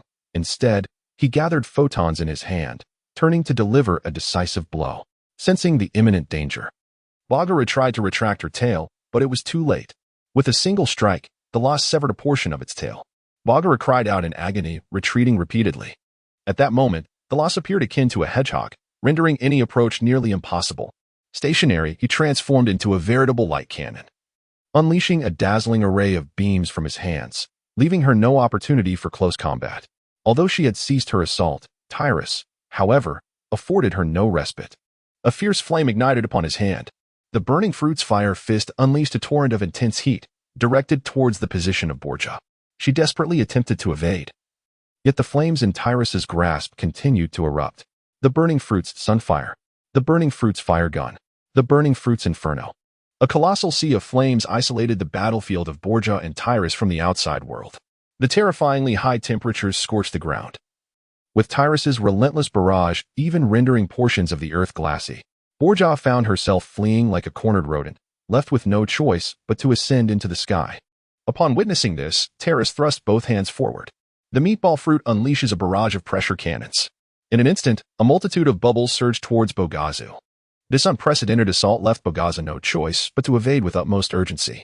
However, the sheer number of bubbles was overwhelming. It was akin to a dream for her massive form to evade them all. Ultimately, a dozen bubbles struck Bogazu, producing a thunderous roar. The orifice on her wings was utterly obliterated, leaving her body riddled with injuries. Just as Bogazu writhed in pain and began to plummet from the sky, the thunder fruit unleashed its lightning. Tyrus extended his palms, and in an instant, 2 bolts of lightning surged forth, targeting Bagaru's chest with unerring precision. The impact was thunderous, and Bagaru collapsed to the ground. That strike had nearly obliterated a significant portion of the cells within Bagaru's body. Remarkably, he was not dead. Tyrus was filled with astonishment. He understood all too well that after consuming such a multitude of beasts, a vast reservoir of energy resided within Bagaru. Should he perish, that energy would remain uncontained, resulting in a cataclysmic explosion. It was precisely because of this knowledge that Tyrus had also meticulously prepared strategies for defense. The absence of any signs of an imminent explosion from Bagaru indicated that she must still be alive. That individual, the Knight's Sword, observing this scene from a distance, was utterly astonished, for the power displayed by Tyrus was exceedingly terrifying. The incessant barrage of light skills had transformed into a veritable light cannon. One could hardly fathom the vast energy required to manifest such a feat. Is this the true potential possessed by the warrior race? In this moment, the Knight's Sword felt a despair akin to that of Tolekia. Such immense energy, he feared he might never hope to attain in his lifetime. After all, the Blue Warriors not only possessed a frail physique, but also lacked the energy density to rival that of other races. How could one possibly unleash light skills with such reckless abandon, as if it were as mundane as eating or drinking, without even breaking a sweat? Not only were the light skills formidable, but even the physical techniques were astonishing. Previously, he had entertained the notion of defeating Tyrus, only to now realize how ludicrous that thought had been. Who could triumph against such a daunting Tyrus? Meanwhile, on the side of Kyoko Saito, everyone was engaged in evacuation. The staff of the ranch had been relocated to safer areas. Since Kyoko was the aunt of Ryu Saito, they took extra precautions, personally escorting them. However, in stark contrast to the palpable tension emanating from Guise, Kyoko remained surprisingly calm, seemingly unfazed by the impending arrival of the monster. Miss Saito, where is your friend now? At this point, only Ryu Saito, Mikanami Tenkami, and George Kajika remained. Having witnessed Tyrus suddenly vanish, Mika Hibino had made an excuse to leave. Kyoko shook her head and reassured, "No need to worry, he is fine." The others exchanged glances, their concern lingering yet unvoiced. Just then, a figure suddenly flashed before them, causing everyone to startle and become alert. They quickly recognized that it was Miku Hibino, who had returned, prompting a collective sigh of relief mixed with exasperation. George Kajika could not help but complain, "You, always so reckless." Mika smiled and replied, "I apologize, everyone. I didn't anticipate returning so soon. How did you come back? Did you not say you were going to distract Bagaru to buy us some time? If you've come back, won't Bagatu arrive shortly? Not to worry. The Blue Giant, Dreambows, and Ultraman Tyrus are currently engaged in battle with it. It won't be here so soon. We should hurry and leave." The crowd collectively exhaled in relief. Hibino Mirai approached them with a radiant smile. Just as they were within arm's reach, she suddenly unleashed a surge of electrical energy from her palm, sending Akihara Ryu and others crashing to the ground. Akihara Ryu could scarcely believe his eyes. "Mirai, you are not Hibino Mirai." Akihara Kyoko stood unscathed, asserting, "This is clearly a disguise by some extraterrestrial being." "Oh, you seem unharmed?" the Zarabian remarked curiously. "Is it an issue of electrical conduction? Regardless, come with me." As leverage against Taro Ultraman. However, what met him was a delicate yet formidable fist. Though seemingly frail, it bore an unimaginable strength, producing a sonic boom as it struck. "Nanny!" the Zarabian gasped in shock. Before he could react, the fist collided with his face, sending him flying. As he soared through the sky, a wave of dread washed over him. What monstrous power was this? Under such a blow, he felt as though half of his face would shatter. How could such strength emanate from this frail human race, especially from a woman? What was happening? Was Gats the alien deceiving me? Had he withheld crucial information? In that moment, the Zarabian's mind was inundated with conspiracy theories. After all, despite their so-called extraterrestrial alliance, it was well known that each member harbored ulterior motives, and that true allegiance was a mere fade. Once they achieved their goals, they would readily turn against their former allies. The Zarabian crashed violently into a wall, shattering it to pieces. He gazed at Akihara Kyoko with sheer terror. Meanwhile, she clenched her fist, producing crackling sounds, and slowly advanced toward him. The Zarabian, filled with dread, leaped into the sky, genuinely frightened. He had not anticipated that a woman could possess such terrifying strength. He even questioned whether she was truly a native of Earth. Yet, she undeniably bore the essence of humanity. As the Zarabian fled in the distance, Akihara Kyoko let out a cold snort. She then turned her attention back to Akihara Ryu and the others, who looked at her with admiration. She was simply incredible. An extraterrestrial had been driven to a pitiful retreat? Why are you back? Where's that woman? The Zaralubian, having failed in his attempt, swiftly retreated back to the confines of the spacecraft. Upon his return, the other three were immediately taken aback, their faces etched with astonishment. They realized, to their surprise, that the Zaralubian had returned alone, his visage swollen and somewhat distorted. This unexpected development left them puzzled, for the mission had merely entailed the capture of a woman from Earth. What could have transpired to result in such a predicament?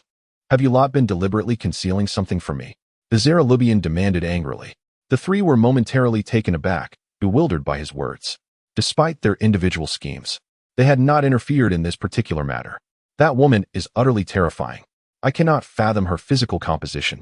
She possesses an alarming strength, and I nearly met my demise at her hands.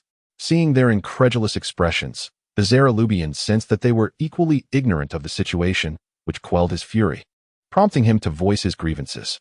The three exchanged astonished glances. A woman of extraordinary strength? What does that entail?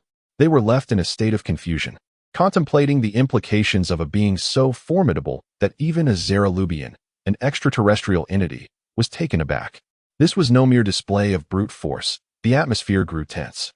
Their recent failure had surely alerted their adversary. It seemed that the plan to abduct Kyuko Sakuhara as leverage was now out of the question. Very well. Since we cannot secure her, we shall set her aside for the time being. Allow me to delineate the next course of action. The Imperial beings would engage the Terrans, while the Zeralubian would endeavor to draw out the Ultraman brothers. This strategy would ultimately facilitate the release of the Ultraman exterminator, Saurus. At that moment, a sense of exhilaration swept through the group, though each remained ensconced in their own clandestine motives. Meanwhile, on the surface, Tyrus gazed upon the form of Bagaru before him, witnessing its gradual fissuring as a grotesque silhouette emerged from the shell of that body. Ah, is this the second transformation? Upon observing Bagaru's current state, Tyrus swiftly comprehended the situation. When energy accumulates to a certain threshold, evolution is attainable. At this moment, she officially ascended to her second form. This second incarnation of Bagaru, known as Bagaru Mons, exhibited an undeniable enhancement in strength, defense, and energy intensity. However, this second form diverged significantly from the original narrative. It was, in fact, several times more formidable than depicted in the original storyline. Chapter 60, the plot unfolds freshly emerged as Bagaru Mons. She reveled in the newfound power coursing through her veins, thoroughly satisfied. She had deliberately preserved this opportunity for evolution, awaiting this precise moment. For the shedding that accompanies evolution grants immunity from death, a true testament to my genuine strength. Without hesitation, Bagaru Mons launched an assault against Tyrus. Talus, with an unhurried demeanor, unleashed a series of beams of light. However, they failed to inflict any significant harm. Tyrus was acutely aware that this form of Bogarjuman's exhibited remarkable resistance to light. It could be said that with each evolution, Bogarju enhanced her resilience against light-based abilities to a considerable degree. Ultimately, light skills would become nearly ineffective against her. This ineffectiveness, however, was not absolute. Rather, Bogarju possessed the remarkable ability to transmute the light energy into her own body, utilizing it to fortify her physical strength. Particularly, the malevolent Bogarju, upon her emergence, could withstand the light attacks from the 6 Owls without so much as a scratch, even emerging more invigorated than before. Bogarju inherently possessed this devouring capability, which was invariably augmented with each evolution. Once this ability reached a certain threshold, she could swiftly convert any light attacks directed at her into potent energy to enhance herself. However, I am not limited to light attributes. Fire of the burn fruit. In an instant, Tyrus crossed his index fingers and unleashed a beam of crossfire. With a resounding explosion, it pierced through Bogarju's form, creating a gaping hole. Bogarju let out a cry of pain, her body trembling from the agony. Nevertheless, a portion of the energy was still converted, augmenting her aura slightly. Goodness, can fire also be transmuted? Seemingly apprehensive of Tyrus employing similar abilities, 2 tentacles emerged from the luminescent organ atop Bogarju's neck, launching an assault toward Tyrus. These tentacles were, in fact, a special skill of Bogarju, designed for ensnaring and devouring prey. Once ensnared, escape would prove to be quite a predicament. Upon witnessing this, Tyrus swiftly conjured a long blade and a mystical character in his right hand. In his left, he wielded the shimmering sword of the Fruit of Flash, the Heavenly Thicket Sword, executing a dual-wielding technique known as Eagle Wave. 2 crescent-shaped sword energies, each nearly 60 to 70 meters in diameter, surged forth to meet their target. With a pair of soft hisses, the luminescent tendrils of Bogarju Mons were instantaneously severed in twain. The colossal crescent sword energy continued its relentless advance towards Bogarju Mons. Alarmed by the unfolding events, Bogarju Mons hastily attempted to evade. However, he was a fraction too late, and a corner of his rear orifice was cleanly sliced away. Tyrus sheathed the celestial cloud sword, drawing the blade to his waist, adopting a poised stance for a swift draw. One sword style, the Port of Misfortune, with lightning speed. He unsheathed the sword 4 times in an instant, unleashing 4 arcs of sword energy that targeted the neck, legs, hands, and waist with precision. Bogarjuman found himself with no means of evasion, resorting to wielding his luminous tendrils in a futile attempt to deflect the oncoming strikes. Such efforts were evidently doomed to failure. Each attack found its mark. In that moment, Bogarjuman stood frozen, as if time itself had come to a standstill. In the next instant, his head fell first, followed by his hands, legs, and waist, resembling a stack of building blocks collapsing. Weapons embody the romance of a true man. Tyrus nodded in satisfaction. Suddenly, He lifted his gaze to the sky. A blue extraterrestrial figure descended from the heavens. Tyrus recognized him at a glance. An Imperial star being, notorious for being a malevolent extraterrestrial with ambitions of universal domination. The first generation emerged during the Taro era, and this second generation, Tyrus recalled, was indeed a member of the Cosmic Alliance, also known as the first character to meet an untimely demise. This so-called Cosmic Alliance was formed solely for the purpose of liberating the ultra-killer Solace, although referred to as an alliance. It merely consisted of 4 extraterrestrial beings joining forces. Their aspiration was to harness the formidable power of Solace to achieve supremacy over the universe. Thus, in the original narrative, they crafted the character of Mebius, intending to lure out the Ultra Brothers, whose energy was nearly depleted. By exploiting the strength of the Ultra Brothers, they ultimately unraveled the seal binding Solace. Tyrus immediately comprehended the situation. It appeared that the narrative involving Mebius and the Ultraman brothers was about to unfold. However, the timing was somewhat premature, catching Tyrus off guard. Nevertheless, he remained remarkably composed. After all, he was not Mebius.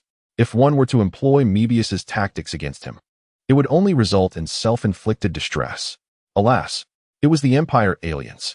Those were the very adversaries that had once posed a significant challenge to the 6 Ultraman brothers. How could they have resurfaced on Earth? Were they here to invade? Upon witnessing this, Jiraiya gasped in astonishment. Beside him, Shingo Hayakawa inquired, "Are they truly the kind of beings that even the Ultraman brothers find formidable? If so, wouldn't it be perilous for Tyrus to confront them alone?" Jiraiya fell silent. Throughout the annals of Ultraman history, any foe that necessitated a united front from the Ultraman brothers was undoubtedly not an ordinary opponent. The Empire alien, gazing at Tyrus, roared with laughter, "Tyrus Ultraman, I have been eagerly anticipating this moment.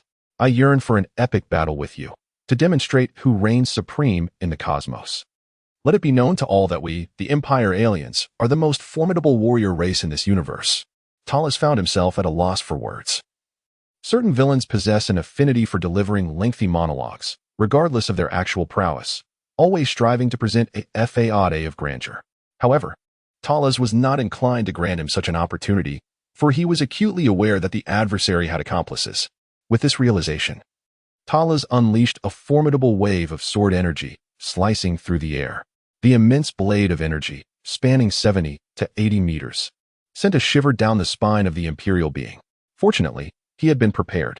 In an instant, the Imperial entity transformed into a mere phantom, vanishing from sight. When he reappeared, it was already to the right of Talus, aiming to strike him on the head with the formidable pincers he wielded. Tyrus's gaze sharpened. Super speed attack? This seemed rather inconsistent with the information he possessed regarding the capabilities of the Imperial star beings. He distinctly recalled that these extraterrestrial entities were known for their primal combat style, relying on their physical advantages and favoring a straightforward approach. Born with bodies more resilient than cosmic alloys, they were endowed with a plethora of formidable abilities. So what could this extraordinary speed be all about? Tyrus delivered a powerful punch. Bang! An immediate, resounding thud echoed. The shockwave from the impact uprooted the very earth beneath them. The Empire aliens, characterized by their tough skin and immense strength, were formidable in physical combat, not due to exceptional martial arts skills, but purely from the destructive force their bodies could unleash. Chapter 61. Information error. In this confrontation, Tyrus remained steadfast, while his opponent staggered back 3 steps, leaving deep footprints on the ground. From the onset of their clash, he found himself at a disadvantage. However, the Empire alien had already devised a strategy, fully aware of Tyrus's formidable prowess. The initial engagement was merely a probing attack. Upon recognizing the terrifying nature of Tyrus's physical strikes, he swiftly activated his super speed abilities to vacate the area. Meanwhile, Driambius and Nightsword, witnessing Tyrus embroiled in yet another battle, felt a profound sense of concern. Suddenly, Nightsword's body weakened, and he collapsed to the ground. Driambius, alarmed, rushed to support him, asking, "What is the matter?" Nightsword shook his head. After the death of Bagaru, his emotional burdens had been lifted, and his life force began to wane. "Thank you, Driambius, for helping me rediscover my light within. Although I committed some grave mistakes in my pursuit to vanquish Bagaru, I believe my demise will bring about a sense of closure," he said weakly. Driambius was taken aback, urgently inquiring about the situation. Nightsword shook his head. The colorful timer ceased its pulsating glow, and his eyes dimmed. Driambius was taken aback, feeling helpless in the face of the unfolding tragedy. At that moment, the world around them transformed drastically, and they found themselves in a golden expanse. Dreambius quickly realized this must be an independent space crafted by a member of the Light clan using their energy. Soon, he beheld a figure, the Mother of Ultra. This figure was the highest commander of the Silver Cross Corps, the finest physician of the Land of Light, unexpectedly appearing on Earth. However, Dreambius soon breathed a sigh of relief. The Mother of Ultra gazed at Night Sword and said, "You cannot perish just yet. You must use your life to save many more." Night Sword, his consciousness fading, weakly questioned, "Can I still do that?" The Mother of Ultra nodded affirmatively, "Of course. As long as you believe, you can achieve it." Turning her attention to Dreambius, she warned, "Dreambius, a new crisis is imminent. You must hasten back to reality. The Alien Alliance is currently plotting against the Ultra Brothers. Although they may not be a match for Tyrus, they will employ various strategies to lure out your brothers." Upon reaching this juncture, she imparted a surge of energy to Dreambeat. In an instant, Dreambeat felt his state rejuvenate, and the wounds upon him healed. The colorful timer upon his chest had reverted to a radiant blue. The Imperial beings remained oblivious to the disappearance of Dreambeat and Hikaru. However, Terrace, with his keen perception, had already discerned the situation, murmuring to himself, "Is it the Mother of Ultra? The Mother of Ultra has been lingering near Earth." This elucidates why neither Hikaru nor the Ultra Brothers, despite facing imminent demise, ultimately met their end. It is precisely because this esteemed healer from the Land of Light has always been on standby, ready to revive those who cling to the last vestiges of life. Even in the event of apparent cessation of life signs, there exists a certain probability of revival. Is Bogarjman's about to explode? Tyrus cast a fleeting glance and observed that the corpse of Bogarjman's was rapidly inflating, with its energy reaction skyrocketing at an astonishing rate. A fruit barrier sphere materialized immediately, enveloping Bogarjman's lifeless form. The next instant, a thunderous roar erupted. The violent explosion caused the entire barrier sphere to swell and shake violently. Ultimately, when the barrier dissipated, not a trace of Bogarjman's body remained. Witnessing this spectacle, Shinobu Hashimizu from the guy's base could not help but exhale in relief. Thankfully, Tyrus had not overlooked this matter. Otherwise, that recent explosion would have likely spelled doom for them all. In this brief interlude, the Imperial alien refrained from launching an attack, feeling quite pleased with its recent accomplishments. In this moment of confidence, it generously granted Tyrus the time needed to deal with Bogarjman's. Upon seeing the task completed, it swiftly extended its massive pincers, and arcs of energy twisted into two luminous whips.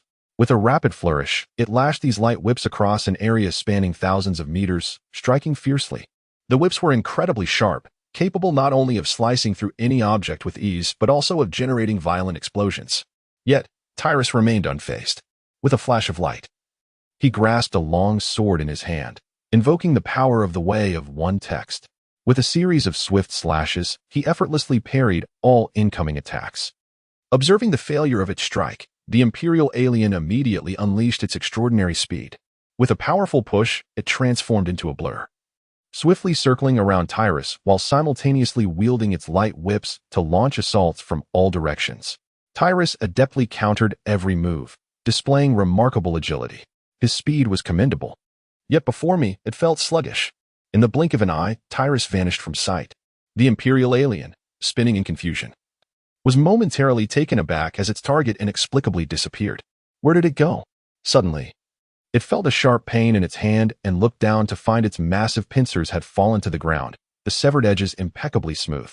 Blood gushed forth, accompanied by a significant loss of energy, rendering the Imperial alien unable to sustain its hyperspeed combat. Terror surged within as it hastily retreated, hoping to evade Tyrus's onslaught. As its cloak fluttered behind, it transformed into wings and took to the skies.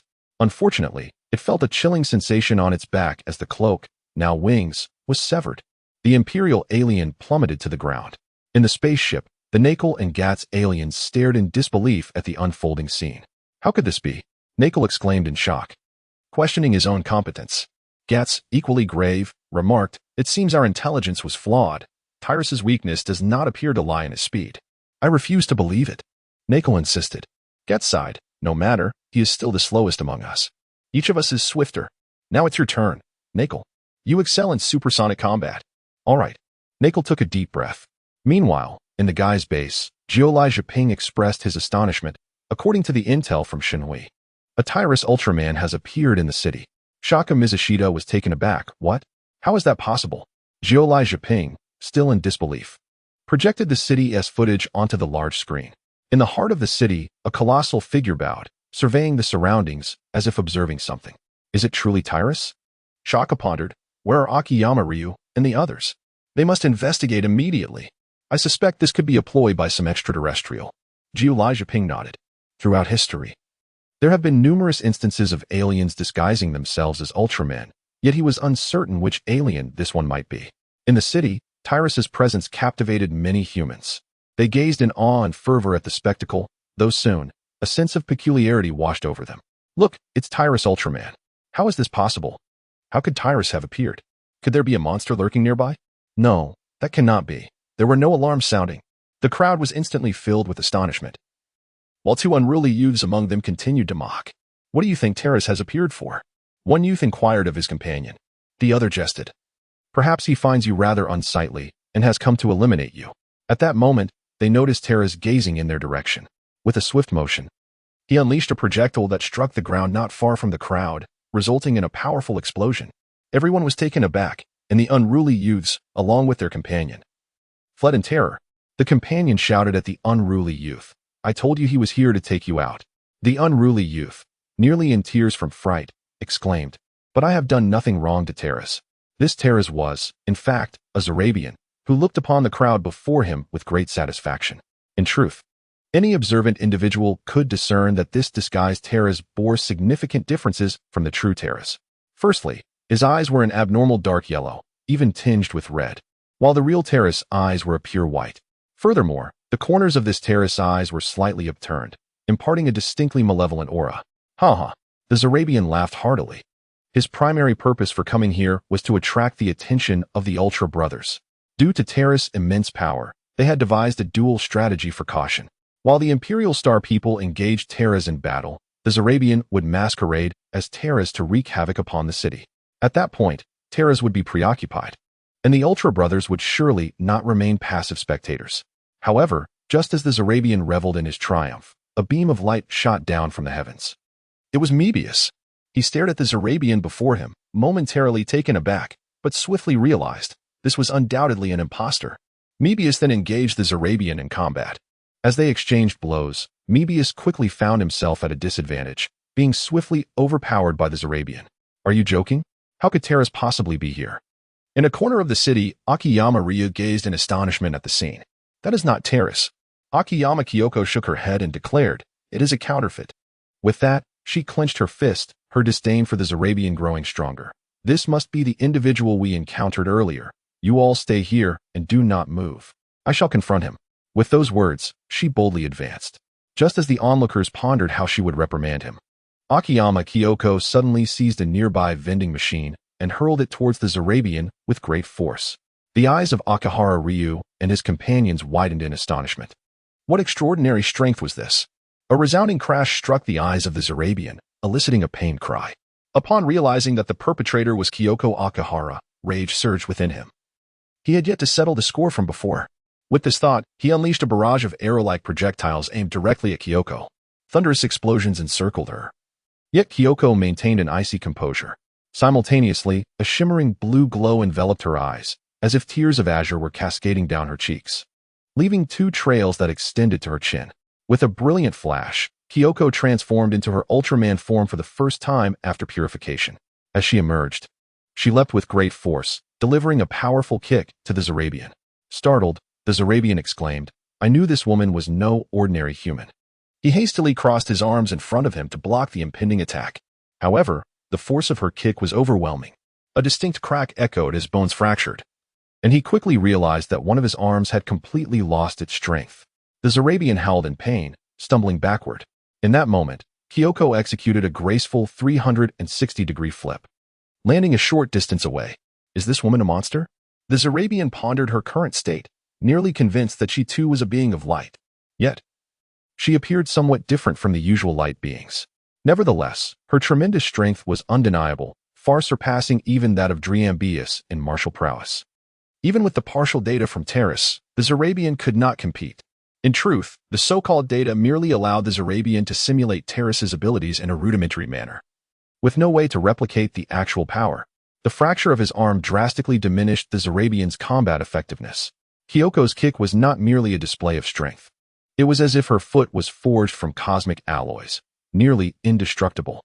Fear gripped the Zarabian, prompting him to fire arrow-like projectiles in an attempt to force Kyoko back. However, she merely scoffed at the onslaught. With a single hand, she conjured an Ultraman barrier, derived from a fragment of Terrace's shielding abilities that effortlessly nullified all incoming attacks. Subsequently, she discarded the barrier and began to gather energy, launching a dual slicing attack at the Zarabian, a technique borrowed from the shimmering fruits of Terrace. With a hasty retreat, the Zarab aliens attempted to evade, yet were ultimately struck on the back, leaving 2 deep gashes. Chapter 63, The Dull-Witted Imperial Alien. Instantly, dark green blood began to flow. Clearly, the Zarab alien lacked substantial combat experience, jumping in pain. At that moment, Kyoko Ehara was sprinting towards him. The combat prowess of Kyoko had undergone a remarkable transformation since her earlier appearance. The negative energy transformed into the power of delusion was a unique energy capable of simulating the abilities of those being mimicked. The powers exhibited during the earlier confrontation between Tiras and Bagaru, as well as the nightly swordplay, were now being replicated by Kyoko. This significantly elevated her combat strength.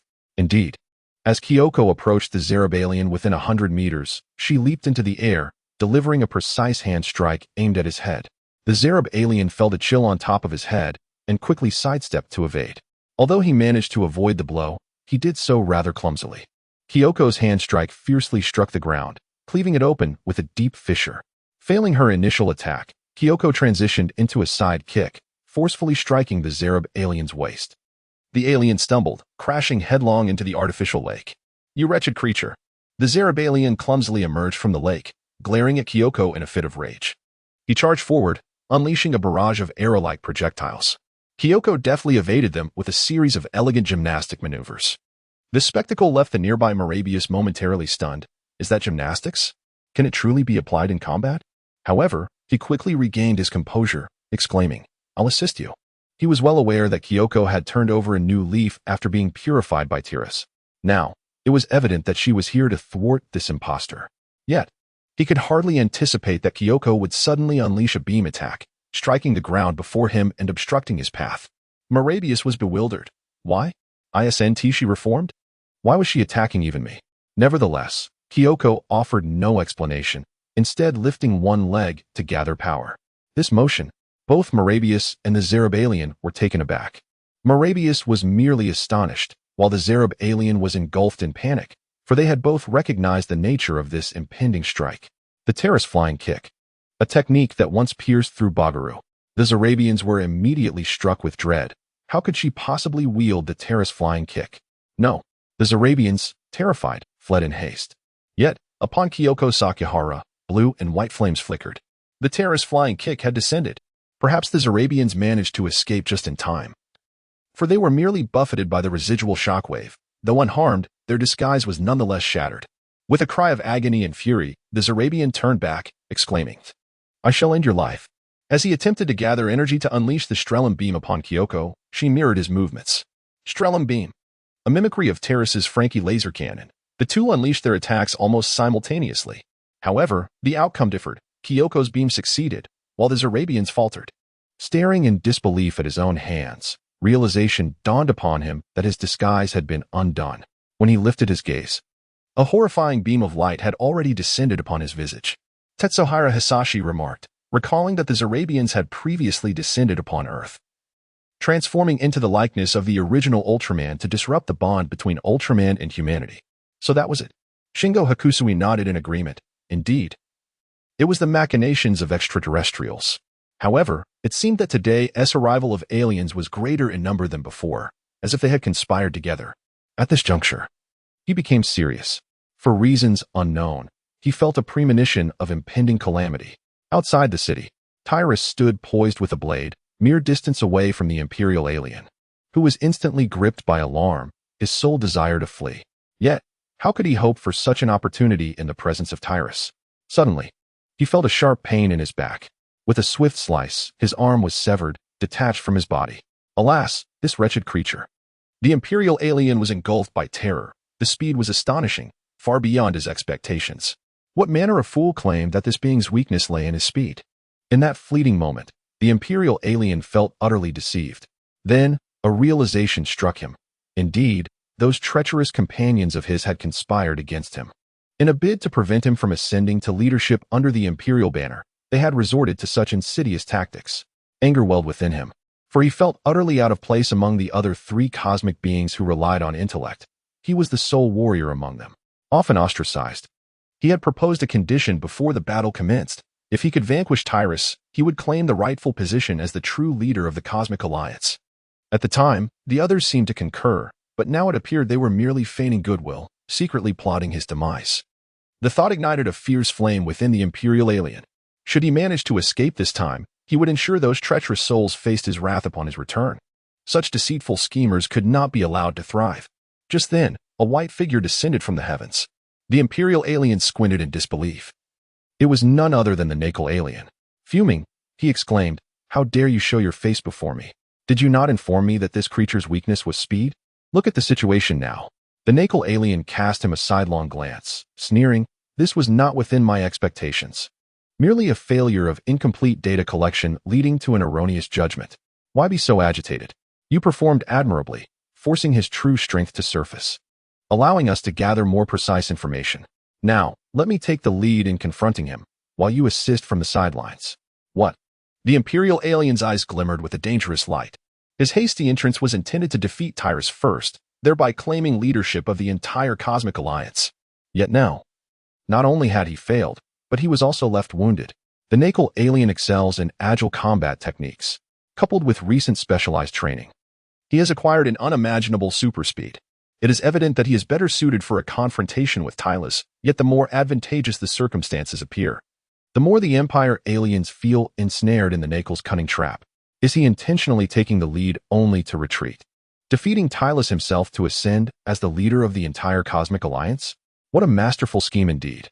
A sense of indignation swells within the Empire aliens, and their gazes towards the Nakal alien grow increasingly hostile. He even contemplates that, if possible, the outcome of the battle is inconsequential. He must personally eliminate the Nakal alien.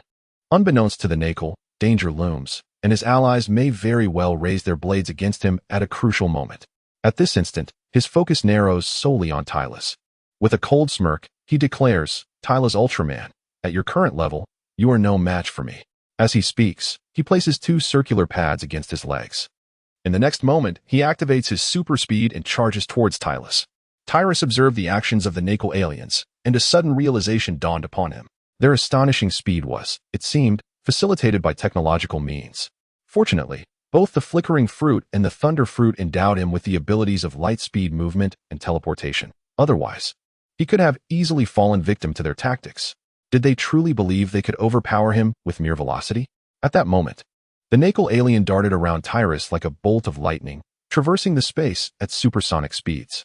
Upon reaching Tyrus's rear, it delivered a powerful kick. The force behind this strike was immense, and the Nakal alien sneered, "After remaining motionless for so long, you have indeed become an easy target beneath my super speed." Finally, that kick landed with a resounding impact against Tyrus's back. However, the Nakal alien was taken aback. It was merely an afterimage. In an instant, the Nakal alien realized that Tyrus had appeared to his right side. Just as he intended to pivot and counter, Tyrus unleashed a fist upon his chest. This fist blazed with golden flames, and the terrifying heat surged into the alien's body in an instant. The Nakal alien let out a scream of agony. But before he could even prepare to retaliate, the next assault from Tolaras has arrived. Thud, thud, thud. A succession of 3 powerful blows landed squarely upon his abdomen, propelling him through the air. After tumbling several times, when he finally came to a halt, the Nakalian was left charred all over. He cried out in agony. Writhing on the ground, the combined offensive capabilities of the shimmering fruit, photon, and blaze fruits did not merely incinerate the surface of the Nakalian. The devastation extended deep within, leading to widespread necrosis of his internal organs and even his very cells. Tyrus chuckled in disbelief, initially believing that you might prove to be a formidable adversary. "It seems I have overestimated you." After a moment, the Nakalian finally rose to his feet. For these supernatural beings, As long as they possess sufficient energy and are not afflicted by crippling or fatal injuries, they can recover swiftly due to their highly active cells. Just moments ago, countless cells within the Nikelian had completed a cycle of regeneration. However, despite regaining some mobility, his injuries were indeed severe. He cast a wary glance at Tyrus, whose palm blazed with golden flames. A sense of dread washed over him. How infuriating. Has he been on guard all along, wary of having his data analyzed? Otherwise, how could he have refrained from unleashing his full potential? In that moment, the Nikelian realized that the most regrettable decision of his life might very well be his impulsive attempt to analyze Tyrus's abilities. This was a perilous path leading to his own demise. Tyrus let out a cold laugh, casually unleashing a punch. The King's fist of Elizabello II. A colossal fist of nearly 1,000 meters surged forth toward the Nakel and Empire aliens. The Nakel alien, startled, felt utterly insignificant in the face of such a monumental assault. What on earth is this? He quickly rolled to evade the impending doom. Though grievously injured, his limbs remained functional, and the sheer instinct to survive ignited a surge of latent potential within him, allowing him to briefly regain the speed of his prime. However, the Empire alien behind him was not so fortunate. Already in a state of disrepair, he found himself with no chance to escape. Witnessing the Nakel alien attempting to flee, his anger flared anew. "You scoundrel, you shall not escape." With that, a surge of electricity erupted from his severed arm. The current twisted in midair, instantly transforming into a whip of light that ensnared the Nakel alien. The Nakel alien gasped in disbelief. Was the Empire alien truly using him as a shield? "You fool." The Nakel alien seethed with rage. It would be one thing for him to meet his demise, but to be dragged down alongside him was intolerable. Before he could contemplate further, Tyrus's assault struck. Bang! The Nakel and Empire aliens were obliterated. Two allies, far from harmonious, had now achieved the grim fate of shared demise. Inside the spaceship, the gaseous alien fell silent upon witnessing the scene. Now, he was the last remaining member of the entire Cosmic Alliance. What should he do next? Even if he were to confront Tyrus, it would only cost him his life. In an instant, the gaseous alien began to waver, contemplating retreat. Ready to abandon hope? At that moment, a voice echoed within his mind. The gaseous alien's heart raced. "Who are you?" "I am a Mephiles alien." The voice replied. "Do you not wish to rescue the Ultra Killer Saurus and have him as your ally? I can lend you my assistance. A certain lord is waiting for the Yabo people to return to serve him. As long as you accomplish this task, the Ultra Killer Saurus will remain at your disposal." The gaseous alien was momentarily taken aback. "The Supreme Commander of the Dark Legion, why would you aid me? Perhaps it's merely a fleeting whim?" The voice responded. "Of course, that was a jest. The interdimensional Yabo people fell into this predicament precisely because they assisted our Dark Legion in combating the Ultra Brothers. I shall not forget this merit. Consider it a repayment of a favor." The alien, Gaisai, fell into a brief silence, an unsettling sensation enveloping him. However, the Mephiles aliens were renowned throughout the cosmos, possessing a reputation for integrity. Although he belonged to the Dark Faction, he was revered as a gentleman.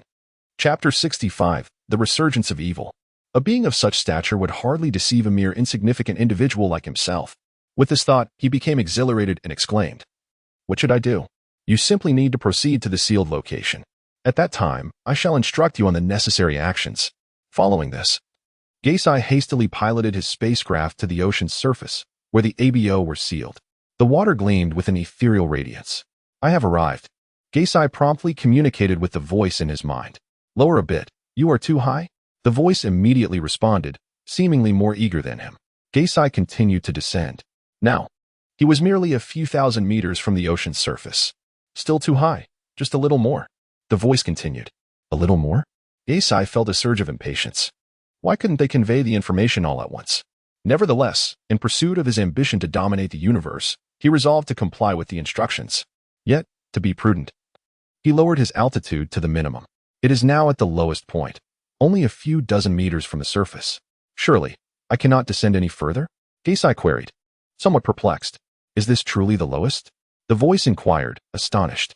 After a brief silence, it suddenly laughed. "Indeed, this is sufficiently low." However, Gaisai's expression shifted as he realized that the first half of the voice's statement and the latter half seemed to belong to two distinct entities. In that instant, he sensed something amiss. "Ah. Have you already sensed the anomaly? It is too late. Are you not curious about the method to unlock the seal?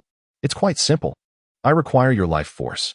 Once I obtain your vitality, I can forcibly breach the seal with my own power. The voice proclaimed triumphantly. Me? Geisai was utterly horrified. The entity audaciously referred to him as I? Could it be that this being was? You fool. I am the ABO from another dimension. And you, a simpleton, dare to seek my allegiance? Utterly absurd. Geisai was consumed by dread. Realizing he had fallen into a trap, he hastily attempted to maneuver the spacecraft upward. Yet, it was too late. At that moment, the ocean surged violently. Directly beneath the spacecraft, the water had coalesced into a whirlpool, generating a terrifying suction that dragged the entire vessel downward. Without a doubt, amidst the desperate cries of the Gaxu aliens, the spaceship was swiftly engulfed by the vortex. At Shinhud Airport, Hayata Jean was inspecting the recent flight routes when suddenly, a premonition struck him, compelling him to gaze towards the distant sea. This feeling weighed heavily on him, prompting him to exit the airport. The members of the Star Group, having returned to the city, shared the same unsettling discovery. Their eyes widening in alarm, something grave was amiss. He hastily rushed towards the source of their concern. Meanwhile, at the racetrack, Yashikiko was also struck by an instinct. Turning his gaze towards the same direction, he revved up his racing car and sped towards the coastline. Hokuto Seiji felt a tightening in his chest. The Apalians? He took a deep breath, knowing well the implications of their emergence. It would undoubtedly unleash unimaginable consequences. It seemed he would have to confront this old adversary. With that thought, Hokuto Seiji shut down his restaurant and pedaled his bicycle towards the shoreline. At the same time, Kyoko Ehara, who had just dealt with the Zarabalians, along with Mebius, felt an unsettling sensation. I sense a terrifying, evil force awakening. Mebius exclaimed, a shiver running down his spine. This was the first time he had encountered such a profound darkness. What manner of entity could wield such extreme malevolence? Were new foes on the horizon? Kyoko Ehara's gaze sharpened as she looked towards the direction of Terrace. Mebius, however, took flight towards the coastline. Kyoko hesitated for a moment but ultimately decided to seek out Terrace. Just as she began to move, Terrace appeared above her. It seems a fierce battle is imminent, Terrace declared. Kyoko, you should find a safe place to take refuge. This opponent is beyond your capabilities. Given Kyoko's current abilities, she was no match for the Apalians. After all, she lacked any enhancements, while Mebius had the support of his brothers, granting him an infinite form. What did Kyoko possess? Even Terrace himself was prepared to merely observe, hoping to glean some advantages for himself while testing his own hypothesis. Should it prove true, he might gain a genuine opportunity to partake in this high-stakes confrontation. After a brief silence, Kyoko Ehara nodded in agreement. Since Terrace had spoken, it must be true. She did not wish to hinder him. With that, she transformed into a beam of light and departed the scene. Terrace subsequently made his way towards the epicenter of the dark energy that had coalesced. Captain, there is significant development. At that moment, Takeuchi Teppei exclaimed, capturing the attention of Shingo Hakusui. Furrowing his brow, Hakusui inquired, what has happened now? According to our readings, a colossal protective barrier has emerged around the subject, completely isolating it. It has rendered our attempts to investigate the interior utterly futile. What? Hakusui's spirits lifted momentarily. Quickly contact Ryu. Soon, Egawa Ryu answered the call. Ryu, what is happening on your end? Hakusui pressed. Captain, we are not entirely sure at the moment, Egawa replied with a bitter smile. However, we have detected some massive explosions. It seems we may have yet another invader. Is there any chance you could send us some reinforcements? I fear we may not hold out for long. Hakusui paused before responding. Ryu, please endure a little longer. I have just received intel indicating that your area has been isolated by a special energy barrier, creating an independent, unique space. On the ocean's surface, a tremendous whirlpool began to whirl violently. Suddenly, a sound akin to shattering glass echoed. The seal previously placed by the Ultra Brothers had been breached by the Ultra Killer, Saurus. Emerging from the broken seal, Saurus transformed into a colossal energy entity, soaring into the sky. At a certain altitude, he then plummeted back down, akin to a meteor descending from the heavens, crashing violently upon the earth. Chapter 66. Saurus. Much of Saurus's form had plunged into the ground, creating a vast rift in the earth. Before him stood the original Ultraman, Seven, Jack, and Ace, the four Ultra Brothers, who regarded Saurus with grave expressions. In that moment, they could sense the immense negative energy radiating from him. It was likely that during the past 20 years, he had been silently amassing power. On this planet, every human served as a vast vessel of negative energy. This negative energy could be consumed by the Yabo people, providing them with their sustenance. Under such conditions, rather than diminishing during their confinement, the Yabo had grown increasingly powerful over time. Yabo people, we have sealed you once before, and we shall do so again.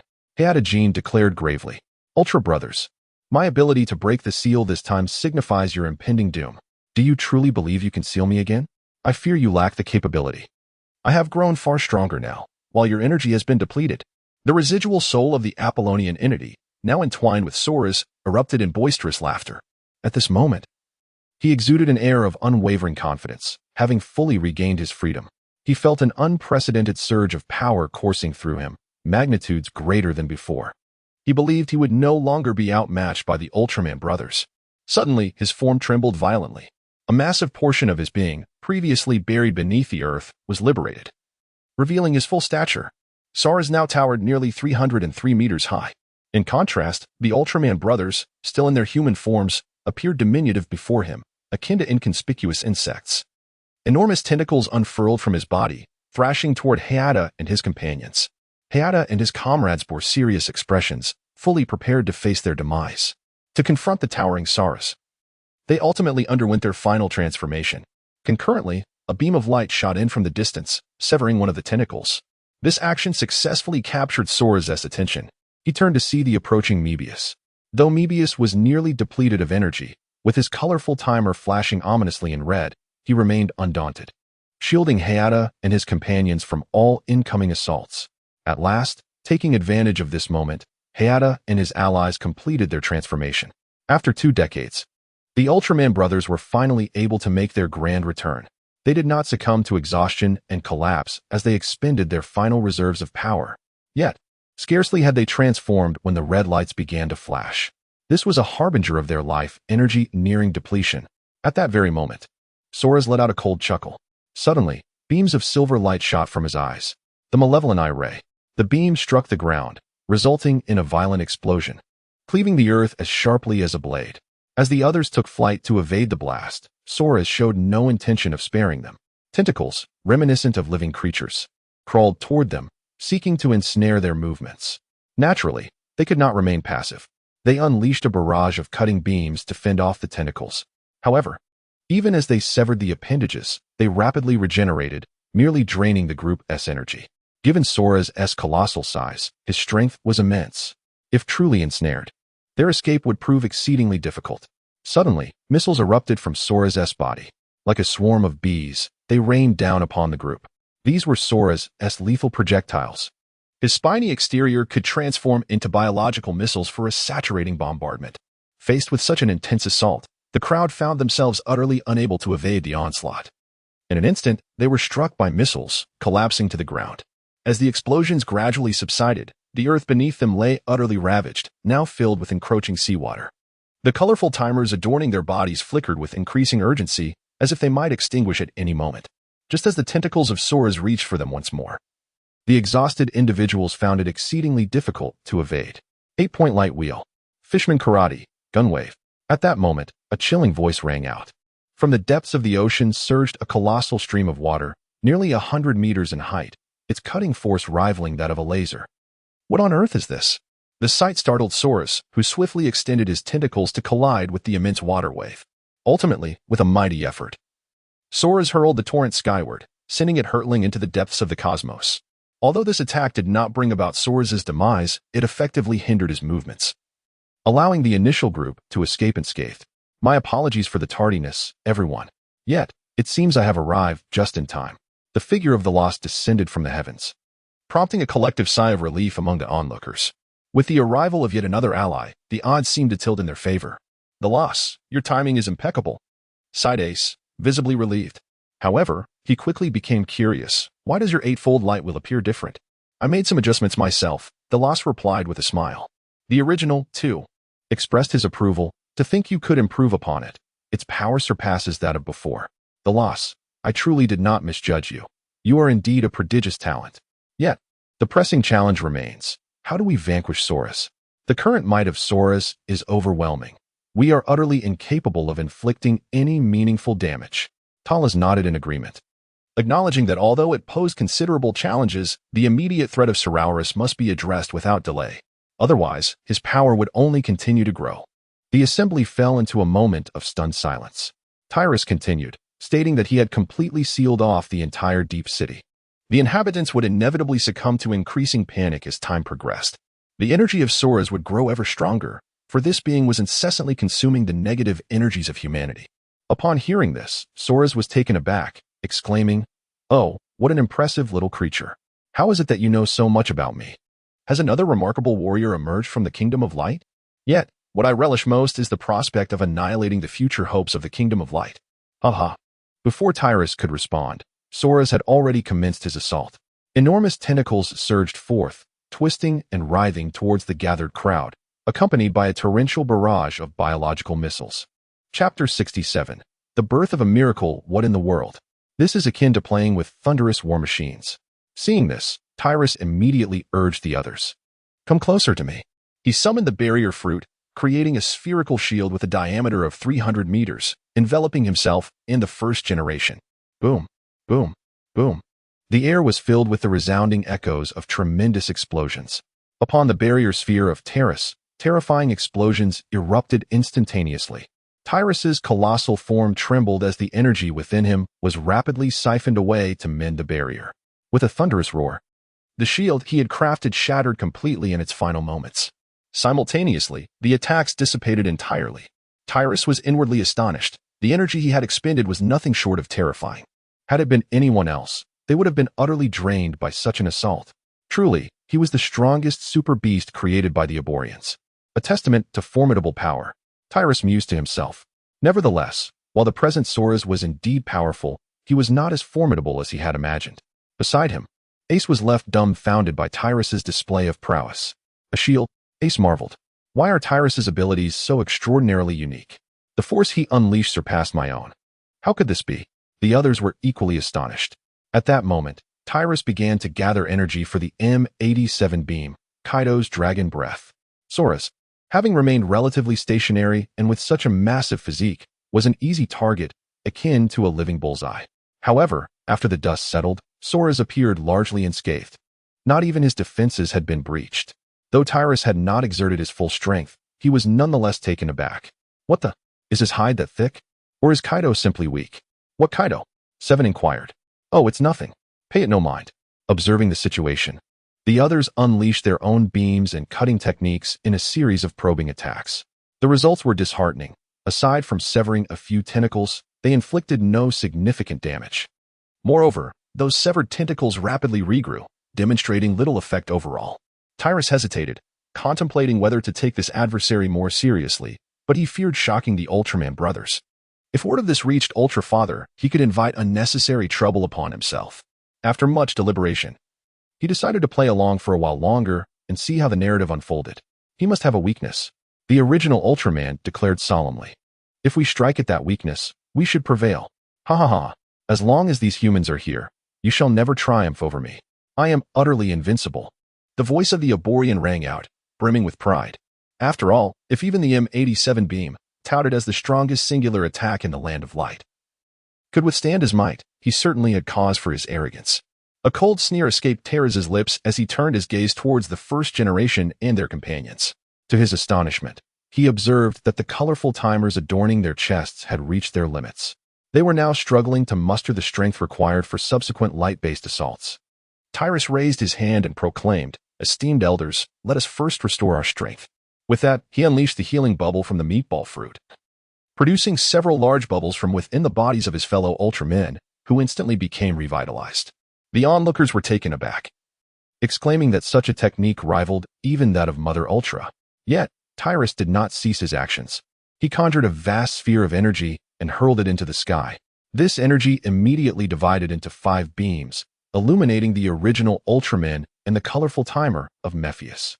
As the colossal energy surged into them, the original team felt their vitality surge, their energies completely replenished. "Let us proceed with a combined attack," suggested the original Ultraman. Without hesitation, they began to unleash their most distinguished skills. Tyrus, with an air of composure, unleashed the radiant beams of the shimmering fruit, launching a combined assault alongside his companions. Yet, in the face of their unified attack, Solace remained unyielding and resolute. He activated the launching apparatus embedded in his abdomen. projecting a colossal energy cannon with a diameter exceeding 100 meters. With a continuous supply of energy emanating from Solace, his cannon maintained a terrifying level of power. Tyrus sensed that the might of this assault was nearly equivalent to his own full-force strike. Indeed, it was a testament to a true world, showcasing a level of prowess that utterly eclipsed that of Solace from the theatrical adaptations. He gazed upon the city, now shattered and fragmented, having detached from Cherry Blossom Island, and transformed into a collection of small landmasses. The recent surge of energy had severed its connection to the island entirely. The fissures were filled with seawater, forming rivers that wound through the devastated city. Tragically, many lives had already been lost amidst the chaos. Tyrus addressed Jack and Seven, saying, "Seniors. Although it may not be the most opportune moment to suggest this, perhaps it is worth a try." Everyone instinctively turned their gaze towards him, clearly perplexed by the meaning of Tyrus's words. Tyrus solemnly stated, "The methods of utilizing the Sinhalama ray and the clustered light beam." Tyrus merely wished to acquire a few more skills. Jack, taken aback, remarked, "I thought you were somewhat dependable, but in times like these, even if we impart our methods to you, it is unlikely that you will master them immediately. Moreover, even the Shinarama ray and the cluster ray cannot penetrate Sora's defenses. We have employed all our attacks, and they have proven futile, only serving to further excite Sora's." "Not necessarily. Perhaps a miracle might occur," Tyrus replied, shaking his head. The others were perplexed, unable to comprehend the source of Tyrus's confidence.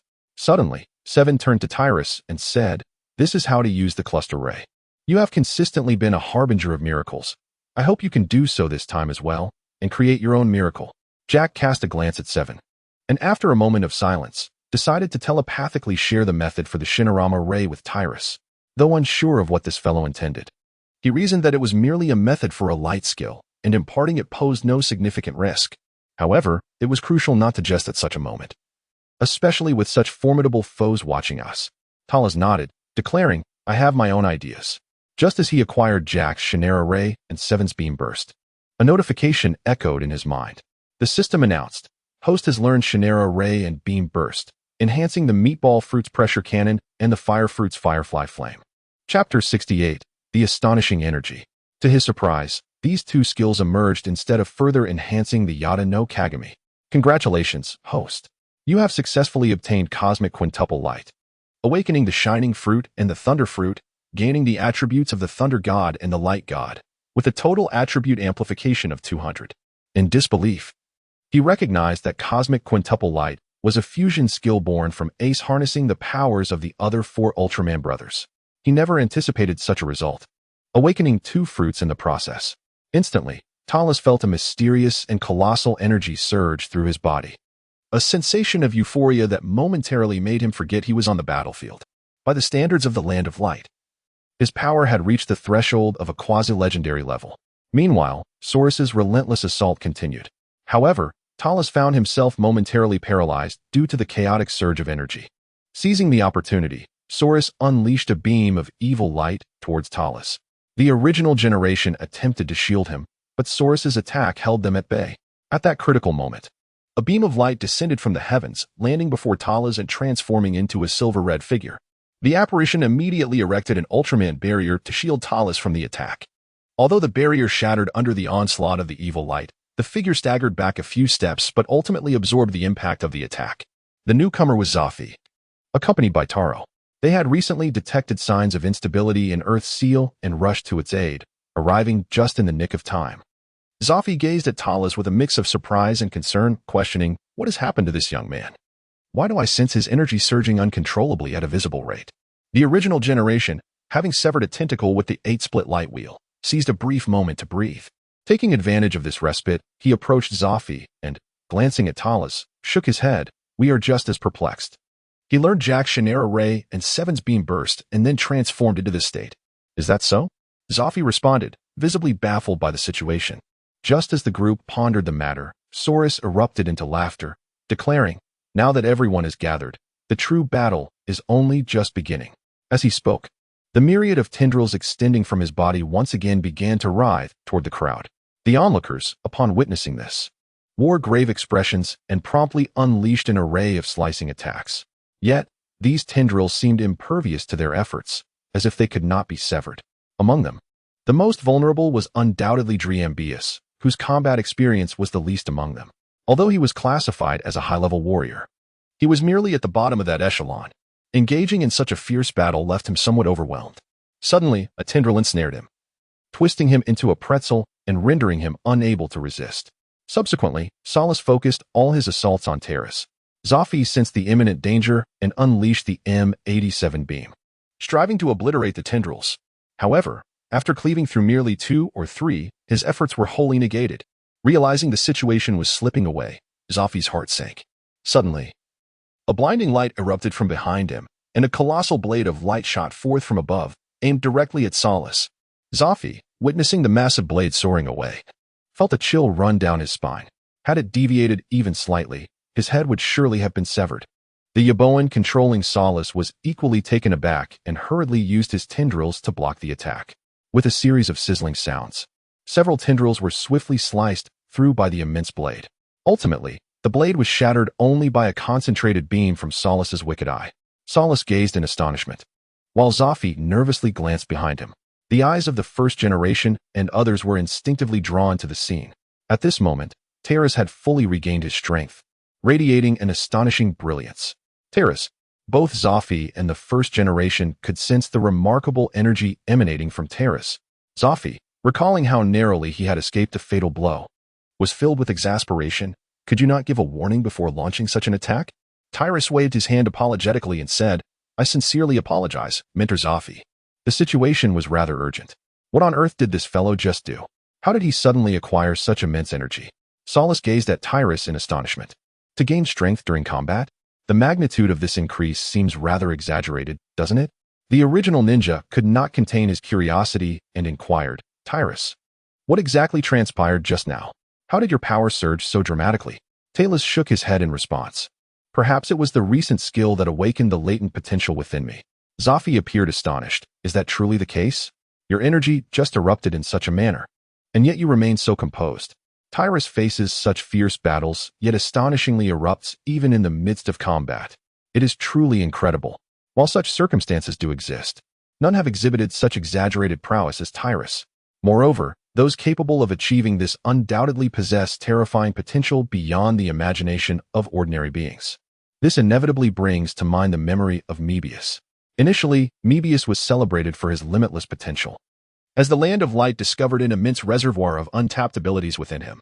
Should all of this potential be fully realized, he could potentially become a formidable figure representing the Land of Light in the future, akin to the stature of Ultra Father. Now, observing Tyrus, it seems he may possess similar potential, perhaps even more extraordinary than Mebius. However, this notion does not seem far-fetched, considering that when Tyrus awakened, he indeed surpassed Mebius in strength. Tyrus then stepped across Zophi, positioning himself before the crowd. Having recently experienced the tumult, he now had the audacity to confront his adversary openly. Solace cackled, You fool, do you wish to march toward your own demise alone? Although your energy has surged considerably, to believe that this alone makes you my equal is utterly naive. With that, he unleashed a beam of malevolent energy towards Tyrus, eager to gauge his current strength. Despite his outward bravado, he was, in truth, a remarkably cautious individual. Talus shook his head, declaring, You shall soon discover. With that, he extended his hands, commencing the gathering of energy. Chapter 69. The marvelous rays of the universe. He intended to replicate the quintessence of the cosmos using the awakened shimmering fruit. Gradually, a kaleidoscope of colors began to coalesce within his palms. Ultimately, it transformed into a magnificent orb of vibrant hues, spanning nearly 100 meters, suspended between his hands. A glimmer of brilliance flashed in Terrace's eyes, yet he felt a twinge of surprise within. I had forgotten that without the Ultraman's whole, it cannot be unleashed. However, it seems there is no insurmountable obstacle. At that moment, all gazes converged upon him. Every individual present bore a countenance of astonishment, for nearly all among them, save for Mirabius and Taro, were well acquainted with this technique. After all, it was the ace killer crafted by the ABO people that had also deceived the Ultraman brothers to the planet Gagoda. The terror of the cosmic fivefold light was an experience they had deeply felt. The interdimensional ABO people, you must be familiar with this maneuver, should you not? Perhaps it is time to attempt once more the very technique that once vanquished you, the ace killer. Tyrus gazed intently at Solace before speaking in accordance with the unfolding narrative. He then thrust the vibrant orb of multicolored light directly toward Solace. In an instant, the cosmic quintuple light collided with Solace's malevolent eyes energy wave. A mere brief encounter shattered the sinister wave entirely. Such a technique could never harm me, Solace bellowed defiantly. Without a moment's hesitation, he summoned his utmost strength. He slightly elevated his abdomen, where a luminescent organ emitted the maximum output of bioenergy in a powerful blast. Aimed squarely at Tyrus's cosmic quintuple light. Boom. The two formidable energies converged in midair, unleashing a cataclysmic shockwave that fractured the earth beneath them. The land within a radius of several dozen kilometers began to collapse rapidly, sinking into the sea. The clouds above were obliterated in an instant by the sheer force of the energy clash, leaving no trace behind. The atmosphere itself bore countless fissures. Finally, after a prolonged standoff, the two terrifying energies dissipated simultaneously. Was it truly a stalemate? Could Solace's bioenergy cannon possess such formidable might? Tyrus found himself somewhat bewildered. This system was rather underwhelming, having only utilized 65 of its output. There was no alternative. Should it exert a full 100, Earth itself might well be obliterated. It is also conceivable that this entity had been enhanced, which would explain why it could force the Ultra Brothers into a desperate situation. It was then revealed that the host had acquired the power of cosmic miracles, augmenting both the Thunder God and the Light God bodies. With an overall attribute enhancement of 300. In the heart of Terra's, joy surged. Sora's is quite impressive. This time, I shall reap abundant rewards.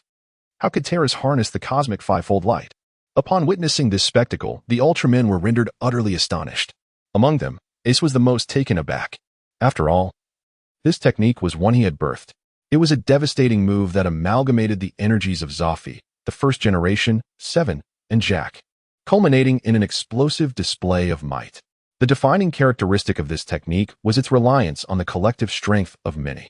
Yet here was Terrace, executing it flawlessly all on his own. Was this lad a monster? Moreover, the most pressing question lingered. Terrace possessed no Ultraman whole. Terrace, how on earth have you achieved this? Ace inquired directly. Talaris calmly stated, I merely combined a few of the light techniques I have mastered. Drawing from some of the experiences of my esteemed predecessor Ace, I successfully developed this technique, the cosmic quintuple light. It is not an insurmountable feat, not an insurmountable feat? The crowd was momentarily taken aback, their expressions a mix of confusion and disbelief. If this is not difficult, then why are we unable to achieve it while you can? The cosmic quintuple light? Hardly impressive. Sora's, having narrowly escaped death, laughed maniacally. This technique seems quite energy-intensive, doesn't it? Do you still possess the strength to launch a second strike or continue battling me? He was acutely aware that Ace was only able to unleash the cosmic quintuple light thanks to Zophie and others transferring nearly all their remaining energy to him. Now, witnessing Talaris execute such a formidable move alone, it was evident that it must have drained an immense amount of energy. There was no way he could launch a second attack. However, Talaris chuckled. In comparison to the cosmic quintuple light, there exists an even more suitable technique for you. Sora's was momentarily stunned, a jolt of alarm coursing through him. You possess an even more powerful move? This is impossible. No, your energy must be nearly depleted. You are deceiving me. Energy? Tyrus glanced at his eternally blue chronometer, indicating his confusion regarding what Solace had just uttered. Solace, too, was taken aback. Momentarily rendered speechless, how could this individual still possess such an abundance of energy? Has the luminary race's technology advanced to such an extent? Have they discovered alternative sources of energy? Seizing the moment while his opponent was momentarily astonished, Terrace unleashed several beams of light, instantaneously shattering multiple tentacles and liberating the ensnared Driambius. Enraged, Solace became even more convinced that Terrace was deceiving him. He immediately wielded countless tentacles, coiling them toward Terrace's position, determined to eliminate him on the spot. Meanwhile, Zophie and the others perceived the impending threat with grave concern, yet Terrace remained remarkably composed.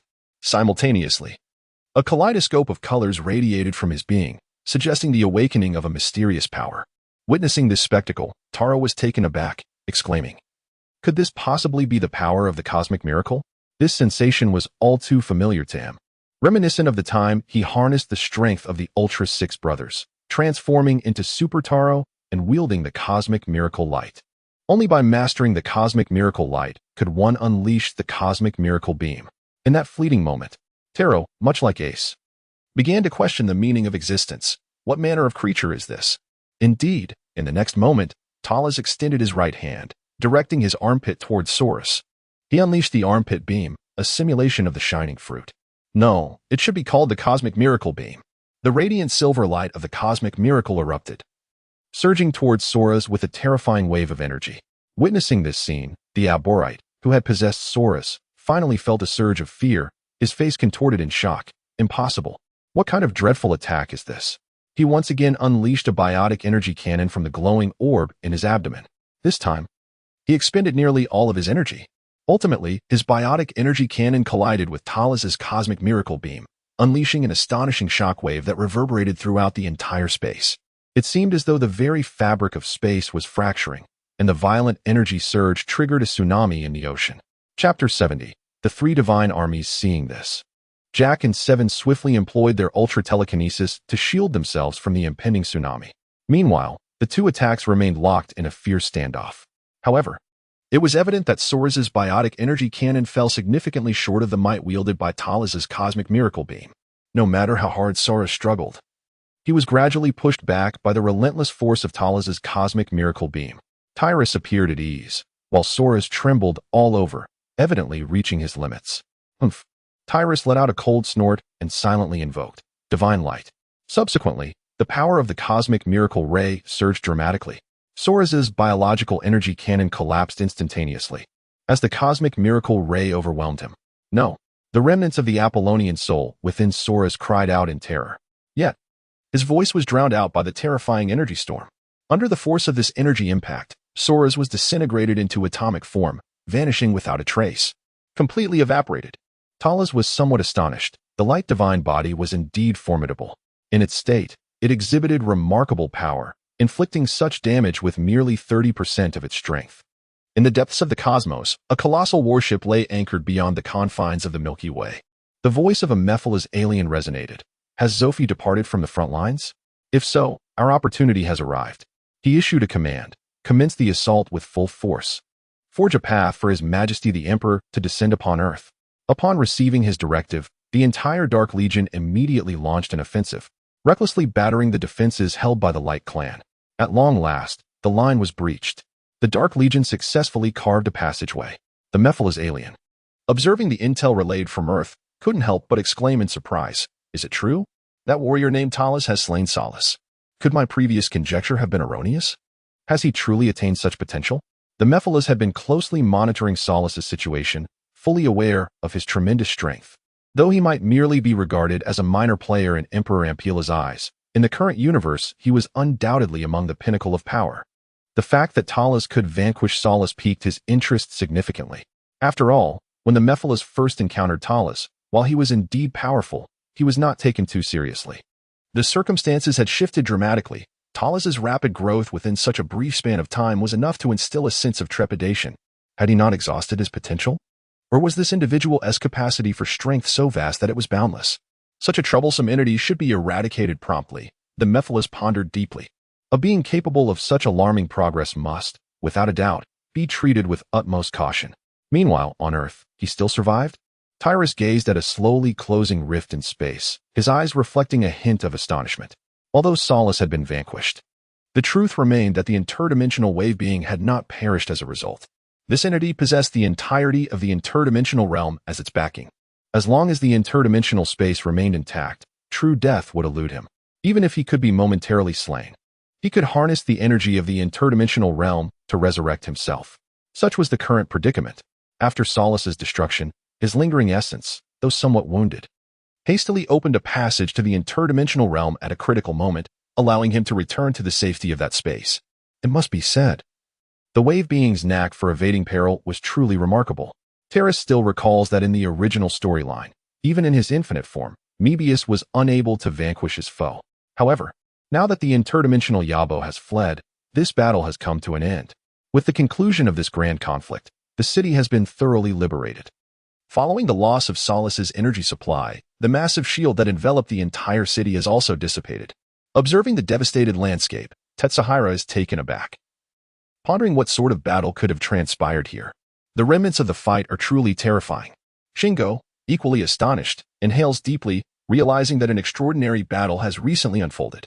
As the defensive barrier was lifted, it seemed he caught a glimpse of the legendary Ultra Brothers. It is possible that the Ultra Brothers, along with Terrace and Mebius, have collectively triumphed over a formidable adversary. The exact strength of this foe remains unknown, but it is evident that with the current capabilities of humankind, they would be unable to confront such an enemy. Tetsuhira exclaims, "The Ultra Brothers?" He promptly reviews the satellite footage and soon observes Taro and Zophie soaring into the depths of space. The fleeting silhouettes of the other Ultra Brothers are also visible. To compel the combined efforts of the 6 Ultra Brothers, Mebius, and Terrace against a common enemy, that adversary must indeed be unprecedentedly powerful. Such a coalition has never before been documented in the archives. Nonetheless, a sense of regret lingers in his heart, for he was unable to witness such a monumental battle. In the ensuing moments, tranquility seems to reign, with not even a single monster in sight. Meanwhile, in the solar system, the spaceship of the Mephiles aliens is docked within Pluto's orbit. At that moment, the interior of the spacecraft suddenly fractures, and the figure of the Yabo emerges. He gazes at the Mephiles alien before him, coldly inquiring, "What scheme do you propose for our collaboration? If it concerns the Light Clan, I shall gladly agree. However, if it pertains to other matters, do not waste my time." The Mephiles alien shakes his head, stating, "Yabo, I have come to you not to confront the Light Clan, but I believe you will find this matter of great interest. The recent battle on Earth has thoroughly demonstrated your capabilities. Therefore, His Majesty has decided to appoint you as the new evil general among the Dark 4 Heavenly Kings." Upon hearing this, the Yabo is momentarily shaken. He understands that under the command of the Ampelas, the position of evil general within the Dark 4 Heavenly Kings is held only by the strongest. Regrettably, this position has remained vacant for many years, resulting in the so-called 4 Heavenly Kings consisting of only 3, commonly referred to as the 3 Divine Generals. The current predicament is reportedly attributed to the treachery of the former Dark General, Bagaru, who betrayed the Ampelarians. He even aspired to overthrow their dominion and become the new sovereign of the universe. Chapter 71, The Recruitment Plan. Unfortunately, General Bagaru was excessively arrogant, failing to recognize the vast chasm between himself and the Ampelarians. Ultimately, he was subdued by them and imprisoned within a black hole, obscured from the light of day ever since. Although he once harbored ambitions of universal supremacy, such notions were merely the folly of youth, born from ignorance and hubris. With experience and a deeper understanding of the true pinnacle of power within this cosmos, he now comprehends that he lacks the ability to dominate the universe. Even though he could forge formidable monstrous weapons and possess the mightiest super beast, Sora's, it would still be futile. In the presence of those authentic cosmic titans, he is but a slightly larger ant. The so-called Emperor of the Dark Universe, an Ampelarian, stands as one of these genuine cosmic elites. Revered as the sovereign of the dark forces, a formidable entity reigning supreme in the shadowy realms. The disparity between dimensions is a chasm he may never bridge, a natural barrier between races. The Yabo people have long surpassed their age of arrogance. Upon hearing that the Ampelarians wished to recruit him as one of the Dark 4 Kings, he felt no anger. Instead, he was intrigued. Firstly, the Ampelarians could serve as his formidable backing, allowing him to act without restraint. Secondly, although he lacked the capacity to conquer the universe, aligning himself with such a grand entity, destined to reign over the cosmos, seemed a commendable choice. With this thought, the Yabo took a deep breath and unhesitatingly agreed. "Very well. Please inform His Majesty the Emperor that I, the Yabo, am honored to receive his recognition and to serve as his Dark General. For the rest of my life, I shall fight valiantly for the great Emperor. Congratulations, Yabo. From now on, we shall serve the Emperor of the Dark Universe together." Currently, His Majesty desires to descend upon Earth. To ensure that the Emperor's arrival is not disturbed, our paramount task is to eliminate the Ultramen present on Earth. The interdimensional Yabo, upon hearing this, wore an exceedingly grave expression. "While I wholeheartedly concur with this proposal, we must not act hastily. For on Earth, there are not only the Ultramen brothers and Mirabius, but most importantly, there is that formidable adversary known as Terrace. He is a truly terrifying opponent. After my defeat at his hands, I sought out all his combat data. From the fundamental information within these battle records, it is evident that this individual has experienced a terrifying rate of growth over the past 2 to 3 decades. He is at least a near-legendary warrior. I believe that the Dark Legion must be powerless unless the great Emperor himself intervenes to eliminate this threat." The Mellifera's alien nodded in agreement. In truth, he was fully aware of the battles on Earth and shared the sentiments of the Apollonians. Despite his confidence in the Dark Legion's strength, he acknowledged that, In comparison to the entire luminal race's military might, they were not at all lacking. However, he had to concede that the elite warriors within the Dark Legion were still too few. For them, the semi-legendary level was a formidable entity. Do you think there is a possibility of enticing him to join our dark ranks? After pondering for a moment, the mellifera's alien proposed a shocking suggestion that left the Apollonians astounded. To draw Talas into the dark camp? How audacious of you to even contemplate such a notion. How could this truly be a strategy devised by one renowned for his intellect across the cosmos? Is this genuinely the result of careful consideration? The Apollonians not only found it incomprehensible but also regarded the mellifera's alien's words as mere flights of fancy. One must remember that light has always stood in opposition to darkness. The luminal race and the Ampleran people are the most quintessential examples of this dichotomy. How could the luminal race ever pledge allegiance to the sovereign of the dark universe? Such a thought is utterly preposterous. Nonetheless, the mellifera's alien appeared invigorated, seemingly oblivious to any flaws in his proposal. With a smile, he explained to the Apollonians, "There is nothing impossible. Every circumstance presents an opportunity, depending solely on your willingness to envision it. Everyone possesses their vulnerabilities. Furthermore, I have observed Talas, and he appears to differ from other luminal beings. He does not unconditionally perceive himself as the embodiment of justice. Perhaps this is a point of entry." The Apollonians were left speechless, realizing that this idea might indeed hold some validity. Could it be possible for the luminal race to descend into darkness? History has shown that it is not without precedent. For instance, that individual known as Belial, said to be sealed within the cosmic prison and regarded as the most malevolent luminal being in history, once succumbed to darkness. After the Ampleran invasion of the luminal realm, he brought forth a second calamity upon them. Otherwise, the luminal realm would not have taken such an extensive period to fully recover. What is the specific plan? After a moment of silence, the Apollonians inquired. The mellifera's alien replied, "The luminal race seems to have a keen interest in the humans of Earth." The Apollonians nodded. Although the exact reasons remain unclear, it is indeed a fact. In that case, the mellifera's alien appeared to be brimming with confidence. "Let us commence our efforts with Earth. Let this revered Ultraman Talas realize just how grotesque the hearts of the Earthlings truly are. Shall we employ humanity to assail the psychological defenses of Terrace?" The Apollonians pondered for a moment, sensing that this notion might indeed possess a semblance of feasibility. Humanity is a remarkably intricate species, harboring both light and darkness within their hearts. Yet, it is often the darkness that predominantly envelopes their entire spiritual realm. The negative energies that burgeon within these souls can manifest as monstrous entities or serve as sustenance for beings such as ourselves, the cosmic entities. This particular race is evidently destined to clash with the ideologies of the luminaries, ultimately reshaping their worldview entirely. However, no one has yet ignited this proverbial fuse. Apollonians. Mephiles continued, "I entrust this task to you." The Apollonian nodded slightly in acknowledgement. At this moment, Talas is fervently acquiring an array of skills. It has come to light that the host has attained the cosmic wonder of collision, successfully exchanging it for the luminous fruit of the Superman series. Astonishingly, it is the Diamond Jaws. With an impenetrable diamond defense, it is entirely capable of withstanding light-based abilities and may even reflect attacks. Attributes are being enhanced, initiating the fortification of the host's physical attributes. Simultaneously, Chapter 72, the repugnant Hirakawa Mitsuhiko. Tyrus felt an exhilarating surge of energy within him, rapidly intensifying. As for his defensive capabilities, it might only be after his transformation that he could ascertain the extent of this enhancement. Little did he anticipate that a cosmic miracle would not only amplify the strength of his internal energy, but also fortify his defenses. Such an augmentation in skin defense was a rare occurrence, presenting him with a novel elevation. After all, physical resilience is a crucial attribute. The increase in impact resistance and immunity to various attacks would significantly reduce Tyrus's risk of unnecessary injuries. Among the Ultra Brothers, none exemplified superior physical defense quite like the original. He could withstand beams of light with his powerful pectorals. Then there was Ace, whose defenses could mitigate weaker missile strikes. However, this innate skin defense is typically an inherent trait, proving exceedingly challenging to acquire. Tyrus contemplated the notion that he might also attempt to experience the sensation of withstanding the ray of light with his diamond-like pectoral muscles. As for ordinary missiles, it goes without saying that they were virtually incapable of breaching his defenses. With the emergence of the shimmering fruit, Tyrus's overall prowess had been elevated to a significant degree. His current level had now ascended to that of the Dark Emperor of the Amperla or the Father of Ultraman.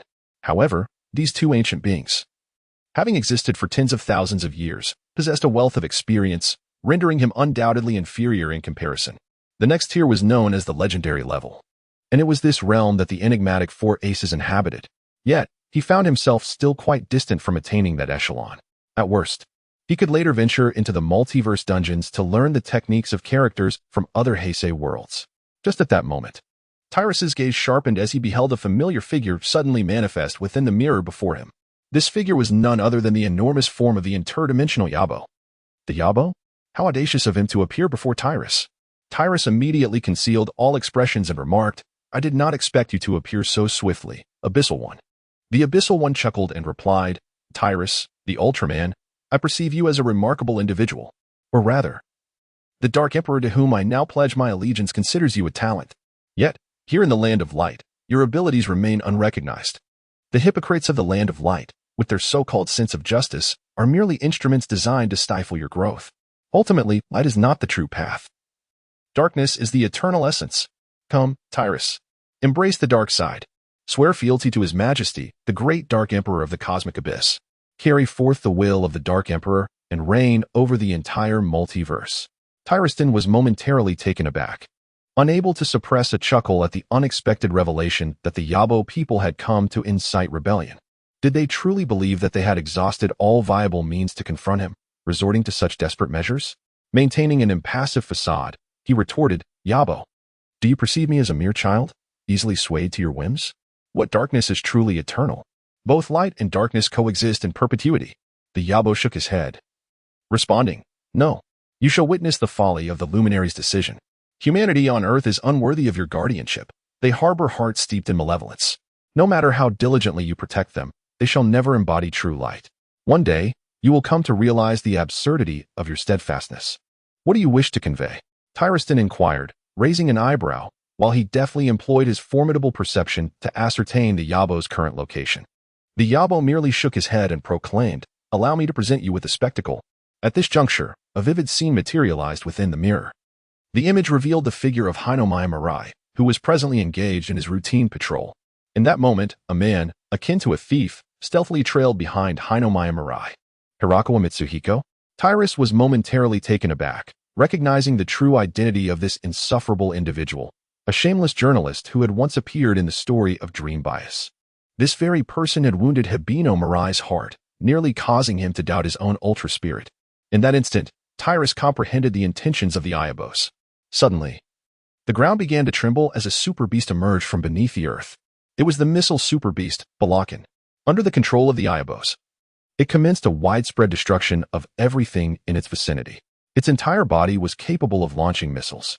Countless projectiles rained down, sending the surrounding crowd into a frenzy as they desperately fled towards safety. The scene descended into chaos. Hibino Mirai attempted to transform, but unexpectedly, Hirakawa Mitsuhiko stepped forward, a mocking expression on his face as he scoffed, "What are you guys doing in such perilous times? You still have the leisure to patrol here? Shouldn't you be rushing to combat the monster?" He held a camera in his hand, evidently recording the precarious situation of Hibino Mirai. However, he could not continue his taunt, for at that moment, Balakan had already taken notice of Hibino Mirai and launched a missile at him. Hirakawa Mitsuhiko was instantly terrified, screaming as he fled in panic. It was only then that Hibino Mirai seized the opportunity to transform into Dream Bias. Just as he completed his transformation, he immediately confronted the beast. It must be said that Dream Bias had grown rapidly. After enduring numerous trials, his strength had significantly increased. Though still at the lower end among advanced warriors, he was much stronger than when Tyrus last encountered him. Ultimately, with the assistance of the guy's team, he managed to annihilate the Balakan before him. Yet, facing such a super beast for the first time proved to be somewhat challenging for Dream Bias. After all, super beasts possess powers far superior to ordinary monsters. Thus, the battle concluded with the demise of the super beast Balakan and Dream Bias enduring multiple bomb blasts from the creature. By the end of the combat, his energy was nearly depleted, and he weakly reverted to his human form. Upon witnessing the monster's defeat, Hirakawa Mitsuhiko approached once more, deriding, "How absurd. The Ultraman fought valiantly to vanquish the monster, while you guys did not even dare to confront it directly." Mikiko Hibino gazed silently at the man before her, momentarily at a loss for words. Due to the nature of his identity, she found herself unable to offer any defense. This misunderstanding must simply be allowed to persist. Just as Mitsuhiko Hirakawa was poised to deliver another round of scornful remarks, the ground suddenly cracked open with a tremendous fissure, spreading outward like a spider's web. Chapter 73. Mikiko Hibino's Resolve. Subsequently, the two felt a sinking sensation beneath their feet, and amidst a flurry of confusion, they plunged into a specially prepared space by the Aborians. Was it a heartless act of murder? Tyrus had almost grasped the situation. The ABO people wished to reveal a segment of their narrative. Amidst a desolate expanse, two figures lay amidst the golden sands. This place once thrived as a bustling metropolis. Yet now it lay in utter ruin. Upon awakening, Terakawa Mitsuhiko was confronted with this disheartening sight, his face contorted in disbelief as he exclaimed, "How could this be possible? Damn it! While we lay unconscious, the monsters have obliterated our world." Filled with indignation, Terakawa, only 30 and yet to savor life's pleasures, lamented the destruction of the world, blaming the inept guys for it. With this thought, he turned his gaze toward the still injured Hibino Mirai, unleashing a flurry of punches and kicks upon him, exacerbating his injuries.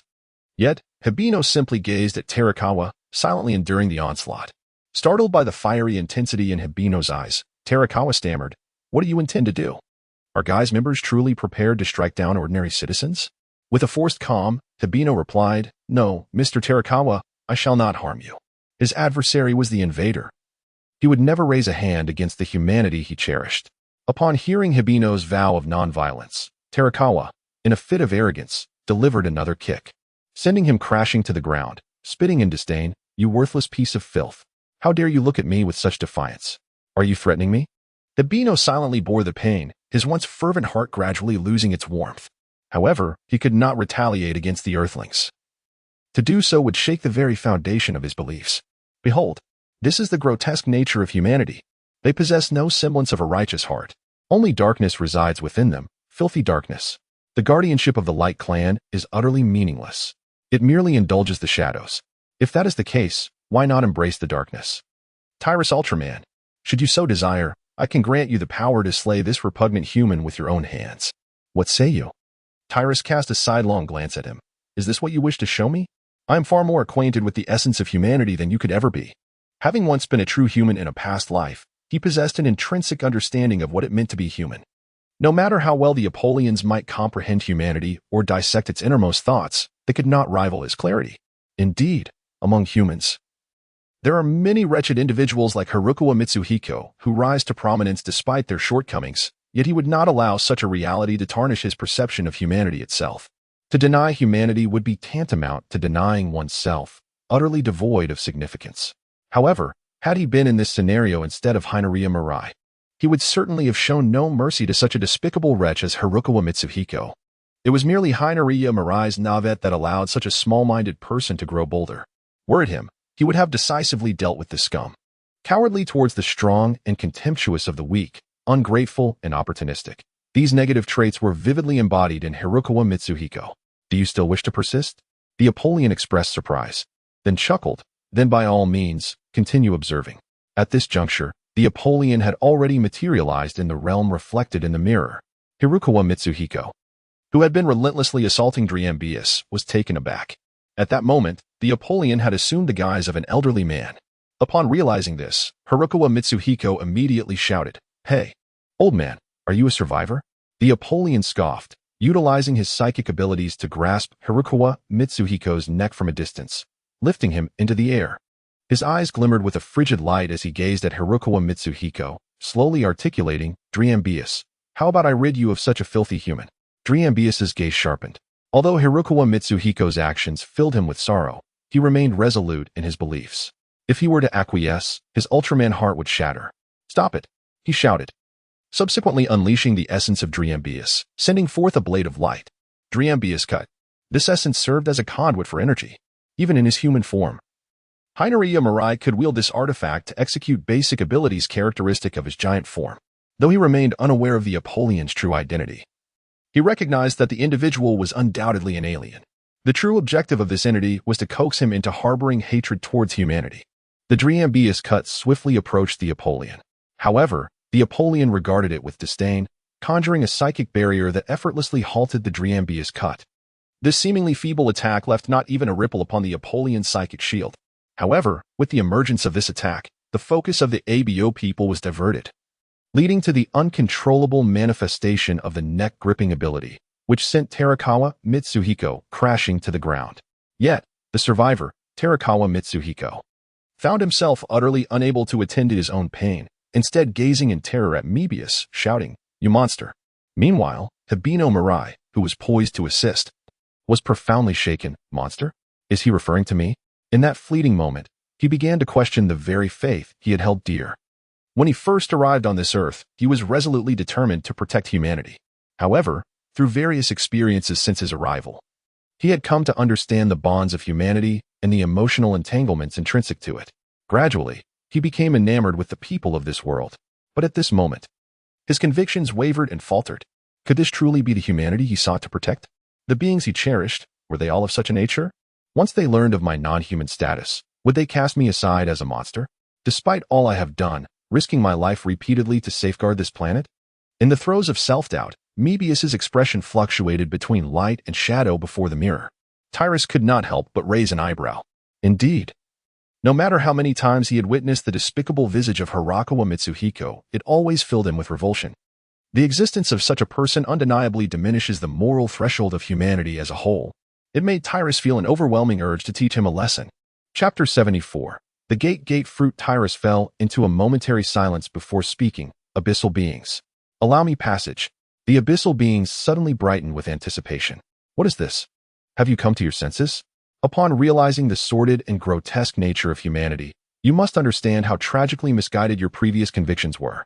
Humanity is a creature of such baseness, darkness, and filth, utterly unworthy of your guardianship. Tyrus remained silent, for the first time in his life. He found himself in complete accord with the words of the Apollonians. The Apollonians were indeed correct, and even Hirakawa Mitsuhiko was more repulsive than he had depicted. Now, I shall open the dimensional portal, granting you access to this alternate realm. Tras remarked, it is too cumbersome. Why not simply teach me the ability to traverse dimensional spaces? It would certainly be more convenient in the future. You wish to learn the skill of interdimensional travel. The Yaboyan was momentarily taken aback, struggling to comprehend the notion. This was the first time he had encountered such a proposition. To seek knowledge of interdimensional travel simply due to its complexity? This ability was an innate talent of the Yaboyan race, not merely a skill one could acquire at will. How could anyone hope to learn it on a whim? He suddenly questioned whether assisting the Ampelins in recruiting Tras was a prudent decision.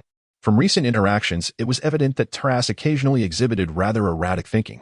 If he were to err while engaging with the Dark Legion, would this intermediary be swept up in the calamity as well? What? Is there an issue? Tras inquired, furrowing his brow. The Yaboyan sighed with a hint of resignation. This ability, isn't something one can simply learn at will. It would be wiser for you to allow me to open the portal and let you in. Teach me first, and I shall see if I can manage it. If I truly cannot, you will incur no loss. Tras shrugged nonchalantly. Very well, the Yaboyan replied, shaking his head. Observing Terrace's unwavering insistence, he felt somewhat helpless. Yet, a part of him was eager to witness Terrace's folly. Given their differing physiques, even if this method were to become public knowledge, no one would be able to master it. With this thought, the Yaboyan felt considerably lighter. Subsequently, he utilized his telepathic abilities to convey the method of opening a dimensional portal to Tyrus. Tyrus immediately examined the situation, and soon he realized that the method was, in fact, quite simple. It essentially involved perceiving the coordinates of the alternate dimension, resonating with it through one's own essence, and harnessing one's abilities to shatter the fabric of the alternate space, thereby achieving the goal of opening a dimensional passage. Terra originally lacked the ability to resonate with the peculiarities of the interdimensional realm. Such a skill was undoubtedly beyond his grasp. However, we are fortunate to possess a system enhancement. The host has successfully acquired the ability for interdimensional teleportation, granting access to the door fruit. Replacement successful. Congratulations to the host on obtaining the door fruit. Tyrus couldn't help but chuckle. He had anticipated it to be the mirror fruit. To his surprise, it turned out to be a Pirate King version of a portal. This would certainly facilitate his travels, far more expedient than traversing with photon vessels. Suddenly, his gaze fell upon the mirror before him. He gently extended a hand, and with a snap, the seemingly ordinary mirror transformed as Tyrus opened a door directly through it. As Talus stepped inside, In a separate, distinct realm, the ABO people held Hirakawa Mitsuhiko in one hand, awaiting Tala's response. However, as time passed, impatience began to set in. There was an unsettling silence from the other end of the telepathic link. This peculiarity piqued his curiosity. Suddenly, the ABO individual noticed something and turned around. The fabric of space rippled, and an ethereal door materialized before him. Was this a dimensional portal? The ABO stared at the door with intrigue. The spatial fluctuations emanating from within filled him with profound bewilderment. Who could possibly open a dimensional passage? Was there another entity from a different dimension? He did not consider Talas among them, as he found it implausible that a being of the Light Clan could master such a skill unique to their race. After all, such a feat defied logic and seemed nearly impossible. At that moment, the door swung open, and upon discerning the figure emerging from within, the ABO was struck with astonishment. Talas? How could this be? How could you possibly have opened a dimensional portal? What on earth have you done? Utilizing the powers of the Dordor fruit, Talas found his initial experience of interdimensional travel quite pleasant. He chuckled, wondering if such abilities were not simply learned with ease. Was there truly any difficulty? I begin to doubt your earlier claims that this skill is beyond the reach of other races outside your kind. The ABO, no uncertain, replied, I do not know. I always believed this was a unique ability of our kind, and that others could not possibly learn it. Wait, that cannot be right. Even we ABO cannot easily master such an ability without considerable time and effort. How could you have grasped the method of opening a dimensional portal so swiftly? Setting aside the matter of racial limitations, this learning speed is utterly astonishing. It defies the laws of science. Science? Talas chuckled. Perhaps my innate talents surpass yours. Or perhaps you are simply less astute. The expression on the ABO's face darkened at that remark. Were they truly so dull? As he considered the current Talas, it appeared he was on the brink of embracing darkness, preparing to join the ranks of the Dark Universe's Emperor, potentially becoming a subordinate alongside him. Thus, he chose not to confront Talas directly, suppressing the fury bubbling within. Your ability to learn the art of opening a dimensional portal is no longer my concern. Mastering it is indeed your accomplishment. I shall leave this individual in your care, eliminate him, and you shall gain entry into the darkness. As she spoke, she pointed towards Hirakawa Mitsuhiko, who was startled and crawled backward in terror. Meanwhile, Driambius stood transfixed, gazing at Taras, unable to comprehend that Taras had allied with the Yabo people. How could this be? Taras was clearly a companion from the Land of Light, a messenger of radiance. Why was this happening? Could there be some misunderstanding? He stared blankly at Taras, yearning to uncover the truth. Hirakawa Mitsuhiko looked at Taras in horror, pleading, No. Please don't kill me. His eyes turned towards Nichibiya Mirai, exclaiming, Hurry and save me. Have you lost your mind? Shouldn't you, as guys, be protecting us fragile humans in times like this? Chapter 75. One willing to strike. One willing to endure. Nichibiya Mirai's expression fluctuated between uncertainty and resolve. Finally, she took a deep breath, asking, Are you Taras? Have you truly fallen into darkness? How can our kin of light ally with the shadows? Upon hearing this, the Yabo people unleashed a telekinetic assault, aiming to send Driambius flying. In an instant, Driambius conjured a dreambeam ring to shield himself from the psychic wave. At that moment, Taras shook his head, stating, Driambius, let me impart a truth. Not all humans are benevolent, nor do they all merit our protection. With that, Taras' gaze hardened, and a telekinetic strike sent Hirakawa Mitsuhiko hurtling through the air. Hirakawa coughed up blood, staring at Taras in disbelief. You are Taras Ultraman? Aren't you supposed to be a hero of humanity? A protector of mankind? As an Ultraman, how could you commit such an act against me? The recent exchange of words had made it clear to him that the figure who had just appeared was indeed the legendary and enigmatic Taras Ultraman, celebrated as one of the mightiest warriors among them. Yet, he had never anticipated that the Ultraman, who had always seemed to selflessly guard humanity, would turn against him. In his panic, he resorted to moral coercion, attempting to bind Taras with the bonds between Ultraman and humans. However, Taras remained unfazed, retorting, You should reflect on your own actions. His expression was devoid of emotion, his eyes betraying a hint of murderous intent. Hirakawa felt a chill run down his spine, every hair on his body standing on end. The specter of death began to seep into his heart. At last, he comprehended that Ultramen were not merely champions of humanity. They were formidable beings with their own distinct personalities and hearts. Before them, humans appeared as insignificant as ants. Should they choose, they could effortlessly annihilate humanity. Previously, His provocations towards Hibino Mirai were akin to dancing on the edge of a blade. Were it not for Hibino Mirai's innocence and profound love for humanity, he would have perished countless times already. Did he not eliminate him? The Euborians gazed at Thalas, remarking, "It appears he has yet to fully embrace this reality. In that case, allow me to assist you." With that, the Euborian unleashed another telekinetic shockwave towards Hirakawa Mitsuhiko.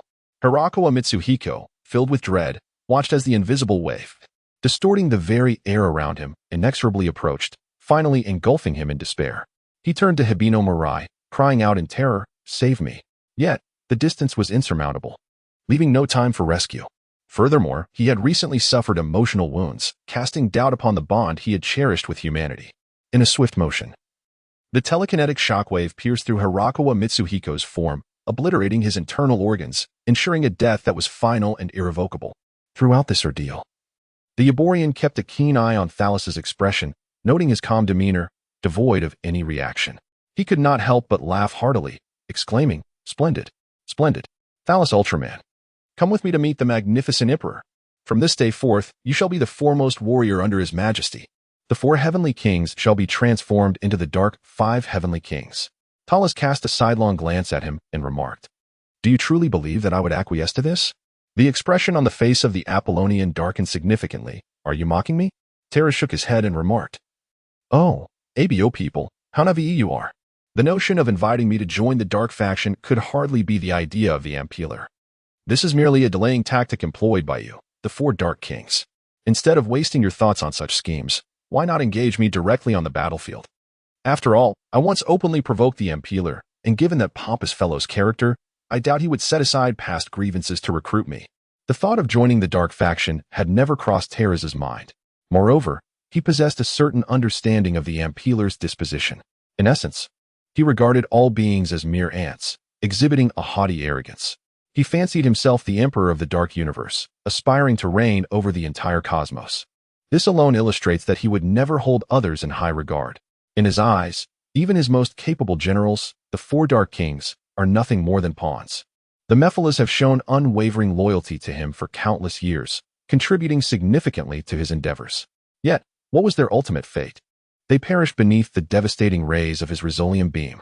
As for Terras, he felt that if they were to meet, it would already be a stroke of fortune if the other did not immediately unleash a Risolium beam upon him. The ABO individual was taken aback by Terras's ability to perceive so many truths. He then glared, exclaiming, "So you have been deceiving me.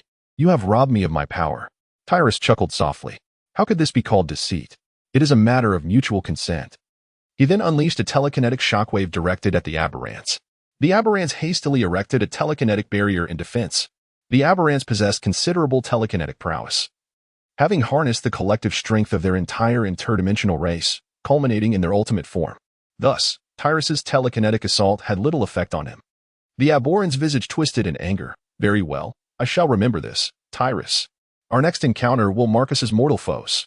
In that moment, I will make you comprehend the magnificence of the dark powers."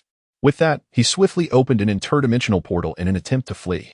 Observing this, Tyrus let out a cold laugh and aimed a Stirlum beam, Frankie laser cannon, at the spatial gateway. The portal shattered, and the Aberrant tumbled out. "Tyrus."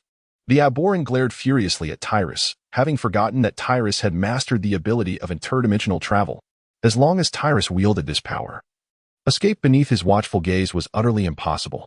This realization filled the Aberrant with deep resentment, lamenting why he had entrusted the interdimensional teleportation ability to such a fool as Tyrus. If not for his earlier miscalculations, how could he have ended up in such dire straits? Tyrus, not far away, Hibino Mirai gazed at Tyrus in that moment, his eyes glimmering faintly. He realized that Tyrus had not succumbed to darkness. "Truly, you are remarkable, Tyrus," Hibino exclaimed joyfully. Yet soon, his heart grew heavy once more. "Tyrus, do you truly believe that Earthlings are unworthy of our protection?" To this, Tyrus shook his head. "You must ask yourself, what is the essence of your perseverance throughout this journey? Is it merely due to someone's opinion, or for the future of a particular race, or perhaps for someone else?" Chapter 76. The Laws of the Dark Forest. Hibino Mirai fell silent for a moment, then his eyes sparkled with realization. Indeed, on this earth he had companions he cherished, friends who fought alongside him. He thought of Ehara Ryu, of Hasumi Shingo, of the entire guys.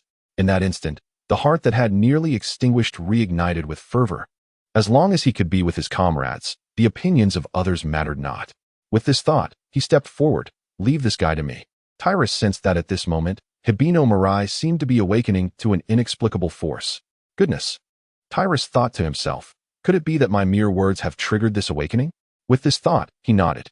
He then witnessed Hibino Mirai transform amidst a radiant glow into the form of Dreambeat, charging toward the Aborians. The Aborians sneered, for their only true concern was Tyrus. Although Dreambeat belonged to the Light faction, he was hardly regarded with any esteem. In truth, the current Dreambeat was indeed no match for him. With a casual swipe of his shovel, the Aborian struck Dreambeat, sending forth a flurry of sparks and forcing him back over 100 meters. Yet, Dreambeat remained undaunted. The Aborian's gaze sharpened, for he sensed the energy emanating from Dreambeat escalating at an alarming rate. The velocity of this energy surge was decidedly abnormal. After repelling Dreambeat several more times, flames erupted around him. It was the brave form of Dreambeat. Witnessing this, Tyrus felt a flicker of emotion. Who would have thought he could unleash such power? The growth of Dreambeat was intricately tied to his bond with humanity. The Aborian was ultimately vanquished by a powerful Dreambeat explosion. Even if I perish, there are 3 other kings watching over this earth. They will avenge me. The Aborian let out a heart-rending scream. Within the spacecraft orbiting Pluto, an alarm blared. The Mephira's alien's expression hardened. Soon, an extraterrestrial approached with a report. Lord Mephira's. The life force of the new evil general, the Aborian, has vanished from Earth. The Aborian is dead? The Mephira's alien mused silently. Was it the work of Tyrus Ultraman? His expression quickly darkened. What a failure. He cannot even handle such a trivial matter. At that moment, a terrifying will descended. The Mephira's alien's face turned pale. It is His Majesty the Emperor. He hastily knelt in a knightly bow and respectfully declared, Your Majesty. Mephira's. The mental energy of the Ampila's alien formed a colossal visage upon the dome of the spacecraft, slowly articulating, Where is the dimensional Aborian? I have a task for him. The Mephira's alien felt a twinge of embarrassment as he cautiously recounted the recent events. Tyrus? The Ampila's alien struggled to recall this name, feeling it was somewhat familiar. After a moment, he finally remembered. It was once mentioned on the cosmic battlefield. Beneath his very eyelids, Tyrus nearly extinguished the life of the Mephila's alien. So it is. A cold glimmer flickered across the eyes of the Ampila's alien, that being who dared to offend my luminous kin? I never imagined he would grow to such formidable heights. Excellent. Initially, I intended to eliminate him with my own hands. However, it appears that your proposal, Mephilas, holds merit. The Mephila's alien lifted his gaze. Might it be that His Majesty wishes to recruit him in my name? If he could be swayed to join the forces of darkness, he could annihilate the other Ultramen on Earth. The spectacle of those repugnant warriors of light turning upon one another would surely be magnificent. As the Yabos met their demise, the unique space they had crafted began to teeter on the brink of collapse. Tyrus opened a spatial portal and departed. Subsequently, he and Mebius returned to the realm of reality. Tyrus has regained the visage of humanity. Dreambeast has also transformed into the likeness of Hinoya Mirai. Talas was indeed quite intrigued by the concept of the Dream Beam explosion. After a moment of contemplation, he decided to inquire about the fundamental principles of the Dream Beam explosion from Dreamius. Dreamius, in a straightforward manner, readily disclosed the principles behind the Dream Beam explosion to Talas. Tyrus was not one to hold back and took the opportunity to inquire about the principles underlying the emission of the Dream Beam rays. It was discovered that the host had acquired the Dream Beam explosion and the Dream Beam rays, leading to the awakening of the Flame Fruit. With the awakening of the Flame Fruit, the host experienced a comprehensive enhancement of attributes by 150. Subsequently, the two parted ways. Hibino Mirai, needing to return to the base to report the situation after having been absent for an extended period, hurried back. It seemed that the Earth now bore a somewhat altered essence. Terras gazed at the sky, a peculiar sensation washing over him as he perceived the Earth radiating an enigmatic wave. Could it be a temporal wave? This temporal wave, in truth, was a device established by the Mephilas aliens on Earth, designed to attract various monsters and extraterrestrial beings. It functioned akin to a beacon for within the cosmos. The dark forest principle reigns supreme. Each civilization is a hunter. Once a civilization reveals its position, it transforms into prey. Other hunters will inevitably come to hunt it down. Unless one possesses formidable strength, akin to that of the Kingdom of Light, one is doomed to face annihilation in such circumstances. Presently, this temporal wave incessantly broadcasts signals. luring other hunters to descend upon Earth for conquest. Truly, the Mephiles aliens are cunning. Terra shook his head, contemplating whether they intended to eliminate the Ultramen on Earth without a single soldier's intervention. However, he felt little concern, for he understood that these so-called extraterrestrials were merely offering themselves as sacrificial pawns. Even without his intervention, the current Merabius could handle the situation. After attaining his brave form, Merabius's combat prowess had surged exponentially, marking him as a formidable force among advanced warriors. Yet, for Terras, the true adversary remained the Amplius aliens, the sovereign of the dark universe. At that moment, a young girl approached him, her attention seemingly fixated on him. Talas cast a sweeping glance and found the young girl somewhat familiar. As he delved deeper into his memories, it struck him with astonishment. She was a Sakanor. In the original narrative, these mischievous extraterrestrials possessed remarkable telekinetic abilities. This race wielded formidable supernatural powers, renowned throughout the cosmos for their prowess in psychokinesis. Chapter 77, the Sakanor. Their finesse in manipulating telekinetic energy was exceptionally refined, surpassing even that of the illustrious Light Clan. Once, a Sakanor, employing only their telekinetic abilities, utterly obliterated a regenerative Impreza. It is worth noting that the Impreza was, after all, a being of advanced warrior caliber, endowed with immortal qualities. The ability to dismantle such a formidable entity using mere psychokinesis underscores the extraordinary mastery the Sakanor have over their abilities. This is merely one aspect of the marvel that is their telekinetic prowess. The Sakanor could even conjure colossal monstrosities resembling living beings from inorganic materials using their telekinetic skills, an act akin to the creation of life itself. With such exceptional mastery over psychokinesis, nearly every Sakanor could be regarded as a telekinetic virtuoso. Tyrus even felt that these were merely childish Sakanonians, even inferior to the competition text. However, the appearance of the Sakanonians before him was clearly of ulterior motive. Just like in the original plot, she appeared beside Driambius, precisely to orchestrate mischief. Each personality was exceedingly malevolent. Upon this realization, Tyrus furrowed his brow and slowly approached. Suddenly, the ground began to tremble, and a creature resembling a pangolin emerged from the depths, making its way toward the city. Aros? Tyrus cast a fleeting glance. This was precisely the earthen beast created by the Sakanonians. Utilizing formidable psychic abilities, they amalgamated various minerals and soil from underground to forge this colossal entity. This creature not only moved like a living being, but also possessed rudimentary thought. It was a miracle akin to that of a creator. At the same time, the girl before him let out a gasp and collapsed onto the ground. The corners of Talas's mouth twitched slightly, his performance woefully lacking, almost devoid of any semblance of acting. The Sakanorian slowly lifted her head, revealing a pitiful expression. "Brother, could you lend me a hand? I accidentally twisted my ankle just now." "What a pity." Talas shook his head. To think a powerful extraterrestrial could injure herself in such an environment as Earth. Truly a clumsy fabrication. The youthful Sakanorian's countenance shifted dramatically. Soon, her demeanor darkened as she rose to her feet, no trace of injury remaining. With a cold laugh, she declared, "So, you are Ultraman Talas? I did not expect you to uncover my true identity so swiftly." It seems the intelligence was somewhat misleading. Nevertheless, this is fortuitous. Come, let us battle. I wish to witness the power that the so-called Ultraman possesses. Do not disappoint me.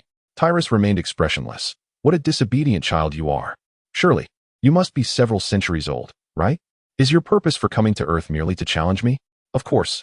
The thrill derived from the mischievous act of slaying human heroes is something you would never comprehend, the girl replied with a sense of entitlement. Is that so? Tyrus's demeanor grew cold. Adults must face the consequences of their actions. The Sakanosians delight in mischief. However, this so-called mischief is, in reality, the infliction of harm upon the lives of other civilizations. It is merely labeled as mischief due to their childlike appearance, as they incessantly seek to assert their presence. Disrupting other civilizations and instigating panic is their method of affirming their existence, bereft of their homeland. This is the only means by which they can derive a semblance of value in their existence. The Sakanosian before him smirked disdainfully, his eyes widening slightly. An invisible shockwave surged forth, immediately targeting Tyrus. Tyrus's figure suddenly vanished, deftly evading the telekinetic assault. In his human form, Tyrus possessed not only formidable psychic abilities, but also an exceptionally robust physique.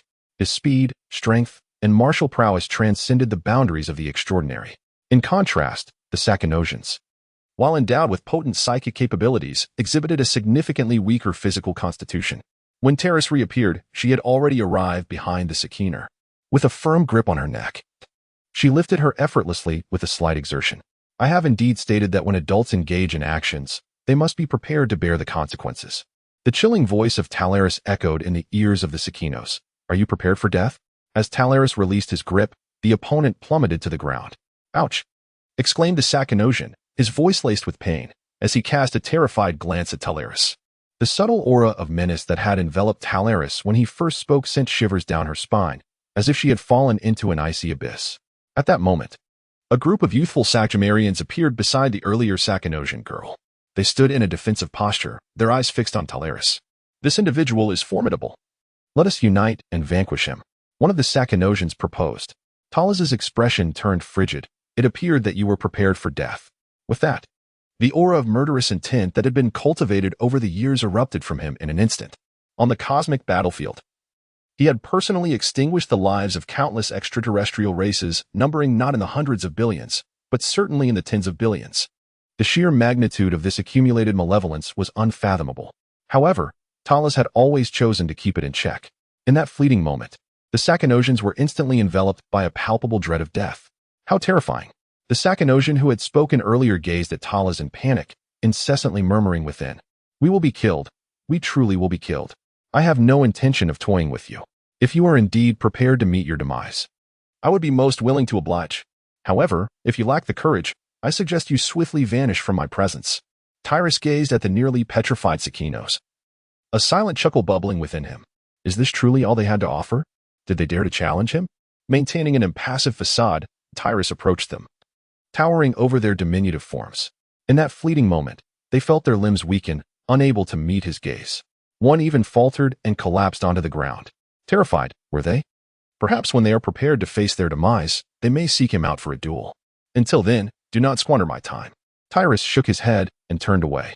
Watching his retreating figure, the Sakinorans breathed a sigh of relief. Despite their formidable powers, they found themselves unable to act in Tyrus's presence, even failing to meet his gaze. What is the purpose of our existence? Do we derive joy from engaging in petty pranks? Suddenly, one Sakinoran, for reasons unknown, became inexplicably exhilarated. Chapter 78. The followers, the others, still shaken by recent events, looked at him in astonishment. What do you wish to convey? Have you noticed? That individual was able to exude an aura of terror without lifting a finger. If we could achieve such a feat, surely it would validate our existence. If we could follow him, we might discover the means to emanate such authority. The crowd fell silent, contemplating his words. The Sakinorans, with their relatively Navi mindset, yearned for something more profound. The shock they experienced from Tyrus sparked a newfound ambition within them. Reflecting on their previous actions, they deemed them utterly trivial. If they could, like Tyrus, instill fear with a mere glance, their presence would be undeniably acknowledged.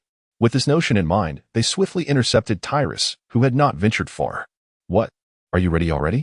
Tyrus smiled, but the Sakinorans felt a slight tremor in their hearts, a sense of eeriness washing over them. Then came a wave of excitement. Indeed, this was what they sought. The Sakinoran girl who had previously pretended in front of Tyrus hurriedly exclaimed, No, we wish to follow you. Talas was taken aback, pondering whether these peculiar little beings had lost their senses. Why were they once again inclined to follow him? Did they have some ulterior motive? Under his scrutinizing gaze, the Sakinos promptly surrounded him, each displaying an eager expression that left Talas somewhat bewildered. Goodness, these mischievous youngsters indeed required some discipline. However, through his perception, Talas discerned that the Sakinos bore no ill intentions, leading him to refrain from further remarks. He calmly accepted the presence of these seemingly unlikable creatures. Do you genuinely wish to follow me? Yet, perhaps the impression he had left on them earlier was too profound, for upon locking eyes with Talas, they instinctively recoiled. After a brief moment of panic, the Sakinos hastily nodded, exclaiming, Yes, we hope you will take us in. We shall offer our unwavering loyalty. Tyrus raised an eyebrow and remarked, Very well, since you wish to follow me, I shall accept you. However, you must adhere strictly to my commands from this point forward. Should there be the slightest resistance to my arrangements, or should you engage in actions that displease me, rest assured, there will be consequences. The Sakakino people, their spirits taut with tension, nodded fervently, We will certainly comply. There's no need for such anxiety, Tyrus continued. I shall now delineate your destinations. It is unnecessary for so many to accompany me. It feels quite unconventional. Let this young lady remain by my side. As for the others, you shall collectively proceed to the farm to lend assistance. Upon your arrival, you must unreservedly obey the directives of the ranch owner, Kyoko Sakamoto. After exchanging glances, each individual appeared rather reluctant. They had chosen to follow Tyrus with their own intentions in mind, desiring to acquire the ability to assert their presence more readily, rather than merely performing menial labor. Tyrus's gaze sharpened slightly. Instantly, they all trembled in their hearts and nodded in unison. I shall seek out the Kyoko ranch, Master Tyrus. Master Tyrus? Tyrus couldn't help but chuckle softly. This group of Sekinos appeared rather competent. Although their thoughts were somewhat erratic, if they could be guided effectively, they could indeed become a formidable force. The latent potential of these Sekinos had once been evident in the narrative, where even in his Ultraman form, Morabius was effortlessly subdued by his Sekinos, unable to muster any resistance. This was largely because the Sekinos harbored no significant malice. Otherwise, eliminating Morabius would have been a trivial endeavor. At this moment, he turned his attention to the earlier young girl. She was the one from the story, previously named Kyoko by the humans of Earth. It was she who, with her formidable telekinetic abilities, had rendered Morabius helpless. During the climactic battle, she even withstood a telekinetic assault from the Ampelra aliens. Although she fell unconscious, her life was not in danger, had it been an ordinary individual. Her fragile frame would have surely been crushed. If they could also grow in size, perhaps they would have no weaknesses. Do you have a name? After arranging for those little ones, Tyrus looked back at the girl. A name? The girl pondered for a moment. I have forgotten my name. Since the wandering of Earth began, no one has referred to one another in such a manner. In the eyes of others, we are Sekinos. In our own eyes, we are also Sekinos, the last embers of our kind. Thus, we collectively embody a singular identity. Her explanation took Tyrus by surprise. Then henceforth, you shall be called Kyoko. This was in accordance with the original narrative, where the members of Guise had bestowed a name upon the Jack Nino. The essence of Talas has been replicated flawlessly. The fragrant one before me dares not voice any objections, nodding repeatedly. You Sakanosians, apart from being known as masters of telekinesis, are also referred to as the resplendent beings of the cosmos? Tyrus contemplated the talents of this race and spoke. There indeed exists such a legend. Xiangzi nodded slightly. Unfamiliar with Tyrus, she felt hesitant to voice any objections. The earlier display by Tyrus had cast a profound shadow upon her. In her eyes, Tyrus was akin to a ruthless demon. We, the Sekinos, though referred to as telekinetic beings, are not all endowed with such powers. Perhaps we resemble a peculiar subset of a larger cosmos. For generations, the Sekinos have been merely an ordinary race among the stars, possessing only slightly advanced technology. Until one fateful day, a scientist discovered a form of radiative energy capable of facilitating genetic evolution, leading to the grand design that transformed the entire Sekinos into omnipotent beings. We were among the first successful subjects of this experiment. However, the power we acquired was overwhelmingly potent, and in our ignorance of its proper use, we unleashed a cataclysm. Our home planet, Sekinos, crumbled under the strain of our telekinetic upheaval. Thus, we, the evolved Sekinos, became wanderers of the cosmos, bereft of our homeland. Aimlessly adrift in the vastness of space. Chapter 79. A fortuitous discovery. The once resplendent Sekinos, a planet of advanced technology, gradually faded from the annals of cosmic memory. During the long and tedious passage of time, we devised a means to ensure the name of Sekinos would endure, by orchestrating mischievous pranks that instilled fear upon the planets, thereby announcing our existence. Yet, upon encountering the adults, we realized how naive our previous actions had been. Henceforth, we aspired to emulate their stature, believing that by doing so, we could leave a lasting impression and make the Sekinos known to a greater audience. Tala stirred her memories, and gradually, her words began to flow more abundantly. Tyrus gleaned from these conversations a semblance of understanding regarding the origins of the Sakanosians. He was astounded to discover that Sekinos was merely an ordinary technological planet. The inhabitants, the Sakanosians, possessed no supernatural abilities. Not everyone among them was a master of telekinesis. It was only those who survived due to certain experiments that endowed them with formidable telekinetic powers. The weaker Sakanosians had perished in the cataclysm of their planet's explosion. Tyrus even speculated that the reason the Sakanosians appeared as they did was perhaps a consequence of the experiments that granted them supernatural abilities, leaving them with a lingering affliction. This affliction stunted their physical development, while their telekinetic powers exponentially increased over time. Indeed, Acquiring uncontrollable power does not necessarily equate to a blessing. It can be a calamity, particularly for their kind. Xiangzi continued, these telekinetic techniques are the culmination of our ongoing practice and learning throughout our wanderings. Telekinesis has become an intrinsic part of our existence.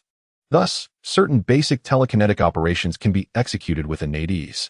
Consequently, we conceive the idea of simulating biological structures to create inorganic life forms.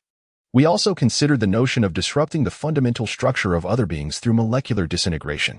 Furthermore, we can achieve instantaneous teleportation through telekinesis, applicable to ourselves as well as to others, albeit only within our sensory range.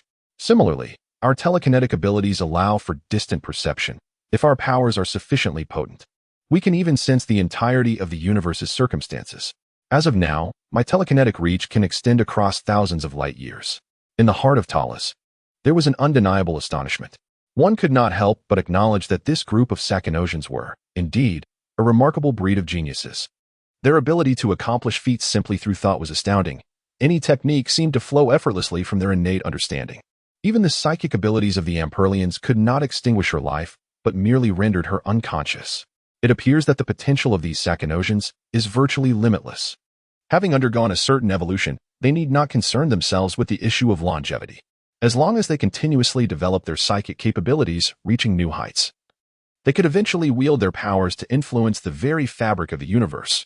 It was nothing short of terrifying. In that moment, even Talis felt a sensation akin to having stumbled upon a treasure. Their worth extended beyond merely imparting formidable psychic techniques. They could very well become invaluable allies in the future.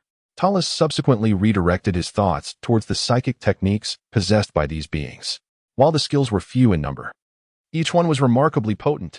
Particularly striking was their ability to fabricate life forms from inorganic materials, a skill that could only be described as extraordinary. Utilizing this talent to create creatures akin to the Angrosian clay beast seemed rather excessive. However, if it were employed to conjure monsters of the caliber of the Red King Jedon, one could potentially summon supreme cosmic beasts from thin air. Of course, to replicate such creatures, one must first understand the internal structure of the species. Moreover, certain monsters require immense energy to sustain their existence. Take Jedon, for instance. His being demands colossal energy support, such as a million-degree fireball, absolute defense, and short-range teleportation, among other things. All these necessitate vast reservoirs of energy. Merely crafting Jedon from inorganic materials would undoubtedly fall short. Yet, creating monsters that rely solely on brute strength for combat would not pose a challenge, such as the Red King, who fights purely with physical prowess. Once the fundamental structure of their bodies is grasped, there would be no obstacles whatsoever. Now, let me behold the psychic techniques that belong to you, the Sakanosians. As Talis contemplated, he spoke aloud. Without any hesitation, Xiangzi established a telepathic connection with Talis, transmitting a multitude of techniques directly into his mind. It was revealed that the host had acquired skills: telekinetic exploration, telekinetic repulsion, mental teleportation, mental transmission, mental rebound, mental cataclysm, and mental creation. With no skills or fruits for replacement, the host was compensated with a 300-point increase in all attributes. Aside from the foundational telekinetic development techniques that Talis had already mastered, he gained a total of 7 new telekinetic skills from Xiangzi. At this point, further increases in fruit skills held little significance for him. What mattered most was strengthening his foundational prowess. With elevated attributes, he could even catch a blade of light with bare hands. Now, the energy within Talis surged uncontrollably, and if unleashed, it could potentially shatter the earth in an instant. Despite his utmost efforts to contain it, he inadvertently triggered a significant earthquake in the city. Xiangzi looked at him with a hint of concern. The impression that the loss once left in their hearts was entirely that of a villain. However, they have now pledged their loyalty to the loss. Tyrus, enduring the throbbing ache in his head, summoned his formidable willpower to forcibly retract the terrifying energy fluctuations back into his body. For the subsequent days, he devoted himself to familiarizing and mastering the control of the energy within him. Now, he had become proficient in his skills. To conjure formidable monsters, one must first comprehend the fundamental anatomy of these creatures. There exists a particularly suitable place for such an endeavor. In the depths of his heart, Talaras mused that this very location was none other than the monster graveyard. He recalled that near Earth, portals to such graveyards would frequently open. During the arrival of Hibino Mirai on Earth, he had encountered one such portal. The current form of Hibino Mirai was established during that time, as the original owner of this guise was consumed by a wormhole from the monster graveyard, an event that left him filled with regret for failing to rescue them. Thus, he resolved to live on Earth in place of the one lost. Though he felt somewhat reluctant to criticize the situation, it was reminiscent of possession, and it was no wonder that the father would not consent. Chapter 80. A new visitor at the monster graveyard portal. The psychic energy of Terrace swiftly transformed into vision, beginning to radiate outward from the Earth as its nucleus. Subsequently, at a distance of several 100,000 kilometers from the planet, a spatial wormhole was faintly detected, currently in the process of assimilating the surrounding matter. Tyrus nodded slightly. Let us go, Xiangzi. The insect-like Xiangzi promptly responded, Understood, Lord Tyrus. In an instant, their figures vanished from the spot, utilizing the power of thought transference. When they reappeared, they found themselves before a spatial wormhole near the solar system. A comet was hurtling towards the solar system from the depths of the cosmos, immediately capturing the attention of the guy's team. Is that the Osma comet? Its original trajectory should have steered clear of Earth, yet for some reason, it is now heading directly towards us, exclaimed Jiu Lijiaping. In that case, we must devise a way to halt it, replied Shakumizu Shingo gravely. All right, allow me to destroy it, declared Sakura Ryu, brimming with enthusiasm. True to his moniker, the passionate fool, he was always overflowing with fervor, undeterred by any challenges. Observing his expression, the others were left both amused and exasperated. How could he remain so fearless in the face of such peril? In truth, Sakura Ryu had matured significantly during this time, having endured much hardship. Witnessing the complete annihilation of his comrades and the tragic death of his beloved captain before his eyes, this instilled in him the resolve to carry forth the will of all those lost and to continue fighting. Above the Osma comet, several figures engaged in fierce combat. One of them, clad in armor reminiscent of a samurai, wielded a long blade. Opposing him were two Magmarians, who relentlessly attacked the armored warrior with lethal precision. Too slow. Too slow. The armored warrior bellowed. Is that all you have? If so, this will end now. With that, his long blade surged with newfound swiftness, emanating a silver glow. One of the Magmarians was cleaved in twain, exploding into a dazzling inferno. The other Magmarian cried out, Onizen, you wretched fiend, you've slain my brother, the armored giant. Zamsha sneered, the weak are destined to perish. Your fate was sealed the moment you chose to challenge me. Now, it is your turn. However, as the battle raged on, one of the Magmarians, having just exchanged blows with Zamsha, noticed Earth in the distance and exclaimed, Is that the Earth, once visited by our ancestors? Zamsha also gazed towards the planet. So that is Earth? I have heard there are powerful Ultramen residing there. Excellent. That shall be my next target. With that thought, he forcibly altered the trajectory of the Osma comet, directing it towards a collision course with Earth. At the very moment he was distracted, a magma alien lunged forward with a knife. However, Zamsia merely chuckled coldly, seemingly prepared, as he raised his hand to block the attack. In a swift motion, he cleaved through the head of the magma alien. Not only did he sever the foe in two, but the Obama comet beneath him was also violently split in half by that fearsome strike. An explosive force erupted instantaneously. This colossal comet disintegrated into countless fragments, hurtling towards Earth. To think that such a comet, comparable in size to an asteroid, could be bisected by a single blow demonstrates the sheer terror of his swordsmanship. Suddenly, a shadow surged from behind Zamxia. Sensing the impending attack, he did not hesitate to slash towards the silhouette. It was then that he recognized the figure, none other than the infamous Barky alien, known as the strongest swordsman in the universe. With a spiked hook in hand, the Barky alien gazed at Zamxia, cackling ominously, the title of the universe's mightiest swordsman shall henceforth belong to me. Zamxia regarded the Barky alien with a cold smile. Another challenger, is it? Very well, let us engage. The two clashed amidst the meteor swarm, skillfully maneuvering as they fought. The Barky alien was no pushover. He managed to parry some of Zamxia's assaults. Nevertheless, he remained at a distinct disadvantage. How is this possible? How did it suddenly shatter into so many pieces? At that moment, Geolai on Earth was bewildered. If it were merely a comet, they could handle it with relative ease, simply employing powerful missiles to obliterate it. However, now that it had fragmented into countless debris, the situation became far more complicated. With so many targets, they had to destroy every single piece to avert disaster. Otherwise, with so much debris raining down, the island beneath them would likely sink into the depths of the ocean. In the face of such a crisis, tension surged among them, and they braced themselves for the impending calamity. Just then, two colossal figures plummeted from the sky, landing right beside the guy's base. Each of them wielded a weapon. One clad in armor brandished a long sword, while the other gripped a spiked hook. Jiu exclaimed, "That individual is the alien recorded in the files, codenamed the Barky Alien." He immediately recognized the Barky Alien. Xiang Yuanlong quickly inquired, "What about the other one?" Jiu scrutinized Zamxia's form, then searched the records again. Ultimately, he shook his head, stating, "Not in the records. It appears to be a new visitor." A new cosmic visitor without any prior documentation? A solemn atmosphere enveloped the crowd as uncertainty loomed over the nature of the approaching figures, whether friend or foe. They were acutely aware that the Barkian aliens were far from benevolent. Their records labeled them as invaders from the cosmos. If both parties were indeed aggressors, they would not only have to contend with the onslaught of meteors, but also the incursion of two extraterrestrial beings. At that moment, the Barkian alien launched another assault on Zamxia, leaping forward with a sharp spire aimed directly at him. Yet, Zamxia remained unperturbed, sidestepping the alien's advance with effortless grace. In the next instant, both figures froze in place.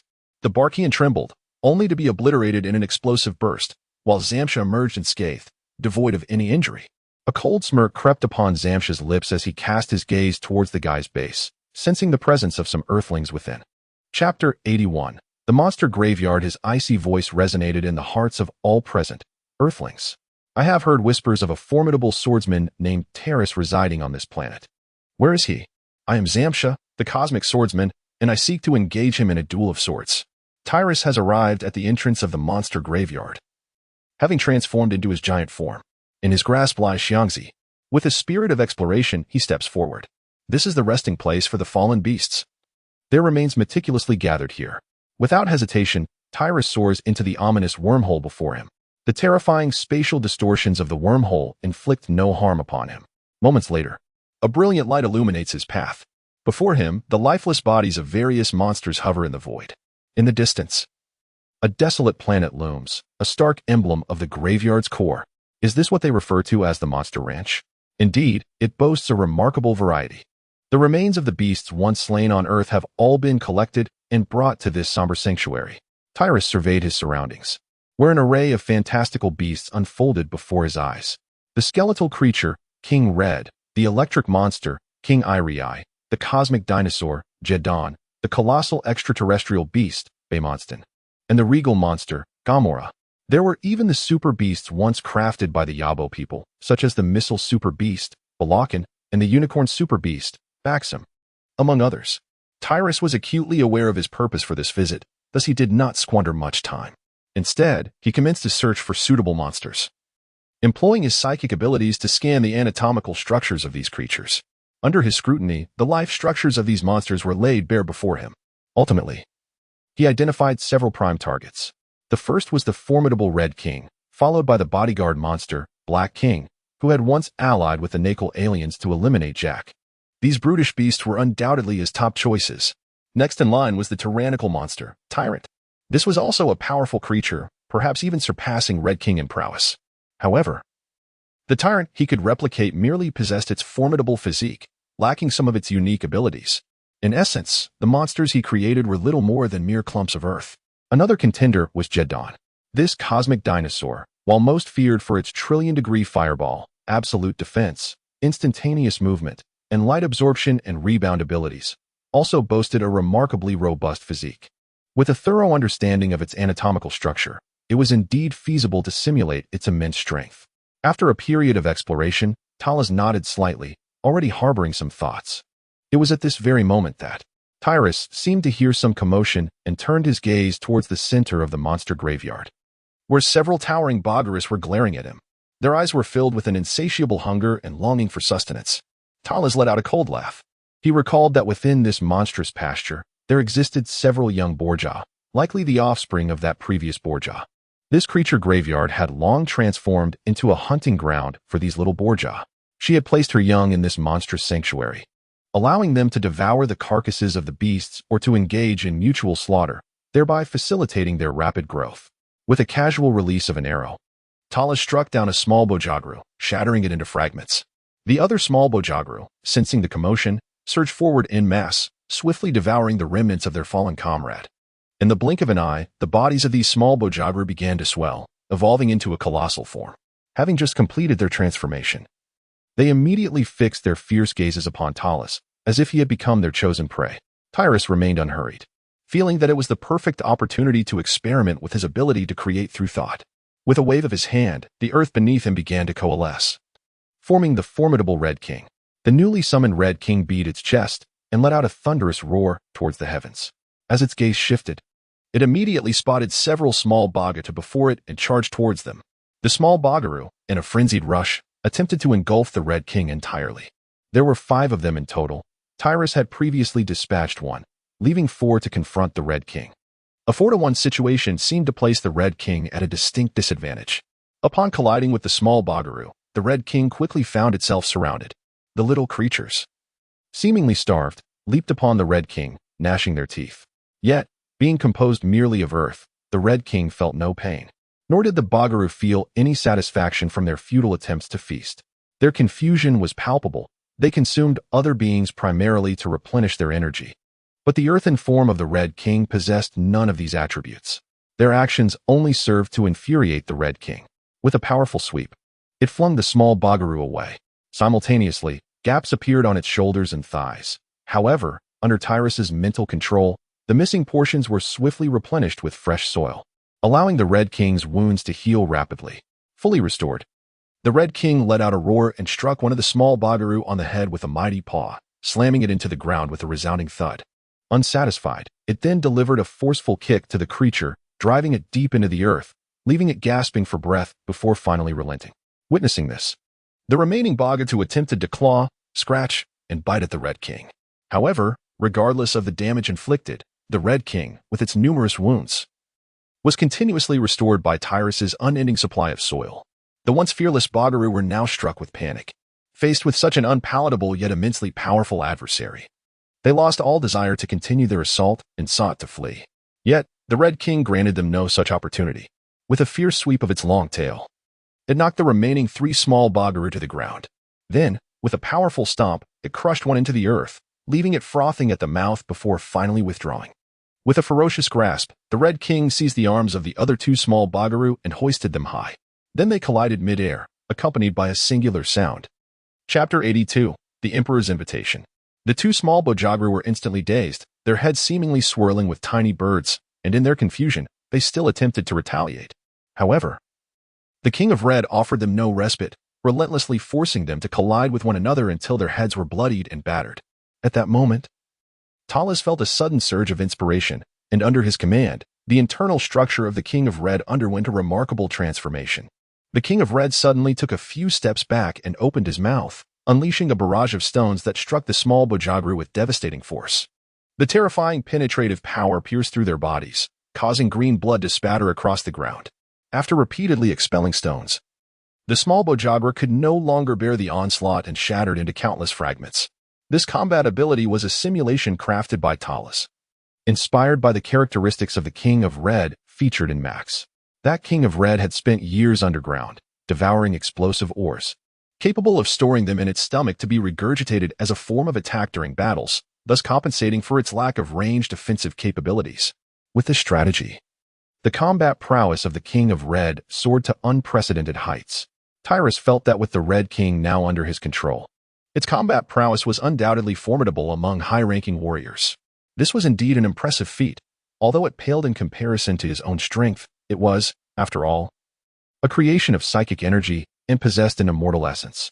Merely due to its undying nature, few could surpass the Red King in terms of power among advanced fighters. Satisfied, Tyrus nodded approvingly. It was time to return. With this thought, he departed from the monstrous sanctuary. At this moment, Xiangzi, who had witnessed everything, was filled with astonishment. She had never anticipated that the skill of psychic creation could be utilized in such a manner, capable of conjuring a beast with such overwhelming combat abilities. It is worth noting that while they had previously developed this skill, they had never envisioned employing it in this way. Moreover, Tyrus's capacity for learning was astonishingly swift. Despite their own exceptional psychic talent, it had taken them centuries to barely master this ability after its discovery. Truly, he was worthy of admiration. Xiangzi gazed at Tyrus with deep respect, realizing that following him was indeed the right choice. Such a remarkable being was destined for extraordinary achievements, perhaps even possessing the potential to dominate the universe. She was also overwhelmed by a profound sense of awe. The telekinetic prowess of Thales has astonishingly surpassed his own expectations. This indicates that he had previously shown restraint towards himself. Had Thales truly unleashed his telekinetic abilities against her in the past, she may have perished without even comprehending her demise. We, the Sarkino people, must ardently support Lord Thales in his quest to ascend as the sovereign of this universe. Mused Xiangzi quietly. Has Thales been located? Has he ventured to the monster ranch? The Melfur's alien, upon hearing the report from his subordinate, suddenly brightened with realization. Go. Summon this individual at once, and inform him that the great emperor wishes to meet him. The extraterrestrial nodded eagerly. The Melfur's alien gazed into the depths of the cosmos. Thales Ultraman, do not provoke His Majesty the Emperor. Just after departing from the monster graveyard, Thales found himself confronted by a spacecraft, his eyes reflecting a hint of astonishment. He recognized the origin of this vessel immediately, for the insignia of the Dark Legion emblazoned upon it was unmistakably conspicuous. Telas mused to himself, how intriguing. He was already poised to take action. Upon noticing this, the extraterrestrial beings aboard the spacecraft were immediately startled, pleading, do not act hastily. We come bearing the will of His Majesty the Emperor. The Emperor? Ampella? Telas narrowed his eyes. What message does Ampella wish to convey to me? If these were indeed the denizens of Ampella, he knew they warranted serious consideration, for he understood that the Ampellans could descend upon Earth at any moment. This implied that he could potentially confront this dark cosmic emperor at any time. His Majesty has graciously granted you a place in the Dark Legion. The extraterrestrial stammered. Graciously granted? Terraston was momentarily amused. Truly, he is deserving of the title of the Dark Emperor of the universe, who looks down upon all. This lofty demeanor perfectly aligns with his character. With a cold sneer, Thales unleashed a swift strike, obliterating the alien spacecraft before him into mere fragments.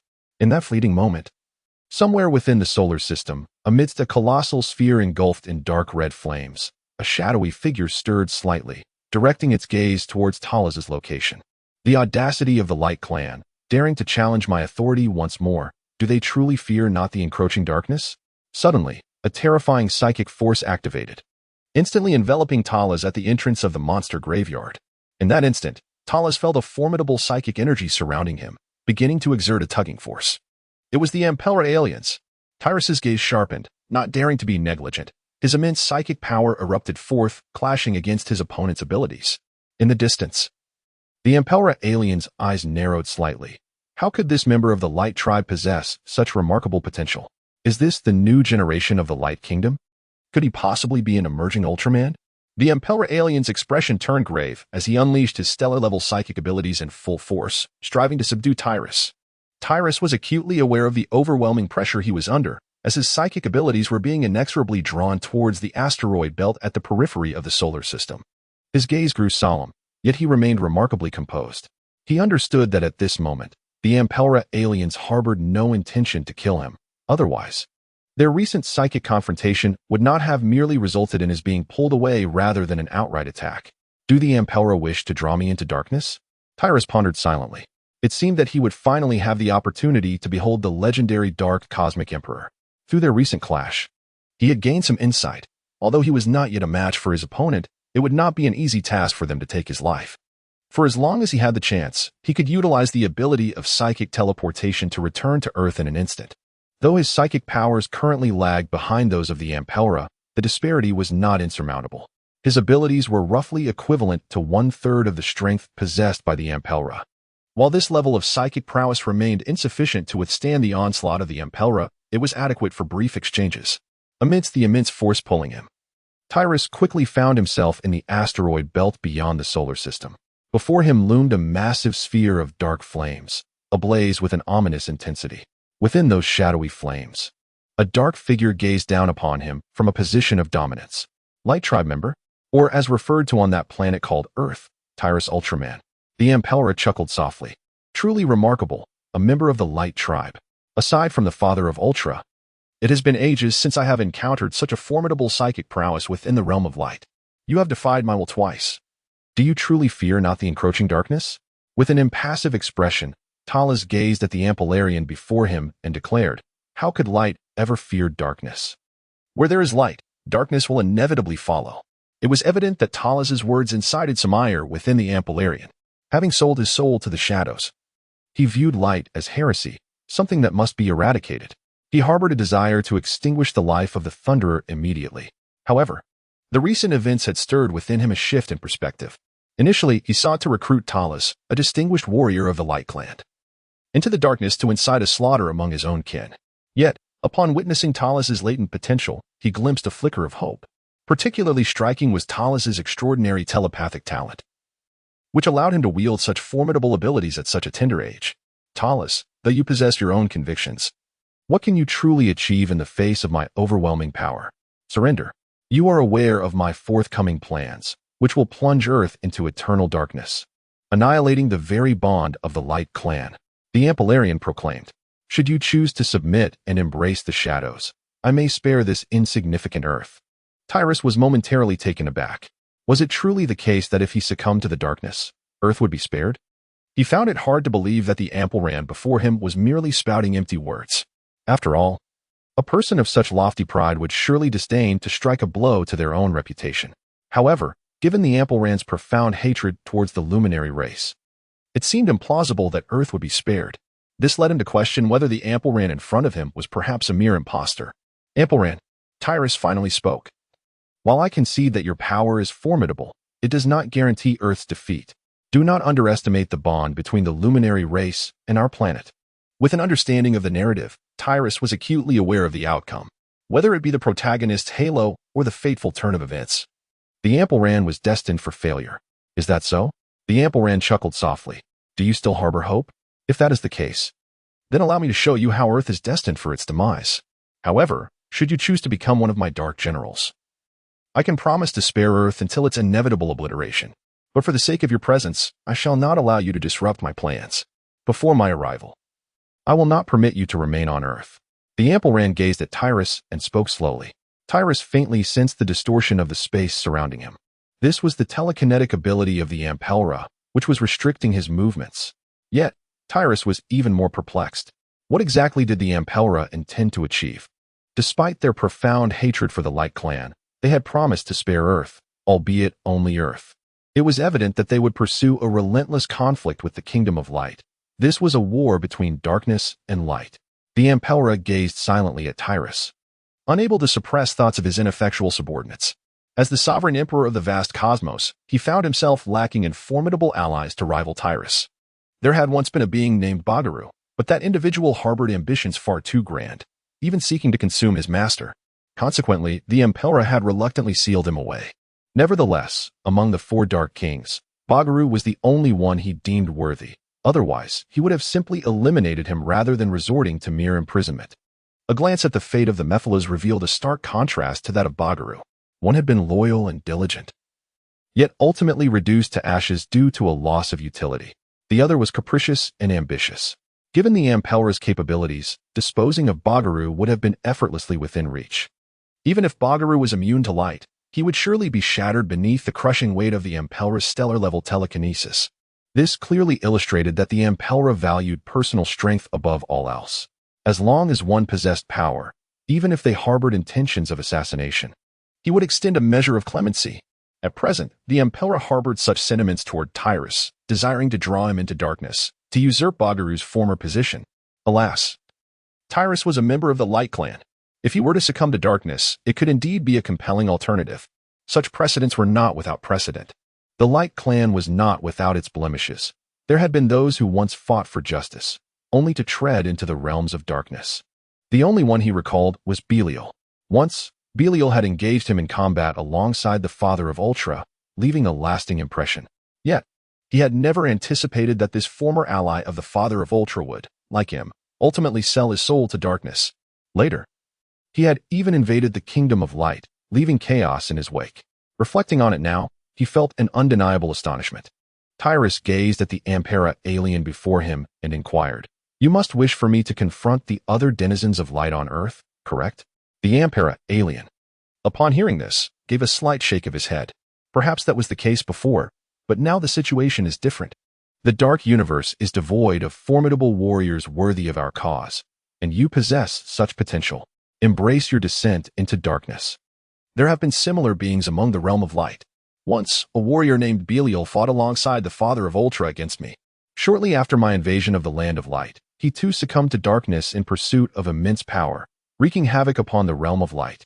As Terrace contemplated, he began to grasp the intentions of the Amperla aliens. They genuinely sought to win him over. Chapter 84, Full Invasion. He shook his head defiantly and declared, "Do not harbor such delusions, Amperla. I shall not become a pawn in another's game." The Amperla alien replied indifferently, "Only the weak and ineffectual are relegated to being mere pawns. Yet you are not necessarily one of them. You possess immense potential and might even become my right-hand man." This was the stark reality. In the original narrative, his decision to eliminate the Mephiles aliens stemmed from their failure to meet his expectations. They had long been unable to subdue the Ultramen on Earth, squandering precious time without yielding any results. This dissatisfaction led the Amperla alien to conclude that the Machilas had lost their value. Consequently, he swiftly dispatched them with a blast of Rosolium energy. "What if I still refuse?" Terrace inquired calmly. "Refuse?" The Amperla alien chuckled. "Rest assured, I shall compel you to comply. Soon, I will bring you to my side as we journey to Earth. You will witness its annihilation firsthand, watching as your former comrades perish at your feet. I will instill in you a deep hatred for me. To acquire formidable power, you must inevitably descend into darkness, just as Belial once did. Only darkness can expedite your acquisition of greater strength. Your talent is indeed formidable, but light ultimately possesses its limits. Darkness, however, is different. It is eternal and will become the wellspring of your empowerment." Tyrus gazed in disbelief at the Amperlan before him. What on earth was this melodramatic scenario? It was entirely different from what he had envisioned. Initially, he anticipated a clash of words that would escalate into a fierce confrontation. At that moment, Tyrus, while contemplating an escape, sought to gauge the depth of the Amperlan's intentions. To his astonishment, the other party was resolutely attempting to recruit him, even provoking the hatred lurking in his heart. What madness was this? It was remarkable that the Amperlan could conceive such a strategy. With a smile, the Amperlan proclaimed, "Just watch. Witness the true power of darkness, this invincible strength. 30,000 years ago, I fought to a standstill with the Father of Ultra. Yet, over these millennia, I have grown stronger, while the Father of Ultra has aged, his prowess waning, and he is no longer my equal. In this era of light, no one can stand in my way. Perhaps, given more time, you could have thwarted me, but you are too young. Behold this dark power." At this juncture, he snapped his fingers, and in an instant, both of them found themselves aboard the spaceship of the Mephiles. Was this the ability of thought-based teleportation? Tyrus felt a stir within him. He had not anticipated that the Amperlan possessed a similar capability. Seated at the helm of the spaceship, the Mephiles was startled. Upon recognizing the arrival of the Amperlan, fear gripped him. Then he noticed Tyrus beside him, his expression one of utter astonishment. He could not comprehend how Tyrus had suddenly allied himself with the Amperlan. Had he not previously dispatched personnel to inform Tyrus and relay the Amperlan's message? How was it that Tyrus had arrived before the news reached him? Could it be that Tyrus had willingly defected? As he pondered these questions, the Amperlan suddenly declared, "Let us commence the full-scale invasion of Earth." The Mephiles' heart raced. He had not expected the Amperlan to decide on an invasion of Earth so swiftly. Previously, it had been agreed that the Dark Four Kings would lead the charge. Was this hasty decision due to their lack of progress in inciting the Emperor's displeasure? Without hesitation, the Mephiles responded affirmatively. Simultaneously, he spread the word, intensifying the assault on the cosmic battlefield beyond the Milky Way. Amidst the escalating pressure of the cosmic conflict, Zophi found himself compelled to dispatch an Ultra sign to Earth, seeking to summon the Ultra Brothers back. Upon receiving the news, the Ultra Brothers, currently on Earth, promptly departed. After all, their presence on Earth was of little utility. It was far more prudent to offer support on the cosmic battlefield. Thus, only Dreambeus remains on this Earth. Perhaps, he is not the sole entity. Earth, a swordsman within the cosmos? Before the guy's base, upon hearing Zamsha proclaim his identity, the crowd was momentarily taken aback. They had not anticipated that he was here to challenge Talus. To challenge Talus, you say? Shingo Masaru furrowed his brow. This individual has arrived at a most inopportune time. They are currently facing the onslaught of a meteor shower, while he dares to proclaim his challenge to Talus. If not handled properly, this could lead to calamity. Dreambeus could no longer contain himself. He swiftly sought a secluded corner to transform. He needed to avert the impending meteor shower without delay, lest the Earth be endangered. However, upon his emergence, Zamsha cast a glance at him. "Are you Talus?" Dreambeus shook his head, eager to explain. Yet his adversary had already lunged at him with a swift strike. Taken aback, Dreambeus had no choice but to summon a light sword and engage in combat. Yet, before they could exchange many blows, Zamsha had already severed Dreambeus's light sword. Dreambeus's gaze sharpened. This sword was forged from the essence of Dreambeam, a gift from the Father of Ultra. To have it severed by this foe, was this the true caliber of a swordsman in the cosmos? Zamsha swung his long knife, sneering, "Talas is nothing remarkable." Dreambeus quickly shook his head. "No, I am Dreambeus. Talas is not present, and you are not his match." Zamsha's eyes narrowed. "You are not Talas? Where is he? How can you be so certain that I am not his equal?" Dreambeus replied, "Intuition. If I were facing Talas, I might not survive even a single strike. Yet, I can contend with you for such a time." Zamsha was momentarily stunned. He had not expected Dreambeus to consider himself a measure of worth. Soon, he sneered, "How can one know without trying? The Earth is currently facing a crisis. We must resolve this disaster and prevent innocent lives from being lost." Dreambeus wished to avoid further entanglement, hoping to postpone their duel for later. However, Zamsha coldly laughed. "Such matters are of no concern to me." Dreambeus, incredulous, responded, "You, vile one. If you wish to engage, then allow me to be your opponent." Chapter 85. A reputation without substance. Just as Dreambeus found himself at an impasse against Zamsha, a sudden voice echoed. The crowd turned their gaze. A blue figure had appeared before them. "Hikari, are you Talas? It seems the colors are off. I have heard tales of a certain fellow named the Loss, described as a colossal silver giant." Zamsha remarked, "I am not the Loss. However, I am the one who will bring your downfall," Hikari declared, fixing his gaze upon Zamshar, as he conjured a luminous sword. Observing this, Zamshar too raised his long blade, his eyes locked on Hikari. After an extended moment of mutual scrutiny, they swiftly passed each other by. Zamshar quietly regarded his long blade, only to witness the weapon, known as the Starbreaker, unexpectedly shatter into two pieces. "The Starbreaker has broken." Zamshar stared in disbelief at the remnants of his once mighty blade. Hikari sheathed his luminous sword and shook his head. "No, it was not I who severed your weapon, but another. Before our confrontation, your blade had already met its demise." It was then that Zamshar recalled his earlier battle with Dreambeus. He had cleaved through Dreambeus's luminous sword. And since that encounter, the feel of the Starbreaker had seemed somewhat amiss. However, Hikari's sudden appearance had prevented him from examining it closely.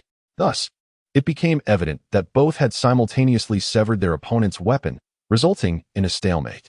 Perhaps the blade had yet to respond, leading to its delayed fracture.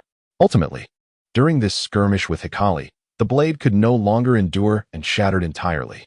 How ironic that in my challenge against the Loss on this earth, I should fall to the hands of two nameless adversaries. It seems that there are many formidable beings in this universe, and my mastery of the sword is still a lengthy journey ahead. Hikari nodded. "If you came to challenge the Loss, your current prowess is far from sufficient to rival him. I have a vivid recollection of that individual. Even I could not withstand a single strike in his presence." "Is that so?" Zamshar was taken aback. He had not anticipated the existence of such formidable beings in this realm. Even the two unknown foes who had just bested him were mere trifles before that individual. "It appears that my reputation as a cosmic swordsman is indeed unfounded. I have simply never encountered true strength." With this realization, Zamshar's heart brimmed with desolation. Meanwhile, the guys were fervently shattering the meteors plummeting from the sky. At last, the final meteor was destroyed, and they collectively exhaled in relief. They had narrowly avoided this calamity. Yet, before they could savor their triumph, a colossal figure suddenly plummeted from the heavens, crashing heavily to the ground. "What is that?"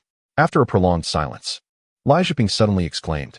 The crowd turned to see a colossal steel behemoth standing quietly not far from the base, none other than the unparalleled iron god, Yimpuliza.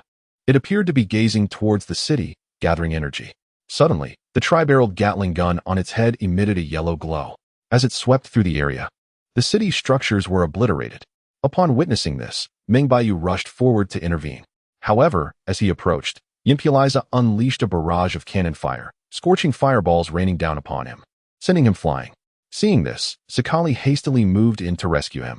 Yet, he too was struck by a shell from Yimpuliza, hurtling him away.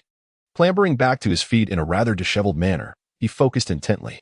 Suddenly, countless crystalline fragments fell from the sky, converging upon him to form an armor, a suit of vengeance. No, it should now be called the armor of the hero. This time, he had obtained the ABO device through his righteous heart, transforming into a fortified state through sheer will. His sense of justice resonated with the Earth of ABO, giving rise to a new ABO device. Unlike the previous suit of vengeance, this ABO device bore no trace of corruption. It was in its purest form. Wearing the armor of the hero, Zakali experienced a significant enhancement in strength, speed, defense, and the potency of his light beams. He unleashed a night ray directed at Yimpuliza. To his astonishment, Yimpuliza did not evade. It allowed the beam to strike its form. The multicolored energy obliterated its upper body entirely. However, an astonishing scene unfolded before Zakali's eyes. The fragments of Yimpuliza's shattered torso swiftly reintegrated into its original body, restoring it to a complete state. How could this be possible? Zakali was taken aback. Mengbayu abruptly rose, exuding a formidable flame energy. This fiery force coalesced before him, morphing into a pattern of flames. He thrust his hands forward, and in an instant, Mengbim erupted against Yimpuliza. The terrifyingly intense energy vaporized Yimpuliza in an instant. Success! Mengbayu exhaled in relief. The oppressive presence of Yimpuliza had been overwhelmingly intense. If even Mengbim's explosion had failed, there would have been no recourse left. Yet, just as he was savoring his triumph, a new Yimpuliza emerged before him. The tri-barreled Gatling gun began to charge, aiming directly at Mengbayu. Dreambeus was utterly astonished, exclaiming, "How is this possible? Another one has emerged?"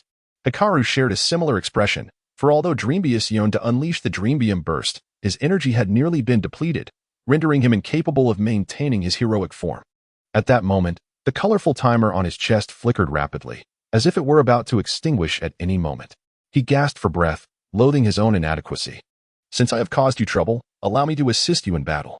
Suddenly, Zamsha stepped forward, brandishing the broken star-cleaving blade. With a single swing, he cleaved the formidable Emplaza in half at the waist. Despite the blade's shattered state, it still possessed remarkable power. Alas, his attack was destined to be futile against Emplaza. Had the battle already commenced? Tyrus's psychic abilities have already detected the occurrences on Earth. However, he has no time to dwell on these matters, for at this moment, the actions of the Amperian beings before him are quite peculiar. Chapter 86. The Four Fundamental Forces. They are situated beyond the Earth's atmosphere, gazing in the direction of the sun. Your talent for psychic energy is remarkably exceptional, yet your techniques remain rather rudimentary. Do you understand where the true strength of psychic energy lies? The Amperian being, fixated on the resplendent sun before him, slowly began to speak. Tyruston was momentarily rendered speechless. Was his telekinetic skill truly so rudimentary? Prior to acquiring the telekinetic development techniques of the Sarkino, he had indeed held this belief. However, after mastering the Sarkino's methods, he came to regard his own telekinetic abilities as commendable, capable even of conjuring life itself. Could this still be deemed rudimentary? What a preposterous notion. Tyrus couldn't help but cast a glance at him. You aren't about to tell me that the true finesse of psychic development lies within the natural laws, are you? The Amperian was momentarily taken aback, yet nodded slightly. Indeed, it appears your innate talent is remarkably high. However, your assertion is only partially correct. What are natural laws? If not merely established protocols? The true strength of psychic ability resides in this. At this juncture, he snapped his fingers sharply. In the next instant, some transformation occurred upon the surface of the sun. Terrace perceptively sensed a profound alteration in the magnetic field of the sun, an enhancement by countless magnitudes. This remarkable change caused the sun, typically searing in its intensity, to cool at an astonishing rate. Countless sunspots began to manifest upon its surface, signaling the sun's impending extinguishment. Telekinesis is an omnipotent ability, one that transcends the confines of natural laws, which are mere accessories in its wake. My focus in telekinetic development lies in manipulating the four fundamental forces of the universe. For instance, by harnessing my telekinetic prowess, I can interfere with the sun's magnetic field, freely adjusting its intensity. A powerful magnetic field can rapidly cool the sun to the point of extinguishment. He subsequently elucidated the fundamental principles. Talas was utterly astounded. Goodness! He is actually teaching me? Yet, he must be quite willing. Having acquired the techniques for developing telekinesis from the Ampelarians, surpassing them seems to be within reach. This realization dawned upon him after hearing the Ampelarians' explanation. Terrace was utterly astonished. So this was the truth. The direction of mental power development among the Amperland aliens has always been confined to merely two aspects: electromagnetic force and gravity. As for the myriad of other extraordinary abilities, they are merely ancillary. This realization evoked a deep admiration within him. The Amperland aliens are indeed geniuses. Their approach to the cultivation of mental abilities is something that ordinary individuals would scarcely dare to imagine. Even the Sakanor, renowned as the cosmic beings of mental power, had never conceived that mental abilities could interfere with the four fundamental forces of the universe. Manipulating magnetic fields could extinguish the sun. Altering gravity could serve as a means of attack. Perhaps sealing the black hole of Bogarju is where the true marvel of the Amperland mental abilities lies. Whether summoning thunderclouds or extinguishing the sun, it ultimately boils down to a singular power: mastery over electromagnetic force. By interfering with magnetic fields, they can alter the laws of nature. Whether it is changing celestial phenomena or extinguishing the sun, both can be accomplished through the manipulation of magnetic fields. Interfering with gravity to create gravitational fields can crush adversaries and even forge black holes that consume everything. This further highlights the terrifying prowess of the Amperland aliens. Merely these two abilities are already exceedingly remarkable, considering they pertain to two of the four fundamental forces of the universe. If they can continue to develop further, they will be virtually omnipotent. This is what is referred to as transcendent psychokinesis. Truly, they are worthy of their position atop the pyramid of power. No wonder the Amperland aliens can single-handedly assault the kingdom of light. This is inseparably linked to their extraordinary talent. The host has discovered the ability to master magnetic force. With a total attribute enhancement of 1000, Terrace suddenly froze in astonishment. What? Is this really possible? Talus could only exclaim. Indeed, the Amperlarians are truly remarkable beings. One commands magnetic force, while the other wields gravitational power. Both are nothing short of extraordinary. At that moment, he cast a glance at Xiangzi, who trembled in the palm of his hand. After encountering the Amperlarians, Xiangzi fell into a profound silence, fearing to attract the attention of such a terrifying presence. Particularly after witnessing the Amperlarians' formidable telekinetic abilities, she was overwhelmed with dread. As members of the Sakanor race, they relied on telekinesis for their livelihood. Yet, in the presence of true masters of the craft, their own narrow perspective became painfully evident. To think that telekinesis could achieve such feats, directly influencing the four fundamental forces of the universe and, in turn, impacting the very laws of the cosmos. Tyrus smiled knowingly, fully aware of the emotion swirling within Xiangzi's heart, yet he refrained from uttering more words. The Sakinos, renowned for their innate talent in the development of mental abilities, ranked among the most gifted in the cosmos. Their previous inability to realize this potential stemmed solely from a narrow perspective. Now that a concept had emerged, it was certain to ignite a transformation within their race. Oh, these so-called Ultramen from Earth are even more exceptional than I had imagined. At that moment, the gaze of the Emperor shifted. The second Empresa had been vanquished once again, with the same Dreambeat defeating it. Dreambeat expended nearly all of its energy, launching another Dreambeam explosion that utterly vaporized Empresa. Indeed, Your Majesty. The Mephilas were also busy inquiring whether to dispatch new Empresas. Continue. After a brief silence, the Emperor stated, I wish to witness the extent of the bond between Ultramen and humanity. Clearly, Tyrus' earlier remark about not underestimating the connection between Ultramen and humans had resonated deeply with the Emperor. He too was curious about this so-called bond and the power it possessed that instilled such confidence in Tyrus. Meanwhile, Tyrus felt a profound sense of resignation. The Emperor's curiosity, destined to lead to his downfall, was akin to the fate of villains who perish through excessive dialogue, as he pondered the nature of this bond. Such curiosity provided fertile ground for the growth of that very power.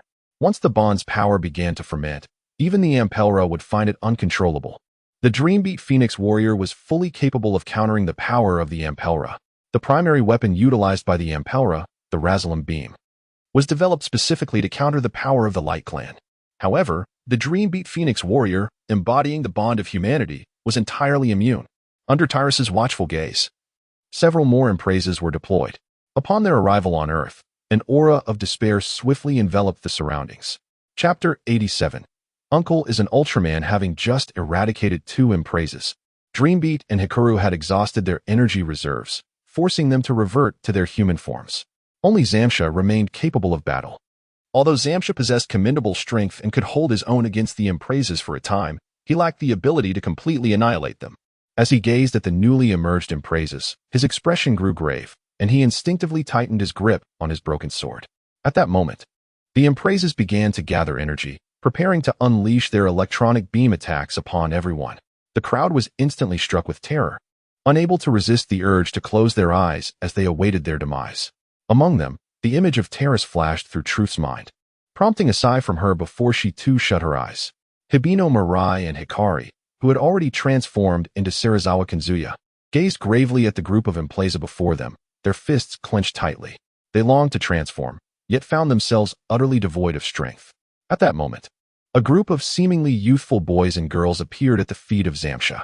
Under Zamsha's astonished gaze, they unleashed a formidable psychic energy, obliterating the Emplaza completely. Witnessing this, Tyrus found himself in a state of exasperation. What were these Sekinos doing here, causing a commotion? In times of despair, the potential of Mebius was more easily drawn out. With the disturbance created by these Sekinos, the pressure originally placed upon Mebius had dissipated. Consequently, it remained uncertain whether Mebius could indeed evolve into the Phoenix Warrior. Fortunately, Tyrus felt he had a handle on dealing with the Umbrella aliens before him, thanks to the latter's generous contributions. The psychics, the Umbrella aliens, observing the scene from beyond the atmosphere, were taken aback. They shook their heads, declaring, "It seems there is no other option." Shortly thereafter, two figures appeared before him, Grozarm and Tislam, members of the Dark Four Kings. One was known as the General of Valor, while the other was referred to as the Strategist. Both were formidable combatants, their prowess notable even among elite warriors. However, in the eyes of the Umbrella aliens, they were merely seen as two ineffectual beings, perhaps even less esteemed than the Mephiles aliens. "Descend," commanded the Umbrella alien. The main event was about to commence. Tyrus thought to himself. On Earth, the sudden arrival of unexpected allies caused Shinwa, Shimizu to exhale in relief. They gazed in astonishment at the Sekinos, youthful figures resembling boys and girls, as if inquiring about their origins. "We are Sekinos, followers of Lord Tyrus. We have come to assist the people of Earth at the behest of Lady Kyoko," announced one of the Sekinos. "Lady Kyoko? Could it be my aunt?" Ryuma Igahara's eyes widened in surprise. It turned out his aunt knew Ultraman Tyrus. Ryuma was momentarily taken aback. Though passionate, he was not without sense.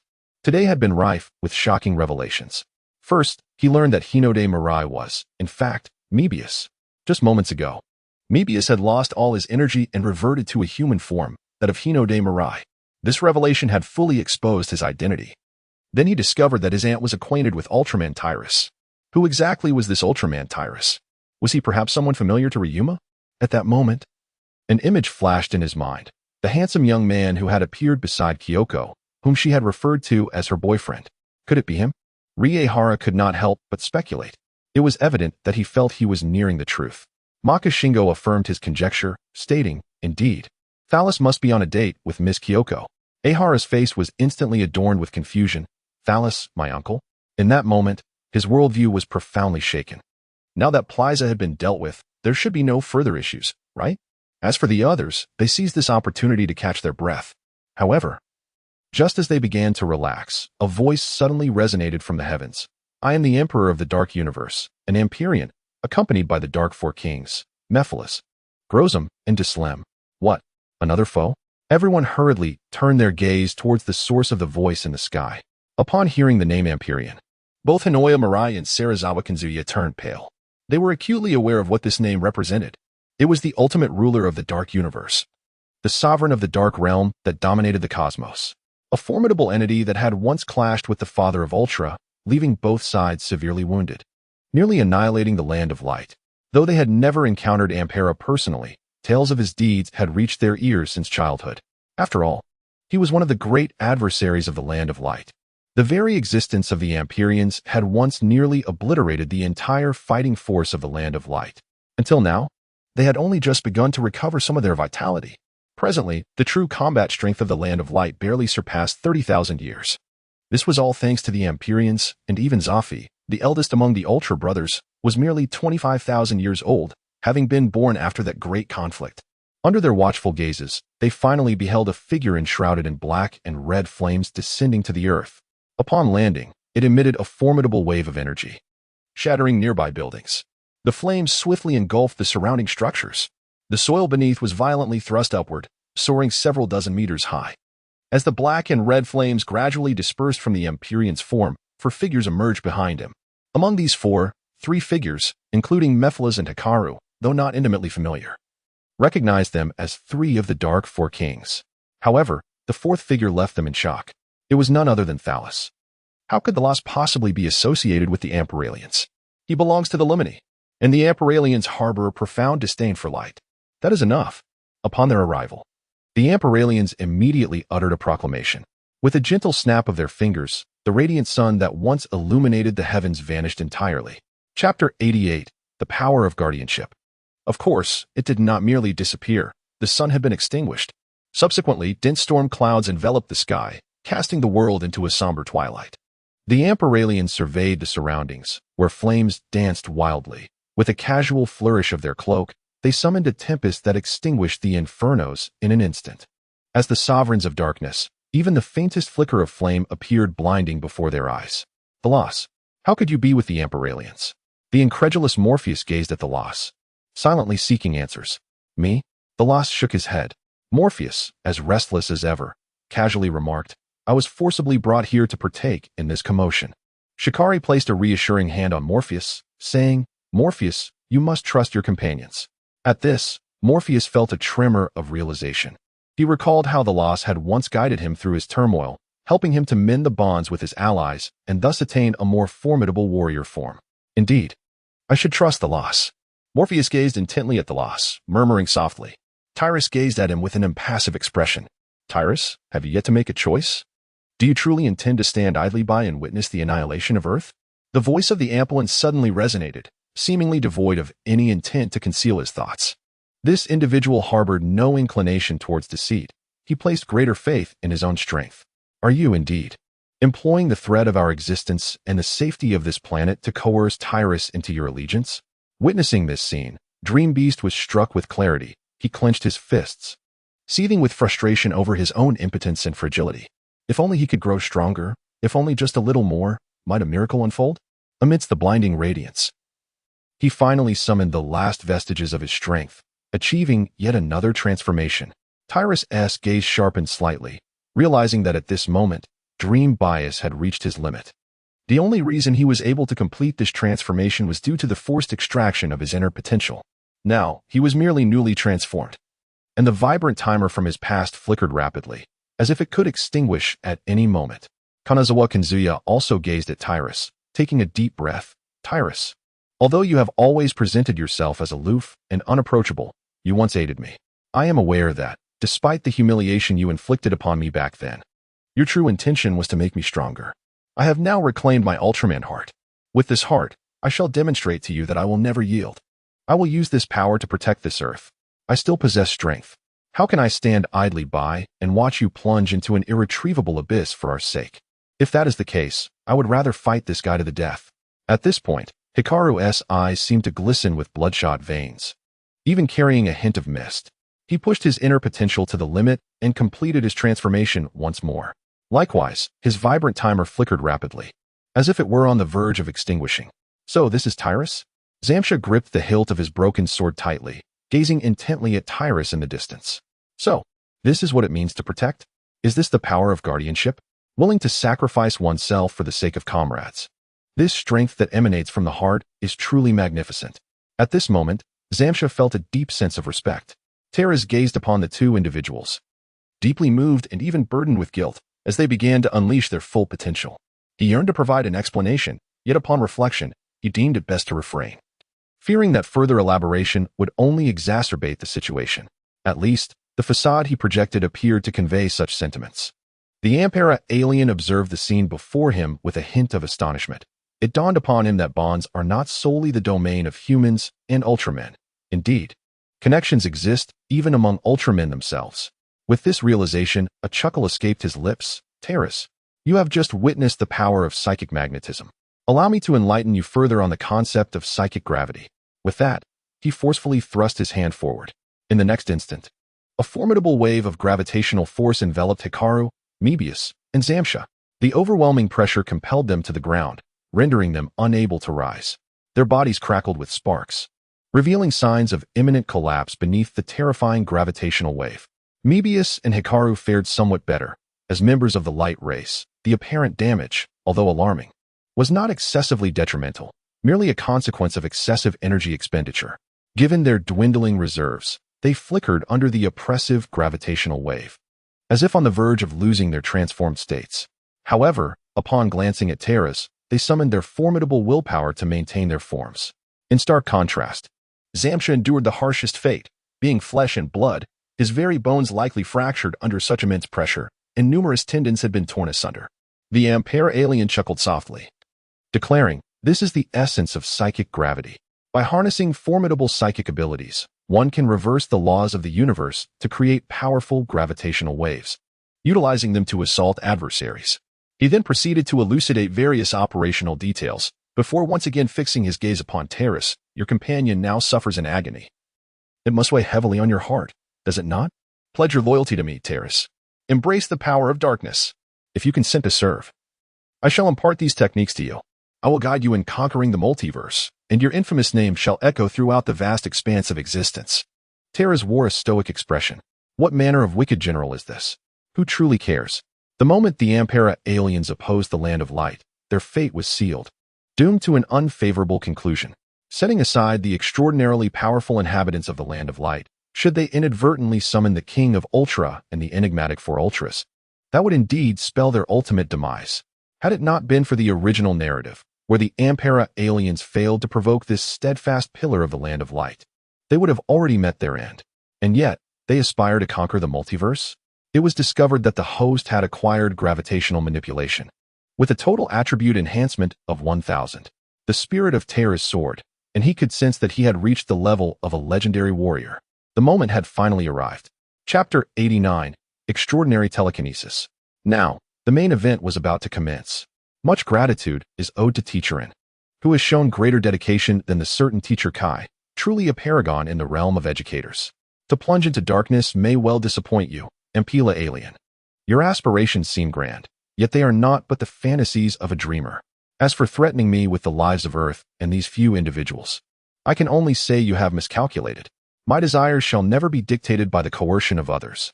Come now, let us engage in a serious battle. Allow me to witness the true might of you, the Emperor of the Dark Universe." The Ampela alien gazed at Terras in astonishment, seemingly taken aback by his fervent reaction. He silently pondered, is it due to that laughable bond? Not only he, but even Hikari and Mephius shared similar thoughts. Of course, they felt a mixture of surprise and concern, lamenting their own inadequacy that forced Terras into such a predicament. Mephius hurriedly cautioned, "Be careful. Do not risk your safety by looking out for us during the battle." Terraston, caught in a moment of bemusement, shook his head and remarked, "Do not overthink it. I merely believe the time has come." Driambius, however, paid little heed to his words, continuing to gaze intently at him. Meanwhile, Hikari let out a resigned smile, observing, "Here we go again. This seemingly aloof, yet genuinely heartfelt Sundara personality." Terras was rendered speechless. "Well then, think as you wish." The Ampera alien chuckled nonchalantly. "Are you prepared to make a move against me? Terras, you are far too impatient. If you had merely waited a few millennia, perhaps this opportunity would have presented itself. Do you truly believe that, with your current strength, you could stand against me? Who says I cannot at this moment?" Terras replied calmly. Has Terras finally resolved to take action? Jiolai Jiping gazed intently at Terras, pondering whether he had been under immense pressure during this period. Shui Zhenwu nodded gravely, stating, "The Ampela alien seems quite intrigued by him.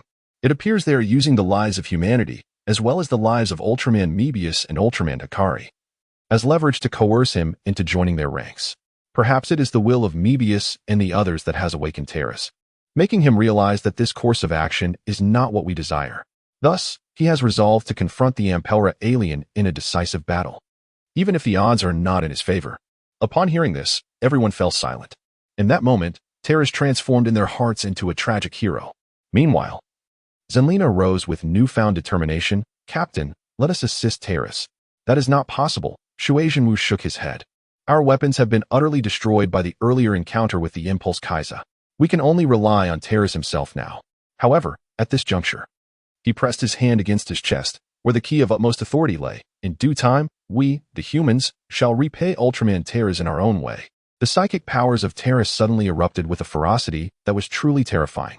The sheer intensity of his telekinesis transformed into a tempest of energy, shattering the very ground around him into fragments. In the blink of an eye, amidst the astonished gazes of onlookers, he vanished from his original position. When he reappeared, he found himself amidst the asteroid belt beyond the solar system. Subsequently, he released the constraints on his psychic abilities, allowing them to unleash their full potential.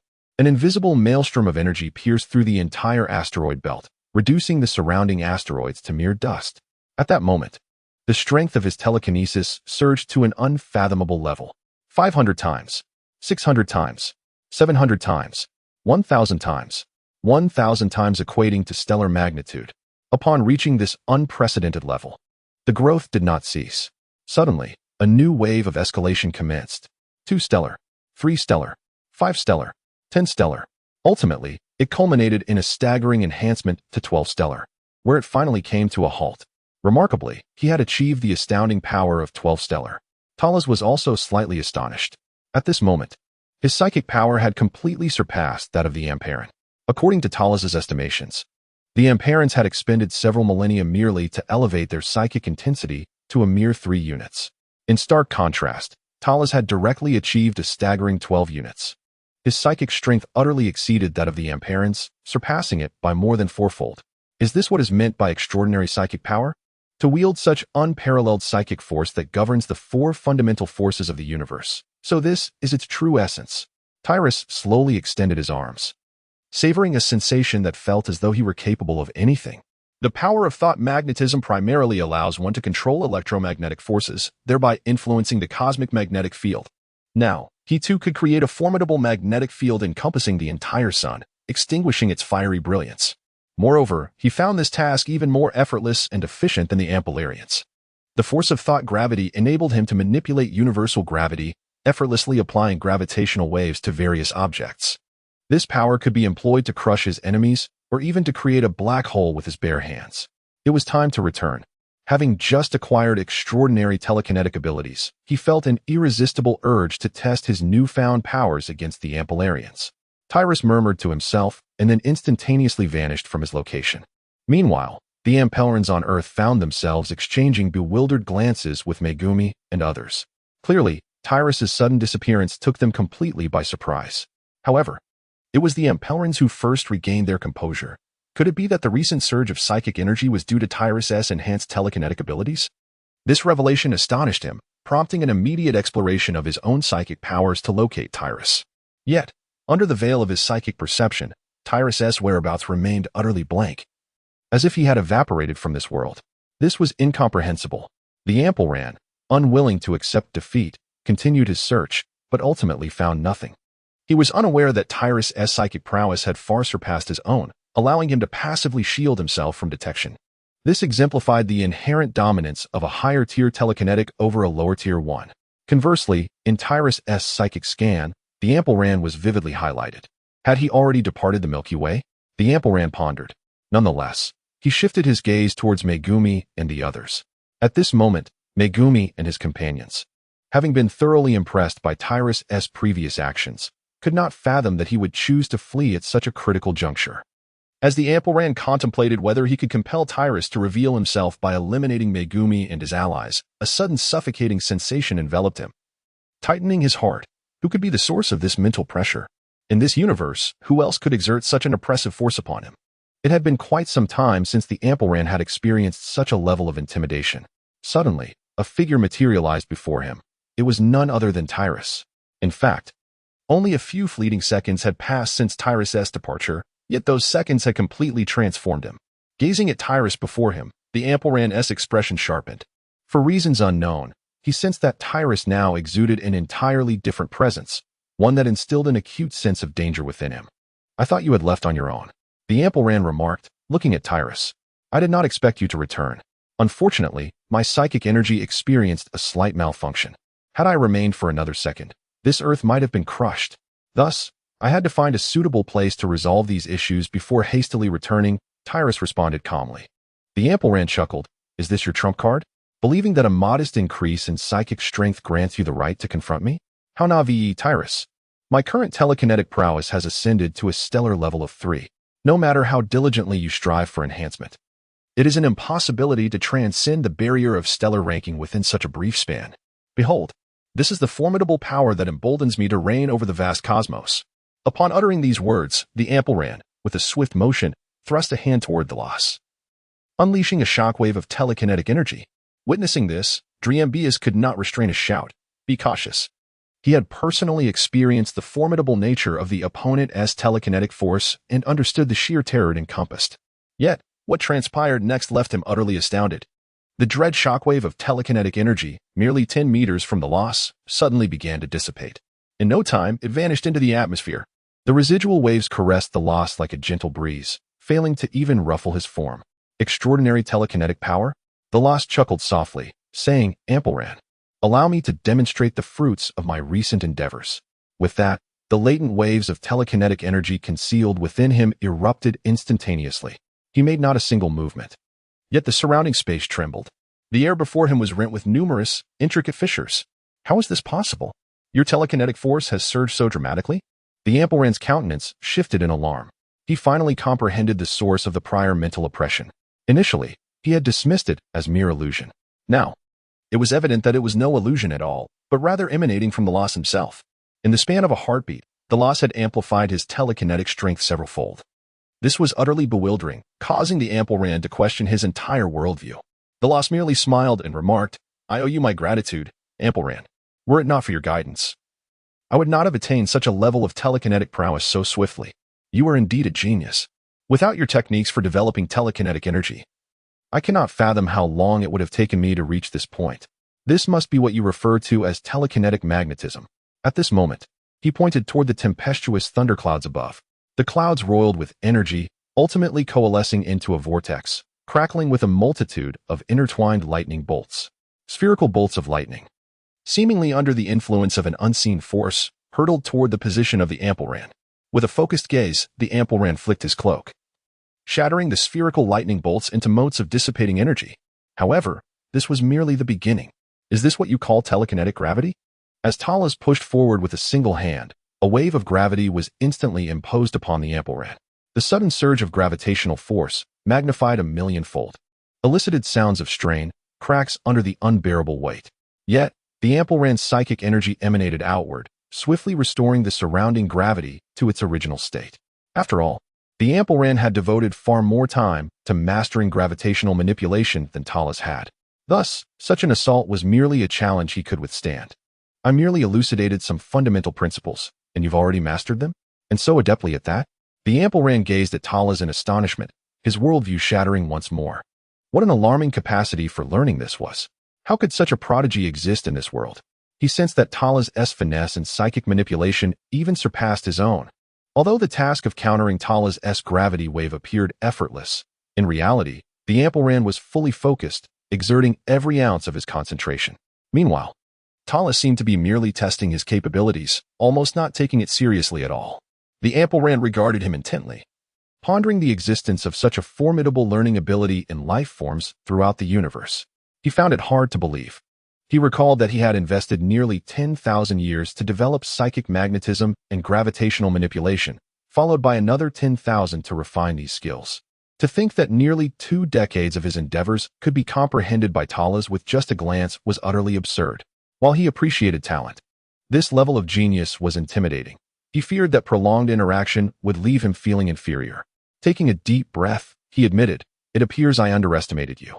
And this is the gravest error I have made. Talas, you are exceptional, far more so than I had anticipated. However, if you are destined to stand against me, then I must eliminate you. I have already offered you a chance. Though you have mastered the techniques of psychic magnetism and gravity, and have forced your abilities to an alarming level, do not presume that your psychic prowess can rival mine. I'm the Dark Emperor of the Cosmic Universe, the Ultraman." Chapter 91. Handcrafted Black Hole. In addition to possessing unparalleled psychic power, strength also reigns supreme in the cosmos. With that, a Rosolium beam surged forth. Psychic energy rebounded. A flicker of realization crossed Terrace's mind. With a single hand extended forward, an invisible psychic barrier materialized before him. Boom. It was evident that Terrace had underestimated the formidable strength of the Ampelian beings. After all, in addition to their potent mental abilities, the Ampelians were also legendary warriors, existing without any discernible weaknesses. Terra's psychic ability is remarkably formidable. Although she was unable to deflect the Rosolium beam back, she managed to redirect it with astonishing precision, sending it soaring into the sky. The terrifying surge of dark energy collided with a section of the moon, resulting in a substantial fragment being violently dislodged. This massive piece is now hurtling toward the earth. Tyrus gently raised his head, and in that moment, a formidable telekinetic force erupted forth. Telekinetic transmission. In the next instant, the fragmented edges of the moon were swiftly relocated to the asteroid belt within the solar system. Could he truly have harnessed telekinesis to such an extent? The Ampelarian was inwardly astonished. To deflect his Rosolium beam solely through telekinesis was no trifling feat. It is worth noting that even he, employing his own weapon against his own shield, would not succeed. Although telekinesis is immensely powerful, it is merely a means of subduing the weak among the many abilities possessed by the Ampelarians. Otherwise, he would not have refrained from using telekinesis in his confrontation with the Father of Ultra. Yet, Tyrus had achieved this. While it was previously known that Tyrus's telekinetic prowess had surged nearly exponentially, mastering such a sudden increase in power seemed nearly impossible. Yet, Tyrus had accomplished it. This required an absolute mastery of telekinetic technique. Was this the true potential of Tyrus? The Ampelarian pondered silently. Previously, he had believed that even if Tyrus had learned the techniques of telekinesis, he had merely scratched the surface and remained unworthy of concern. However, after witnessing Tyrus's exquisite control over telekinetic magnetism and gravitational forces, his worldview had been irrevocably altered. Still, he maintained that while rapid comprehension was possible, mastering a suddenly amplified telekinetic ability was not an overnight endeavor. And now after Tyrus demonstrated his absolute mastery over his psychic abilities, he became numb, beginning to question the fairness of this vast universe. Why, in such a cosmos, should there exist such a remarkable being?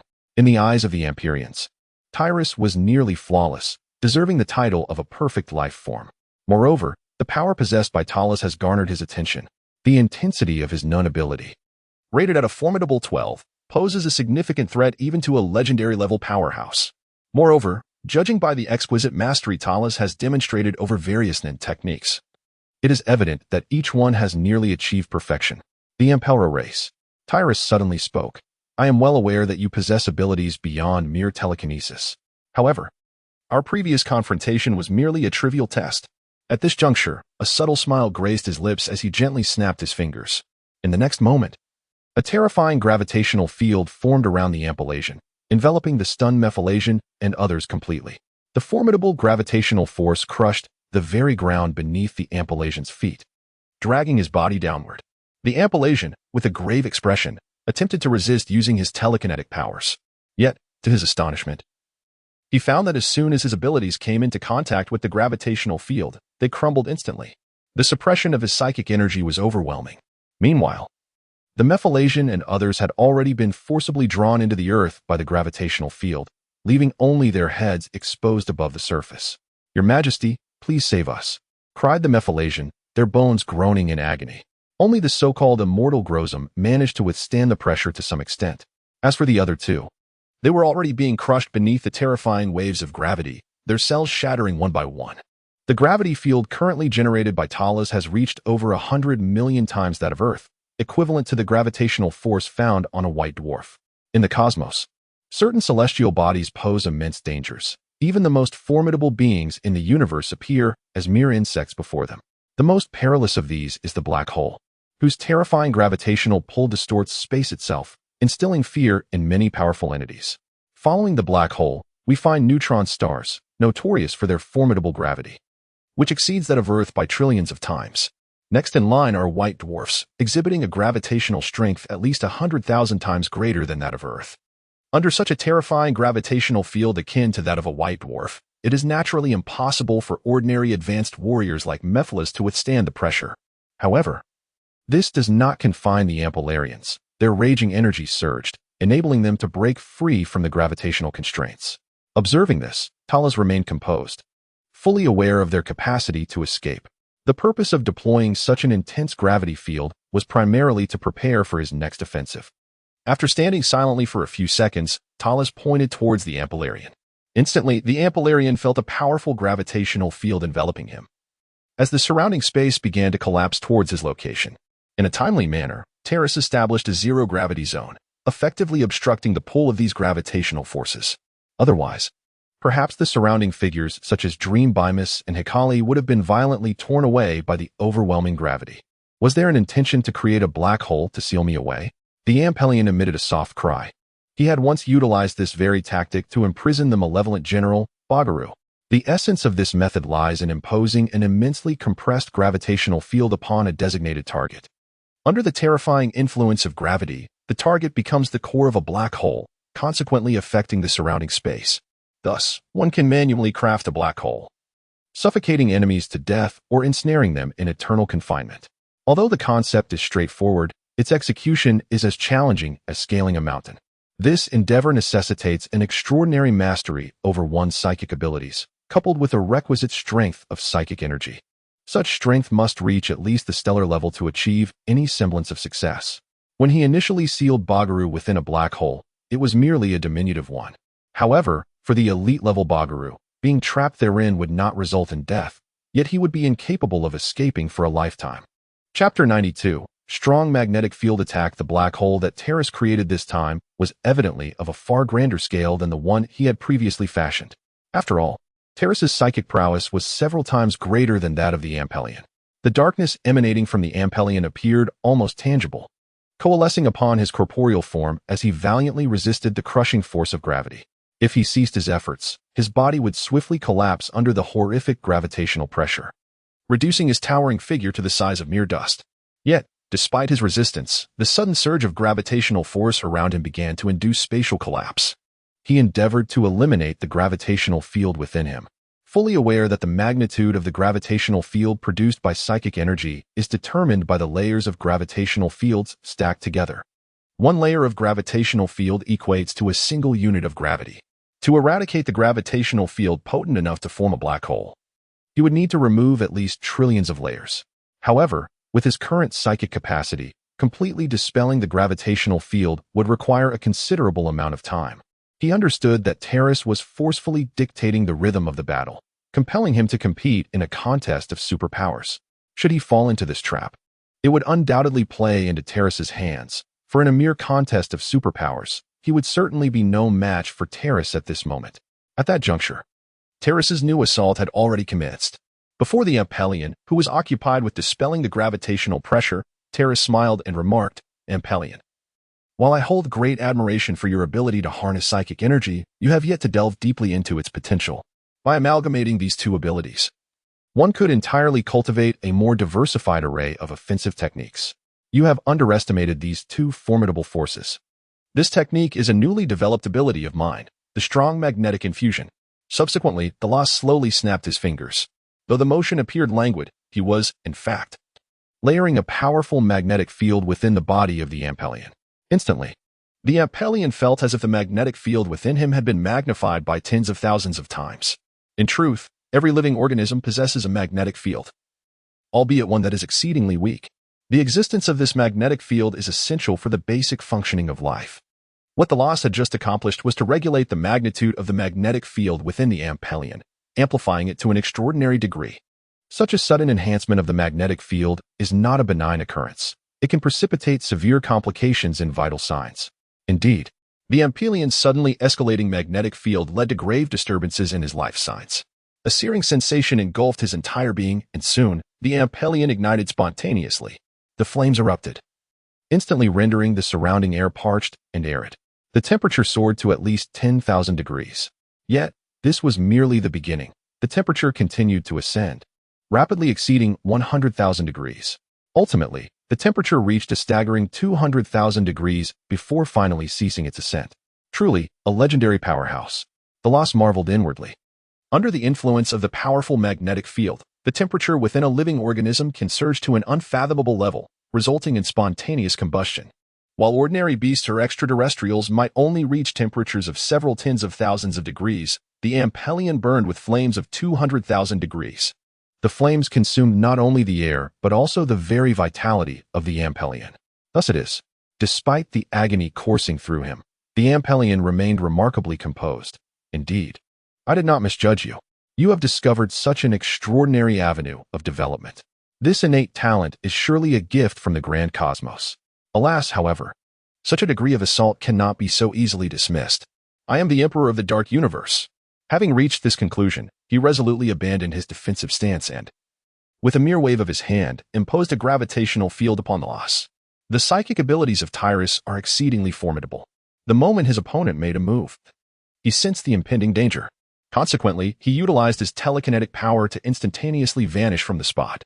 Thunderous rumblings ensued. After his departure, the ground where he once stood dramatically caved in over a vast area. Magnetic force unleashed. With a mere snap of his fingers, Tyrus immediately sensed a transformation within his own magnetic field. The Ampeller beings executed their strategy with utmost secrecy, seemingly anticipating his evasion route.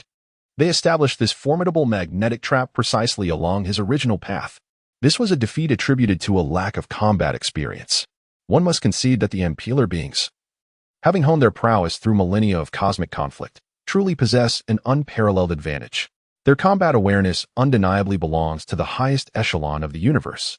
A moment's negligence could lead one directly into the snares of the adversary. However, due to the intensity of the Ampeller's psychic energy, the enhancement of his own magnetic field was not excessively extreme, merely augmented by several thousand times. Nevertheless, he could still perceive that his body was experiencing certain complications. His mind felt slightly disoriented, and an intense sensation of heat surged within him. Suddenly, crimson flames began to envelop his entire being, relentlessly siphoning energy from him. Truly, the pioneer of psychic magnetism, Ampeller, had swiftly mastered the principles after grasping the concept. Tyrus could not help but exclaim. He relied on the formidable learning capabilities bestowed by the system, allowing him to effortlessly grasp the concepts of magnetism and gravity. In contrast, the Ampellian was solely dependent on experience and proficiency. However, the Ampellian could never have anticipated that, while the pain coursing through Tyrus was indeed real, he had no reason to fear for his life, for he was the bearer of the blue buff. If the Ampellian wished to wager on who would succumb first, he had gravely miscalculated. Even if the flames were to consume him for thousands or even tens of thousands of years, Tyrus would remain vibrant and full of life. The Ampellian, however, was a different matter. Perhaps he could not endure even a minute. Although the Ampellian was also an energy entity, his energy was far from limitless. Tyrus maintained a serene expression, often indifferent to the flames consuming him. In an instant, his dazed mind regained clarity. Acutely aware of the searing heat reaching temperatures of tens of thousands of degrees, yet his brow remained unwrinkled. Indeed, Ampeller sneered, your psychokinetic abilities were learned from me. Merely a trifling adjustment of the biological magnetic field. It is nothing of great consequence. I simply had not anticipated such a novel concept back then. Chapter 93. The Rebound of Psychokinesis. Is this a battle of superpowers? How utterly extravagant. The onlookers, the guys, were utterly astonished by the spectacle before them. What level of combat is this? Creating gravitational fields, manually crafting black holes, manipulating magnetic fields to induce spontaneous combustion in foes? Such powers are increasingly outrageous. Is this the extent of Tyrus's might when he unleashes his full strength? It is astonishing that Thrashes, the Ultraman, possesses such formidable power. He can maintain a clear advantage even before the dark cosmic emperor, Ampeller. Zhulai Zhaping remarked with a sense of wonder. I never imagined Thrashes to be so powerful. He should have acted sooner. However, Makamazushin countered. No. Ampeller has already been forcibly drawn into Thras's rhythm. In truth, Thrashes was acutely aware of the disparity between himself and the Ampellian. He sought to utilize his strengths to confront Ampeller, otherwise, he would feel significant pressure in this confrontation. Makamazushin, having experienced much, possessed a discerning eye, enlightening the others to the situation. So that was it. From a distance, Kazama Marin listened to this exchange, unable to suppress a smile. The battle was unfolding favorably for their side. It seemed Tyrus would emerge unscathed. Mebius stared in astonishment at the unfolding scene, exclaiming, I never expected Tyrus to wield such power. What transpired moments ago to enable such a breakthrough? This terrifying superpower can influence the fundamental forces of the universe. Mebius mused. This is the chasm that separates us from genius. Tyrus is a prodigy. In just a few decades, he has already come into contact with apex-level power. Hikari spoke gravely, his heart filled with contemplation. Perhaps this is the potential possessed by the Silver Race warriors. He sighed, resolving that upon returning to the Land of Light, he would earnestly pursue his research endeavors. After all, the warrior profession was not his forte. He began to contemplate how to harness the power of scientific research to become stronger. Zamusha, observing from the side, was equally astonished. Is it true that the greatest strength of Tyrus lies not in his swordsmanship? However, this fellow Tyrus indeed lives up to his name. Truly, as Hikari had described, he is remarkably powerful. Meanwhile, the battle between Talas and the Amperians has reached a fever pitch. At this moment, Both combatants are engaged in a clash of psychic powers, with Talas evidently holding the upper hand in this realm. Both figures are engulfed in fierce flames that grow ever more intense, yet they remain composed, patiently awaiting who will falter first. Currently, the Empyreans' movements are severely restricted, rendering them little more than a living target before Talas. This situation is decidedly advantageous for Talas. Suddenly, Talas snaps his fingers. The Empyrean feels the surrounding chaotic magnetic field exert a tremendous tearing force, beginning to rend their very being apart. When combined with the gravitational field, this poses significant difficulties for the Empyrean. At that moment, Talas thrusts a hand forward, unleashing a psychic shockwave. The current state of the Empyrean leaves them no space to evade. They can only conjure a shield of condensed dark energy for defense. With a resounding crash, the energy shield shatters instantly. The psychic shockwave strikes the Empyrean's chest with the force of a sledgehammer, creating a deep indentation in their torso. Despite the protection of dark energy, the Empyrean struggles to withstand the onslaught. Oomph. The Empyrean scoffs coldly. As the Emperor of the Dark Universe, he possesses his own pride. Even though he has been dragged into a decidedly unfavorable situation, he remains unperturbed, biding his time while simultaneously countering with his own psychic abilities. In an instant, the Empyrean channels his psychic power outward, sweeping his palm toward Talas. Immediately, a formidable psychic force transforms into sharp blades, slicing toward Talas. Upon witnessing this attack, Talas's eyes gleam with insight. Having mastered the Empyrean's techniques of psychic magnetism and gravity, the more fundamental skills of psychic manipulation now hold no secrets for him. His powerful psychic abilities effortlessly disperse the Empyrean's assault. As he analyzes the formation of this psychic technique, he discovers that the host has gained psychic slicing with a full attribute enhancement of 10. Is the psychic ability truly strengthening? The Empyrean, sensing Talas's sudden surge in psychic power, is taken aback. Can it continue to grow? If so, the longer the battle drags on, the more detrimental it becomes for him. It is essential to remember that they are currently engaged in a duel of psychic prowess. Upon contemplating this, the Ampella alien's demeanor immediately grew solemn. This time, Terrace unleashed a psychic attack utilizing the devastating force of psychokinetic rupture. The formidable psychic energy instantaneously impacted the Ampella alien, relentlessly dismantling the energy cells within its form. With a cacophony of explosive sounds, sparks erupted from the alien's body. In that fleeting moment, an innumerable quantity of cells was obliterated. However, the Ampella alien was inherently an energy entity. Such an assault, if directed at other life forms, might result in death or severe injury. Yet, upon the Ampella alien, it merely elicited a modicum of discomfort.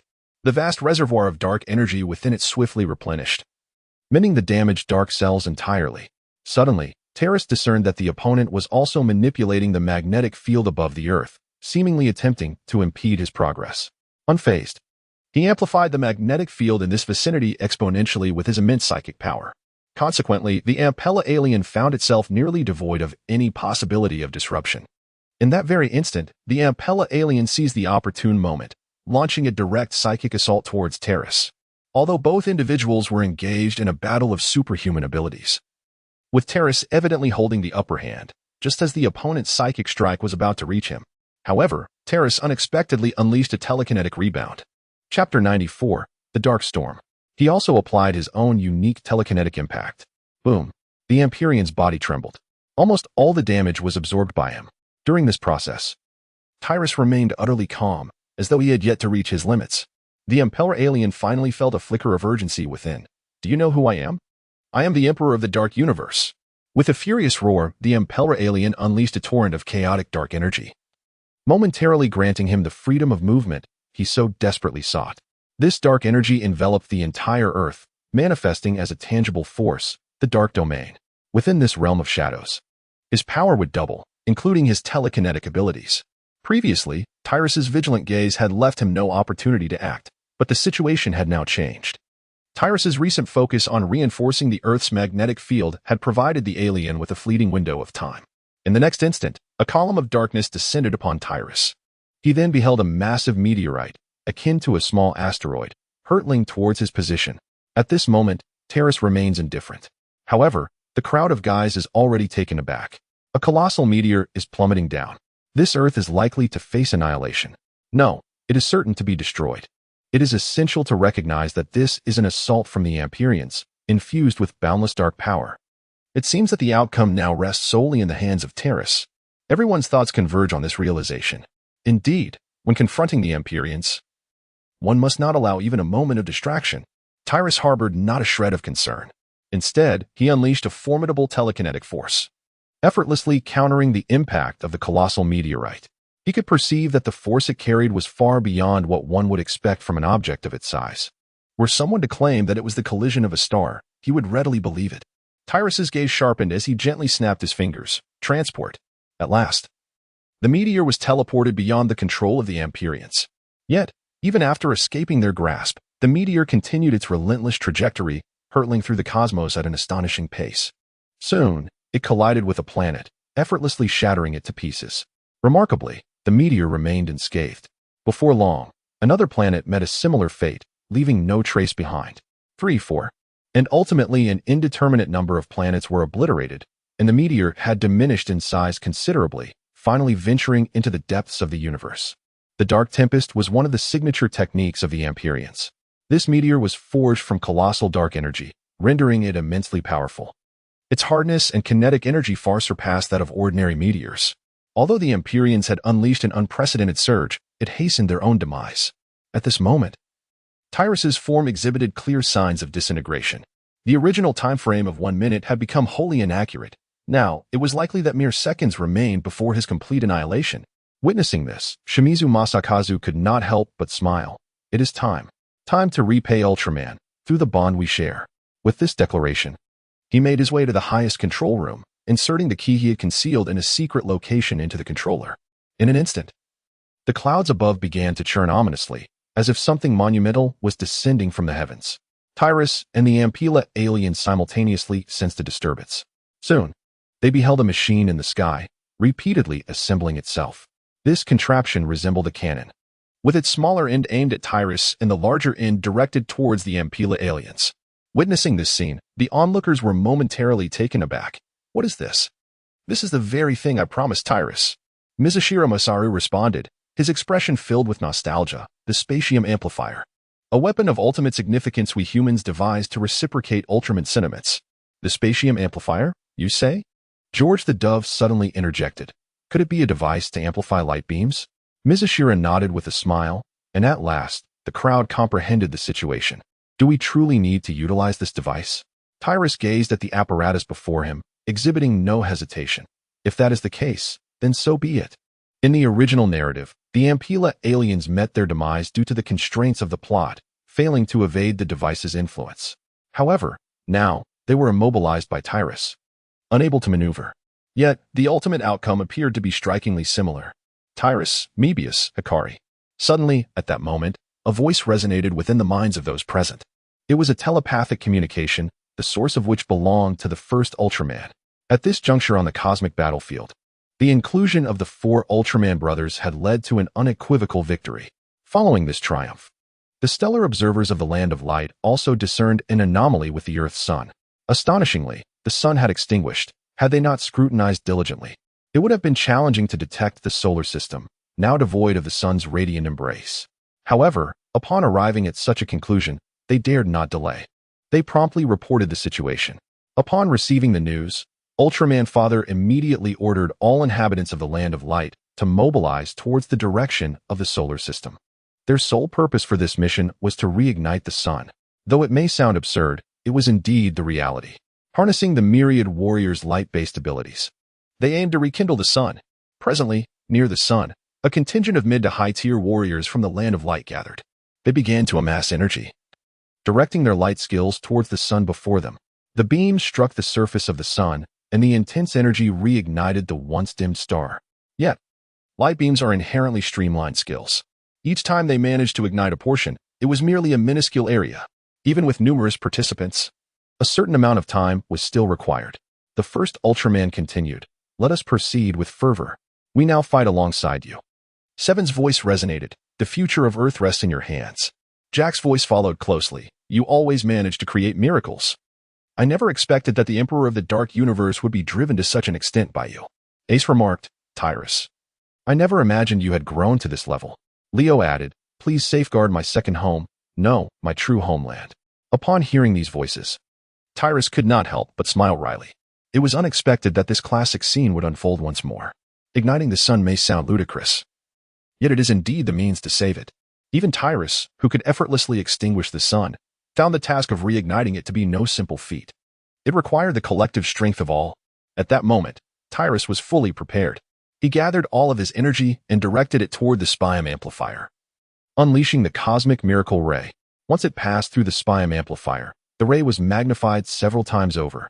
The ferocious energy cascaded upon the Ampelans, rendering them nearly unable to bear the brilliance before them. Just a mere ray of light. The Ampelans could hardly believe it. How could such a small light instill such dread in him at this moment? If it were merely the cosmic miracle ray emitted by Tyrus, it might not have been enough to bring about his demise. However, his body was already in the throes of collapse, and even without Tyrus's intervention, he was destined for destruction. The cosmic miracle ray, imbued with the power of cosmic wonders, became increasingly terrifying after its magnification. In the original narrative, the combined attack of the Dreambeam Knight's ray and the M87 ray might not have equaled the power of the cosmic miracle ray. After amplification, it could perhaps match the cosmic miracle ray in potency. Thus, it took a considerable while of assaulting the Ampelans for their bodies to finally shatter. Now, with Tyrus employing the cosmic miracle attack, the results were evidently far more significant. The Ampelans, struck by the force, immediately exhibited cracks across their bodies, their collapse accelerating dramatically. Before long, the radiant power began to surge forth from within the Ampulon. At last, Terras comprehends why, within the original narrative, both Driambius and Zafi were able to vanquish the Impelra aliens. In truth, it was primarily the work of Ultra Father that led to the defeat of the Angira aliens. For 30 millennia, the Impelra aliens have been relentlessly suppressing the true power within them, a force that has inflicted immense suffering. This explains their profound hatred towards the Light Clan and their animosity towards Ultra Father. However, in this moment, they can no longer contain it. The true power erupts within them, compounded by the destructive rays from the outside and the terrifying gravitational forces tearing at them. Under the weight of these threefold pressures, the vital signs of the Impelra alien finally collapse completely. Ultimately, this leads to the utter destruction of its corporeal form, which begins to fragment into countless pieces, scattering through the cosmos. As it disintegrates into specks of light, the Impelra alien reaches out, yet grasps nothing. Simultaneously, the spatium amplifier, overwhelmed, shatters entirely. The Impelra alien remains silent for a moment, disregarding its own disintegration, and instead gazes at Terras with a hint of admiration. Terras, with your innate talent, you are destined to become the mightiest being in the universe. Though I shall not witness that day, I know that the era to come will be yours, just as it was mine when I rose from the dark planet many years ago.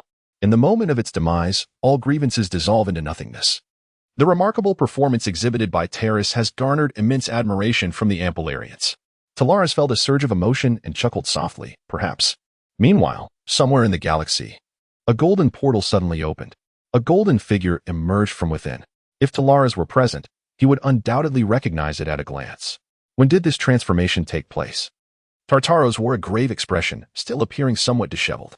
Being capable of effortlessly traversing time and space, he was acutely aware of the existence of numerous parallel dimensions within this universe. At pivotal moments in history, any alteration could give rise to a new parallel timeline.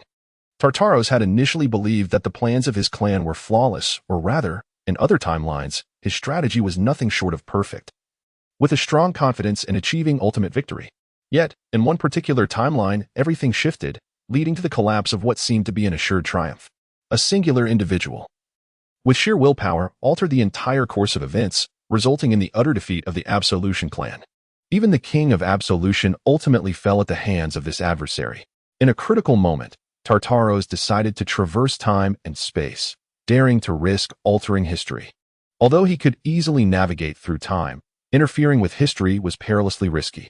There was a significant possibility of being retaliated against by the fabric of time itself, leading to his complete erasure from existence. The Absolution clan. Just then, a voice resonated from behind Tartaros. He felt a slight jolt of surprise and instinctively turned to look. It was the figure of the King of Ultra, who had appeared behind him unbeknownst to him. Was it truly the legendary being? Tartaros' countenance grew solemn. Being well-versed in the various timelines, he understood that within this universe, several ultimate powers existed. They included the legendary warrior Noah, the god of the grand universe, Rigido, the sovereign of the Ultra clan, and the warrior Saiga, born from a miracle. These ultimate forces of the cosmos were certainly not ones he could provoke.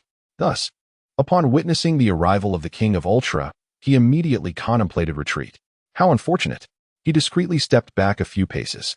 Subsequently, a golden spatial portal opened behind him. And just as he prepared to depart, the fabric of space nearby suddenly shattered. A pair of indifferent eyes were gazing at him. Tartaro's heart raced, and he swiftly leaped into the golden portal.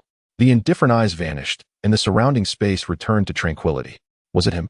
The King of Ultra gazed at the now fully restored space, falling into silence. At some point in the future, will the Light Clan confront the Absolution Clan? The pivotal factor behind this triumph lies within him. The King of Ultra raised his head, amplifying his thoughts countless times, which then radiated into the cosmos. These thoughts transcended the confines of space and time, extending into alternate universes. After a prolonged moment, the King of Ultra suddenly came to a profound realization, chuckling softly. So, it is thus.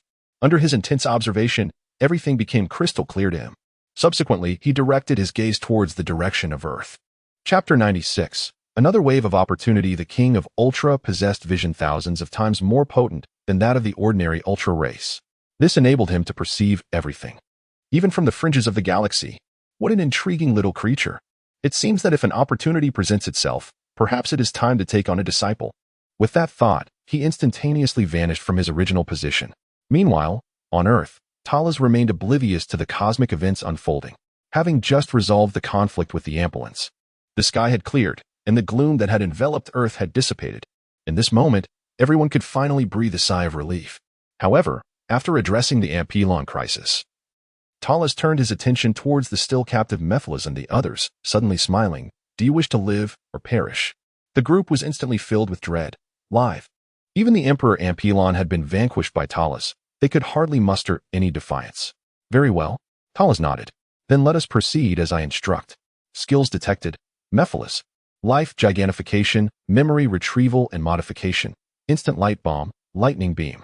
Skills detected. Disrame, high temperature flames, hellfire. Skills detected. Grozum, absolute freeze, elementalization. All skills retained, power enhanced tenfold. Talas nodded in satisfaction. Then, with a mere thought, he transported them to the vicinity of a neutron star within the galaxy. What? They screamed in terror, desperately trying to flee. However, the gravitational pull of the neutron star was overwhelmingly formidable. No matter how hard they attempted to fly away, they were utterly unable to resist being drawn in. At that moment, Tyrus began to explore the newly acquired abilities he had obtained, life gigantification and memory reading and modification. These were, in fact, extraordinary powers unique to the Mephiles aliens, who themselves were experts in the realm of superhuman abilities. However, their powers often paled in comparison to those of other formidable beings, rendering them somewhat inconspicuous. Perhaps these techniques were derived from the Ambulance. Life gigantification granted the ability to enlarge a living entity, and Mephiles had previously utilized his formidable psychic powers to magnify Fuji Akiko from the KOD team. The ability of memory reading and modification allowed for extensive alteration of others' memories. Within the original narrative, the Mephiles aliens had employed this power to alter the memories of humanity across the Earth, leading them to perceive the being known as Mebius as an adversary. These two skills enhanced Tyrus's psychic abilities to a modest degree, approximately elevating them by a mere 10 stars. The instant light sphere and lightning beam were energy techniques of the Mephiles aliens. While the instant light sphere lacked considerable power, it was somewhat effective when combined with psychic attacks. Conversely, the lightning beam exhibited impressive strength, rivaling that of the original Spatium Ray. Hellfire could summon fireballs over a wide area, facilitating blanket bombardments. Grozum, renowned as the frozen alien, could emit a chilling aura equivalent to absolute zero, capable of plunging Earth into an ice age with ease. His frost could not only freeze tangible objects but also immobilize the energies of intangible substances. He had previously frozen the red light ray of Hebino Mirai and the fireballs of Wingdam, demonstrating the astonishing potential of his abilities, which could even freeze light itself.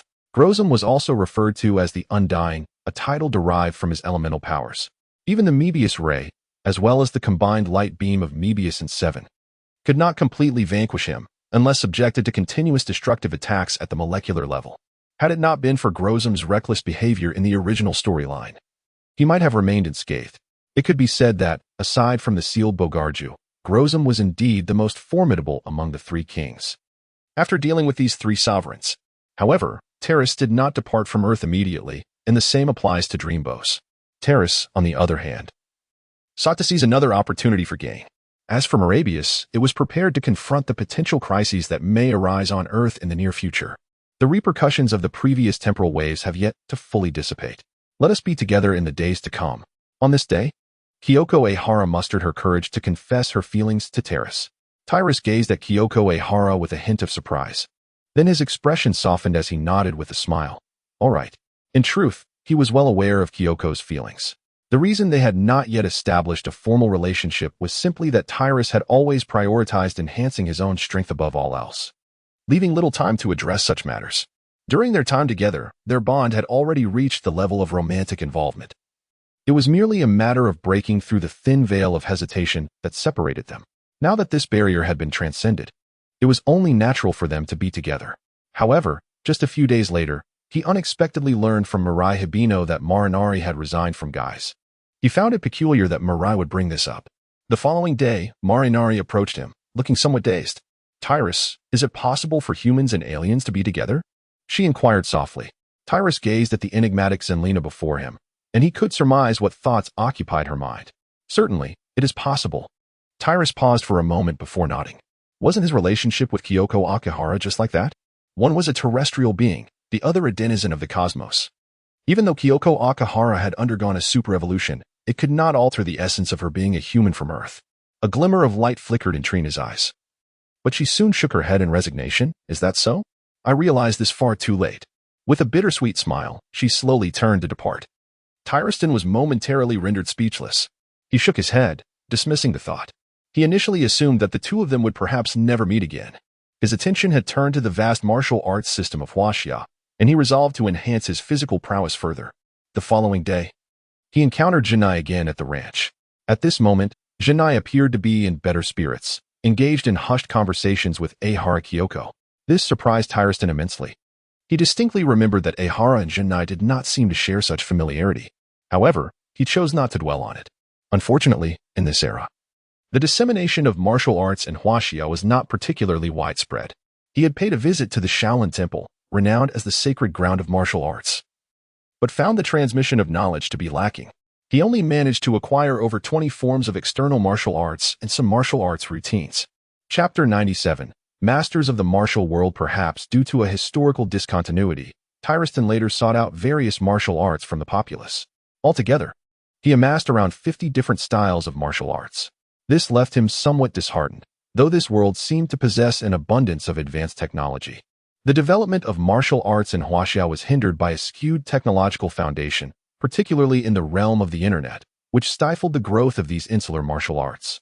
Among the martial arts he had accumulated were both internal and external styles, as well as various forms of weapon-based techniques. The external martial arts, which focused on conditioning the body and strengthening the bones, included disciplines akin to karate, Muay Thai, and boxing. However, Huaxia's external martial arts, especially those that specialize in particular aspects, were notably more extreme. For instance, there was a martial art known as Iron Sand Palm, which involved repeatedly striking various hard objects to harden the palms, achieving the ability to shatter stone. After the system upgraded Tyroston, the hardness of his palms multiplied exponentially. Even in a human state, a single slap could break a block of synthetic steel without injuring his hand. Moreover, various external martial arts allowed his hand's hardness to reach an indomitable level. Among the weapon-based techniques, there were numerous forms of the 18 weapons, particularly those involving swords and knives, which significantly elevated his swordsmanship. He even experienced a notable enhancement in his skills with the decapitating knife technique. With all these external martial arts and weapon techniques reinforced by the system, his combat power and skills underwent a remarkable transformation. This surge in ability thoroughly rejuvenated Tyroston. Yet, this was not his most significant gain from the experience. What truly astonished him was the enhancement brought about by the internal martial arts. These so-called internal martial arts astonishingly do not enhance physical strength, but rather focus on the application of force, bearing a resemblance to the principles of cosmic martial arts. It is hardly surprising, considering that the essence of cosmic martial arts likely originates from the elemental traditions of Huaxia. However, unlike the cosmic approach, which tends to be more direct and forceful, essentially condensing the entirety of one's strength to achieve a particular effect. Internal martial arts emphasize a more nuanced technique, allowing for greater variety in one's attacks. Certain techniques enable practitioners to penetrate their adversaries' bodies with their own force, thereby maximizing their destructive potential. Other forms of internal martial arts utilize specialized methods to enhance the instantaneous explosive power of one's strikes, unleashing the most formidable destruction in an instant. Some of these techniques bear a resemblance to those found in cosmic martial arts, albeit less extreme. They employ unique force application techniques that harness overall strength to assault the enemy, ensuring that the burst of power is not confined solely to the arms, but rather amplified across the entire body.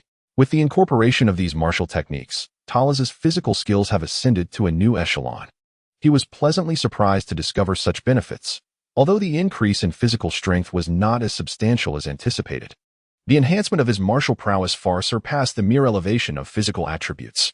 At this moment, Tolekia's techniques have become not only more sophisticated but also significantly more destructive. If Tolekia were to face Leo now, even employing a haphazard flailing technique, he could likely engage in a reciprocal exchange. Such an immense enhancement is truly remarkable. In the ensuing days, Thrashes devoted himself to mastering his martial arts techniques, drawing upon the myriad forms of combat he had learned. He gradually forged a unique style of martial arts, which he termed Jinfa Flow. This technique involved employing various specialized force application methods to deliver more effective strikes against his adversaries, either from within or through a piercing point. Conversely, he categorized certain external martial arts as Steel Fist Flow. The contrasting styles of these two forms of combat led Thrashes to meticulously distinguish between them. During this period, Earth was repeatedly targeted by certain invaders. Fortunately, due to the presence of Driambius and even Hikari, there were no significant incidents, leaving Thrashes with limited opportunities to engage in combat. That was until one fateful day, a girl adorned in red shoes appeared before him. A girl in red shoes? Thrashes was momentarily taken aback. The girl in the red shoes was an all-too-familiar figure to him. Was she the girl from Super 8? As he gazed at the unexpectedly manifested girl before him, Thrashes furrowed his brow. Having already vanquished the Empyreans, how could he possibly be experiencing the plot of Super 8? However, he quickly realized that his timeline of defeating the Empyreans occurred significantly earlier than in the original narrative. The events of Super 8 were just beginning, which seemed hardly surprising. Humans from another world are in dire need of your assistance to rescue that realm alongside 8 other brave warriors, the girl in the red shoes proclaimed. Then, under Thrashes' watchful gaze, she vanished into thin air. Tolekia remained silent, raising his gaze once more to his surroundings. To his astonishment, he found himself amidst a bustling city, a realm that seemed to belong to an entirely different world. Had he truly traversed into a parallel dimension?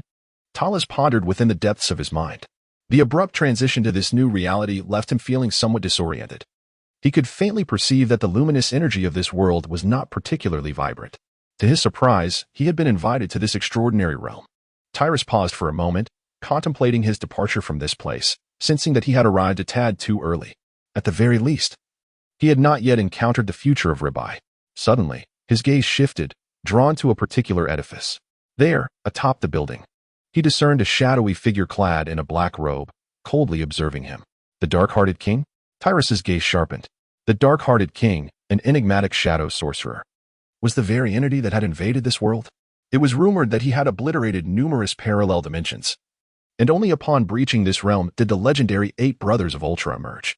The dark-hearted king's power was formidable, particularly his unique ability to siphon various negative energies from human emotions, subsequently manifesting them into new avatars, which in turn became an extension of his might. Once the accumulation of negative energy reached a critical mass, and humanity on Earth lost its utility, that would herald the moment of his complete annihilation of this dimension. Moreover, being known as a shadow sorcerer, his most potent abilities were undoubtedly supernatural in nature.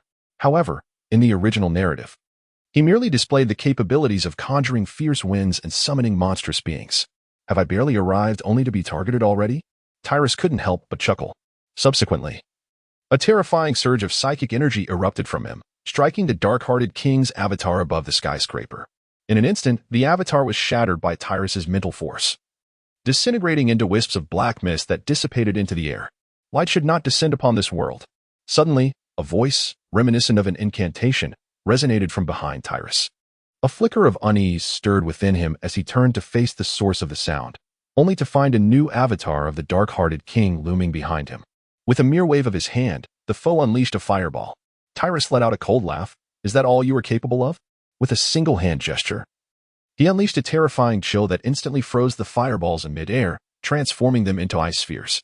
The sound of shattering echoed as the ice spheres plummeted to the ground, disintegrating into countless fragments. The King of Malice appeared reluctant, casting a deep glance at Tyrus before preparing to depart.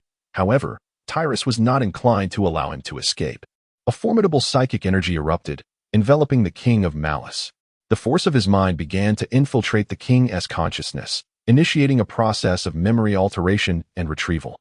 Before him stood merely a mere doppelganger of the King of Malice, utterly defenseless against the overwhelming psychic onslaught unleashed by Tyrus.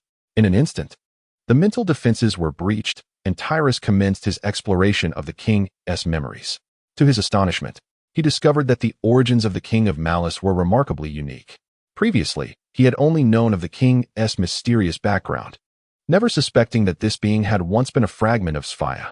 Eventually, it had encountered negative energy, thus becoming the so-called King of Malice, acquiring a formidable power derived from the negative energies of humanity. Having obliterated numerous parallel dimensions, the King of Malice had grown exceedingly powerful. Moreover, the entity confronting Tyrus in this dimension was merely a projection of the original. In fact, the king had dispatched countless doppelgangers across various multiverses, each continuously siphoning negative energy from humans in parallel realms, thereby augmenting its strength. Upon reaching a certain threshold, these newly formed doppelgangers would be sent back into new multiverses. This cycle had led to the annihilation of innumerable parallel realities.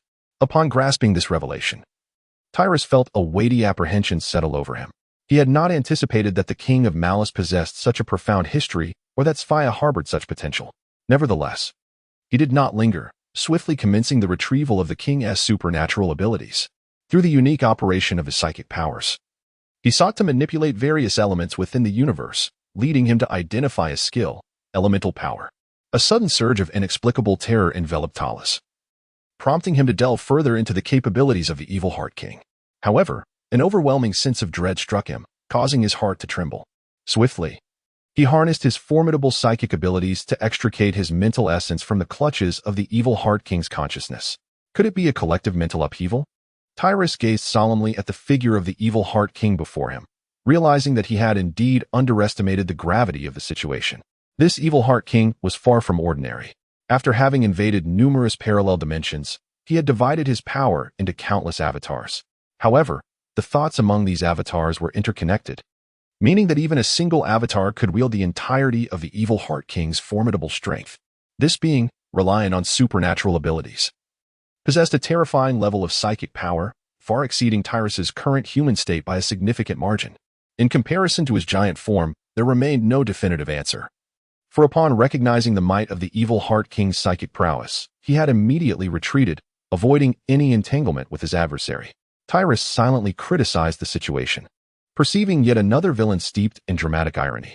Yet, when he considered the ease with which this entity could conjure monsters of the caliber of a Giga-Chimera, understanding began to dawn upon him. A psychic being? No, perhaps a luminary? At that moment, the Evil Heart King spoke in a deep, resonant tone, as if he had just encountered Tyrus for the first time. The sound seemed like the voices of countless individuals merging into one. It was eerily harmonious yet overwhelmingly cacophonous, causing discomfort in the heart of any listener. Was this the collective will of the Evil Heart King? Tyrus regarded the figure before him with calm determination, ready to strike at any moment. The Evil Heart King, fixated on Tyrus, suddenly thrust his hand forward, unleashing a chilling gust of wind that surged toward Tyrus's position. Tyrus composed himself, allowing the chilling winds to envelop him. The malevolent king let out a chilling laugh, proclaiming, "The weakness of light is indeed cold." He possessed an intricate understanding of the Ultraman race, whose fundamental essence is comprised of light and heat. Consequently, the beings of light share a common vulnerability, a profound fear of the cold. When confronted with frigid temperatures, their light and heat are swiftly depleted, leading to a gradual loss of strength.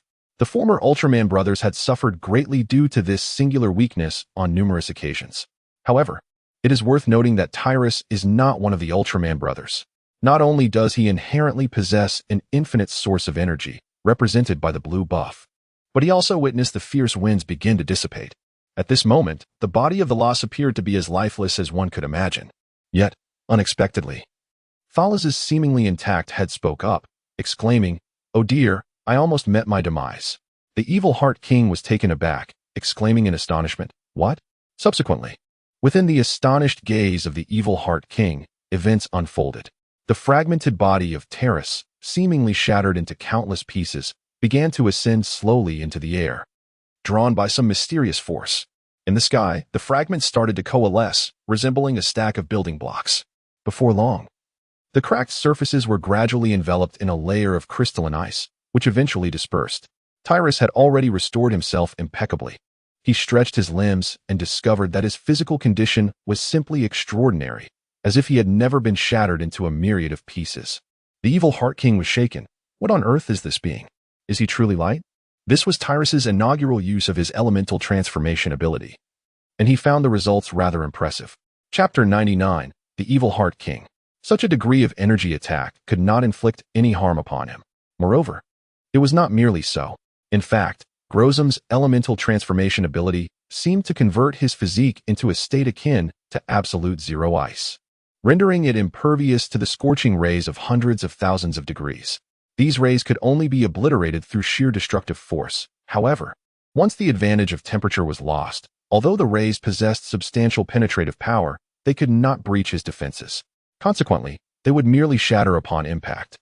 As long as his cells remained intact, they could effortlessly reassemble in their elemental state. Additionally, having acquired Grozom's elemental transformation ability rendered him utterly immune to the common weakness of the altar race, a fear of cold. Although the infinite energy allowed Thrashes to withstand the chill without depleting his energy reserves, it still impacted his combat efficacy. Yet now, he could transform into absolute zero. The cold not only failed to hinder his prowess, but instead allowed him to thrive. Thrashes gazed at the seemingly astonished Evil Heart King. "Is this merely the extent of your chill? Alas, it still falls short. Allow me to demonstrate what true coldness feels like. Absolute freeze." As the words escaped his lips, an astonishing frigid aura erupted from Thrashes, surging toward the Evil Heart King. It appeared that the latter had sensed the impending threat of this icy onslaught. The power of absolute freeze, although limited in its potency while in human form, was merely constrained by its range and output. For instance, in his giant form, Thrashes could effortlessly freeze the entire planet. Yet, in his human state, he might only manage to freeze a river, and that would require considerable time. However, the temperature of this chilling aura remained unchanged, thus still posing a threat to the Evil Heart King. In a hurry, the Evil Heart King employed his supernatural abilities to defend himself, unleashing a tempest that dispersed the icy winds. Yet, the coldness seemed inexhaustible, continuously converging towards him. Fortunately, there were no humans nearby, likely a deliberate choice by the Evil Heart King. Perhaps it was due to the absence of peak human traffic. Otherwise, ordinary individuals who ventured too close could easily be transformed into statues of ice. Though the Evil Heart King possessed a collective consciousness, he was merely a fragment of his true self at that moment, rendering his powers severely limited. Engaging in a war of attrition against Thrashes would be utterly unsustainable. As he felt the newly acquired strength within him, a flicker of enlightenment arose. So this is the essence of elemental power? The underlying principles were, in fact, quite simple. By manipulating air friction, one could generate flames. By stirring the atmosphere, one could conjure hurricanes. And by causing clouds to collide, one could produce lightning. Though these methods seemed peculiar, they were not beyond Thrashes' current perspective. Turning his gaze back to the Evil Heart King, he let out a cold laugh and, with a swift motion of his hand, unleashed a fierce hurricane. "Here is a gift for you." In the next instant, the hurricane assaulted the Evil Heart King's fragment. Although the Evil Heart King's powers were formidable, his form, at this moment, was but a mere avatar, incapable of embodying his full strength. Consequently, he could not withstand Thrashes' onslaught. Despite exerting his maximum psychic power and defense, it only held for mere seconds before ultimately collapsing. His fragment was then engulfed by the hurricane, its body subjected to relentless shredding beneath the fierce winds. This malevolent king is merely a manifestation of negative energy, lacking any true physical form. Thus, although these gusts appear fierce, they are incapable of inflicting any substantial harm upon him. Upon witnessing this, Thrashes' gaze sharpened. He unleashed a terrifying chill once more, which intertwined with the fierce winds, transforming into a swirling ice vortex. In its very center, The evil Heart King was instantaneously encased in ice, becoming a frozen statue. Such is the dread of absolute zero, even in his energetic state. He could not escape this fate. Ultimately, the evil Heart King, now a mere ice sculpture, was shattered by the slicing winds, disintegrating into countless particles of dust. After vanquishing this avatar, Talus did not face further assaults from other manifestations. It seemed the evil Heart King understood that his avatars alone could never contend with Talus. However, should he unleash his full power, it would necessitate the convergence of all his avatar's strength.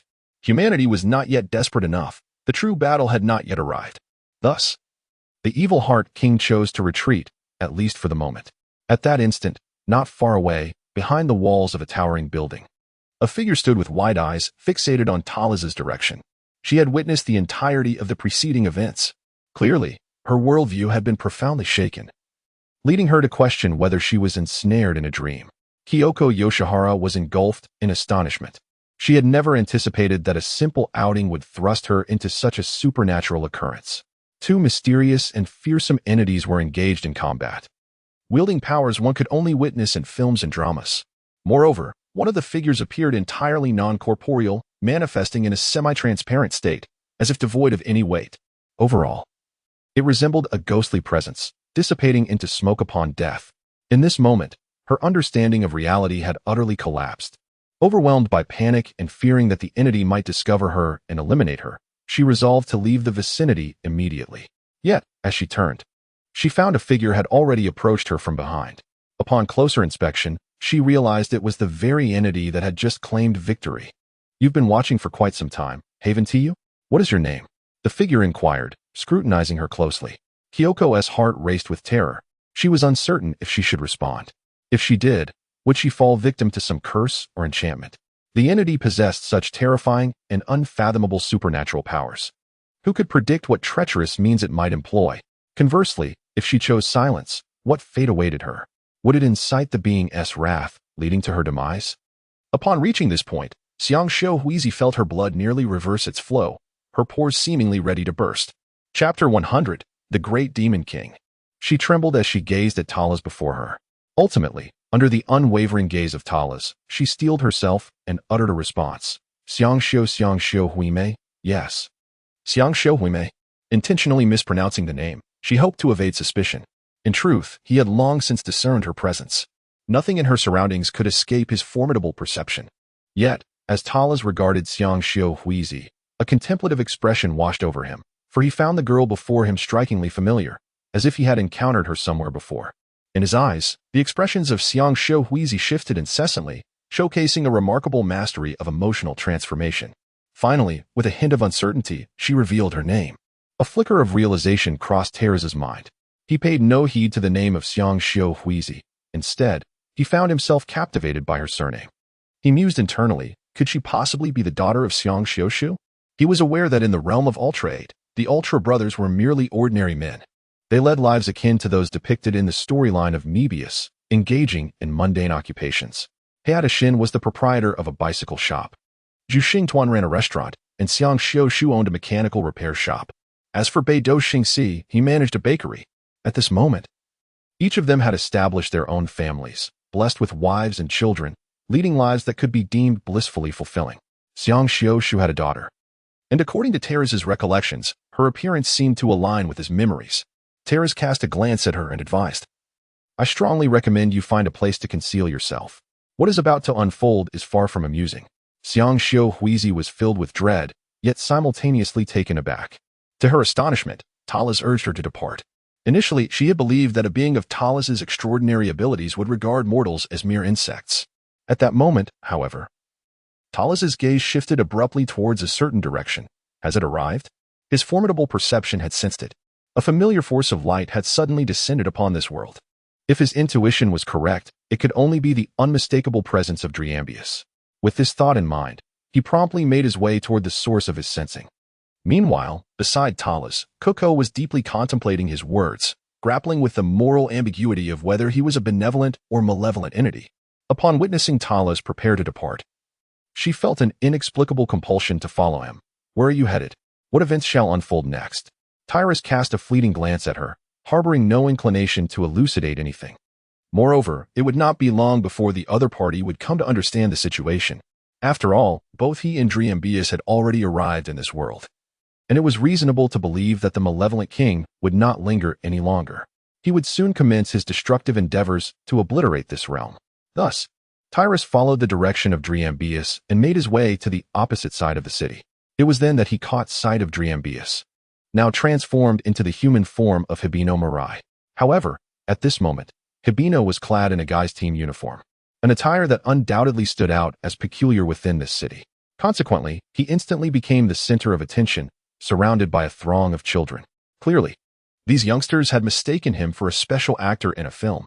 Hibino Mirai, evidently unaccustomed to such an uproar, found himself flustered and at a loss for how to respond. At that moment, a young man in a suit stepped forward and swiftly pulled Hibino away from the scene. Upon witnessing this, Tyrus couldn't help but nod in approval. These developments were indeed reminiscent of his memories. "Do you know those two individuals?" asked Hiroko, suddenly inquiring. "The one in the peculiar attire, though unfamiliar, seems to be Daiku, doesn't it? Do you know Daiku?" It was evident that Hiroko was well acquainted with Daiku, as they had been family friends for many years. "I suppose you could say I know him," Tyrus replied. Tyrus glanced back at her, questioning whether she was not afraid after following him all this while.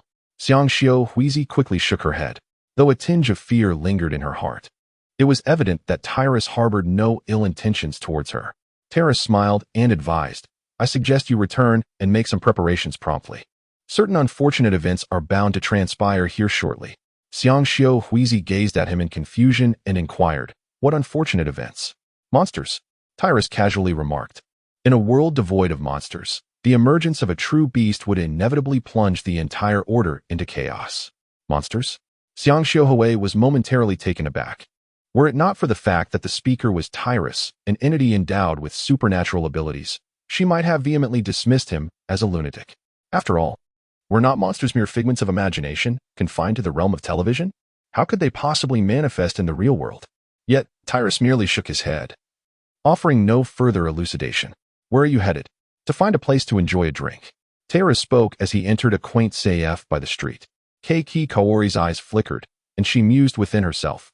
What gives him such unwavering certainty that a monster will appear? Is there a connection to the occurrence of these creatures? In that fleeting moment, her mind conjured countless conspiracy theories. In her heart, Tyrus transformed into a dark overlord intent on world destruction.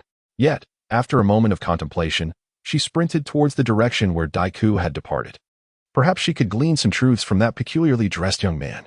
Of course, the most prudent way to uncover the truth would be to inquire directly with Tyrus. But she simply could not summon the courage. "Are you truly Ultraman?" At this moment, in a secluded corner, Daiku Maru gazed at Hanabi no Mirai before him, affirming once more, "Yes." Hanabi no Mirai nodded, introducing herself as such, explaining that she had been investigating abnormal spatial distortions when she encountered a girl in red shoes. As she recounted her memories, Daiku Maru gradually grasped the entirety of the unfolding events. Following her encounter with the girl in red, the latter had relayed a similar message to Hanabi no Mirai, leading her into an unfamiliar world where she eventually met Daiku Maru, culminating in all that transpired thereafter. 8 valiant heroes? Daiku Maru pondered deeply, suddenly enlightened, exclaiming, "Please, follow me. I might know 4 of the 8 heroes." Chapter 101. King Pandan. Upon hearing this, Hanabi no Mirai's eyes lit up with excitement. "Really?" Daiku Maru nodded gravely in affirmation. However, at that moment, Kaori Keiki found the 2 of them. She gazed in wonder at the strangely attired Hanabi no Mirai and turned to Daiku Maru, asking, "Daiku, is this your friend?" Daiku Maru felt a wave of embarrassment. He was unsure how to introduce her. She is Ultraman, and the identity of Ultraman on Earth is typically shrouded in secrecy, leaving him uncertain if he could disclose such information. Unbeknownst to him, Hanabi no Mirai remained unfazed. After all, in her original world, countless individuals were already aware of her Ultraman identity, yet none regarded her with judgment. This allowed her to be less encumbered by concerns than her fellow beings of light. "I am Hanabi no Mirai." Sensing the awkwardness of the situation, she quickly introduced herself. Kaori Keiki merely nodded, striving to maintain an air of composure. She harbored serious doubts that Hanabi no Mirai was also a superpowered individual. Perhaps she even had a connection to Tyrus. However, she was not foolish enough to ask such a naive question. Should she inadvertently provoke the enigmatic individual before her, whose intentions remained unclear. The situation could take a dire turn. Please take me with you. Hibino Mirai implored Round Daiko. Allow me the opportunity to meet the four brave warriors. Round Daiko cast a glance at Kyuka-kei, momentarily setting aside his reservations, and nodded solemnly. He then led Hibino Mirai to meet Hayata Shin and the others, with Kyuka-kei following closely behind, her primary aim being to ascertain Hibino Mirai's true identity. As in the original storyline, upon encountering Hayata Shin and his companions, Hibino Mirai erupted into an excited commotion, leaving them utterly bewildered. After decades of living as ordinary individuals, the sudden revelation that they were, in fact, Ultramen rather than mere humans would shock anyone into disbelief. Round Daiko felt a wave of embarrassment wash over him, often stepping in to mediate during moments of chaos, pulling Hibino Mirai away from the tumult. Meanwhile, Kyuka-kei, witnessing this unfolding drama, was internally astonished. Ultraman? Was it the same kind she had seen on television during her childhood? How could that possibly be? The existence of Ultramen in this world seemed utterly implausible. Yet, recalling her earlier encounter with supernatural abilities, the appearance of Ultramen did not seem so extraordinary after all. In fact, from a certain perspective, the existence of Ultramen appeared even more outrageous than superpowers. This was primarily because Ultramen were characters from television, while superpowers seemed more attainable. It was said that when humanity's technology reached a certain zenith, it could grant individuals incredible abilities, this being the essence of what we call superpowers. But did beings that exuded such a metallic essence, like Ultramen, truly exist in this universe? The strikingly handsome man from before appeared to recognize Hibino Mirai, who had claimed to be an Ultraman and seemed somewhat daft. Could it be that he too was an Ultraman? At this moment, Kyuka-kei felt as though her entire worldview was on the verge of collapse. Of course, all these speculations were contingent upon the assumption that Hibino Mirai was indeed an Ultraman. If her true identity turned out to be that of a lunatic who had escaped from a mental institution, the narrative would shift dramatically, and such hasty conclusions could not be drawn.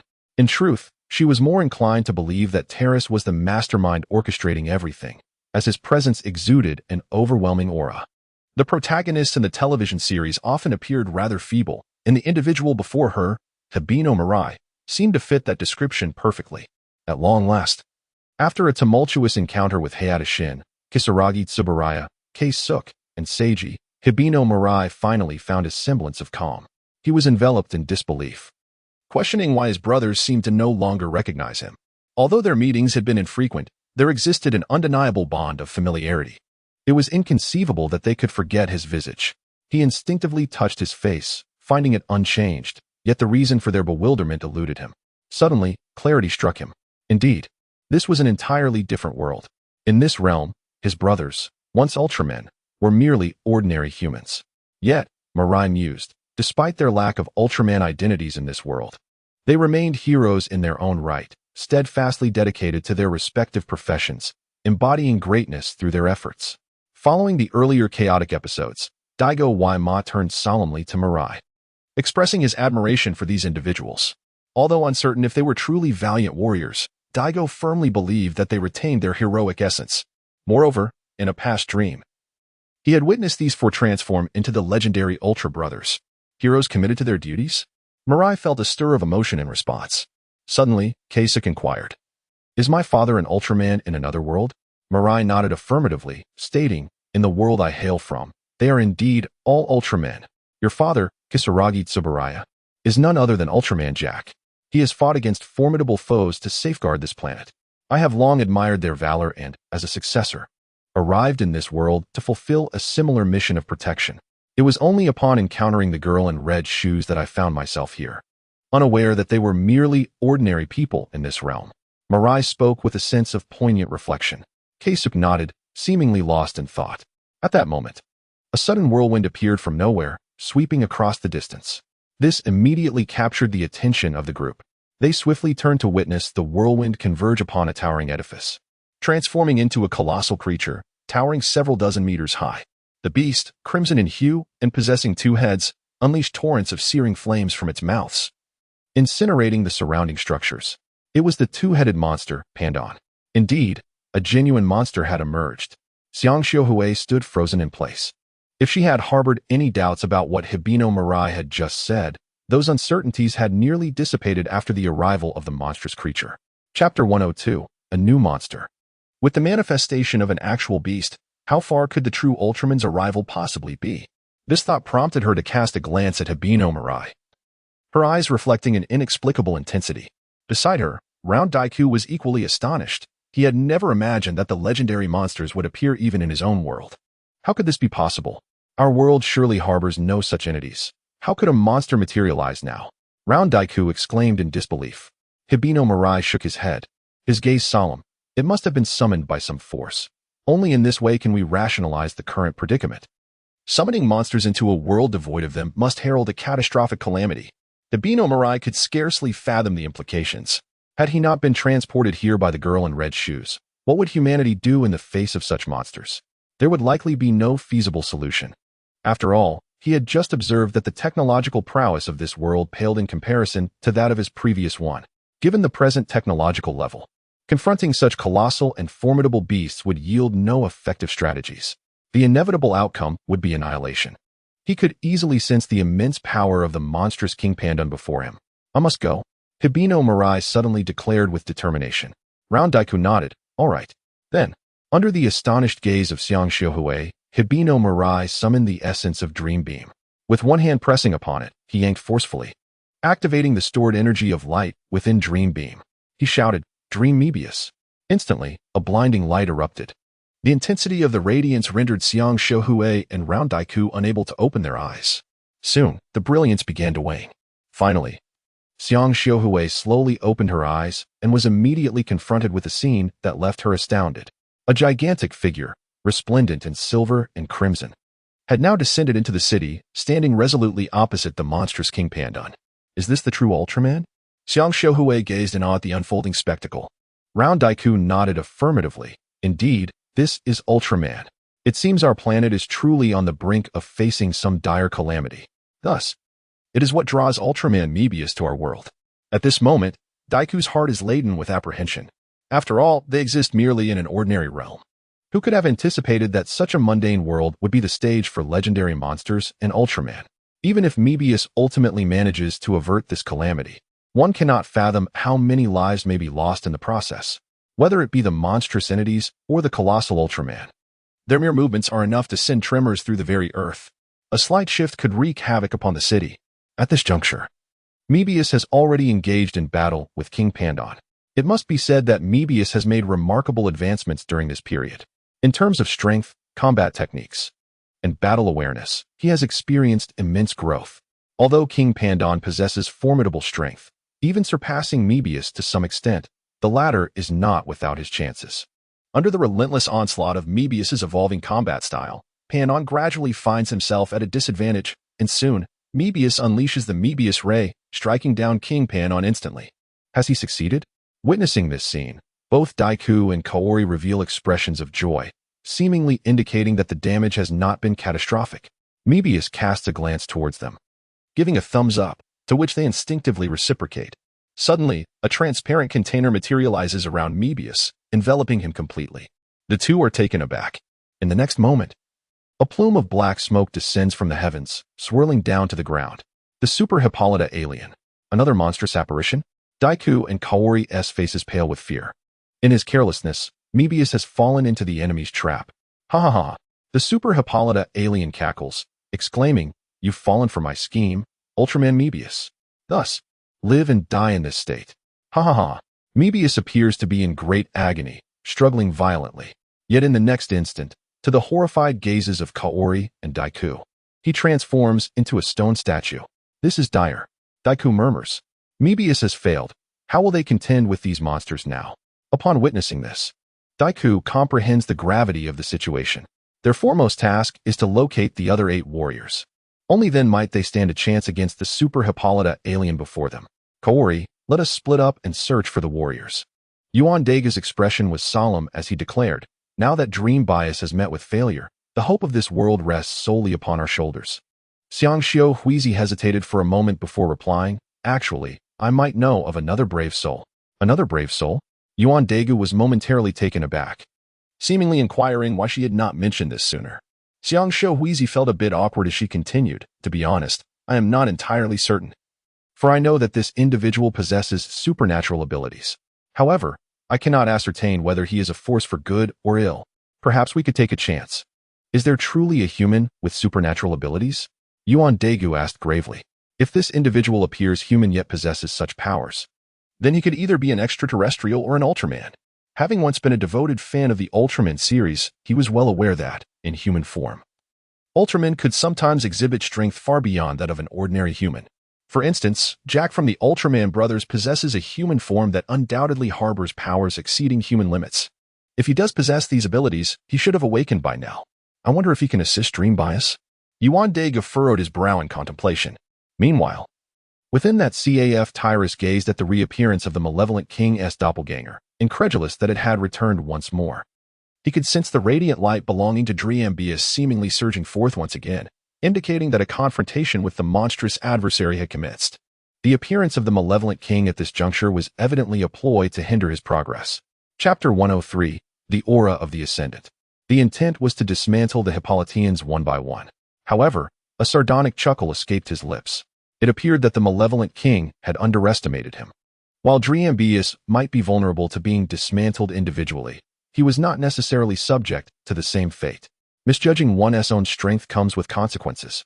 Since the opponent harbored such intentions, he might as well indulge them in their game. With this thought, his formidable psychic abilities erupted forth instantly. The formidable psychic abilities of Terras erupted instantaneously, transforming into a myriad of razor-sharp blades that sliced through the manifestations of the Darkheart King with ease. Clearly, these avatars stood little chance of resistance, as they were effortlessly dismembered. In mere moments, the entirety of the Darkheart King's projections had been obliterated. He understood that the Darkheart King had suffered no substantial loss in sacrificing these avatars. For the emergence of the monstrous entity allowed the Darkheart King to siphon an abundance of negative energy from human emotions, enabling him to conjure even more manifestations. However, as the avatars of the Darkheart King were vanquished, the surroundings finally returned to normalcy. He had previously been drawn into a certain realm by the Darkheart King. But upon the demise of those projections, he found himself restored to the reality of the world once more. Meanwhile, the patrons of the CAF continued their activities, seemingly untouched by the events that had transpired. Indeed, you are still here. At that moment, a voice unexpectedly resonated from behind him. Tyrus turned his head to see none other than Round Big Ancient and Xiang Xiaohui. Both of them gazed at Tyrus with expressions of palpable tension, clearly still harboring some doubts regarding his true identity. Tyrus rose to his feet and inquired, "What brings you here?" Yet, his sudden movement caused the two to instinctively take a step back. Xiang Xiaohui gazed intently at Tyrus for several moments before hesitantly responding, "Just moments ago, Ultraman Mebius was defeated by the Super Hippolyte and turned into a bronze statue. According to Mebius, there exist 8 other valiant warriors in this world. They too should be Ultra Fighters." Tyrus nodded and remarked, "So you suspect that I am one of them? Come here to prepare for my rescue of Dream Bias?" Xiaohui quickly nodded in affirmation. Meanwhile, the observant Yuan Daegu scrutinized Tyrus, noting his strikingly handsome visage. Although he appeared to be in his early 20s, he emanated an inexplicable aura that instilled a profound sense of pressure. This impression led Yuan Daegu, who had served as a guide and encountered countless individuals, to perceive Tyrus not merely as an Ultraman, but rather as a sovereign. Such an impression is entirely reasonable. After all, Tyrus had once commanded hundreds of thousands of warriors from the Light Clan on the cosmic battlefield, driving the forces of the Dark Legion into retreat. Over time, he had cultivated this aura befitting a leader. Though much time has elapsed, such an aura, once established, is not easily dissipated. Tyrus gazed quietly at the two individuals, noticing their palpable tension as they awaited his response.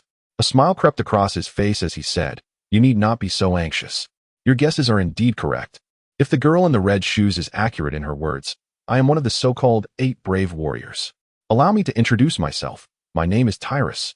You may also refer to me as Tyrus Ultraman." Upon reaching this point, he shook his head slightly and added, "I was momentarily delayed by an irritating fellow. Otherwise, Dream Bias would not have been transformed into a statue." Round Daegu's face instantly brightened with joy. "Wonderful. We have finally found the second warrior. Earth is saved." Talas's lips twitched slightly. "What is there to be excited about? Are you not also one of the so-called heroes?" Yet, he maintained a facade of composure. "For the sake of a certain girl in red shoes, I inadvertently found myself in this parallel dimension. According to her, this world is on the brink of disaster and requires me, along with 8 other Ultramen, to save it. Upon realizing this, the spirit of Daigod surged within him. The words spoken by Thrashes were nearly indistinguishable from those uttered by Dream Beast, which effectively dispelled all his doubts. However, soon his expression turned grave. He had previously watched the Ultraman series and was well aware of the formidable nature of the Hyperlight aliens. The first generation of Hyperlight aliens had, in fact, single-handedly caused the Ultraman brothers to stumble. Even the later savior, Ultraman Father, found himself at a loss against them. Ultimately, the Hyperlight aliens' defeat was perhaps due to their significant decline in stamina after enduring several relentless battles. Given that this super Hyperlight alien bore the term super, it was reasonable to assume that it would be even stronger than its predecessors. If this were indeed the case, confronting this super Hyperlight alien would undoubtedly prove to be a far more formidable challenge. Could Thrashes possibly stand a chance alone? Furthermore, one could not dismiss the possibility of the opponent having additional allies. After all, why else would it require 8 valiant warriors to confront such a foe? Nevertheless, Thrashes appeared undaunted as he strode directly towards the CAF's entrance. Yuan Daga hurriedly followed, urging caution. Hold on, let's not act impulsively. That super Hyperlight alien is known for cunning and deceit. It would be prudent to devise a well-thought-out plan before engaging it. First, we must understand its abilities. This being can create a special vessel and utilize its Hyperlight oil to transform it into a statue. Without knowledge of this ability, one could easily fall into its trap, meeting a fate akin to that of Dream Beast. Xiang Xiaohui nodded in agreement. Tallest could not help but glance at the two individuals before him and remarked, "It is merely a super hybrid alien. There is no need for such concern. He is but a pawn in this game. If we must be wary of him, then despair is surely our next destination. He is not the true target. The genuine threat lies with the one pulling the strings behind him. The entity that thwarted me moments ago is far more formidable than this super hybrid alien. That is the real mastermind controlling the super hybrid aliens and the myriad of monsters." However, before Talas could finish his thought, a sudden tremor shook the ground beneath him. He quickly turned his gaze and beheld 2 monstrous creatures emerging from the depths of the earth. As they broke through the surface, they unleashed thunderous roars and commenced a rampage, wreaking havoc upon the city. Talas recognized these 2 beasts well. One was King Goldrass, and the other was King Hilbagong. According to Talas's recollections, aside from the hybrid aliens, summoned by the evil king, the 3 monstrous entities that had appeared were, in fact, monstrous weapons engineered by the super hybrid aliens. The 2-headed monster, King Pondan, served as the final boss in Seven's ultimate battle. In a previous encounter, Seven, nearly depleted of energy, found the struggle against him exceedingly arduous. Yet, it was not due to Pondan's overwhelming strength. Rather, it was Seven's exhausted state that prevented him from unleashing the full might of his peak power. Although this creature was ultimately dismembered by Seven, it was later salvaged by the hybrid aliens and underwent extensive modifications. King Goldrass and King Hilbagong hail from the Gaia and Dyna universes, respectively. Thrashes surmised that these 2 monstrous beings might have undergone transformation by the super Hippolyte aliens, thus acquiring their formidable combat prowess. This revelation suggests that the super Hippolyte aliens possess considerable expertise in scientific endeavors. The sudden appearance of 2 monsters left Yanda Gu visibly shaken. Previously, when Dream Mephius faced a single adversary, the battle proved exceedingly arduous. Now, Thrashes was confronted with 2 foes, not to mention an unseen super Hippolyte alien orchestrating events from behind the scenes. Such odds seemed overwhelmingly unfavorable. After all, it was a case of 2 against 1. Or even 3 against 1. It is universally acknowledged that bare fists are ill-equipped to contend with numerous opponents. He feared that should Thrashes recklessly advance, he might be putting his life at risk. Despite the grave destruction unfolding in the city, Yanda Gu, weighing the long-term implications, gritted his teeth and urged, "It would be prudent not to engage now. We should strategize further. Let us seek out other brave warriors. Once we are united, we shall combine our strengths and vanquish the super Hippolyte aliens." Xiang Xiaohui concurred, nodding vigorously. Yanda's words ring true. "We must ensure our victory before we proceed."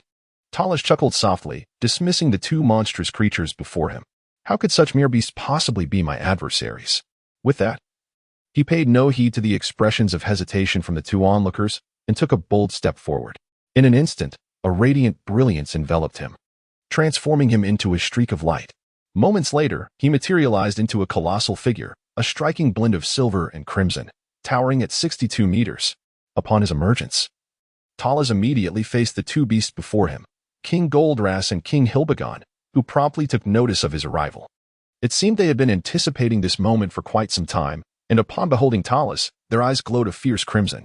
Particularly, King Goldrass let out a thunderous roar directed at Talus. From the dual appendages atop his head, a torrent of golden lightning erupted, hurtling towards Talus's position. Upon witnessing this, Talus's gaze sharpened, and he straightened his chest, allowing the surging energy of lightning to strike against him. Bang, bang, bang.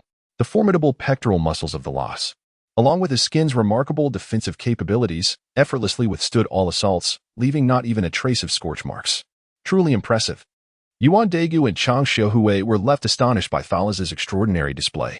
To endure a beam of light with mere musculature? What sorcery is this? Is combat truly this flamboyant?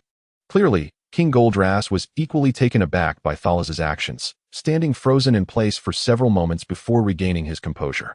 However, his fury was palpable. Though Talus's actions bore no tangible aggression, they were steeped in profound insult. It seemed a direct provocation. In a fit of rage, King Goldrass began to scrape the ground with one foot, gathering strength. Once sufficient power had amassed, he charged toward the Loss, his menacing horns glimmering with a deadly light, intent on impaling the Loss directly. Meanwhile, King Hilbegon did not remain idle, spewing forth searing flames in a bid to disrupt the Loss's rhythm, hoping to render him unable to evade. Yuan Daegu and Chang Xiaohui watched the Loss intently, for they were unaware of his true capabilities. With two monsters attacking simultaneously, how would the Loss respond? Would he continue to rely on his pectorals for defense? Yuan Daegu could not help but gaze at the glinting horns of King Goldrass.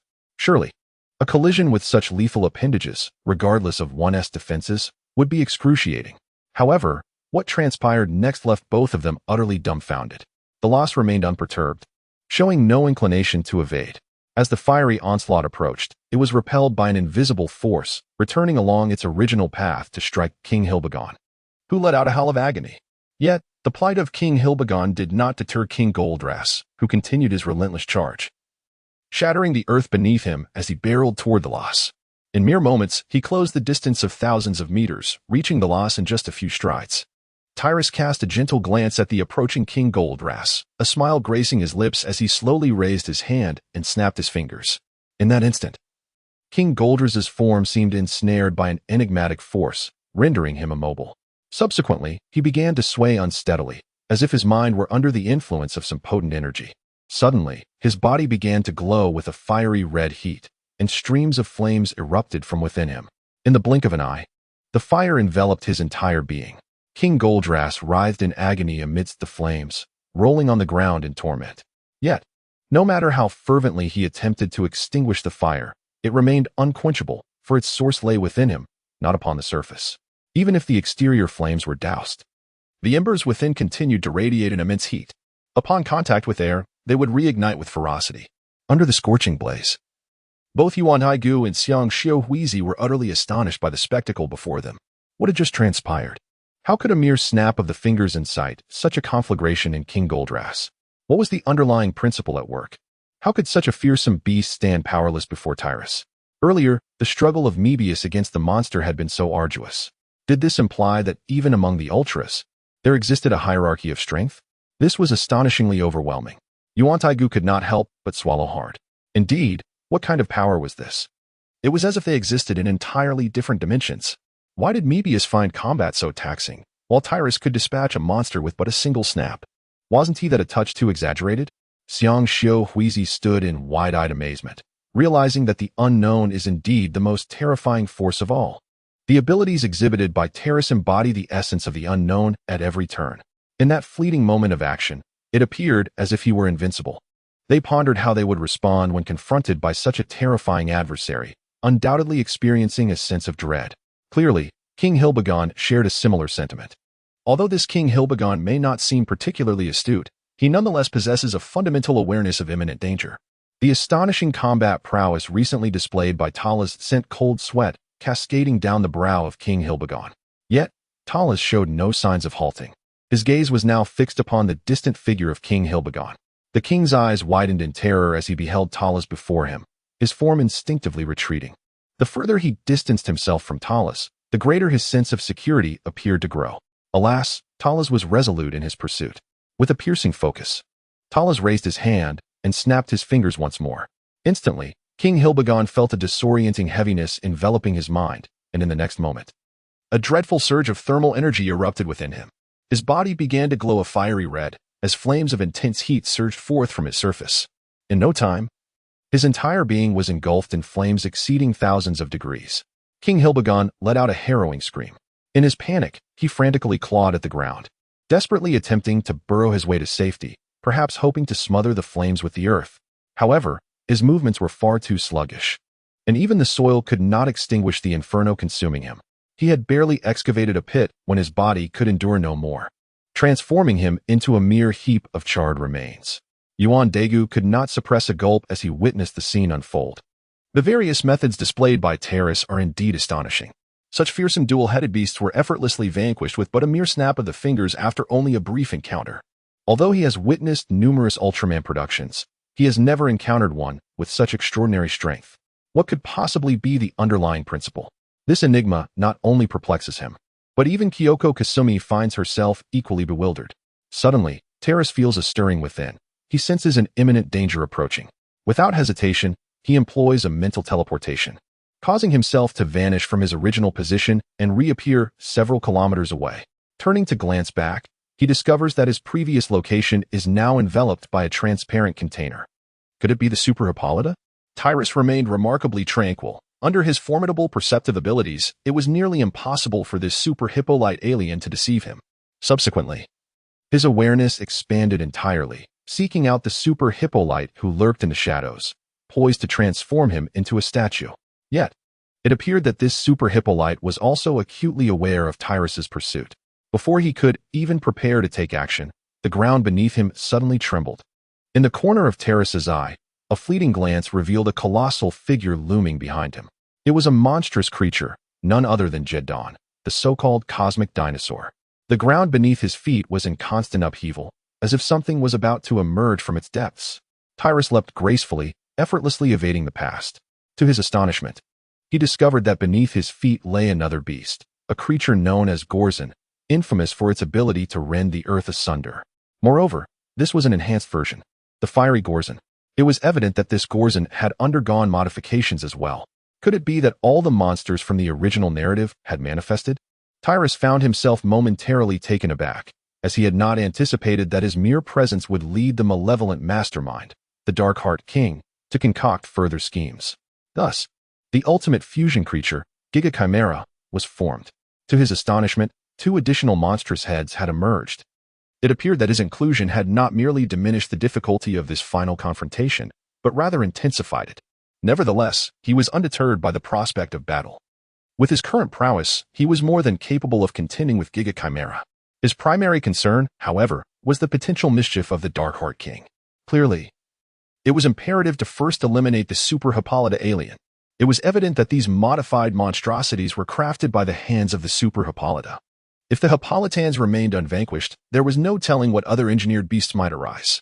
Coupled with the Darkheart King's ability to summon creatures from various parallel dimensions at will, this could spiral into an endless ordeal. Goodness, was this an attempt to stack the odds against him? The more he vanquished, the stronger the impending Giga Chimera would become. Not only was he wasting precious time, but he was also inadvertently nurturing a cadre of formidable adversaries. While he possessed immense confidence in his capabilities, he refused to be led in circles. With this thought in mind, he found the 2 newly emerged creatures to be lacking in appeal. In light of this, Tyrus snapped his fingers once more, let them entertain themselves for a while. Following this, some of the earth beneath him seemed to be drawn by an invisible force. And 2 monsters materialized, Skeleton Monster Red King and combined Ultra Beast Tyrant. The freshly formed creatures let out a thunderous roar before charging toward Jaden and Flame Golzon. Red King advanced to confront Flame Golzon.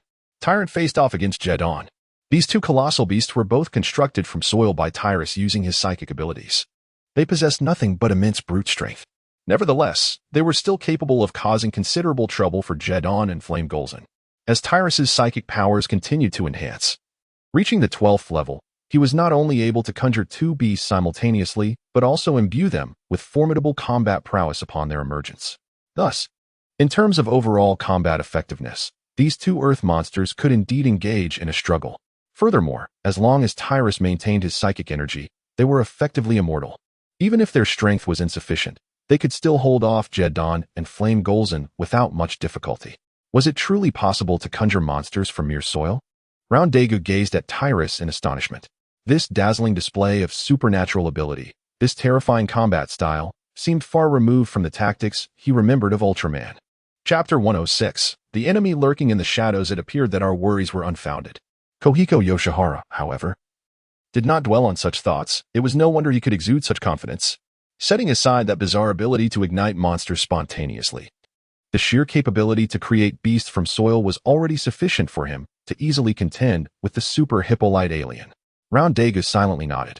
The notion of fabricating monsters from soil? Had he not already confirmed Tyrus's identity as Ultraman, he would have begun to envision Tyrus as a villain. But could something as mundane as soil truly stand against creatures of monstrous existence? Round Daegu pondered inwardly.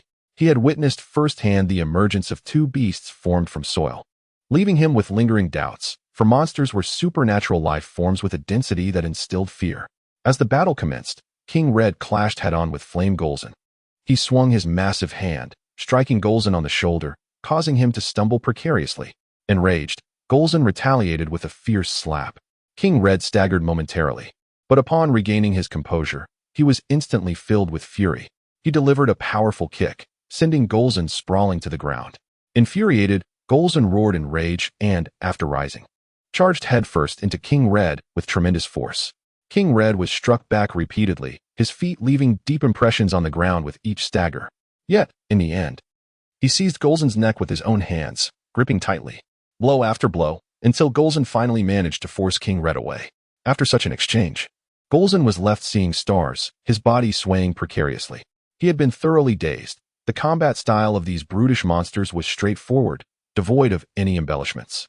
It was a contest of sheer strength, of who could endure more punishment, until one side could no longer withstand the onslaught, conceding defeat and fleeing in disarray. Clearly, King Red was not that one. Meanwhile, the battle between Tyrant and Jaden had also fully commenced.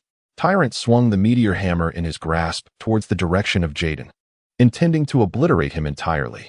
However, Jaden flickered and vanished from sight, only to reappear moments later, delivering a powerful punch straight into Tyrant's torso.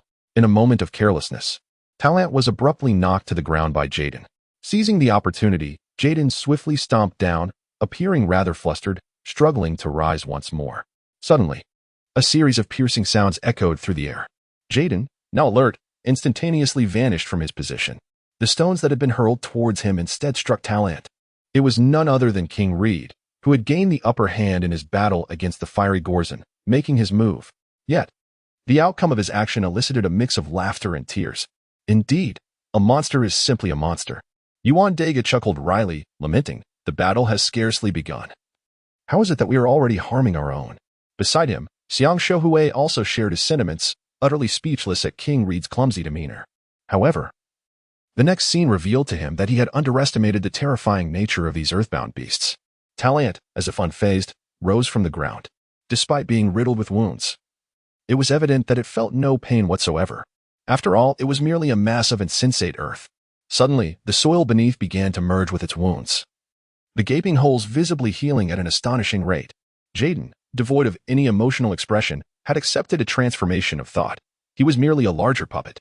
He continuously spewed forth fireballs, attempting to obliterate Talant. Yet, at that moment, Talant unexpectedly opened its abdomen, the orifice inherited from Baemonston, drawing in the fireballs and converting them into usable energy. In that instant, Yuan Daegu finally comprehended the gravity of the situation. Despite the apparent devastation inflicted upon his monster, Talant remained calm and collected in the distance, seemingly observing something. They were unaware that Talant was, in fact, conducting a comprehensive scan. Found it. Talant sneered. So you are indeed here. He suddenly gazed upward towards a specific direction in the sky. The clouds in that area remained still, their unnaturally white hue signaling something amiss. Based on his comparative analysis, it was evident that this was an artificial cloud. Tyrus suddenly thrust his hand towards the white cloud. A powerful magnetic storm ensued. The sound akin to shattering glass reverberated, and astonishingly, the cloud layer actually split apart. It then erupted into a mass of scrap metal. The so-called magnetic storm was, in fact, a prior enhancement of the Earth's magnetic field, devised to counteract the psychic abilities of the Amperians. following a fierce battle with the Amperians. Utilizing that very foundation, Taurus has developed a skill known as the strong magnetic storm.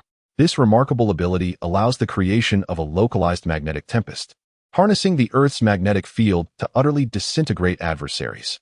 As the clouds were torn asunder, a resplendent spaceship emerged from the fractured heavens, revealing itself to be the vessel of the Super Hippolyte aliens.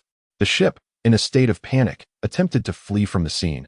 However, under the influence of the formidable magnetic field, escape proved utterly impossible. With no other recourse, the Super Hippolyte aliens were compelled to reveal themselves prematurely. Tyrus gazed at the Super Hippolyte alien, whom he had compelled to reveal itself, and effortlessly unleashed a gravity wave, intent on obliterating the extraterrestrial being. The Super Hippolyte alien was taken aback, utterly unprepared for Tyrus's blatant disregard for the rules of combat. Not daring to hesitate, it swiftly executed a rolling maneuver to evade the impending attack. However, this was merely the beginning.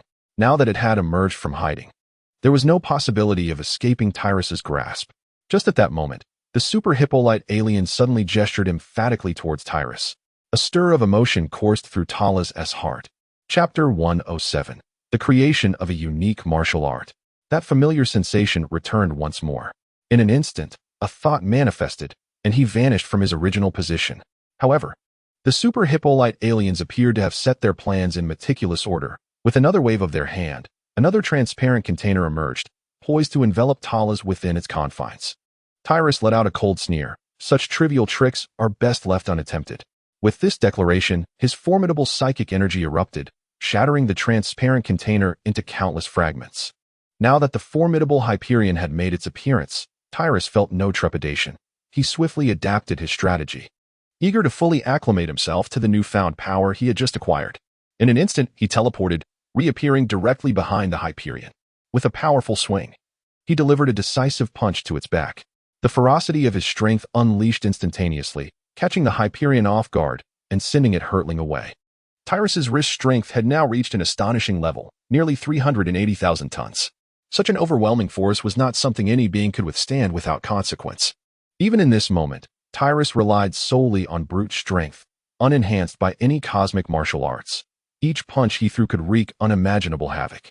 One could only fathom the devastation inflicted upon the Hyperion by such a blow. The creature was sent tumbling, careening nearly a kilometer away before finally coming to a halt, howling in agony as it felt as if its back had been pulverized. Quickly, it summoned the energy within to accelerate cellular regeneration, desperately attempting to mend its injuries while retreating to distance itself from Tyrus. However, Tyrus would not grant it such reprieve. Once again, he vanished from sight, only to materialize abruptly before the Hyperion, grasping its trunk with a fierce grip. With a surge of strength, he lifted it effortlessly, then drove a fist into its chest. A grin playing upon his lips. Let us see how you fare against this technique. Energy flow, subtle force. The terrifying explosive power erupted from his fist, crashing into the Hyperion's form.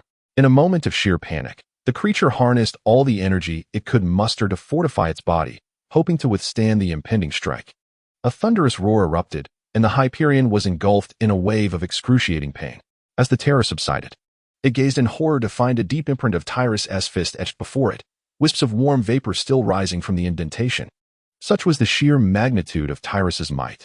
In a state of alarm, the Hyperion began to gather a crimson glow in its chest, and with a flash, it unleashed a beam directed at Tyrus, a devastating attack known as the Chest Crusher. Upon witnessing the scene, Talas fixed his gaze intently, subsequently releasing the Hyperion alien and crossing his arms before him. Steel Fist Flow. Ultra Defense.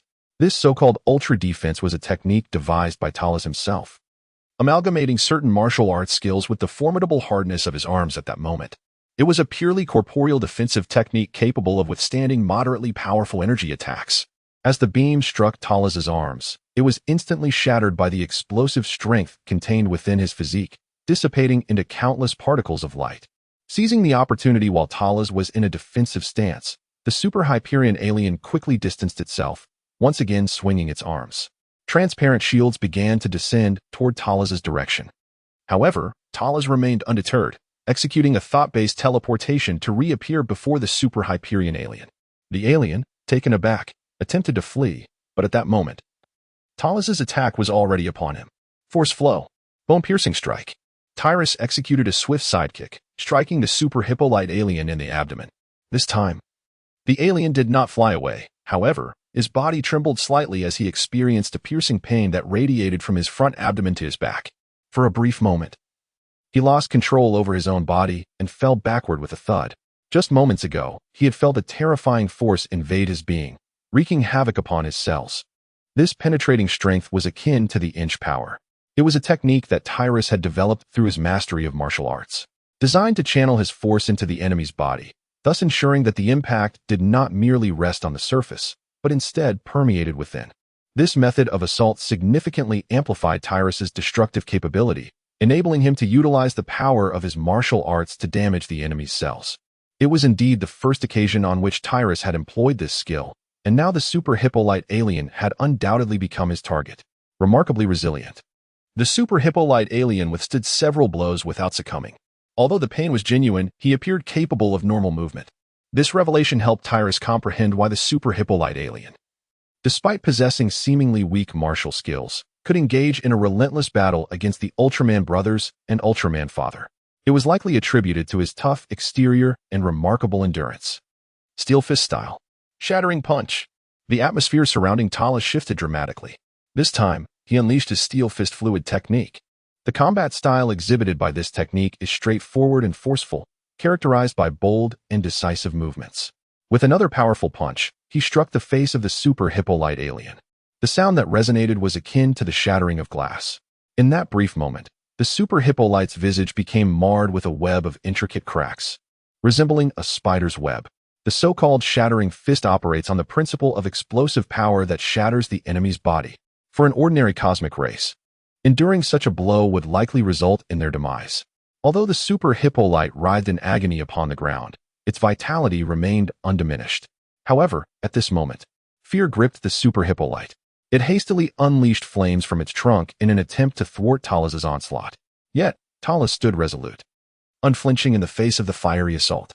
Suddenly, he began to concentrate the power within him, delivering a swift chop to cleave through the flames that surged towards him. The strike effortlessly bisected the searing fireball. A long chasm formed beneath the super hippolyte's feet, as if that singular chop had extended infinitely. This spectacle left the super hippolyte utterly astounded. What manner of creature possesses such prowess in martial arts? At last, the super hippolyte resorted to its signature move, kneeling in a plea for mercy before Talas. In truth, it was a ruse to prepare for its next attack. The moment Talas let down his guard, it would unleash the hippolyte beam, blinding him. This was a tactic it had previously employed to turn the tide of battle when faced with severe energy depletion. In a similar circumstance, the unsuspecting Ultra Father had been momentarily blinded, significantly reducing his combat effectiveness, thus allowing the super hippolyte to seize the opportunity for a counterattack. Witnessing this, Tyrus, however, merely smiled, showing no sign of concern. A creature as nefarious as the super hippolyte alien was hardly worthy of pity. He spoke slowly, steel fist style. Cannon hammer. Then, with a deliberate step forward, he unleashed a punch. The air trembled in response, fracturing into countless fissures.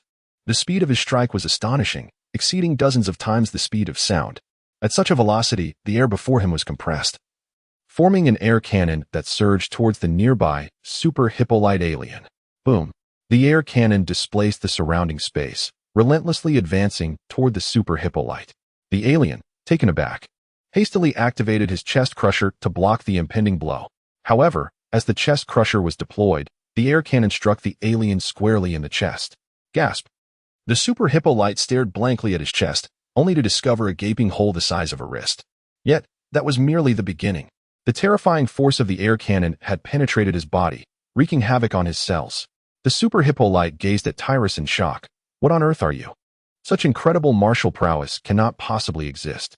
Without expending an ounce of energy, Tyrus had obliterated the cells within him using sheer strength. It was utterly unfathomable. Ultimately, he collapsed lifelessly to the ground. This super hippolyte was, in fact, somewhat connected to the one who had appeared alongside Ace. Or rather, they were essentially the same entity. Though the super hippolyte had been on the brink of death, he was summoned across time and space by the evil Heart King at the last moment, thus evading death. In turn, he received the evil Heart King's boon, which bestowed upon him a considerable amount of negative energy. Thus, the so-called super hippolyte was born. In the wake of Ace's era, everything that transpired was largely a blank slate in the Super Hippolyte's memory. Consequently, he was unaware of Tyrus's true identity.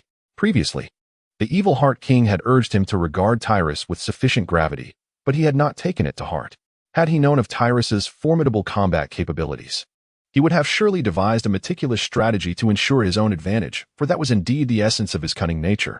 It was precisely due to his profound ignorance of Tyrus that one misstep led to a cascade of errors. After vanquishing the Super Hippolyte aliens, the Lost then turned his attention to the remaining two monstrous beings.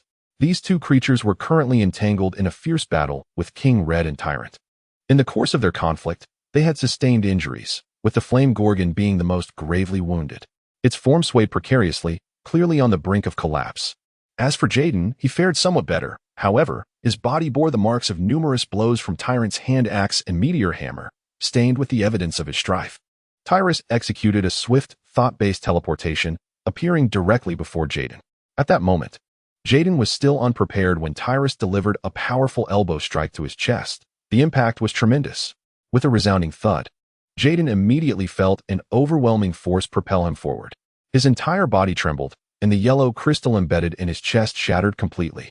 The steel fist style, molecular shattering punch. Tyrus took several strides, during which he began to gather his strength.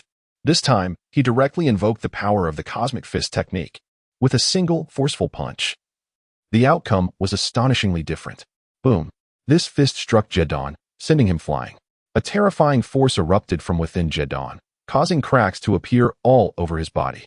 Ultimately, unable to bear the burden, he shattered into a myriad of particles, dissipating into the air. It became evident that the application of the Cosmic Fist Steel Fist Flow, or its energy flow, was entirely distinct from using the Steel Fist Flow without the Cosmic Fist. Under the enhancement of the Cosmic Fist, the techniques of the Steel Fist had reached a level capable of molecular destruction. With Jedon's caliber, being caught off guard by such a strike meant certain doom. At that moment, Flame Gorgon widened his eyes, disregarding his increasingly severe injuries, as he realized the perilous situation he was in. Before him loomed increasingly formidable opponents, each one more terrifying than the last. The recent display of Tyrus shattering Jedon had instilled profound psychological dread within him. Panic surged through him. The mere presence of King Red had already pushed him to this state. Faced with three such powerful adversaries, what chance did he have of survival? In desperation, he expelled fireballs from the organs atop his head, attempting to obstruct Tyrus and the others. Then, he began to dig into the ground, preparing to burrow away. However, at that moment, Talant swung his meteor hammer with ferocity, ensnaring Flame Gorgon's neck and yanking him back. King Red let out a roar, his massive foot crashing down upon Flame Gorgon, while his heavy hand relentlessly struck at him. With each brutal blow from King Red, Flame Gorgon's breath grew increasingly faint. Soon, he finally drew his last breath, reduced to a bloody pulp, with blood flowing like a river. Tyrus cast a fleeting glance. At that moment, numerous manifestations of the malevolent king had emerged in every corner of the city. In the brief interval just passed, the malevolent king had harnessed a considerable amount of negative energy from the recent battle, thereby conjuring these new avatars. Chapter 109, The Power of the Past. Are you still not prepared to reveal yourself? Tyrus gazed down upon the malevolent king of evil. The king appeared incensed, commencing an incomprehensible incantation. Subsequently, the souls of those who had perished at the hands of Dreamius, as well as the monstrous beings and the superlative Hippolyte aliens, began to emerge from the depths of the earth, coalescing in the air above. Terrace was aware yet indifferent, for he could not prevent the unfolding events. Meanwhile, the commotion on this side captured the attention of the frantically fleeing humans. Their entire worldview had shattered during the earlier appearance of King Pondon. Could it be that monsters truly existed, and that Ultraman was indeed real? Moreover, he had just descended upon this world to engage in battle with the monsters? How could this be? Despite their disbelief, the events had undeniably transpired. When Mebius was ultimately defeated, nearly everyone felt as if the end was nigh, fearing that the Earth was truly doomed. It was only when Terrace made his appearance that a new Ultraman descended upon them. Although a flicker of hope ignited within their hearts, it was but a fleeting ember, and they continued to flee in disarray. Yet soon, they sensed something was amiss. Turning back to look, they were astonished. This monster was indeed formidable, having once vanquished an Ultraman. How could such a powerful creature be subjected to such a dire fate? The combat prowess exhibited by Terras surpasses by far the impressive displays witnessed in the Ultraman films of my childhood. In an instant, all onlookers halted in their tracks, rallying to cheer for Terras. Among the crowd, several figures began to drift away, converging towards Terras's location. They were uncertain of the reasons compelling them to this place, yet an unshakable feeling lingered within them, as though a voice were calling them forth. An inner whisper urged them to hasten their approach. Vague fragments of memories flickered in their minds, reminiscent of past experiences that felt both familiar and dreamlike. Reflecting on the decades gone by, they found these images to be strikingly alien. These figures were none other than Shin Asuka and Susumu Hayata. Although the unfolding narrative diverged from the original plot, at this crucial juncture, they gradually began to recall their pasts in an alternate parallel universe. Finally, as if awakening from a dream, they arrived at a location not far from the battlefield where Terras stood, silently observing the unfolding events. Is that Terras? At this moment, Seiji Hokuto had regained all his memories. Upon clearly perceiving Terras's figure, he smiled and remarked, "I never imagined this fellow would find his way to this world." Quite a surprise indeed. However, he is undeniably reliable, achieving such feats all on his own. Susumu Hayata nodded in agreement. Indeed, he is now a member of the Ultra Brothers. To bear such a title necessitates being a person of considerable reliability. Much like when he led the Light Clan's forces to counterattack the Dark Legion on the cosmic battlefield, altering the course of the entire conflict. Are they our parents? At that moment, Keiko Kawaii took note of the commotion nearby. Turning her head, she quickly spotted her father, Keitaro, and others engaged in conversation. Listening to their discourse, Keiko couldn't help but interject, "Father, are you truly Ultraman?" Keitaro smiled gently. "Yes, Keiko. We have just recalled our pasts. It seems this is our mission. As this world teeters on the brink of annihilation, we must seek to reclaim our former strength to thwart this impending conspiracy." Keiko's eyes lit up with excitement. Yet after a brief moment of exhilaration, she recalled the topic of their previous conversation. She inquired, "Were you just discussing Terras?" Keitaro nodded, saying, "Indeed. Terras is an extraordinary genius. In the memories of another world, I have never encountered a genius like Terras. He once single-handedly turned the tide of battle on the cosmic battlefield. Moreover, he bravely confronted the Dark Universe Emperor, the Ampelarians, and ultimately emerged victorious. This individual has consistently proven to be remarkably reliable, capable of conjuring a multitude of miracles through his sheer willpower. It seems I have never witnessed his defeat. Surely, this time will be no different. Has he truly never known failure?" Not only was Kyoko shocked, but even Daiku was profoundly astonished. After all, they had both heard tales of the Ultra Brothers in their childhood. Yet, it is precisely because they are familiar with these stories that they understand. While Ultraman is powerful, he is not invincible. He is not an absolutely perfect hero. Take the Ultra Brothers, for instance. They have faced defeat, with some even having been slain by monsters or extraterrestrials. However, the portrayal of Terras by Kyoko is nothing short of legendary. He has never tasted defeat, even when confronting the so-called Dark Universe Emperor. A true Ultraman who has never faltered. What does this signify? Does a lack of failure equate to invincibility? Kyoko's ambiguous words led them to a misunderstanding. At the same time, they finally comprehended why Terras had exuded such unwavering confidence. Is this the source of his self-assurance? Having endured various wars and grand spectacles without experiencing defeat, could this have imbued him with immense self-confidence? Initially, after witnessing Terras effortlessly dispatch 4 monsters into Hyperborean, they doubted whether truly formidable adversaries were left for him to face, suspecting that perhaps only weaklings remained. How else could he handle the situation with such ease? However, it now appears they were mistaken. It was not that the combat level had diminished, but rather that Terras was simply too perfect. If their opponent had not been Terras, it is likely that other Ultramen would have found the confrontation exceedingly challenging. Yet, the ensuing battle may not be so straightforward. Just then, Zurixing's expression turned grave as he spoke. Look, perhaps the true adversary has finally appeared. Chapter 110, The Clash of Telekinesis. The group followed Zurixing's and beheld dark, shadowy figures emerging throughout the streets. These apparitions chanted incomprehensible incantations, causing the vengeful spirits of previously defeated monsters to coalesce in the sky.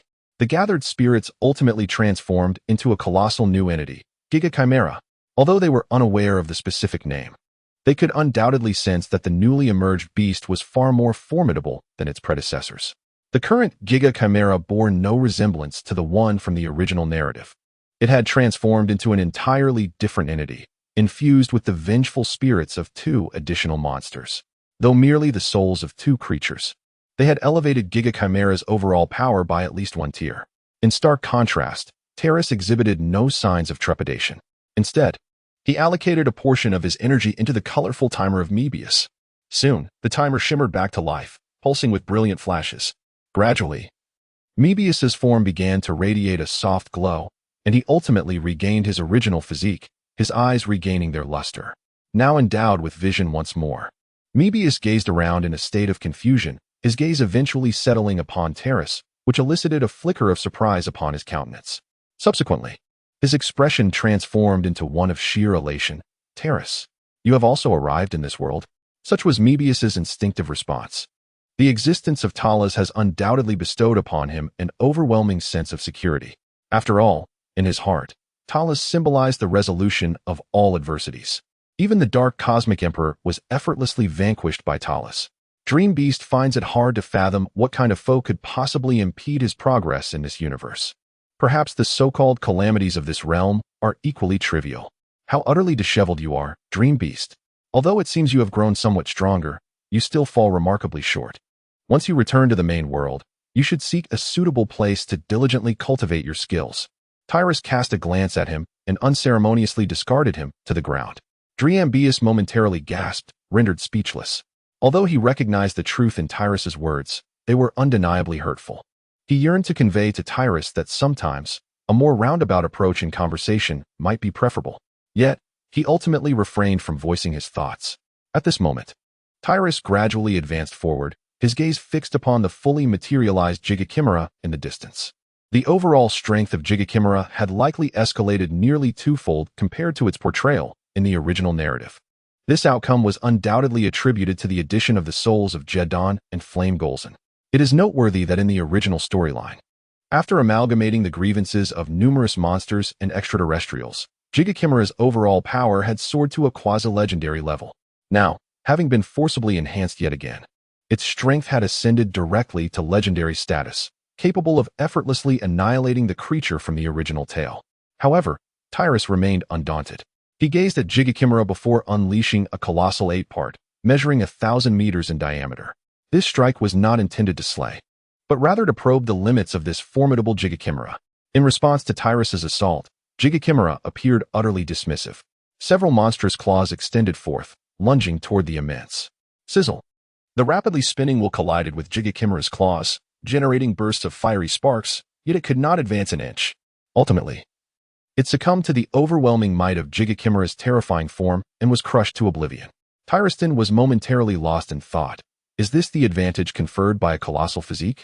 Firstly, it bestows absolute strength. The gargantuan Gigachimera possesses an unimaginable level of power.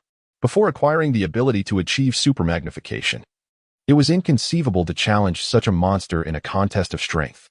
Moreover, after the successful fusion of the Gigachimera, not only was there an enhancement in strength, but its defensive capabilities also experienced an astonishing upgrade.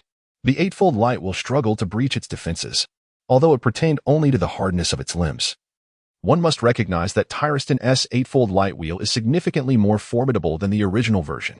Upon grasping this information, Tyruston let out a disdainful snort. He then unleashed the cosmic miracle ray. Sensing the impending threat, the Gigachimera swiftly evaded the attack. In the vast cosmic wonders of Talas, a radiant beam soared into the distance, only to be met with an unexpected void. Suddenly, a tremendous surge of energy erupted from within the core of the Gigachimera. Each of its monstrous heads began to emit an array of colossal energy assaults. Under such an overwhelming barrage, even Talas found himself compelled to engage in a fierce confrontation. His gaze sharpened, and he steeled himself to counter the onslaught of energy attacks. With a decisive move, he unleashed a telekinetic rebound, redirecting all those assaults back upon the Gigachimera itself. The resounding booms echoed relentlessly. Remarkably, the Gigachimera appeared unfazed, as if untouched by the chaos surrounding it. Tyrus observed the faint scorch marks on the Gigachimera, acutely aware that the recent assaults, despite their formidable scale, merely tickled the creature. At that moment, the head belonging to King Glass at the base of the Gigachimera suddenly opened wide, unleashing a terrifying surge of energy that began to coalesce. This was the Gigachimera channeling all its power into a single, cataclysmic strike directed at Tyrus. It contained a colossal energy storm, poised to obliterate anything it struck, instantly vaporizing its target with the overwhelming heat contained within. Even for the lumens, whose resistance to light and heat is considerable, this attack would not be fatal. But it would undoubtedly result in severe injuries. A commendable energy assault. Tyrus nodded in acknowledgement, his gaze revealing no trace of alarm. Suddenly, he projected a gravitational field outward. Wherever it passed, the immense gravitational pressure began to crush the very ground beneath it. In the face of this terrifying gravitational force, the Gigachimera's energy attack grew increasingly unstable, its energy structure collapsing entirely. Boom. At last, the energy dissipated completely, transforming into a myriad of photons that vanished into the ether. Chapter 111. Overwhelming strike. At this moment, Tyrus has essentially solidified his combat strategy. The same applies to utilizing supernatural abilities in confrontation with the Gigachimera. Once again, Tyrus unleashed a gravitational field that bore down directly upon the Gigachimera. Caught entirely off guard, Gigachimera felt as if a small asteroid had been placed upon its very being. It plummeted rapidly towards the ground. The tremendous mass crashed to the earth, causing the ground to buckle beneath the overwhelming weight. The entire city quaked.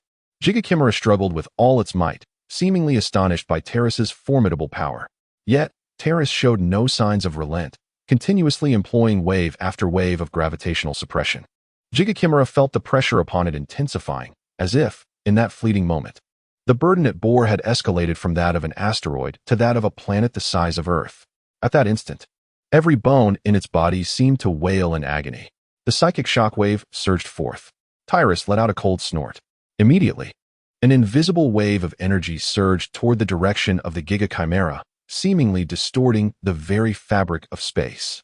Suddenly, a concave indentation appeared on the Gigachimera's body, struck by the force of Tyrus's psychic assault, breaching its defenses.